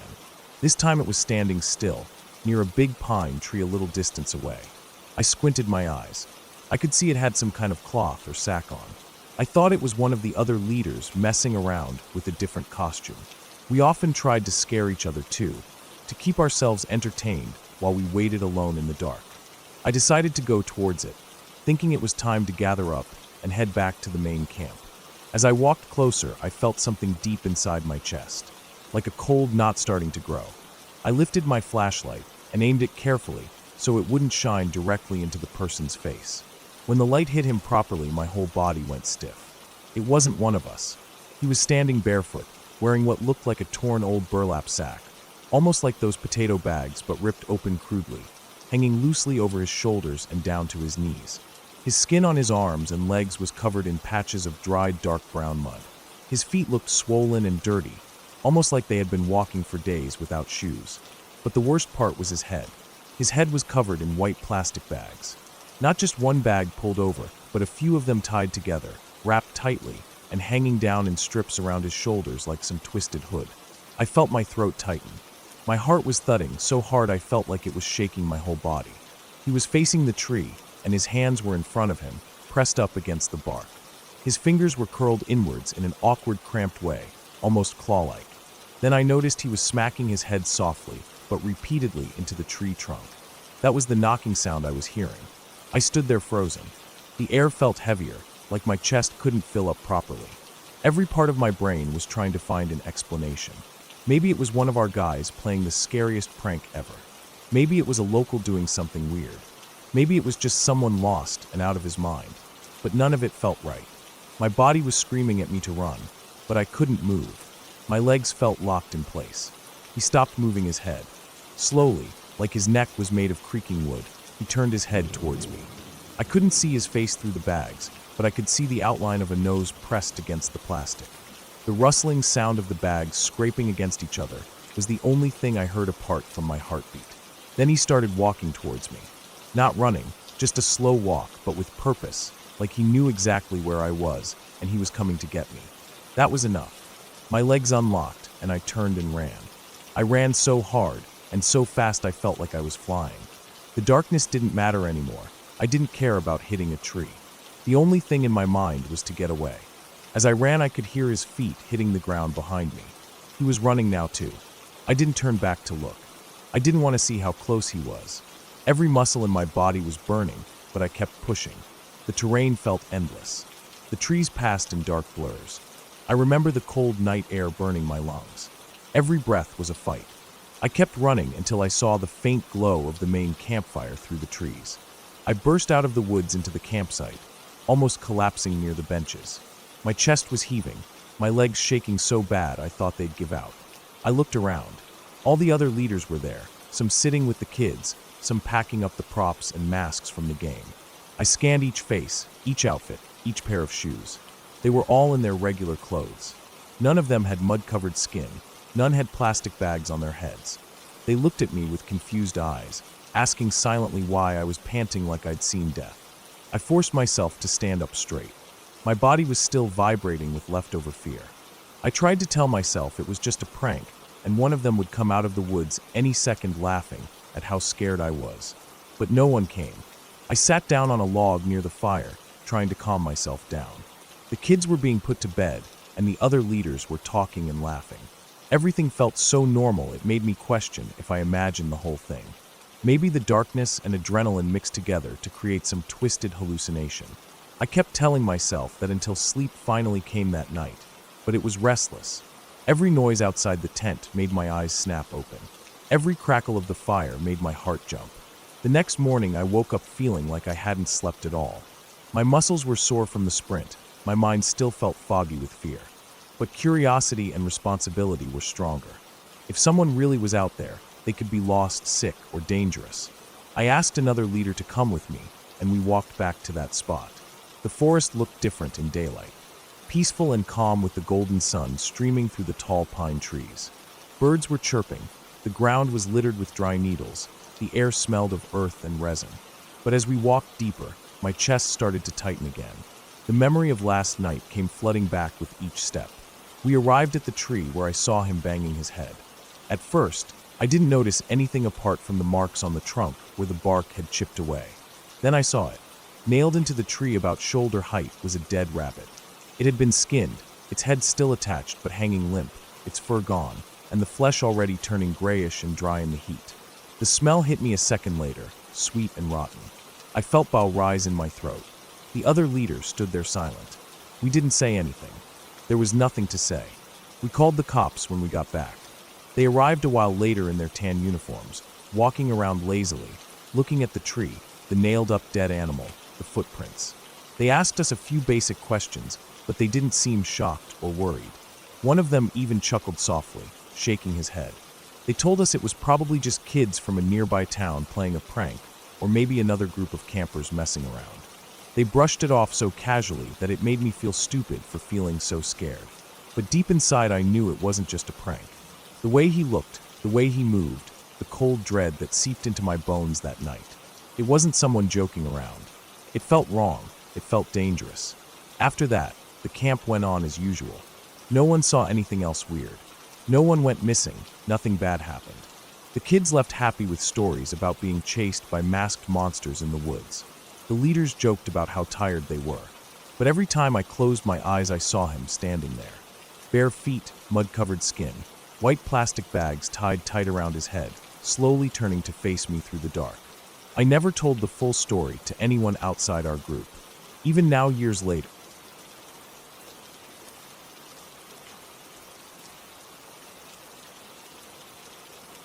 I still remember the last time I talked to him.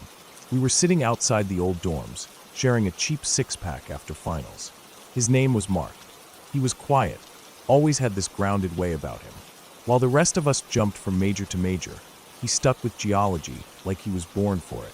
I hadn't spoken to him in years, but sometimes his Facebook posts would pop up. Pictures of ridgelines and rock formations, always with a small caption about fault lines or layers of sediment. After graduation, he'd gone south, said he wanted to live where it was warm but not crowded. Ended up becoming a park ranger in the southeast. I'd been working late one winter, trying to finish a proposal at the office, when my phone buzzed with an old notification. It was from a college group chat, one of those chats that only ping once every few years when someone has a baby or dies. Mark's name was there, and suddenly I remembered this story he told me back when we were still close, before we drifted apart with jobs and bills and life. He told me about an old couple he met about 8 or 9 years back. It was just another humid morning for him. He said the sun was barely up when he saw them walking across the small parking lot by the ranger station. They moved slowly, hand in hand, like people who had been walking together for decades. The man was tall but thin, shoulders curved forward with age. The woman wore a pale green coat and carried a little cloth bag that bumped against her hip when she walked. He saw them again the next day, then the day after.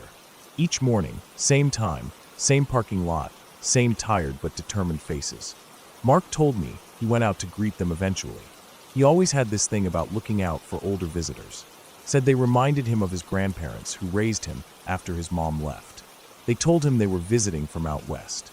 The man's voice shook when he explained they'd gotten engaged there decades before, in one of the quiet bends along the river where the hardwoods grew dense and the banks were soft with moss.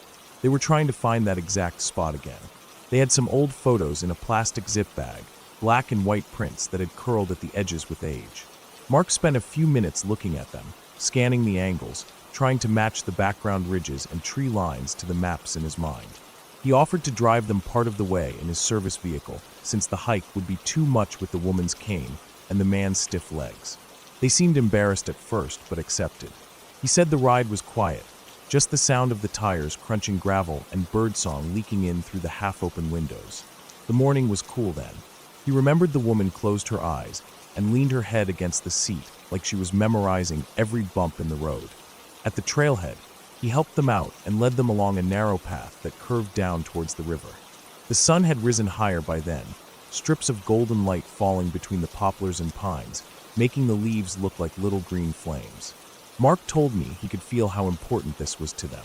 He said the woman paused every few steps to touch the bark of certain trees, as if confirming she was in the right place. The man kept looking around with this focused, worried look, scanning the undergrowth, checking every bend and cluster of rocks. They finally came around a large outcrop where the river slowed into a wide, clear pool. The banks were lined with smooth stones and patches of sand, and a single fallen tree stretched half into the water like a natural bench. The old man stopped, looked around slowly, and nodded.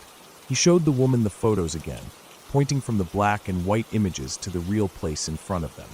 She reached out, touching the edge of the fallen tree with her fingers. Mark said he felt something heavy settle in his chest then, like he was intruding on something that wasn't meant to be seen. He didn't stay long, just made sure they were comfortable, gave them his radio frequency in case they needed anything, and hiked back up to his vehicle. He drove back to the ranger station, feeling the sweat cooling on his back from the morning hike. He drank water, filled out some paperwork, then went about the rest of his shift. But as the day went on, he felt something nagging at him.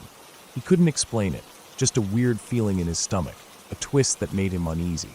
Every few minutes he found himself looking out the window towards the entrance, half expecting to see them walking back to their car, moving slow and tired, but with smiles on their faces. Hours passed. Afternoon turned to evening. The cicadas started screaming in the trees, and the shadows grew long and purple over the gravel lot.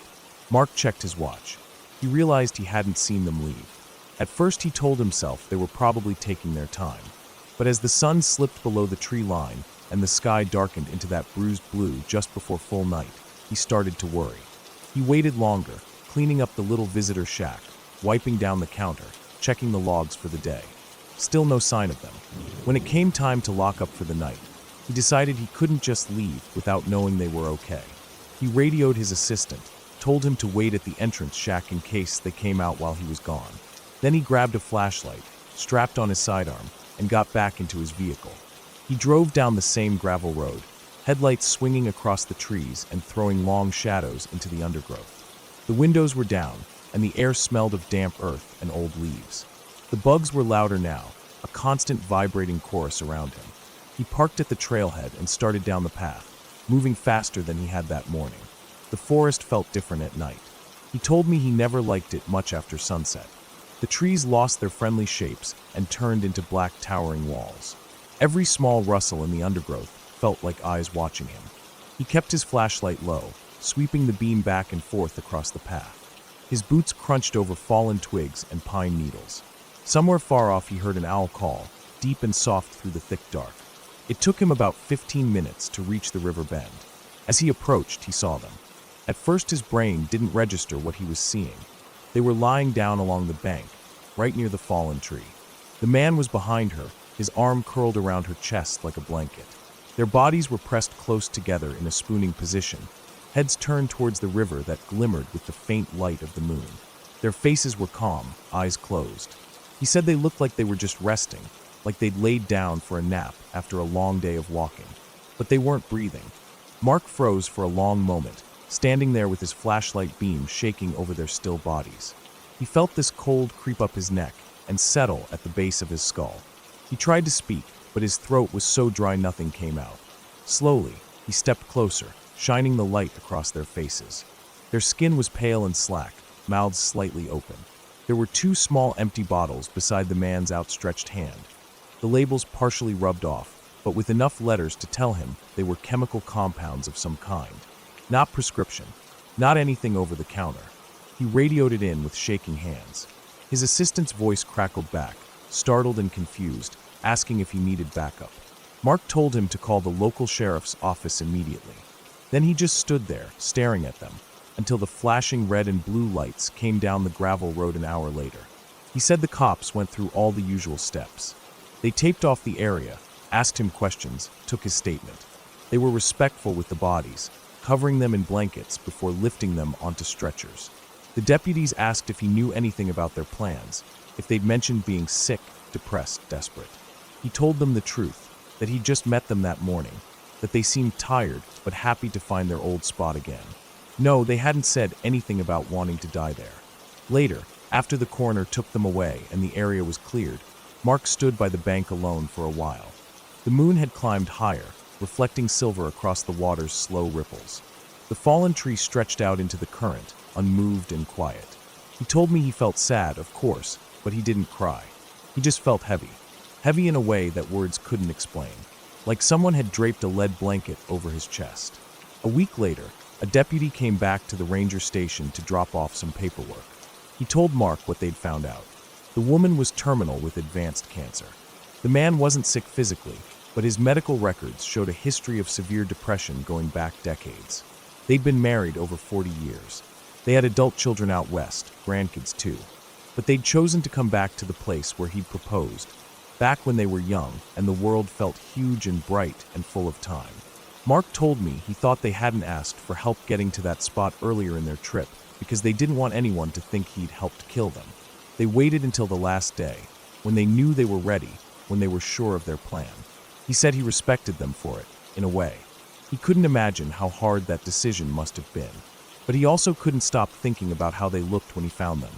Peaceful, yes, but also so small under the towering trees and the wide dark sky. After he finished telling me this story all those years ago, he sat back in his chair, staring off at nothing. He wasn't shaken by it in the way I thought someone would be. He wasn't haunted. He was just quiet about it, thoughtful. He finished his beer and tossed the empty can into the recycling bin by his boots. I asked him if he ever thought about them. He shrugged and said, "Yeah, sometimes, especially when the river's real still in the morning and there's mist hanging low over the banks." Then he stood up, stretched his arms over his head, and said he needed to get some sleep before his early shift. Now, all these years later, as I sat in my silent office with the dim glow of my computer screens and the winter wind rattling the windows outside, I remembered his story in perfect detail. I could almost see them myself, lying there under the stars, the water whispering past them in the dark. Their breaths stopped forever in the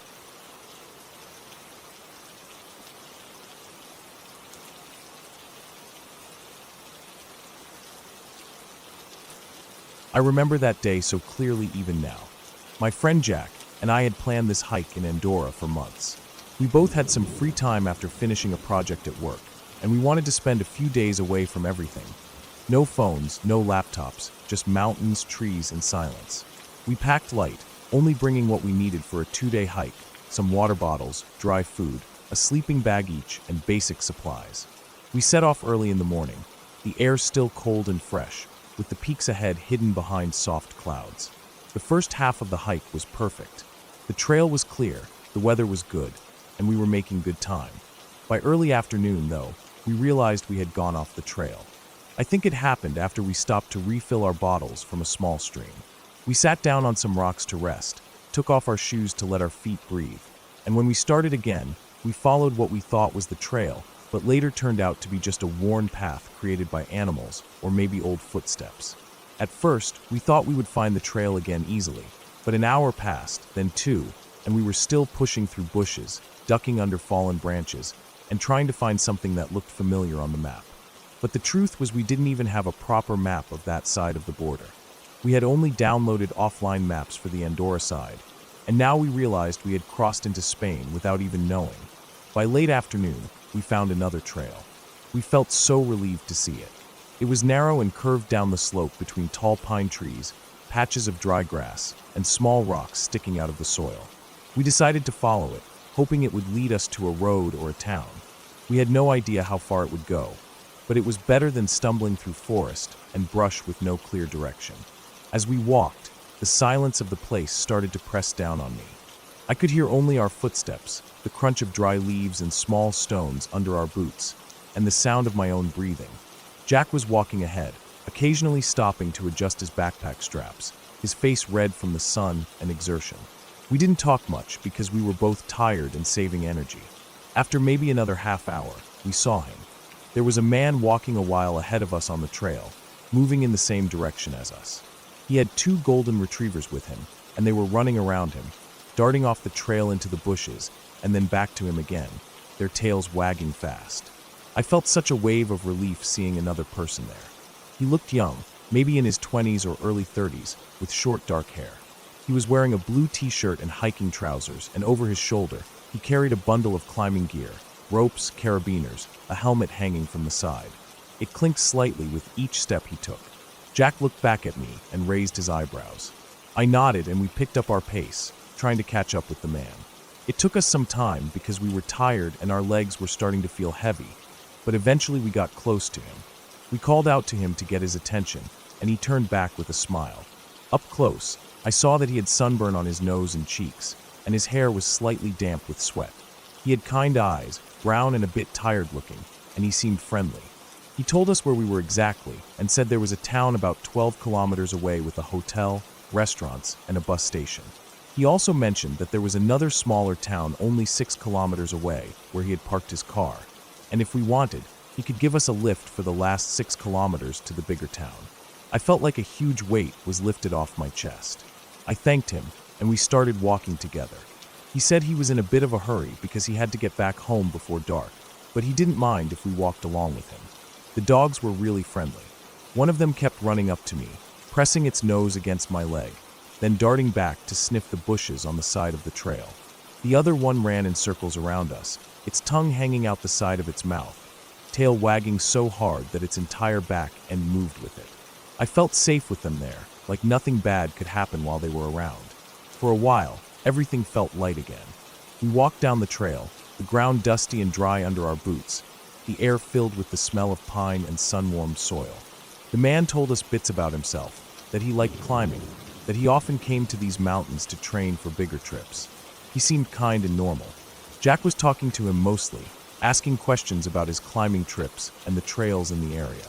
I mostly just listened, focusing on keeping my breathing steady and not falling too far behind them. But then, as we kept walking, I started to feel more and more tired. My legs felt like stone, my shoulders were aching from the backpack straps cutting into them, and the sun was starting to drop behind the trees, sending long shadows across the trail. The temperature dropped slightly, and I felt goosebumps rise on my arms where sweat was drying. We walked for maybe half an hour like that, the man slightly ahead of us, the dogs running back and forth. The trail turned to the right, bending around a cluster of dense bushes and pine trees. The man walked ahead, the dogs following close behind him, and they disappeared around the bend. Jack and I slowed down. We were exhausted, and I remember thinking I wanted to sit down for just a few minutes, to rest my knees and ankles, but we kept walking because we didn't want to lose sight of the man. But when we turned the bend ourselves just a minute or two later, he wasn't there. The trail ahead was empty. It ran straight for quite a distance after the bend, sloping gently downwards, with no other trails leading off from it that we could see, no rocks or bushes big enough to hide a person and 2 dogs behind. But he was gone. We stopped, looking up and down the trail, listening for sounds of footsteps or the dogs' collars jingling, but there was nothing. The forest was silent again, the sun low enough now that everything looked washed in dull gold and dark shadows. I felt my chest tighten with unease. We stood there for a minute, breathing hard from the hike, both of us scanning the trees for any movement. My mind started to race with all the possibilities. Maybe he had walked faster than we thought and was already far ahead, but the trail was long and straight. We should have seen him somewhere along it. Maybe he had taken a hidden turn off the trail, but why would he do that without saying anything when he knew we were following him for directions? Another thought crept into my head. Maybe he hadn't been there at all. Maybe we were so tired that we imagined him, but I knew that wasn't true because the dogs had brushed against my leg, and I had felt their fur, warm and soft, and I had heard their breathing and seen their tongues hanging out. We started walking again, slowly at first, our eyes darting to every shadow, every movement of branches or rustle of leaves. I felt so exposed on that trail, like something could jump out at any moment. The sun was almost gone now, and the air was turning cold. My stomach was tight with fear, and I kept swallowing to stop myself from feeling sick. We didn't speak because I think we were both thinking the same thing, that something felt deeply wrong. I kept listening for footsteps behind us, expecting to hear someone running up the trail to grab us or hurt us. Every time the wind moved through the trees, I jumped. We walked like that for another hour, maybe more. Time felt stretched out and strange, like we were trapped in that cold, silent forest forever. My knees hurt so badly, I thought they might give out under me. My lips were dry, my tongue sticking to the roof of my mouth because we were running low on water and trying to ration what we had left. Finally, as the last bit of light faded from the sky and the shadows turned black, we saw lights in the distance. A town. It looked small, just a handful of buildings, some streetlights glowing orange against the darkness. We almost ran down the last stretch of trail, our boots slipping slightly on loose gravel, branches whipping at our arms. When we reached the edge of the town, The road felt unreal under my feet, solid and flat after so many hours on rocky trails. We walked through the town quickly. There were a few people out, sitting on benches or talking near their cars, and they looked at us but didn't say anything. We followed the signs towards the bigger town that the man had mentioned, walking along the side of a narrow road with no pavement, moving aside every time a car passed. Each time I saw headlights approaching, I felt my heart speed up, half expecting to see the man's face behind the wheel, staring at us with those kind brown eyes.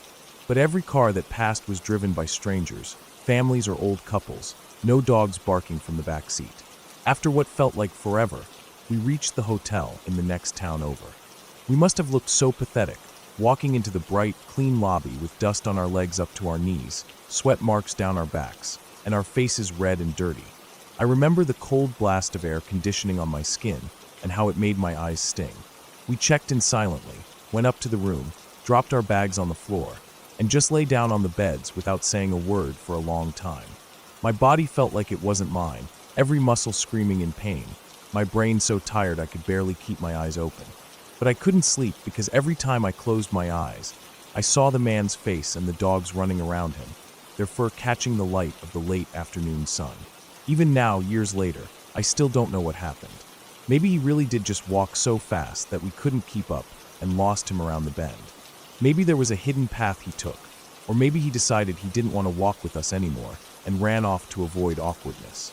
Or maybe he was never planning to help us at all, and he went off into the forest for a reason I don't even want to think about. All I know is that feeling of wrongness, of fear pressing against my ribs, stayed with me long after that hike.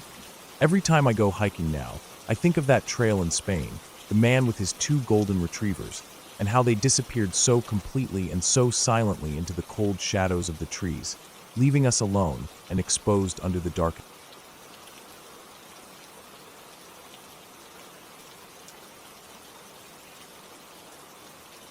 I woke up at 4:38 a.m. that morning. I remember the red numbers on my old alarm clock glowing in the dark room. The air felt heavy and warm, and I could already hear the faint chirping of the early birds outside my window. My throat was dry and my back felt stiff from sleeping wrong. I lay there for a while staring at the ceiling, thinking about nothing in particular. Eventually I sat up and rubbed my eyes, feeling that heavy tiredness that clings to you before dawn. I had planned this hike a week before. I'd been looking at maps on my phone at work, searching for trails that weren't too far from home, but also not packed with weekend hikers. I liked being alone on trails, not because I felt brave or anything, but because it was quiet. No kids running around, no loud groups playing music from their speakers. Just my own footsteps, my breathing, and the sound of the forest. I got out of bed and went to the bathroom, flicking on the light that made me squint. I looked at myself in the mirror. My eyes looked puffy, and my hair was sticking out at odd angles. I splashed cold water on my face and brushed my teeth slowly. I didn't feel excited, just calm and a bit sleepy. I dressed in my black hiking pants and a loose gray shirt, pulling a hoodie over it because I knew it would be cold when I started. Downstairs, I boiled water and made instant coffee, standing at the kitchen counter while the kettle rumbled. The living room was dark, and I could see the streetlight through the small window above the sink. I drank my coffee slowly, feeling it warm me up from the inside, then packed 2 sandwiches I had made the night before into a small lunchbox. I grabbed an apple, filled my water bottles, checked that my flashlight had batteries, and threw everything into my faded blue backpack. By the time I was ready to leave, it was 5:10 a.m.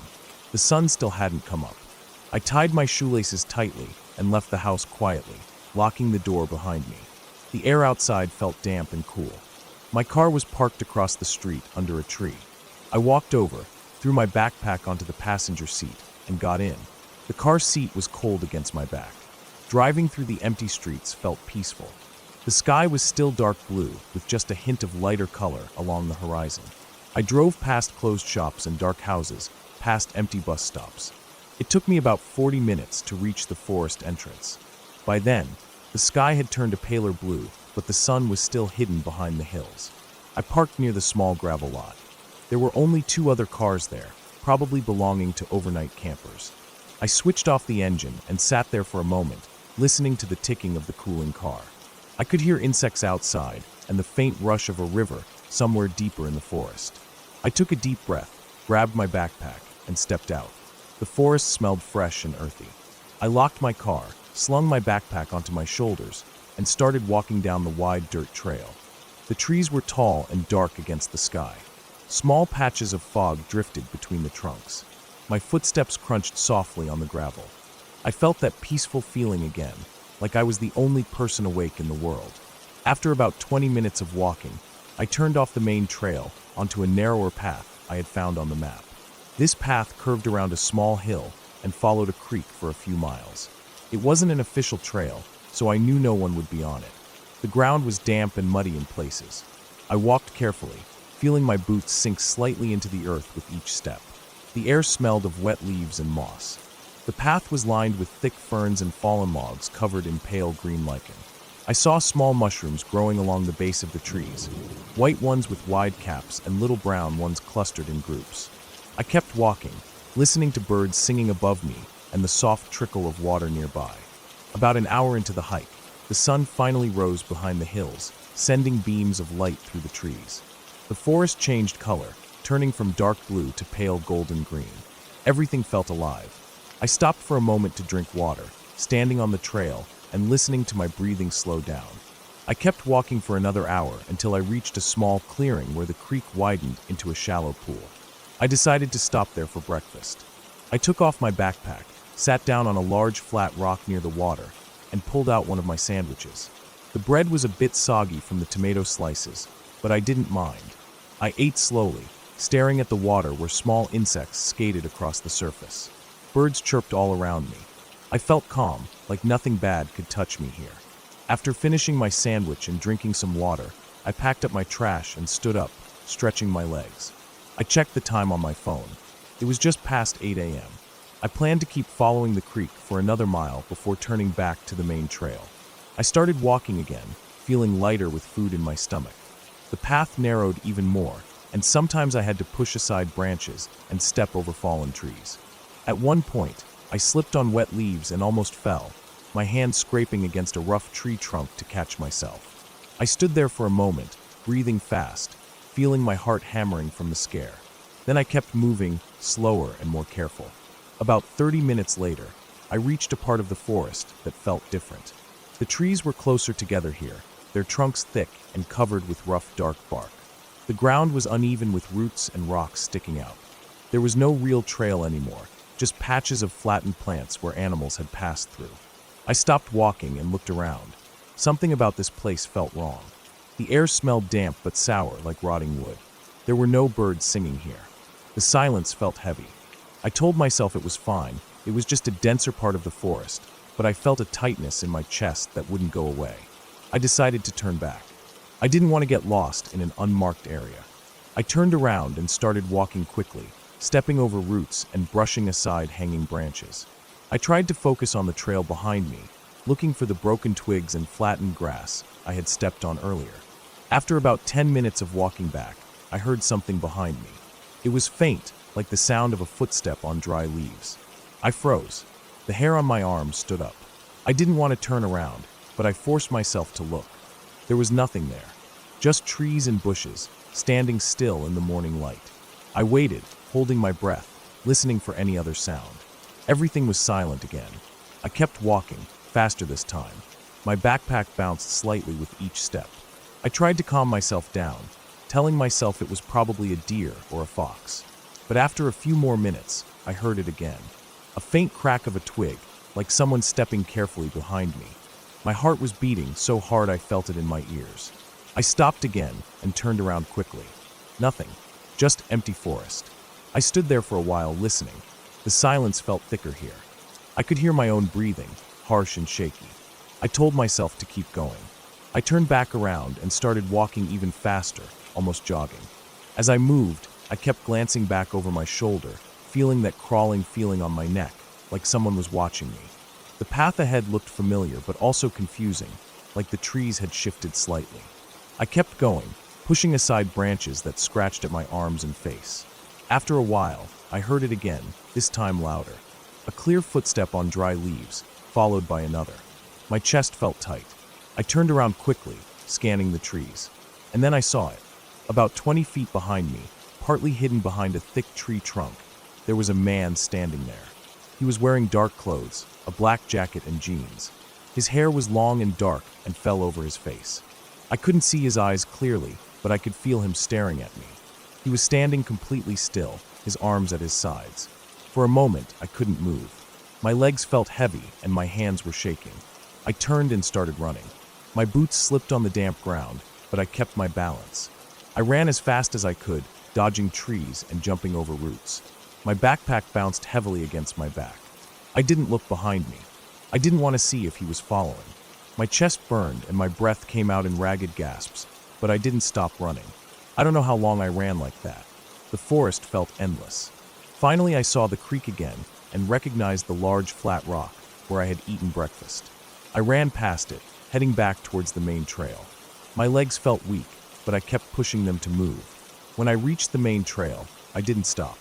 I kept running down the wide path, my boots pounding on the packed dirt. I only stopped when I saw the small wooden sign that marked the parking lot. My car was still there, the only vehicle now. I fumbled for my keys, hands shaking so badly I dropped them twice before managing to unlock the door. I threw my backpack into the passenger seat, got in, and locked the doors. I sat there for a moment, breathing hard, sweat dripping down my back. My whole body was shaking. I looked in the rearview mirror, but there was no one on the trail behind me. Just the empty forest, silent in the morning light. I started the engine and drove away, my hands gripping the steering wheel so tightly my knuckles turned white. As I drove down the winding road back towards the city, I kept glancing in the rearview mirror, half expecting to see that man standing at the edge of the forest, watching me leave. When I got home, it was only 11 a.m., but it felt like the longest day of my life. I sat on the couch, still wearing my muddy clothes, staring at the wall. My hands wouldn't stop shaking for a long time. That night, I lay in bed thinking about him. Who he was, what he was doing out there, deep in the forest where no trail existed. Why he had been following me so quietly for so long.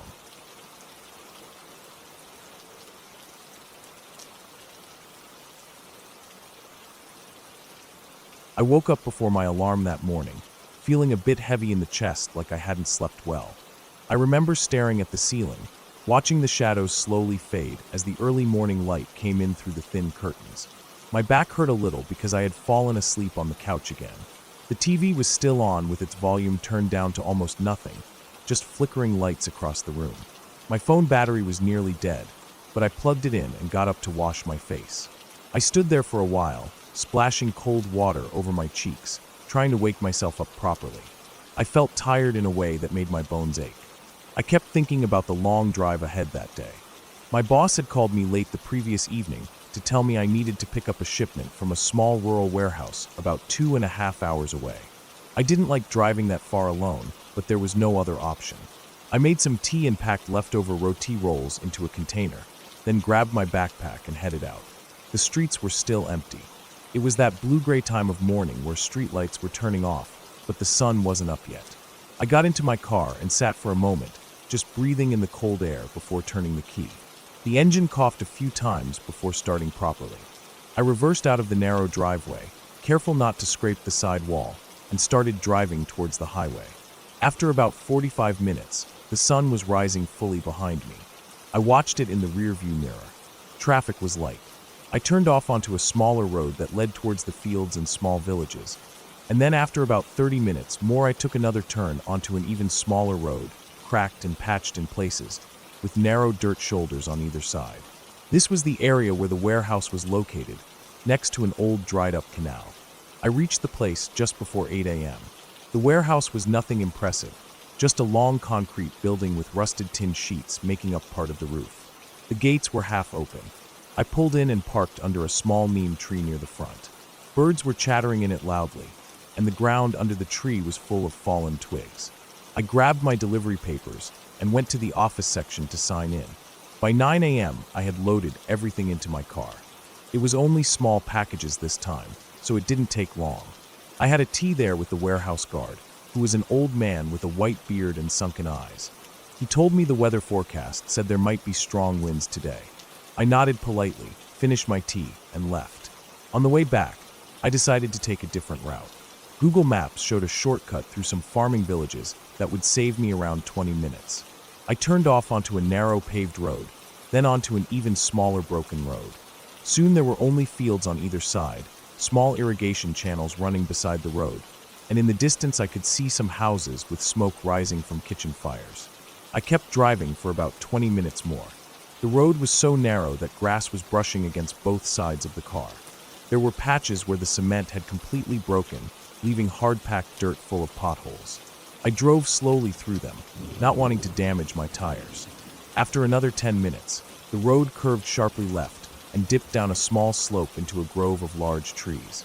The trees looked old, thick-trunked, with their branches bending low, almost covering the road like a green tunnel. As soon as I entered the shade, the temperature dropped. The sun was blocked out completely, and the light turned dim and greenish. I slowed down even more, rolling down my window a little to feel the air. It smelled of damp earth and rotting leaves. The ground was littered with fallen branches, and I could hear birds up above making sharp cries. I felt uneasy for some reason. The place was silent except for those distant bird sounds. No people, no cows grazing, no movement in the undergrowth. The road continued for a while under that tree tunnel. It curved again, and I saw that it dipped down further, almost like a small valley. As I was driving down into that dip, I felt my phone vibrating on the seat next to me. I glanced down and saw it was a notification from the bank. When I looked back up, I saw something in the middle of the road up ahead. I braked hard. The car jolted to a stop, and the packages in the back seat shifted forward, hitting the seats with a thump. In front of me, not more than 15 feet away, was a motorcycle lying on its side. It looked old and rusty, as if it had been there for years, but at the same time the tires still had air. It was blocking most of the road. I sat there for a moment, gripping the steering wheel, trying to think. I didn't want to get out. I looked around through the windows, but saw nothing except thick tree trunks and bushes. The road ahead curved again after about 20 meters, and I couldn't see beyond that. I thought about reversing out of there, but it would be very difficult because the road was narrow with a ditch on one side. I put the car into park and left the engine running. I opened the door and stepped out slowly. The ground felt cold under my shoes. I walked towards the motorcycle. It was an old Honda CD70, red paint peeling away, but it didn't look damaged from an accident. The kickstand wasn't down. It was just lying on its side, like someone had dropped it there carelessly. I looked around again. The trees were silent now. Even the birds had stopped calling. I felt a tightness in my chest that made it hard to breathe properly. I bent down and grabbed the handlebars, lifting the bike upright. It was lighter than I expected. I pushed it to the side of the road so my car could pass. As I set it down on the stand, I noticed something that made my stomach twist. There was no dust under the tires. The bike hadn't been there long at all. If it had been lying there for days, there would have been leaves and dust stuck to the tire rubber, but it was clean. I stood there for a while, feeling my heart beating against my ribs so hard it almost hurt. I kept scanning the trees, expecting someone to step out any moment, but there was nothing. No sound, no movement, just the smell of wet earth. I quickly walked back to my car, got in, and locked the doors. My hands were shaking slightly as I put it in drive and moved forward. As I passed the bike, I kept my eyes ahead, not wanting to look at it again. The road curved around to the right, then sloped upwards out of the grove. I pressed down harder on the accelerator, desperate to get back into open sunlight. The trees thinned out slowly until I came to a small flat clearing where the road split into two. I stopped there to check the map again. My phone had no signal. I sat there, staring at the screen, feeling sweat run down the back of my neck despite the cool air from the AC. I turned it off and listened carefully. The place was dead silent. Even in remote villages, there are always sounds, kids playing, dogs barking, roosters crowing, but here there was nothing, just wind rustling high up in the trees.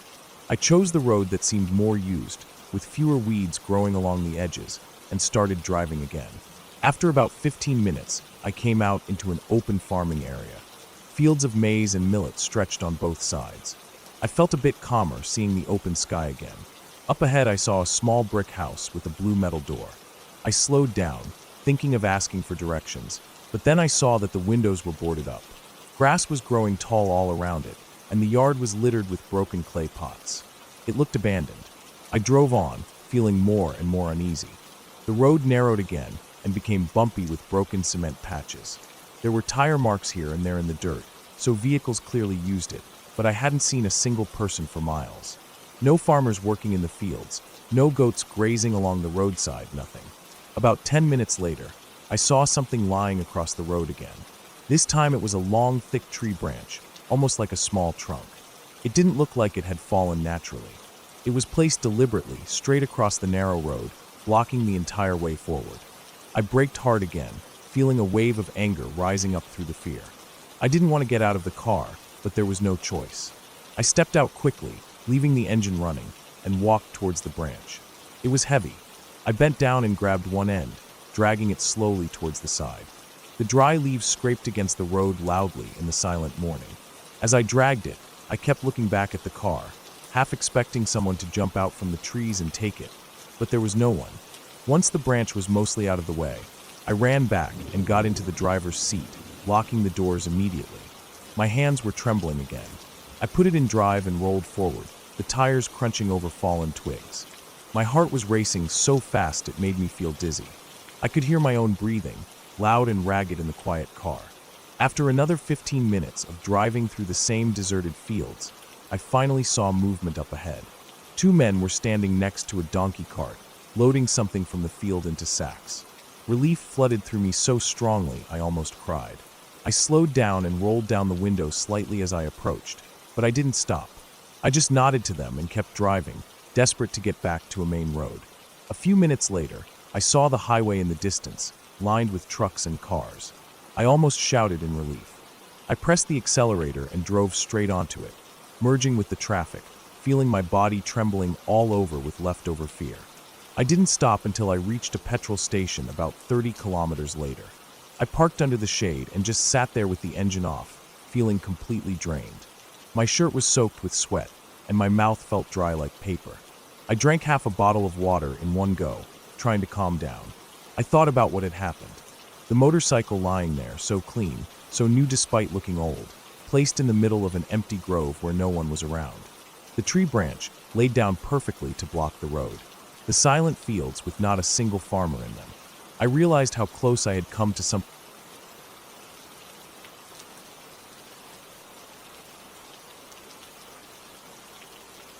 I woke up around 4 a.m., and the first thing I noticed was how quiet it was outside.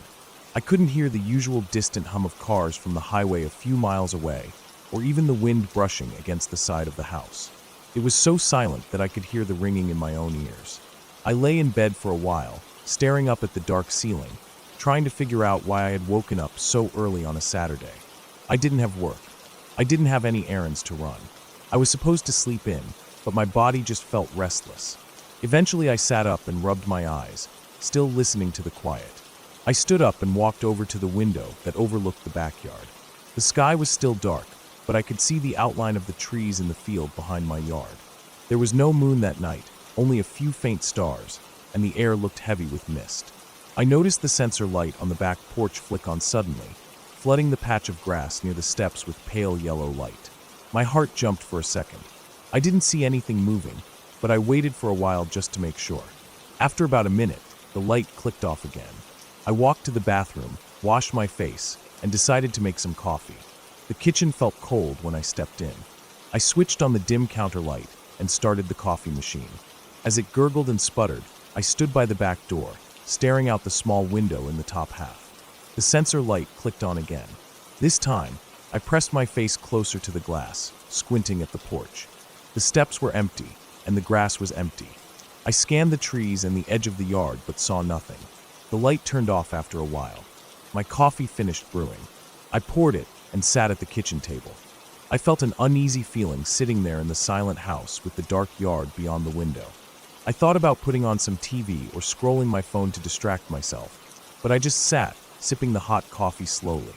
After about 10 minutes, the sensor light clicked on again. I felt my chest tighten. I stood up quickly and stepped closer to the door window, staring out.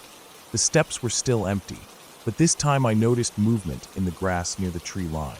It was subtle, like the grass shifting or something low moving along the ground. I pressed my forehead against the glass, trying to see better. The grass stopped moving. The light stayed on for a bit, and then went off. I stood there, holding my coffee cup, feeling my hands start to sweat around the warm ceramic. I waited for the light to click on again, but it didn't. I walked back to the table and sat down, taking a few slow breaths. I felt stupid getting nervous over a sensor light. It could be a rabbit or a stray cat. I drank the rest of my coffee and decided to go outside and check. I put on my old boots that I keep by the door and pulled on a sweatshirt. I didn't bother turning on the porch light. I wanted to see if anything was moving around out there without scaring it off. When I stepped out, the air was cold and heavy. I could see my breath in the dim glow of the street light way out front by the road. I walked down the porch steps slowly, feeling the boards creak under my feet. I paused at the bottom, looking around the yard. Everything looked normal, except I noticed that some of the grass near the trees looked flattened, like something had been laying there or crawling through it repeatedly. I stepped off the bottom step and walked towards it. The ground was damp with dew, and I could feel it soaking into the toes of my socks where my boots were split open from age. As I got closer to the flattened grass, I noticed a smell in the air. It wasn't strong, but it was there, like rotting leaves mixed with something sour. I stopped a few feet away from the spot and just stared at it. The grass was pushed down in a long trail that led towards the trees. I looked at the trees for a while. They stood silent and dark, the thick mist curling around their trunks. I didn't hear any animals, no birds, no bugs. Just that deep, ringing silence in my ears. I turned around and walked back to the house. I felt like I was being watched the whole time, and I tried not to look over my shoulder. When I got inside, I locked the door and stood there for a moment listening. The house felt warmer instantly, and I could smell the leftover coffee. I walked to the living room and sat on the couch, still wearing my boots. I leaned forward, resting my elbows on my knees, and stared at the floor for a while. I don't know how long I sat there before I heard the sensor light click on again. I felt my skin crawl all over my body. I stood up and walked to the back door window, moving slowly. When I looked out this time, I saw movement immediately. Something was at the bottom of the steps, but it wasn't an animal. It looked like a person crouching low, with their hands pressed to the ground. My heart started beating so fast I felt dizzy. I squinted at it through the window, trying to see better. It wasn't moving, just crouching there, facing the steps. I backed away from the window slowly. My brain was racing with thoughts. I didn't have any weapons in the house except for a baseball bat in the bedroom closet. I walked as quietly as I could through the living room and down the hall. My boots made soft scraping sounds on the floor. I opened the closet and grabbed the bat, gripping it so tight that my knuckles went white.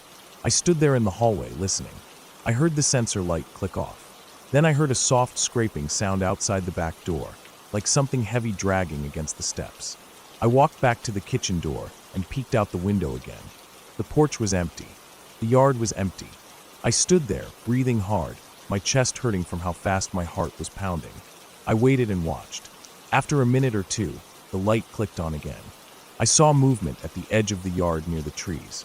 It was that same figure, crouched low, moving along the grass slowly towards the house again. It moved in this awkward, hunched way, almost like crawling but with its back arched high. I felt like my body was frozen. I couldn't move. I just stood there watching it creep closer.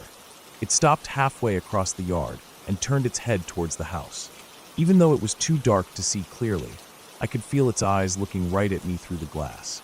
My stomach turned, and I felt like I was going to throw up. I stepped back from the window and held the bat tighter. I didn't know what to do. If I called the cops, it would take them at least 20 minutes to get out here. I lived in a rural area, down a gravel road, and it was still before dawn. I stood in the kitchen for a long time, waiting for the light to turn off again. When it finally did, I heard the boards on the porch creak softly. I held my breath. I could hear something moving around on the steps, like it was shifting its weight back and forth. I raised the bat and took a step back from the door. My hands were sweating so badly, the bat almost slipped from my grip. I waited there for what felt like forever. Eventually, I didn't hear any more movement. When the sun started coming up around 5:30, the sensor light clicked off and stayed off. I walked to the front room and looked out the window towards the driveway and road. Everything was still and empty. I went back to the kitchen, unlocked the back door, and stepped out onto the porch. The cold morning air hit me like ice. I walked down the steps slowly, looking at the grass. The flattened trail was still there, leading all the way to the trees. I followed it with my eyes and scanned the tree line, but nothing was there. I went back inside, locked the door, and sat at the table with my head in my hands. I didn't know what to think. I felt exhausted, like I hadn't slept at all. I sat there for an hour, just listening to the morning sounds come back to life outside. Birds started chirping. I could hear a car in the distance. The normal world returned as the sun rose higher, filling the kitchen with dim, yellow light. When I finally got up, I put my boots back on and walked outside again. I decided to follow the flattened trail into the trees. My heart was racing as I stepped off the grass and into the cool shadows. The ground felt soft and damp under my boots. I kept following the trail, ducking under low branches and stepping over fallen logs. The smell of rotting leaves and damp earth was strong here. The trail went deeper into the trees than I expected. It felt like I was walking for 20 minutes before I saw something up ahead. At first I thought it was a pile of fallen branches, but as I got closer I saw it was an old camping tent, collapsed and half covered in leaves and dirt. The fabric was rotting away, and the metal poles were bent and broken. I walked around it slowly. The ground around the tent was flattened, and I could see old footprints in the dirt, some deep and wide, others shallow. I felt a shiver go through me. I knelt down and pulled back the flap of the tent. Inside was a mess of old blankets, crushed food wrappers, and plastic bottles, all soaked and dirty. It smelled like mold and old sweat. I stood up and backed away from the tent. I scanned the woods around me. Everything was quiet. The birds had stopped singing again. I felt exposed standing there, like something was watching me from the trees. I turned around and started walking back along the trail towards my house. My chest felt tight the whole way, and I kept glancing over my shoulder. When I finally stepped out of the trees and saw my yard again, I felt some relief, but my stomach still felt heavy with dread. I walked up the porch steps and into the house, locking the door behind me. I sat at the kitchen table again, staring out at the trees. All day I felt on edge, waiting to see the sensor light click on again. But it didn't. Even that night, as I sat in the living room with all the lights on, the sensor light stayed off. Part of me felt relieved, but another part felt even worse. I didn't sleep at all that night. I sat in bed with the bat across my lap, staring at the dark window until the sun came up again. For the next week, nothing happened. The sensor light never clicked on by itself. Every time I looked out at the trees, I didn't see anything, but I still felt that feeling, like eyes watching me from the shadows beyond the yard.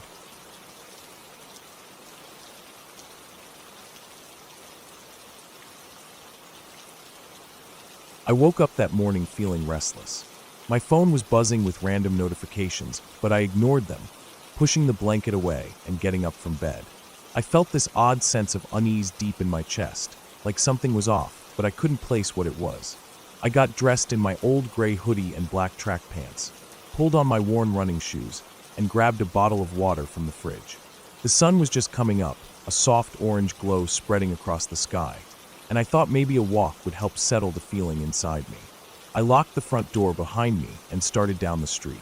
It was quiet, too quiet for my liking. Even the birds weren't making noise yet. The only sound was my shoes scraping along the sidewalk as I headed towards the small trail at the edge of town.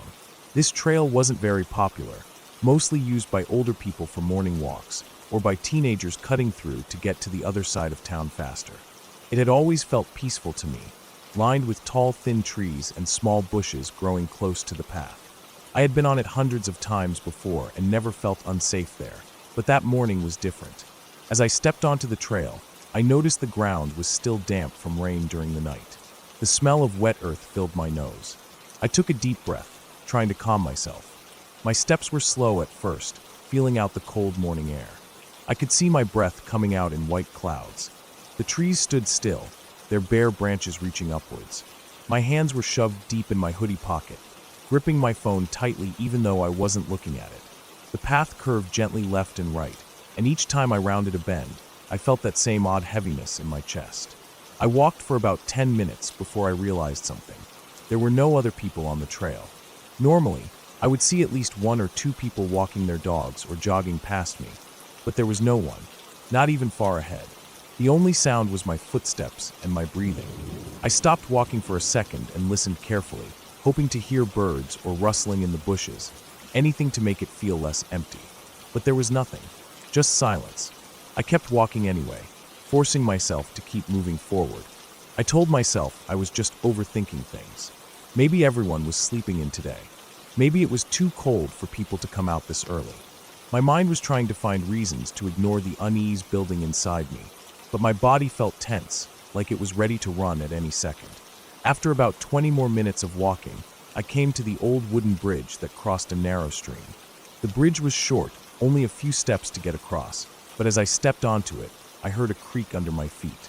The noise echoed in the quiet. I stopped in the middle of the bridge and looked down at the water below. It was clear, with a few dead leaves floating by, moving slowly with the current. I stared at it for a while, letting my mind go blank. The feeling in my chest was stronger now, like something was about to happen. I heard a sound behind me, a rustling on the path. My heart jumped in my chest. I turned quickly to look, but there was nothing there. The path behind me was empty. The trees stood still, the bushes weren't moving. I told myself it was probably a squirrel or a bird hopping through the leaves. I forced myself to turn back around and keep walking. Once I crossed the bridge, the path started to slope upwards slightly. It wasn't steep, but enough to make my legs feel the burn after a while. I pushed on, my steps faster now because I wanted to get this walk over with. The air felt colder as I climbed. I noticed a thin layer of frost on the grass beside the trail, glittering in the early sunlight. I reached out and touched a frozen leaf, feeling its edges crack under my fingers. Then I heard the noise again, behind me, louder this time. It was like someone stepped on a stick and broke it in half. My body tensed up instantly. I turned around so fast that I almost tripped. My eyes scanned the entire path behind me. Nothing. No movement, no animals, no people. I was breathing hard now, trying to calm down. I told myself again it was probably an animal, but deep down I didn't believe it. Something felt wrong. The air felt heavy and thick. I could feel my pulse in my neck. I started walking again, but this time my pace was faster. I wasn't trying to enjoy the walk anymore. I just wanted to get out of there. The path curved to the right, and I followed it, my eyes scanning every bush and tree trunk as I moved. I kept hearing small noises behind me, crunching leaves, snapping twigs, faint rustling. Every time I turned to look, there was nothing. But the noises kept happening, like something was following me, but hiding whenever I looked back. After a while, I reached a part of the trail where the trees grew closer together, their branches almost touching overhead. It was darker here, the sun not yet strong enough to break through the canopy. I could hear my footsteps echoing off the trees, and every sound I made seemed louder in the quiet. My chest felt tight with fear, but I kept moving. I had to. Stopping would only make it worse. Then I heard footsteps behind me. Real footsteps, heavy ones, crunching the gravel path. They were close. I didn't even think. I started running as fast as I could. My shoes pounded against the dirt path, my breath coming in sharp gasps. I didn't look back. I couldn't look back. I just ran, my arms pumping at my sides, my heart slamming in my chest so hard I thought it might burst. I ran until my legs burned, and my throat felt raw from breathing in the cold air. Finally, I reached the end of the trail, where it opened up onto the street. I burst out onto the sidewalk and stopped, bending over and bracing my hands on my knees, trying to catch my breath. My entire body was shaking. I forced myself to stand up straight and turned around to look back at the trail. It was empty, completely empty. No one was there. No sounds, no movement. Just silent trees and the empty path. I stood there for a long time, my breath coming out in foggy bursts.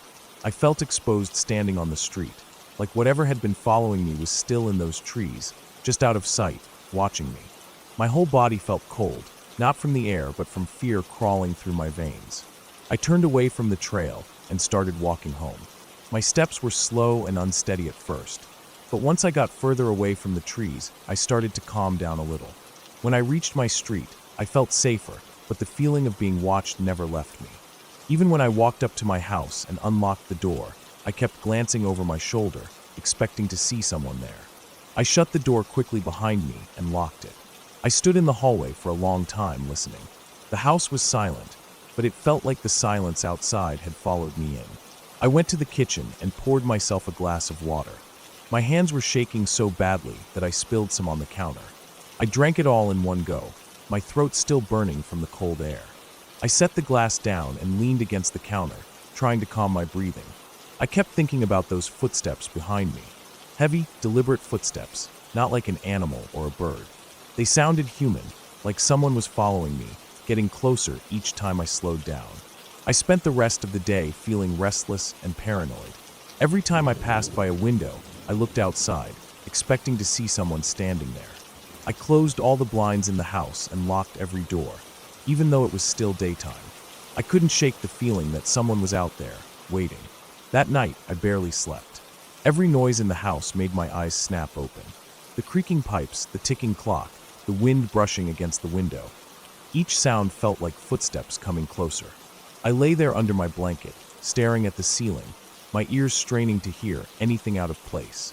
In the morning, I felt exhausted. My eyes were burning, and my head felt heavy. I knew I couldn't stay in the house all day again, so I forced myself to get up and get dressed. But I didn't go back to that trail. I took a different route through town, sticking to streets with lots of people and cars passing by. Even then, I felt that same heaviness in my chest, like someone was following me just out of sight. Days passed, but the feeling never went away completely. Every time I walked outside alone, I felt those footsteps behind me, just like on the trail.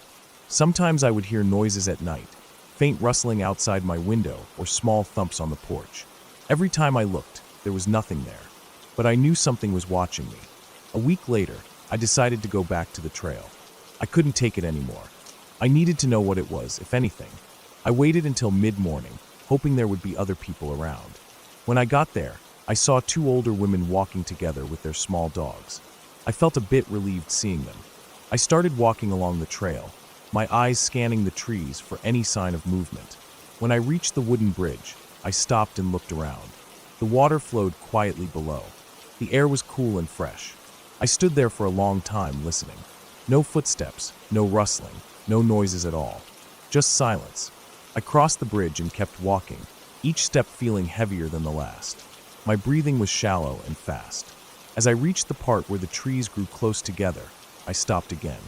I stared down the path, half expecting to see someone standing there waiting for me. But it was empty. Then I heard it. Footsteps, slow and steady, coming from behind me. My body froze. I didn't turn around. I couldn't. My chest felt so tight I could barely breathe. The footsteps stopped a few meters behind me. I stood there for what felt like hours, my whole body shaking. Then I forced myself to turn around. There was no one there. The path was empty. The trees were still. The air felt cold against my skin. I felt tears filling my eyes, my body trembling so hard my knees felt weak. I started walking.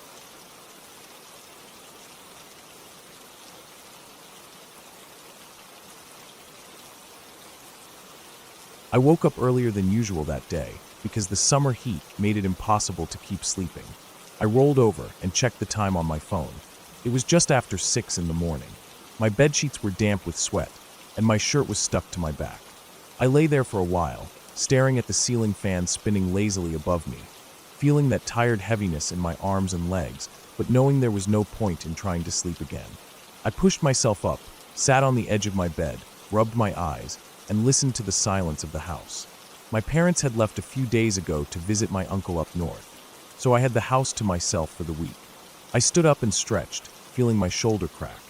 The sun was already blazing through the thin curtains. I opened them halfway and squinted at the brightness.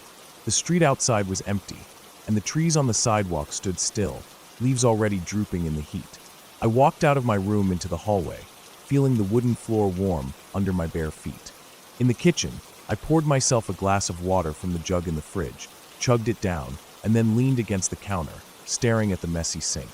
I left the glass there and went back to my room to get changed. I decided to go for a walk before the day got even hotter. I put on an old black t-shirt and some gray sweatpants, slid on my shoes, grabbed my phone and keys, and stepped out. The air outside was still cool compared to what it would be in a few hours. The street was quiet except for the sound of cicadas starting up in the trees. I walked down to the end of my block and then turned towards the park. I didn't really know why I was going there. I didn't have any plans. I just wanted to be out for a while. My house felt small and stale with no one in it. When I got to the park, there were only 2 other people there. One was an old man doing slow stretches near the benches. The other was a woman jogging around the path. I started walking along the dirt trail that led into the small patch of woods at the back of the park. I'd walked there many times as a kid. It wasn't a real forest, just a thin strip of trees with a couple of trails running through it. but when I was little it felt huge. Back then, my friends and I used to run around in there, making forts out of fallen branches, pretending to be lost explorers.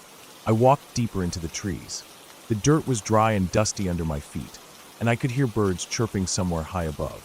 The sun came through the leaves in broken beams, lighting up patches of grass and roots. I kept walking, moving slowly, kicking little pebbles out of my way, breathing in the smell of dry leaves and dirt. After a while, I reached a part of the trail where the trees got thicker. The path here curved slightly to the left, and there was a small hill off to the side with some big rocks half buried in the dirt. I climbed up onto one of the rocks and sat down. I sat there for a long time, just staring at nothing. I watched a beetle crawling over the rock near my shoe. My mind felt blank, or maybe it just felt quiet. After a while, I stood up and decided to keep walking. I walked further down the trail until I came to the back fence. Beyond the fence was an open field with brown grass and weeds growing tall. It used to be an empty lot, but now someone was building a housing development there. I could see the half-built frames of houses in the distance, standing like skeletons against the sky. I turned around and started heading back the way I came. As I walked, I felt a sudden urge to go off the trail. I don't know why.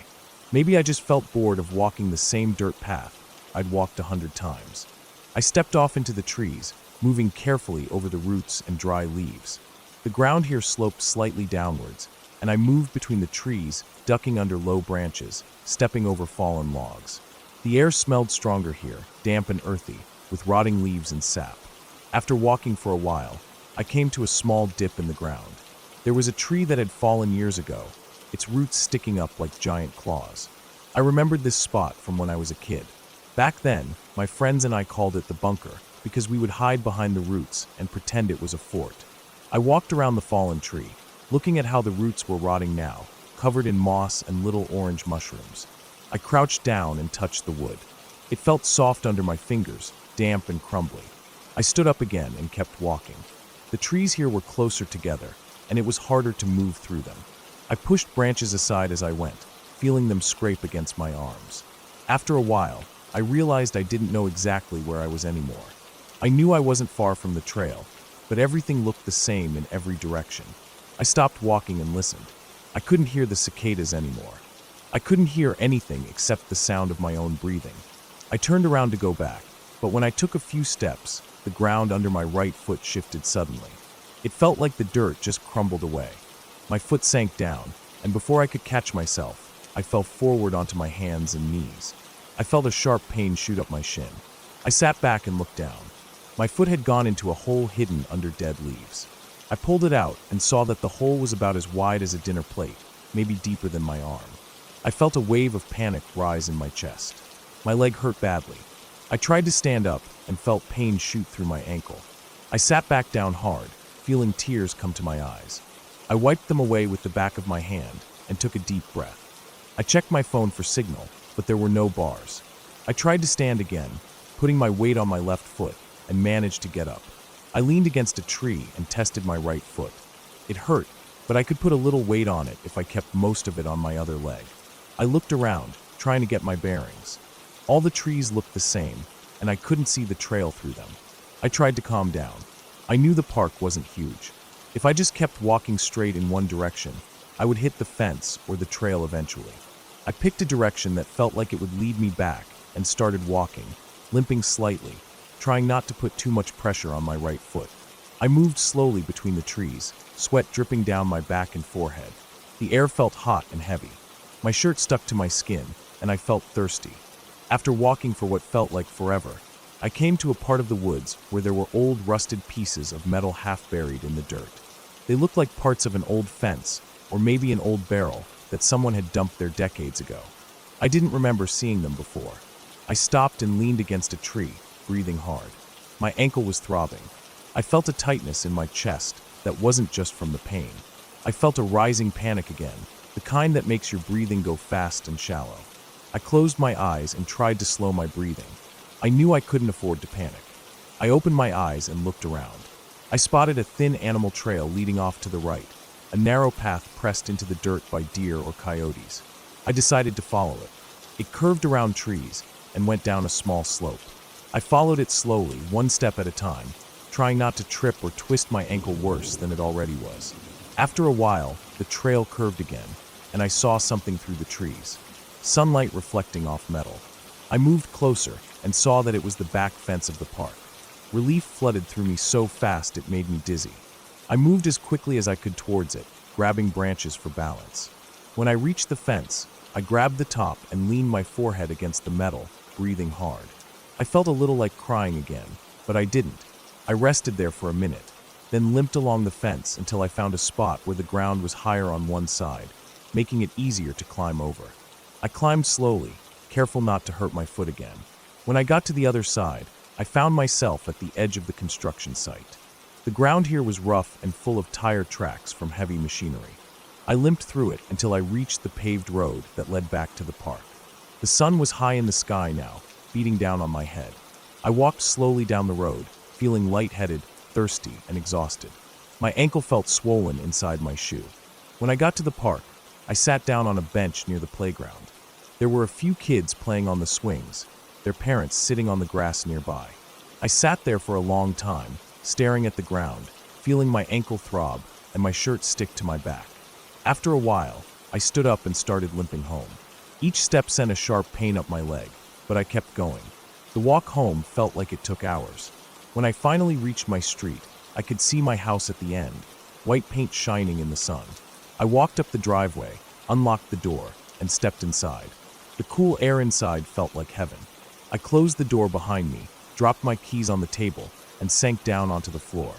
I sat there for a long time, leaning against the wall, feeling my heart slowing down and my breathing evening out.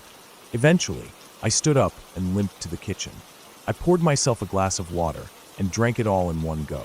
Then I took off my shoe and sock and looked at my ankle. It was swollen and purple. I knew I should probably go to the hospital to get it checked out, but I didn't want to move. I just sat there at the kitchen table, staring out the window at the empty street, feeling the pain throbbing in my foot and the sweat drying cold on my skin. That night, I lay in bed with my ankle propped up on a pillow. I stared at the ceiling fan spinning above me, thinking about how easy it is to get lost in places you thought you knew. I thought about how quickly something normal can turn into something dangerous.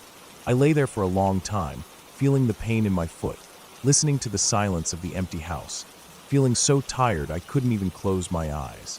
When I woke up the next morning, the pain was worse.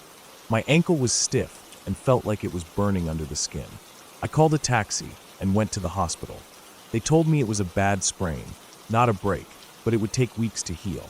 They wrapped it up tight and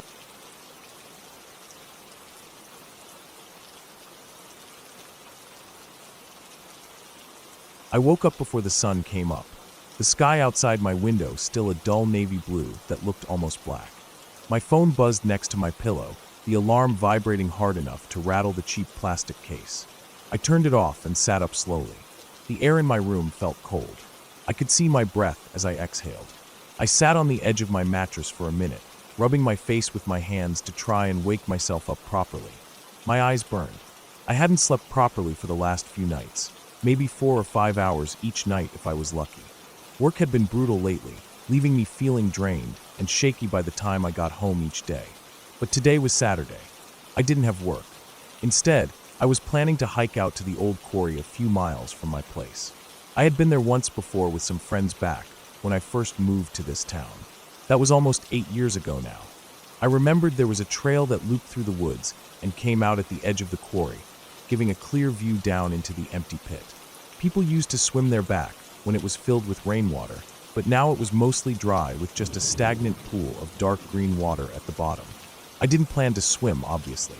I just wanted to go there to clear my head for a while, away from the noise of traffic and the glow of my phone screen and the constant feeling that something was rotting in my chest.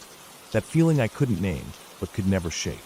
I dressed in old jeans and a heavy hoodie, pulling a beanie down over my ears to keep out the chill. I grabbed my backpack and filled it with a metal water bottle, a few granola bars, and my folding knife. I always brought the knife when I hiked, just in case I needed to cut rope or dig out a splinter or feel safer against stray dogs. I locked up my place, walked down the cracked sidewalk, and got in my car. The drive out to the trailhead was quiet. The sky slowly brightened from dark navy to purple to pinkish orange. The roads were empty.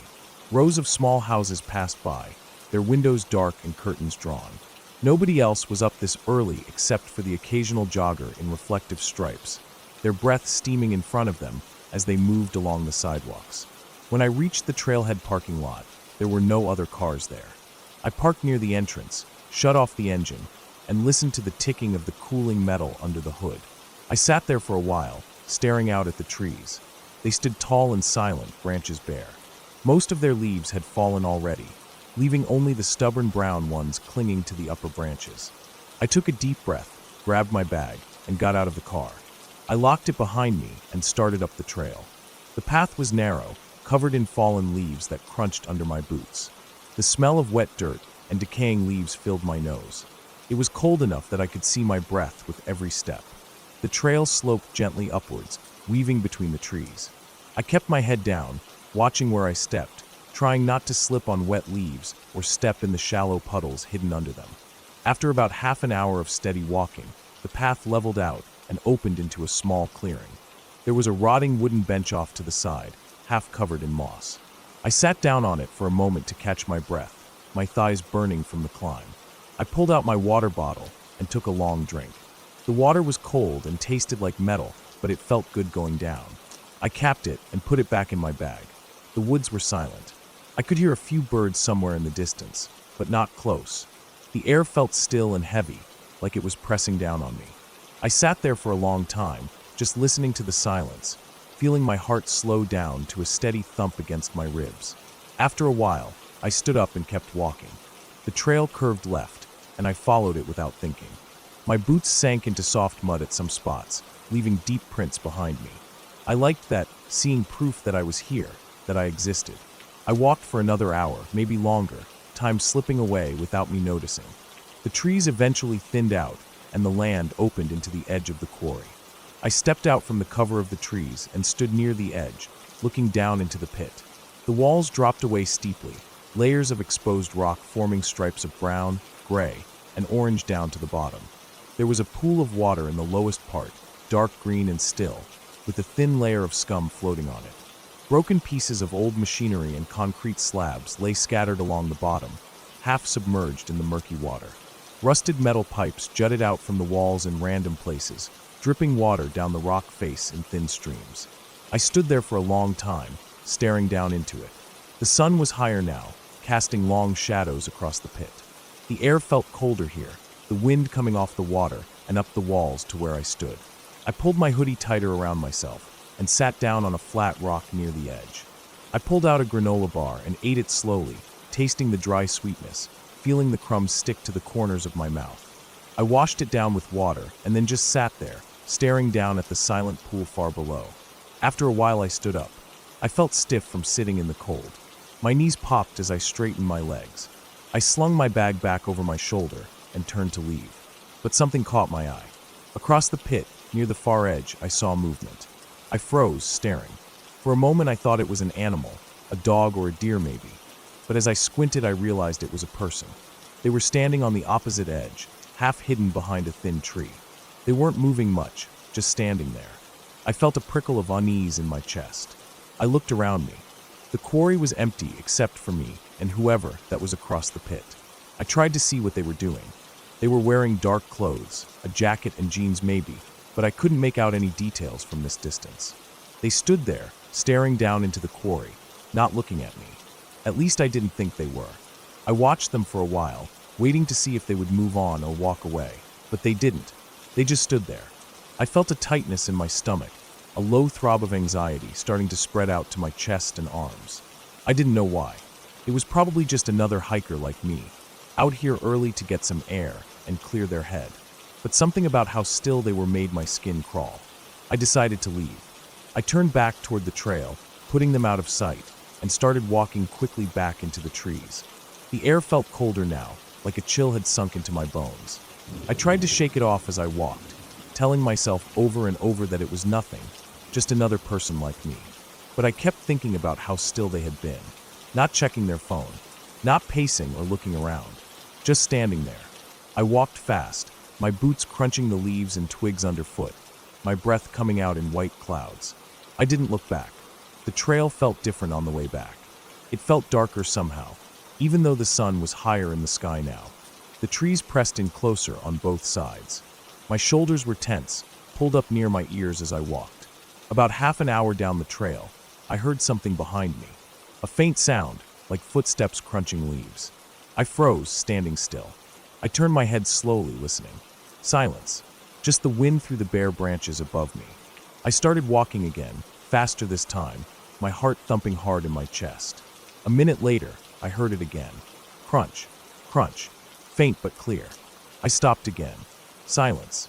I didn't turn around this time. I just started walking faster. My hands were shaking now. I shoved them into the front pocket of my hoodie to keep them warm. I didn't want to run. I didn't want to make noise. But I couldn't stop myself from speeding up until I was half jogging down the trail, boots slipping on wet leaves, branches whipping at my arms as I brushed past them. The footsteps behind me got louder. Whoever it was, they were closer now. I could hear them clearly. Crunch, crunch, crunch. Steady and unhurried, like they were just walking normally, but somehow still keeping up with me even though I was almost running. My chest burned with each breath. Sweat was running down my back despite the cold air. I could see the clearing up ahead where the rotting bench sat. I ran straight through it without stopping. My backpack bounced against my spine with each step, the knife inside clacking against my water bottle. I didn't look back. I didn't want to see who was behind me. I just kept running. My thighs burned. My lungs felt like they were tearing apart with each ragged breath. But I kept going. The trail sloped down now, making it easier to run but harder to control my speed. My boots slipped on the wet leaves, but I caught myself each time before falling. I could hear the footsteps behind me, matching my pace easily. Crunch, crunch, crunch. Never speeding up, never slowing down, just steady. Finally, I saw the end of the trail up ahead, where it opened into the parking lot. My car sat there, the only one in the lot. I sprinted the last stretch, my boots slamming the ground hard enough to send pain shooting up into my knees. I burst out of the trees into the open lot, breathing hard, almost choking on the cold air. I spun around, looking back down the trail. There was no one there. The trees were silent. The trail was empty. My chest heaved with each breath, my vision blurry from tears I hadn't realized were falling.